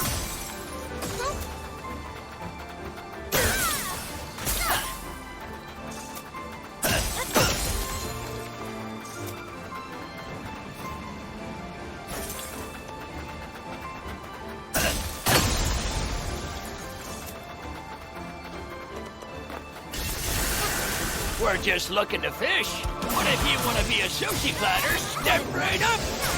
Smell you. Do the trick. You got some backbone after all, can't right? No kidding. How's about we go another round?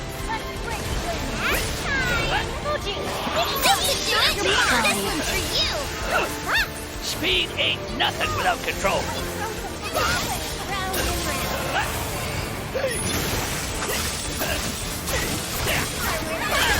Come on! Right out! Sure. Let me get all of this! Don't get ahead of yourself, okay? He's swimming in the minnow!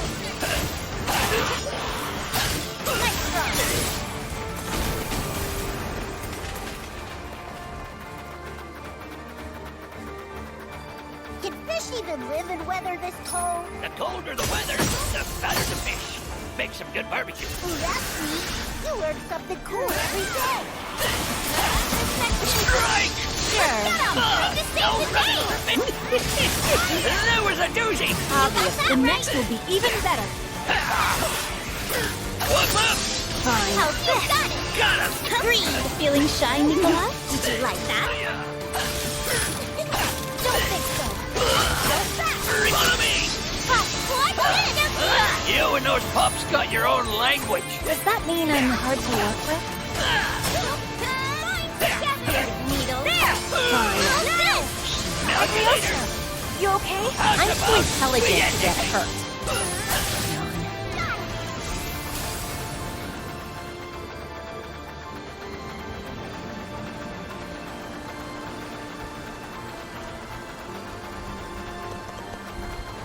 Ooh, that spot looks swell.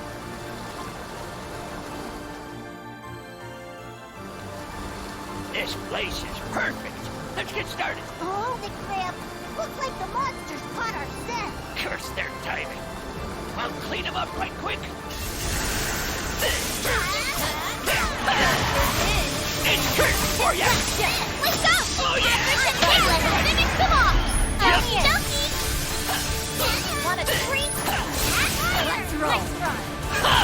Try to keep up! It's go time. Can't an old You're man rest? going down. You work magic with a sword. Not every day a half-living ghost calls you magic. Just testing you, lad. Opportunities enough. Got on to save the day. Bless me, Bucko. That was brilliant. Beppo, you wonderful pup. That takes care of that. I wouldn't be so sure. Looks like we got a big fella on our hands next. For real? We don't have time for this. Yep. And judging by its bad attitude, I don't think it's gonna let us leave without a fight.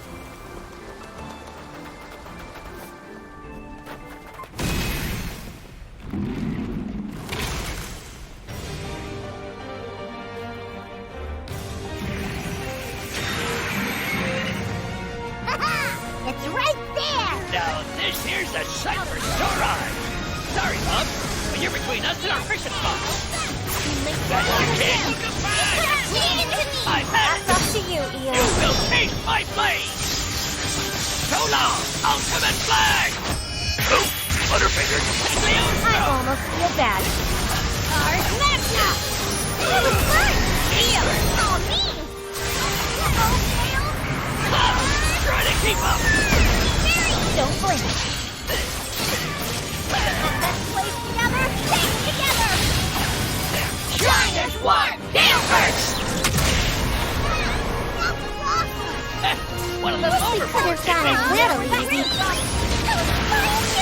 If we're not careful, it could smash us to bits. Reel him in. Over here, you... But I want it now.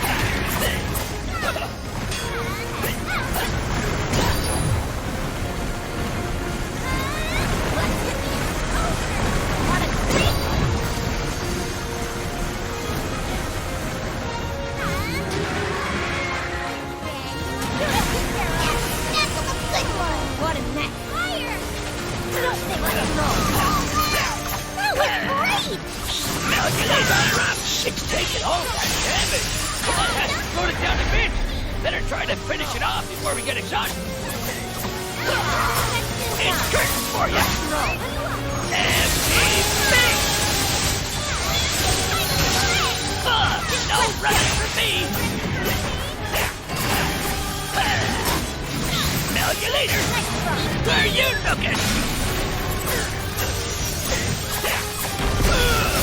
It's curtains for you.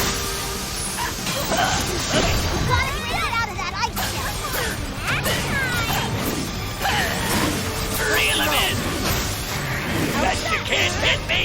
Brutal chump. Ain't you? Standing on that red. Hey, that really worked! Yep.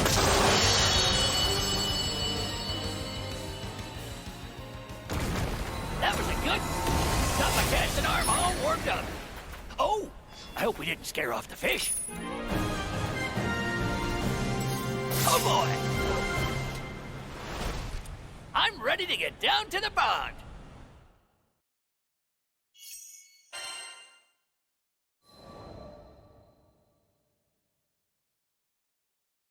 Results day had arrived. Residents of Seed Hollow were gathering, waiting to see what bounty we could share. Feast your eyes. I have caught the elusive brave scale. The fisher god took to the podium. The largest fish in this skydom strung up behind him. The crowd was wowed by the sheer scale of the thing, and I was no exception. Should have known he'd come out with rod blazing. But I, on the other fin, took a different approach. Behold! All these humble shellmen who make their home in these very rivers. I sure wasn't gonna win through size, but maybe superior numbers would do the trick. Next, the fisher god and I began to fillet our catches, sharing sushi, soup, and ceviche of all sorts with the crowd. The Brave Beam is delicious. And how do you beat that impact? The shellman is just as good. It's so fresh and it's been served at the optimal temperature. Absolutely perfect. Everywhere we looked, there were people enjoying our efforts. Even the crew were getting their fill while they could. But since it was a competition, next up was evaluations. members of the crowd were to vote on whose catch made them feel better, both in flavor and in general happiness. One after the other, the votes piled up for the Fisher God. It was starting to look hopeless. But there was a special reason I chose to serve the Shellman. I wasn't panicking just yet. Shall we call it there, friend? I gotta hand it to you, Fisher God. You serve some delicious fish. But let's see how it plays out. While I was talking, a cute little scamp, snot running down his nose and everything, cast a vote for me. You didn't want to vote for the big fish, sweetie? It was too big and scary. I like the small fishies. The Fisher God's breath caught for a moment, and I knew he understood my plan.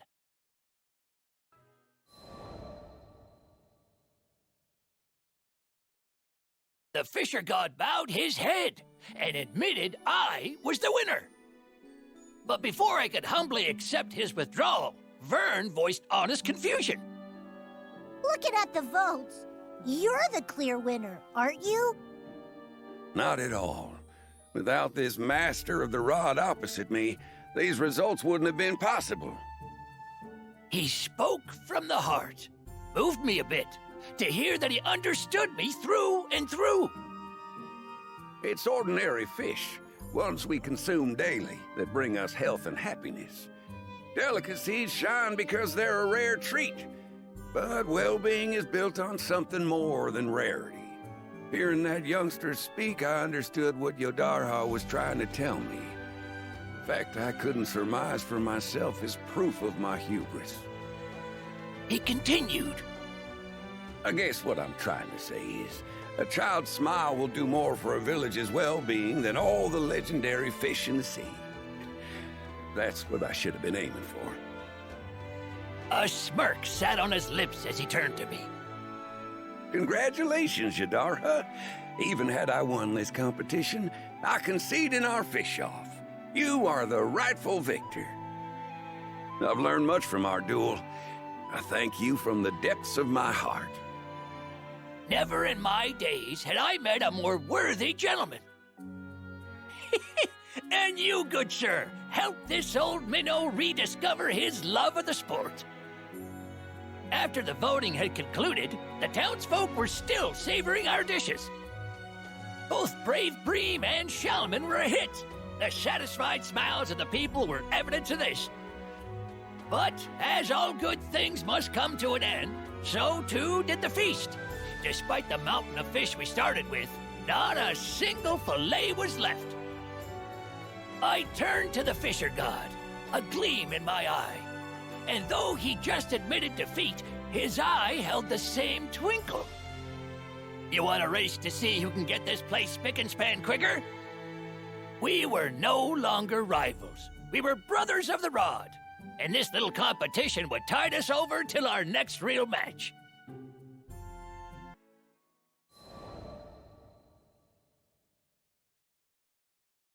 We were shopping at Sierro's when the merchant herself popped up from behind the counter. Apparently she'd been waiting on us, ready to share the latest seaworthy gossip. A certain rumor swam earlier this month. You see, people are saying there are 2 Fisher Gods working this skydom. Would you know anything about that? Vern and Lyria gasped in surprise before turning to give me a curious look. Could it be? You know, I never meant to keep making a name for myself, but old habits die hard, don't they? Sounds like quite the handsome fella. Can't wait to meet him.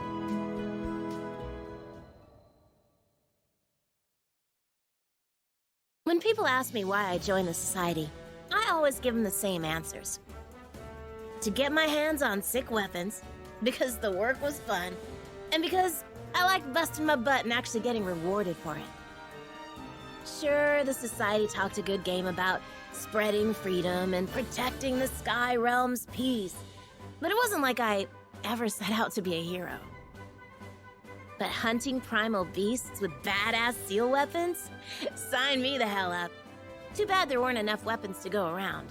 Only the best of the best become weapon contractors. Of course, I knew from the start I was contractor material. Wasn't long before I was making a pact with the Sphere of Arves. What a hot little number. Now, did I feel bad for those who didn't make the cut? Yeah, a little. But I earned my position, and no one was gonna take that away from me. It wasn't about becoming rich or famous. It was about proving my worth. I don't like being undersold or underrated, you know? Best part was, as a weapon contractor, I had dibs on the deadliest missions. And those were perfect for showing everyone what I was made of. And damn, did the society have its fair share of enemies. The worst of which was an evil coalition we simply called the Foe, who only seemed to care about sowing chaos. As soon as I became a contractor, I was thrown into battle with the Foe. Talk about out of the frying pan and into the fire. My orders were explicit. Eliminate on sight. There were some days when the bloodshed took its toll on me. But then I'd remind myself that these villains were out to wreck the skies. When I wasn't putting bad guys into the ground, I hunted primal beasts to gather their battle data. See, seal weapons aren't just good at taking down primals. They absorb their powers, too. That's what makes our vest so special. The more primals it crushes, the stronger it gets. Imagine how unstoppable I'll be once I supercharge this bad boy. So, to recap, my average work week looks like this. Slay foes and primals, get paid, then splurge all that cash on my days off. Look, if you're gonna work hard, you might as well play hard, right?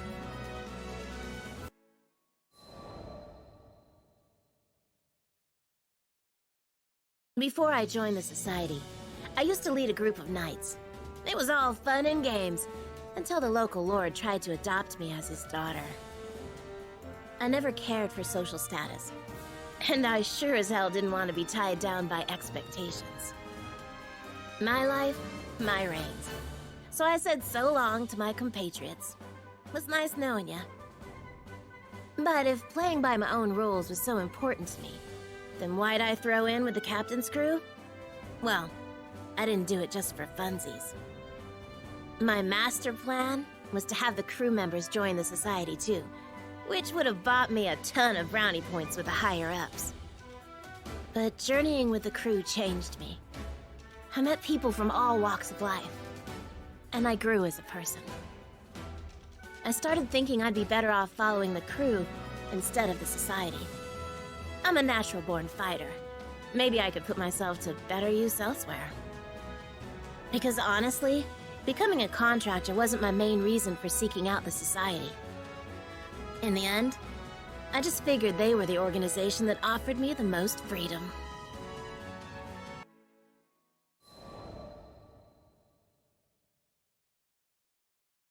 So if it wasn't clear by now, I like doing things my way. Which brings me to a constant thorn in my side. Vaseraga, the annoying half of my two-man cell. Considering it was Drill Sergeant Ilsa who assigned us together, I figured she knew what she was doing. Yeah, no. Vaseraga and I gelled like oil and water. Did Ilsa really expect us to have good team chemistry? I think sticking him with me was an attempt to keep him from going off the deep end. Only later did I find out he'd been through some pretty traumatic events in his life.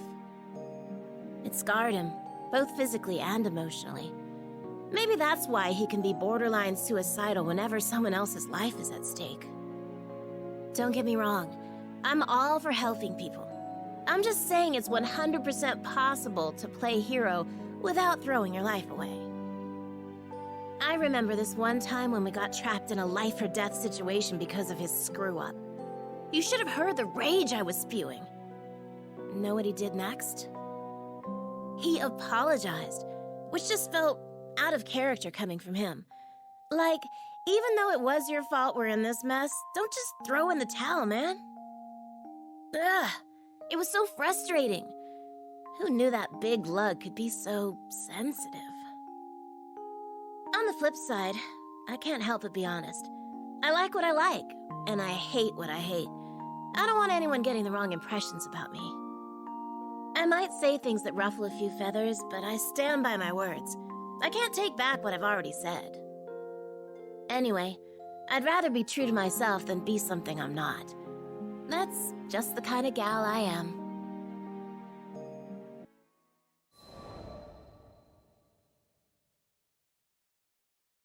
It was good to be back in Seed Hollow after wrapping up another easy-peasy mission. Since my schedule was empty, I decided to hit up a cute little cafe for some much-deserved cake. Hello there! Some little kid I've never seen before walked right up to me, his eyes twinkling with starstruck awe. He got down on one knee and said, "Will you marry me?" Was this kid for real? Did he even know what he was asking? You've got guts, little man. Tell you what, come find me in a decade or so, and then maybe we'll talk. I thought a gentle rejection would get him off my back, but I was wrong. If you walk away now, you'll be making the biggest mistake of your life. I knew better than to take the bait, but I had to admit, I was sort of curious. Okay, hotshot, I'll bite. Why are you asking a total stranger like me to marry you? At least he had a good eye. Credit where credit's due. Because I know you're strong. You make stomping monsters look so easy. Oh, and you're really pretty too. Wow, what do you know? A sweet talker. And your spear is wicked cool. How many monsters can you shish kebab with that thing? I should have known. Boys love the heroic stuff. 10, 20, it doesn't matter. The real prize is in hunting primal beasts. Oh, wait, you guys don't call them that. I meant primeval gods. I've got a soft spot for children, especially the ones who hang on my every word. You try ignoring the adorable little scamps. In any case, it seemed clear that this boy was genuinely head over heels for me. So, how about it? Will you marry me? Nope. Aw, come on. Word of advice, don't spring a marriage proposal on an unsuspecting woman. Catch you later, little man. Maybe we'll chat some other time. I ruffled his hair and started walking off. I'm not giving up. The tyke knew how to dream big. If only a certain grumpy lug I knew had the same level of optimism.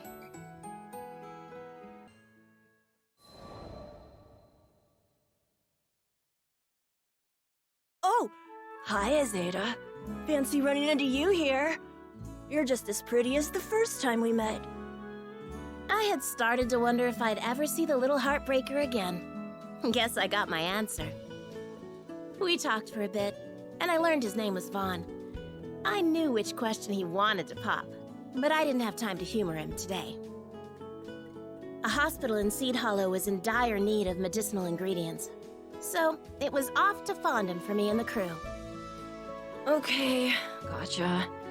I understand. Well, that was easy, considering how he kept pestering me. I didn't expect him to be so reasonable. I know better than to get in the way of your job. I am a little worried, but I'm sure the monsters won't give you any trouble. You got that right. I eat monsters for breakfast. Aw, how sweet. The little doodlebug had total faith in me. Stay safe out there. Come back in one piece. I will. As I left to meet up with the crew, I made a mental note to pick up a souvenir for my biggest little fan.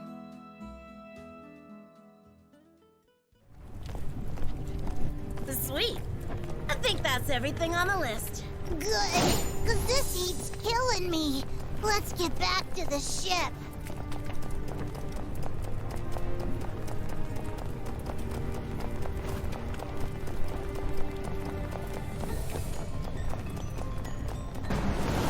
What the? Holy! The sign this place is ready to blow sky high. Well, I'm not sticking around to find out. Let's keep moving. Being boiled alive is bad enough. Now I gotta deal with wyverns? I think the ground's sinking into the magma. What?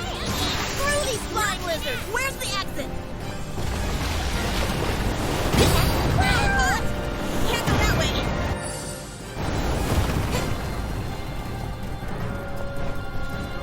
Just grab ingredients, they said. It'll be easy, they said.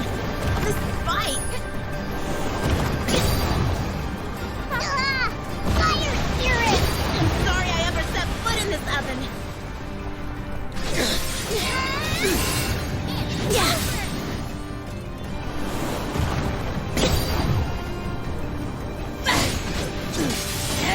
Eat this!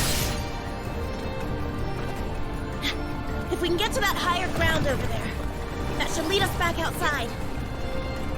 Can you pick up the pace? The magma's rising even faster!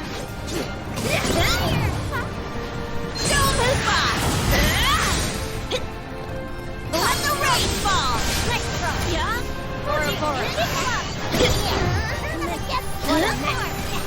Let's break you in.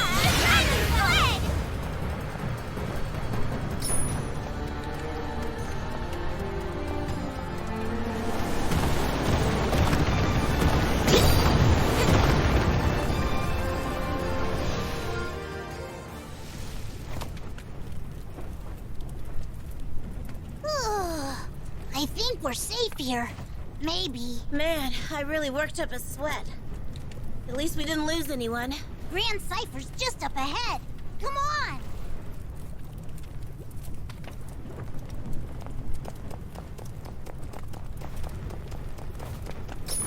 Ah!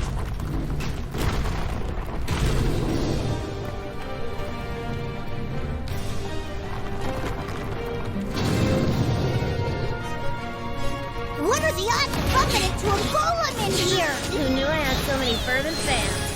Thanks for making a gal feel loved. To show my appreciation, I'm gonna turn you to scratch. Low ground, Cypher crew! No kidding! I hear you. Right. We'll look out for any strong attacks. Keep up! No way! Infinite wonder! Way to fight, Red! Take that sucker down! That's the plan. One pile of rebels coming right up.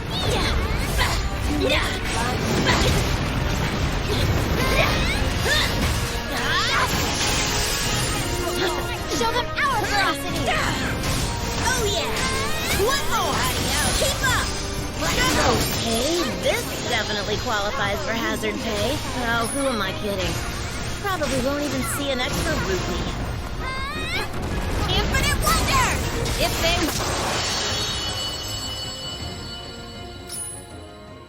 Say your prayers! Hey, what's this? A piece of rock from the golem? I like the way it glitters. Might make a neat souvenir for a certain someone I know. Bet you're glad I'm on your side.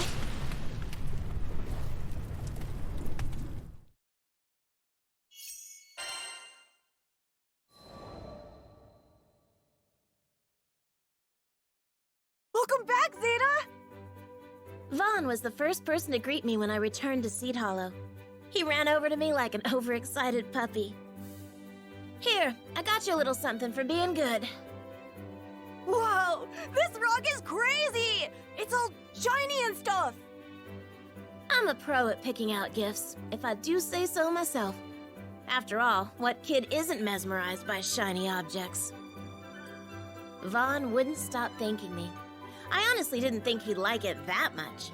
But in this case, I was happy to be wrong. It's amazing how you made it out of Fondom without a scratch. You're a one-woman wrecking crew. Can't argue with the truth. Anyway, it's cool that you're being nice to me, but I don't mind when you play hard to get either. Huh? The nerve of this kid.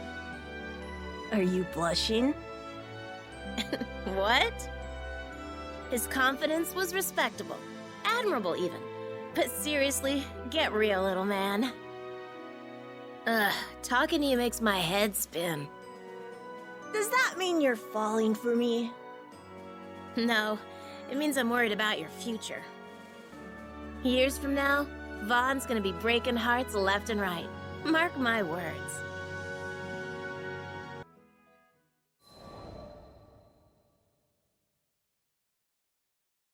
Hey there, Zeta!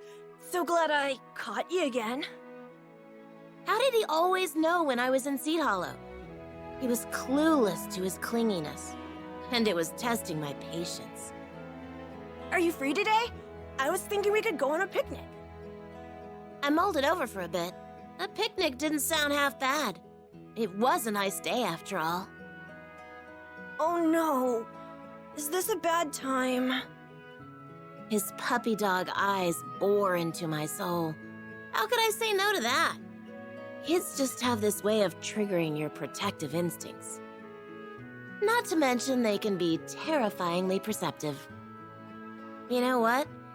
The weather's great today. So, count me in. His face lit up with joy, and I turned to my next important decision. What to have for lunch. I didn't have to think too hard about that. When it came to picnics, sandwiches were the only way to go. This must be the lad I've heard so much about. A few days earlier, I was in the ship's lounge telling the captain about Vaughn when Vaseraga happened to walk in. So he ended up learning about the kid, too. He listened without saying much. Never was the talkative type, anyway. Hi, mister. I'm Vaughn. I half expected Vaughn to cower from Vaseraga, but instead the boy dropped a friendly hello. Maybe he had a strict upbringing.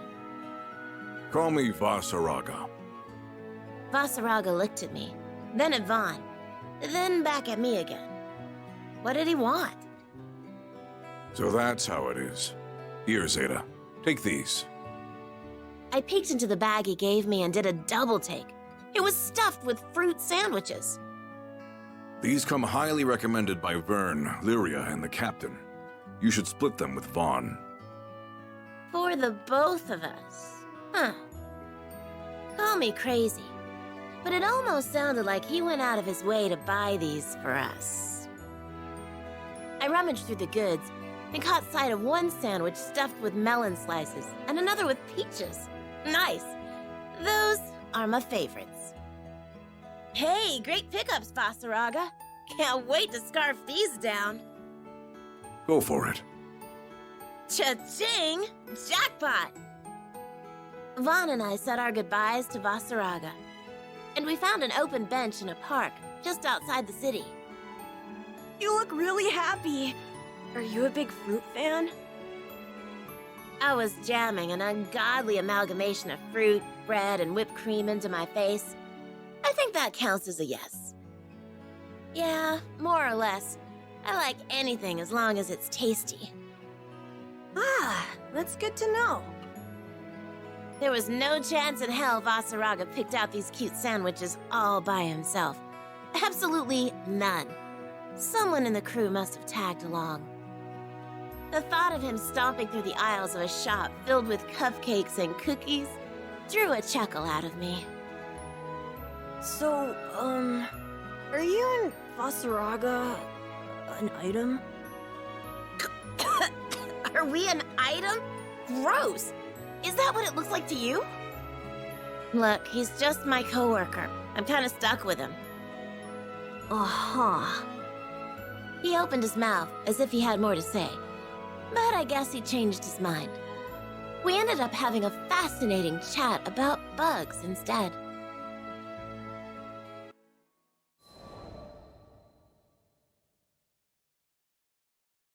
Good afternoon, Zeta! It's always nice to see you. It was another gorgeous day. Vaughn came bounding over to see me for like, what, the 100th time? Or maybe even millionth? I wanted to give you something to say thanks for the souvenir you got me. I hope you like it. He held out a beautifully wrapped box, its sides emblazoned with the logo of a world-class bakery. I didn't know what to say. Kids ought to be spending their lunch money on cheap snacks, not fancy pants pastries. Are you sure you want me to have this? How could you even afford this with pocket change? Don't you know it's discourteous to appraise the worth of one's gift? How do you know big words like that? Papa told me. Oh, great. Don't tell me he got his family involved. I wanted to show you how much I care, so I saved up my allowance. Zero Carte helped me pick a shop that's popular with girls. Vaughn stared at the ground as he spoke, stealing an occasional glance at me to gauge my reaction. He had put his feelings out there in the only way he knew how, and it was all coming to a head. In a situation like this, I had to be firm yet considerate. I could never live with myself if I trampled over his heart, even if I didn't mean to. I thought for sure you'd like it. I guess I was wrong. He kicked at the dirt, still unwilling to meet my gaze. Wow, as if I didn't feel guilty enough already. What are you talking about? This is an awesome gift. Thank you. As soon as I said that, his toothy smile came roaring back with a vengeance. But from now on, you can't give me any more presents. Why not? In one fell swoop, he turned my words against me. Poor boy was on the verge of tears. His voice quivered as he explained his intent.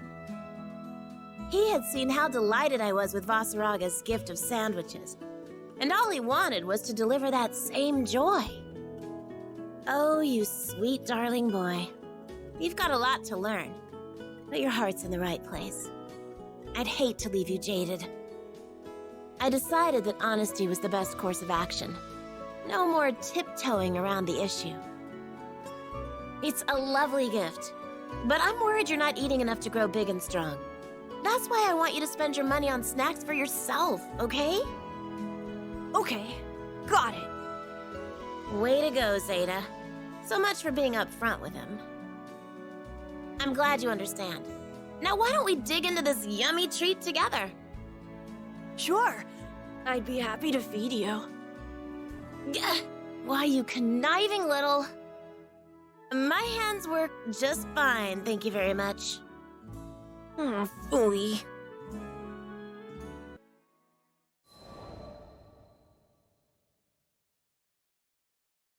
From now on, I'm gonna prove that we're meant for each other. The talk I had with Vaughn yesterday only intensified his resolve. I asked him what he had in mind. First, I'll get to know you better, Zeta. A little late for that, but at least he was thinking in the right direction. Let me see. Okay, first question. What's your type of guy?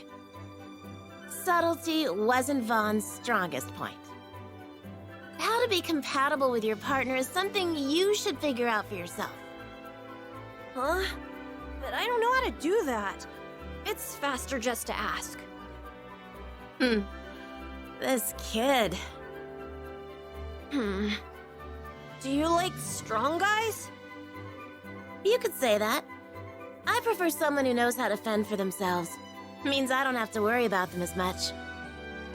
Well, that's perfect then. Vaughn stood up straight and tall and proudly puffed out his chest. I'm still in the middle of sword training, but I'm the best out of all the kids in the class. Even the bigger ones. Already outclassing the older kids, huh? Not bad, not bad. I wonder how I stacked up when I was his age.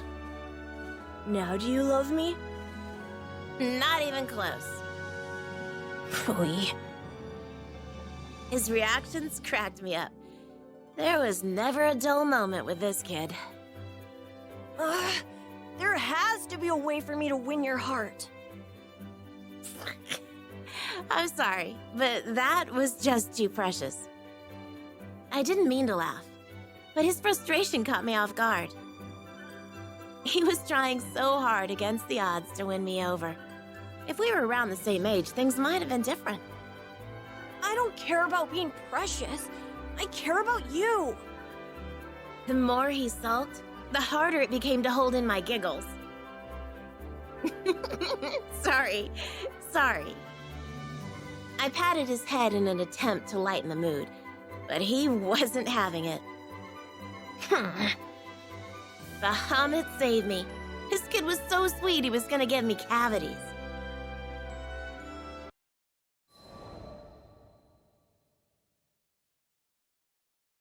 The air in Seed Hollow that morning was electric. I hadn't felt that amped up in a good while. Time to get this show on the road. Roger that. Vaseraga had met up with me right on schedule. I sucked in a lungful of the morning chill to calm my nerves. Good morning, Zeta. Good morning, Vaseraga. Morning. You're up awfully early today. Where are you guys going? He must have sensed something big was in the works. The concern in his voice was clear as day. A couple of rough customers challenged us to a serious fight. I want to come too. Can I, please? It wasn't like him to try to tag along. He knew better than that.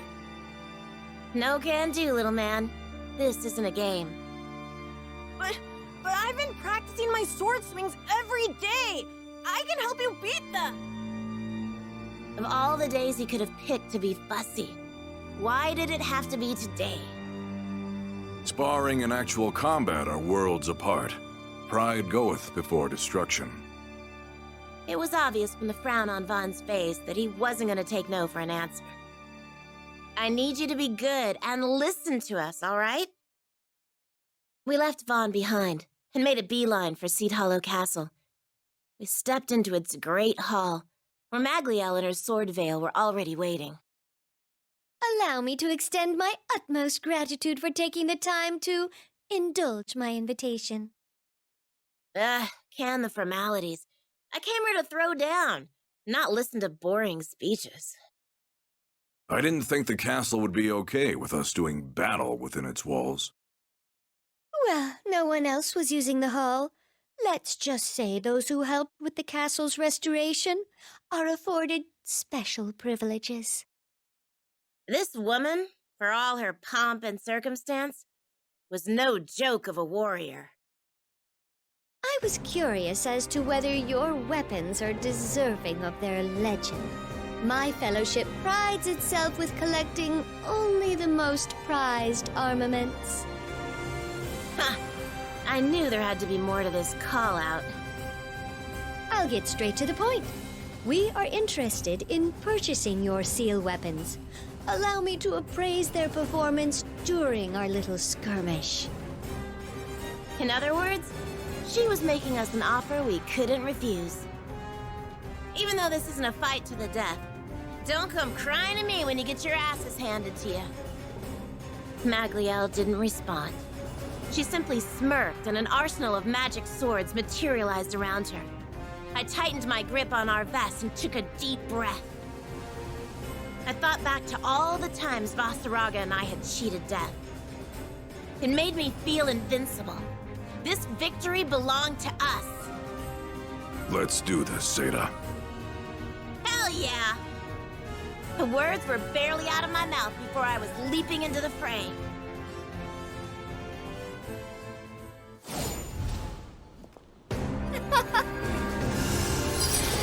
Is this a waltz of warriors? On guard! Now then, may I have the first dance? Say what you will about her, but she's got plenty of style. Don't get distracted. She's no ordinary foe. Oh, yeah! Are we having Keep fun? up! Say goodnight! Infinite gun! Infinite... You can't stop me! Rain of fury! Got him! Our back! Farewell! You're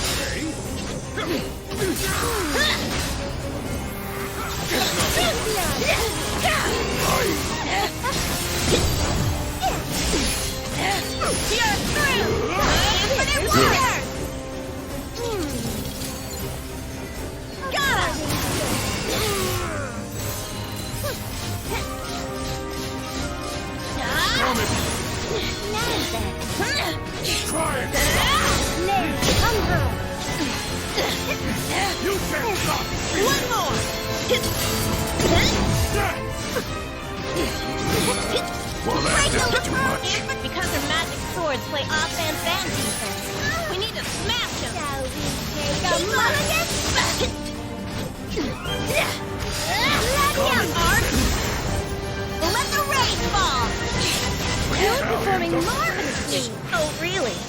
haven't even gotten started yet. That makes two of us. Now that we've limbered up, what say we ratchet up the tempo? Rackam! Not bad.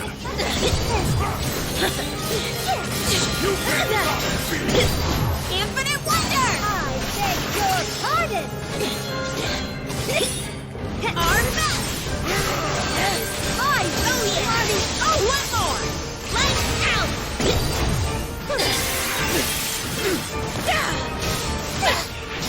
Keep up! Stand down! I will not tolerate such shameful tactics. Hey, if they want in them, get off my back. That way we can really cut loose. All right, then. Your words, not mine. Behold the quintessence of the sword fail! Just my luck. Distinguished guests require impeccable hospitality.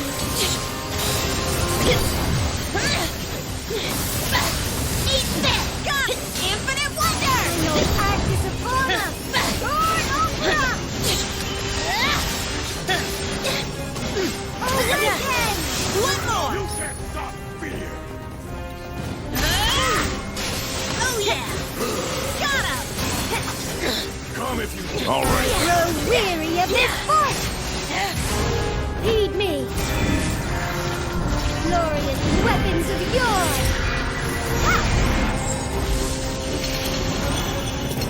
To battle! The hammer forged by storm! Mjolnir! Rain of fury! Artifact! Oh yeah! Fake the night! Break the limit! Infinite wonder! Saved by divinity! Cagliostro!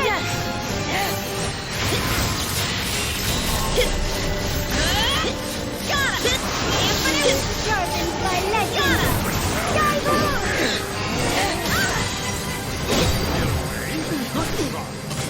If only I could have held out a bit longer. Come on! No, you still have a good fight. I'm down to spar again anytime. You're through! Not bad. You guys are amazing! You listen, hold on, Fran! What are you doing here? I'm sorry. I couldn't stop worrying about you. This situation is vexing, to say the least. Everyone, make sure no harm comes to the board. Yes, Valine. Got him! Step up. Maybe time for the curtain to fall. So you're starting to feel it too, huh? My. Are you two ready to throw in the towel? What a joke! You want to test me? Then let's go! Hook, line, and sinker. Dance of death! Oh God, Mallet, whose belly quakes with thunder! Smash them all! Eat this!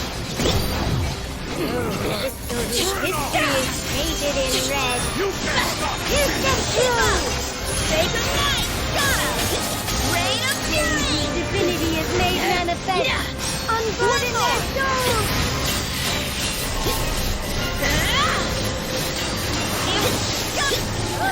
Here! Let's infinite wonder! Infinite wonder! Oh yeah! Final one! The parlor! Show's over! One more! Lights out! All right, then. Wait till I get my hands on it. Primal souls, temper this blade!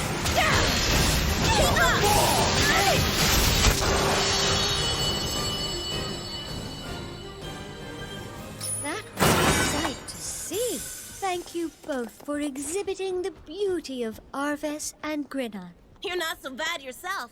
Most people would have lost to us by now. Well, not bad for a day's work.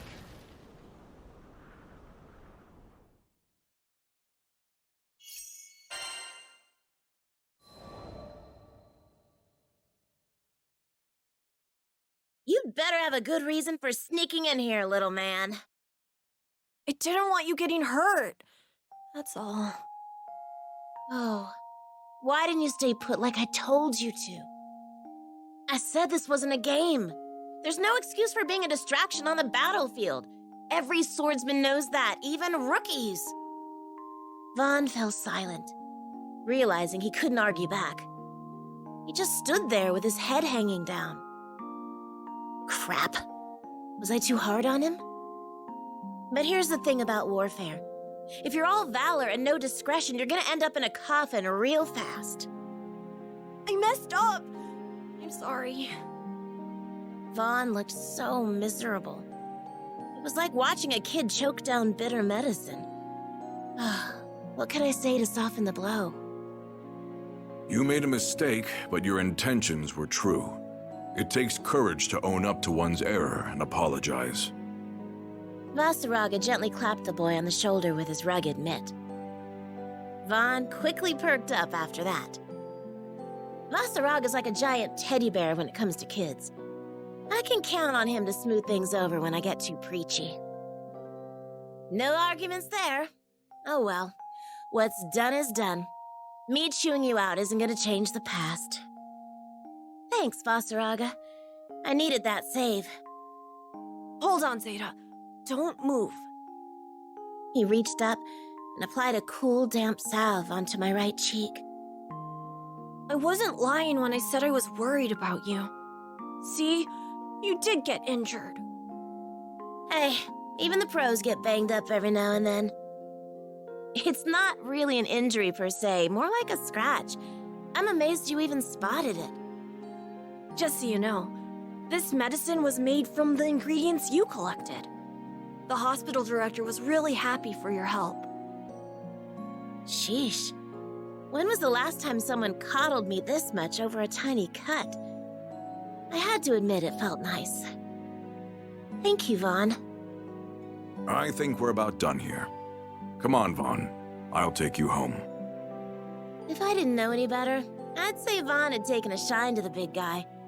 It wasn't hard to see why, given the way Vaseraga treated him with kid gloves and all. You have my thanks for giving me a taste of Arves and Grinoth. You both handled those weapons with skill and finesse. Damn right we did. You didn't even make us break a sweat. Is that so? I got the sense that this weapons nut wasn't actually invested in the fight itself. She just wanted an excuse to research Arves, and maybe to brag about her own collection. Kind of funny how just talking about tools of destruction sends her into a frenzy. Then again, I get hyped about testing my combat skills, so who am I to judge? By the way, I think we deserve a bit of compensation for our troubles.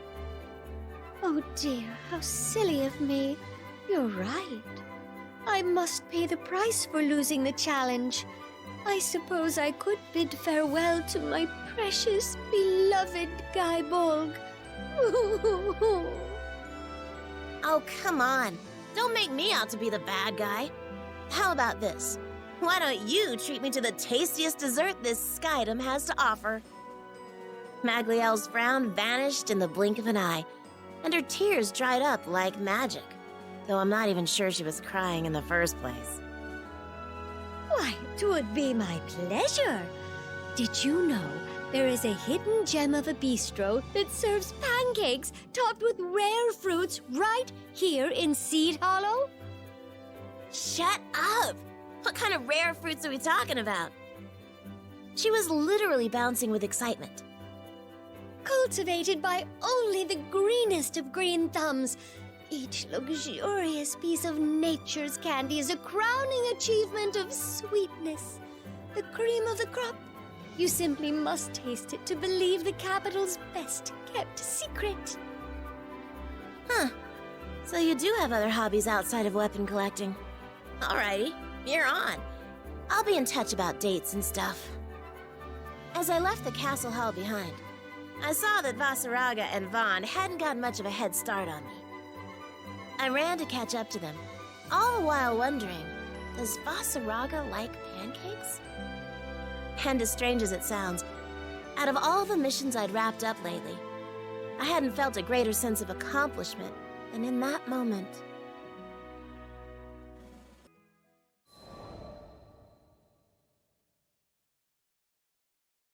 After the showdown with Magliel, it was a while before I saw Vaughn again. Hey, little man.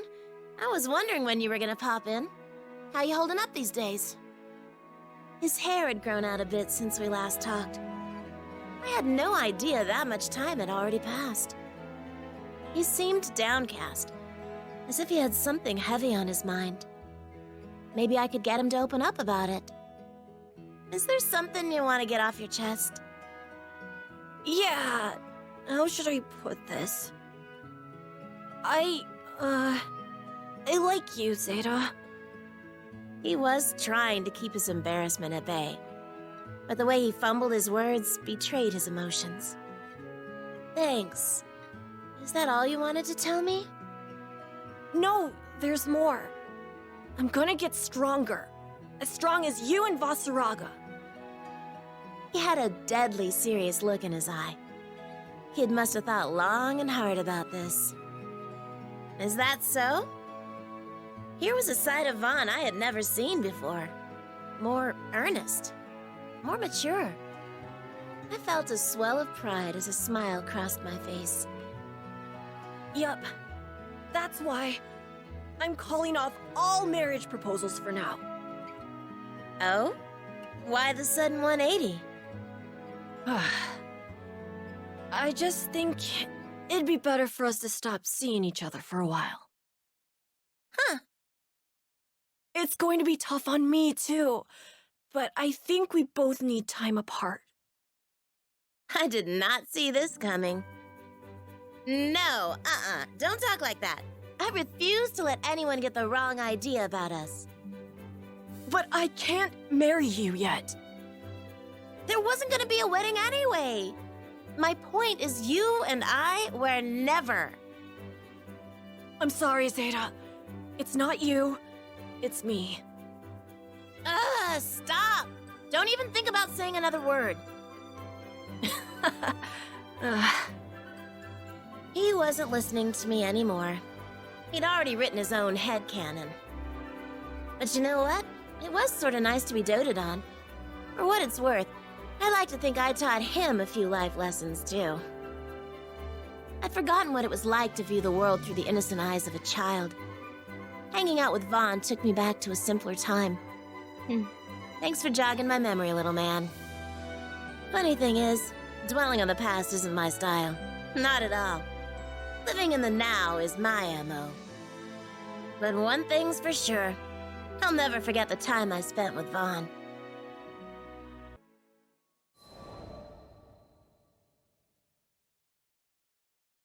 Dear Zeta, I'm doing well. How about you? Thanks to all the hours I put into sword practice, the dojo accepted me as a disciple. I'm on my way to becoming a man worthy of your hand. I'm sorry you have to wait, but someday, I'll take the stone you gave me to Fulka and have it made into a ring. Take care of yourself. Sincerely, Vaughn. P.S. I don't mind if you see other people if it's just a fling.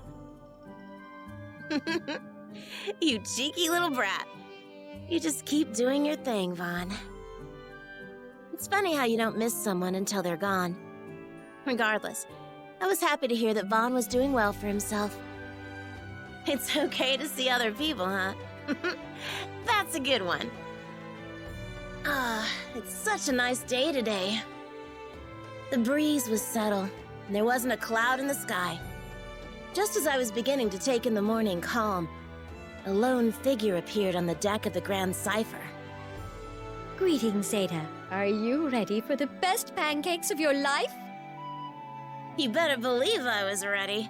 Nothing gets between me and my dessert. Now let's just say when I arrive in Seed Hollow, and a certain lovelorn puppy dog comes sprinting over to propose to me, my answer to him would be, in your dreams, little man. Today is my first day off in forever, and I'm gonna party it up.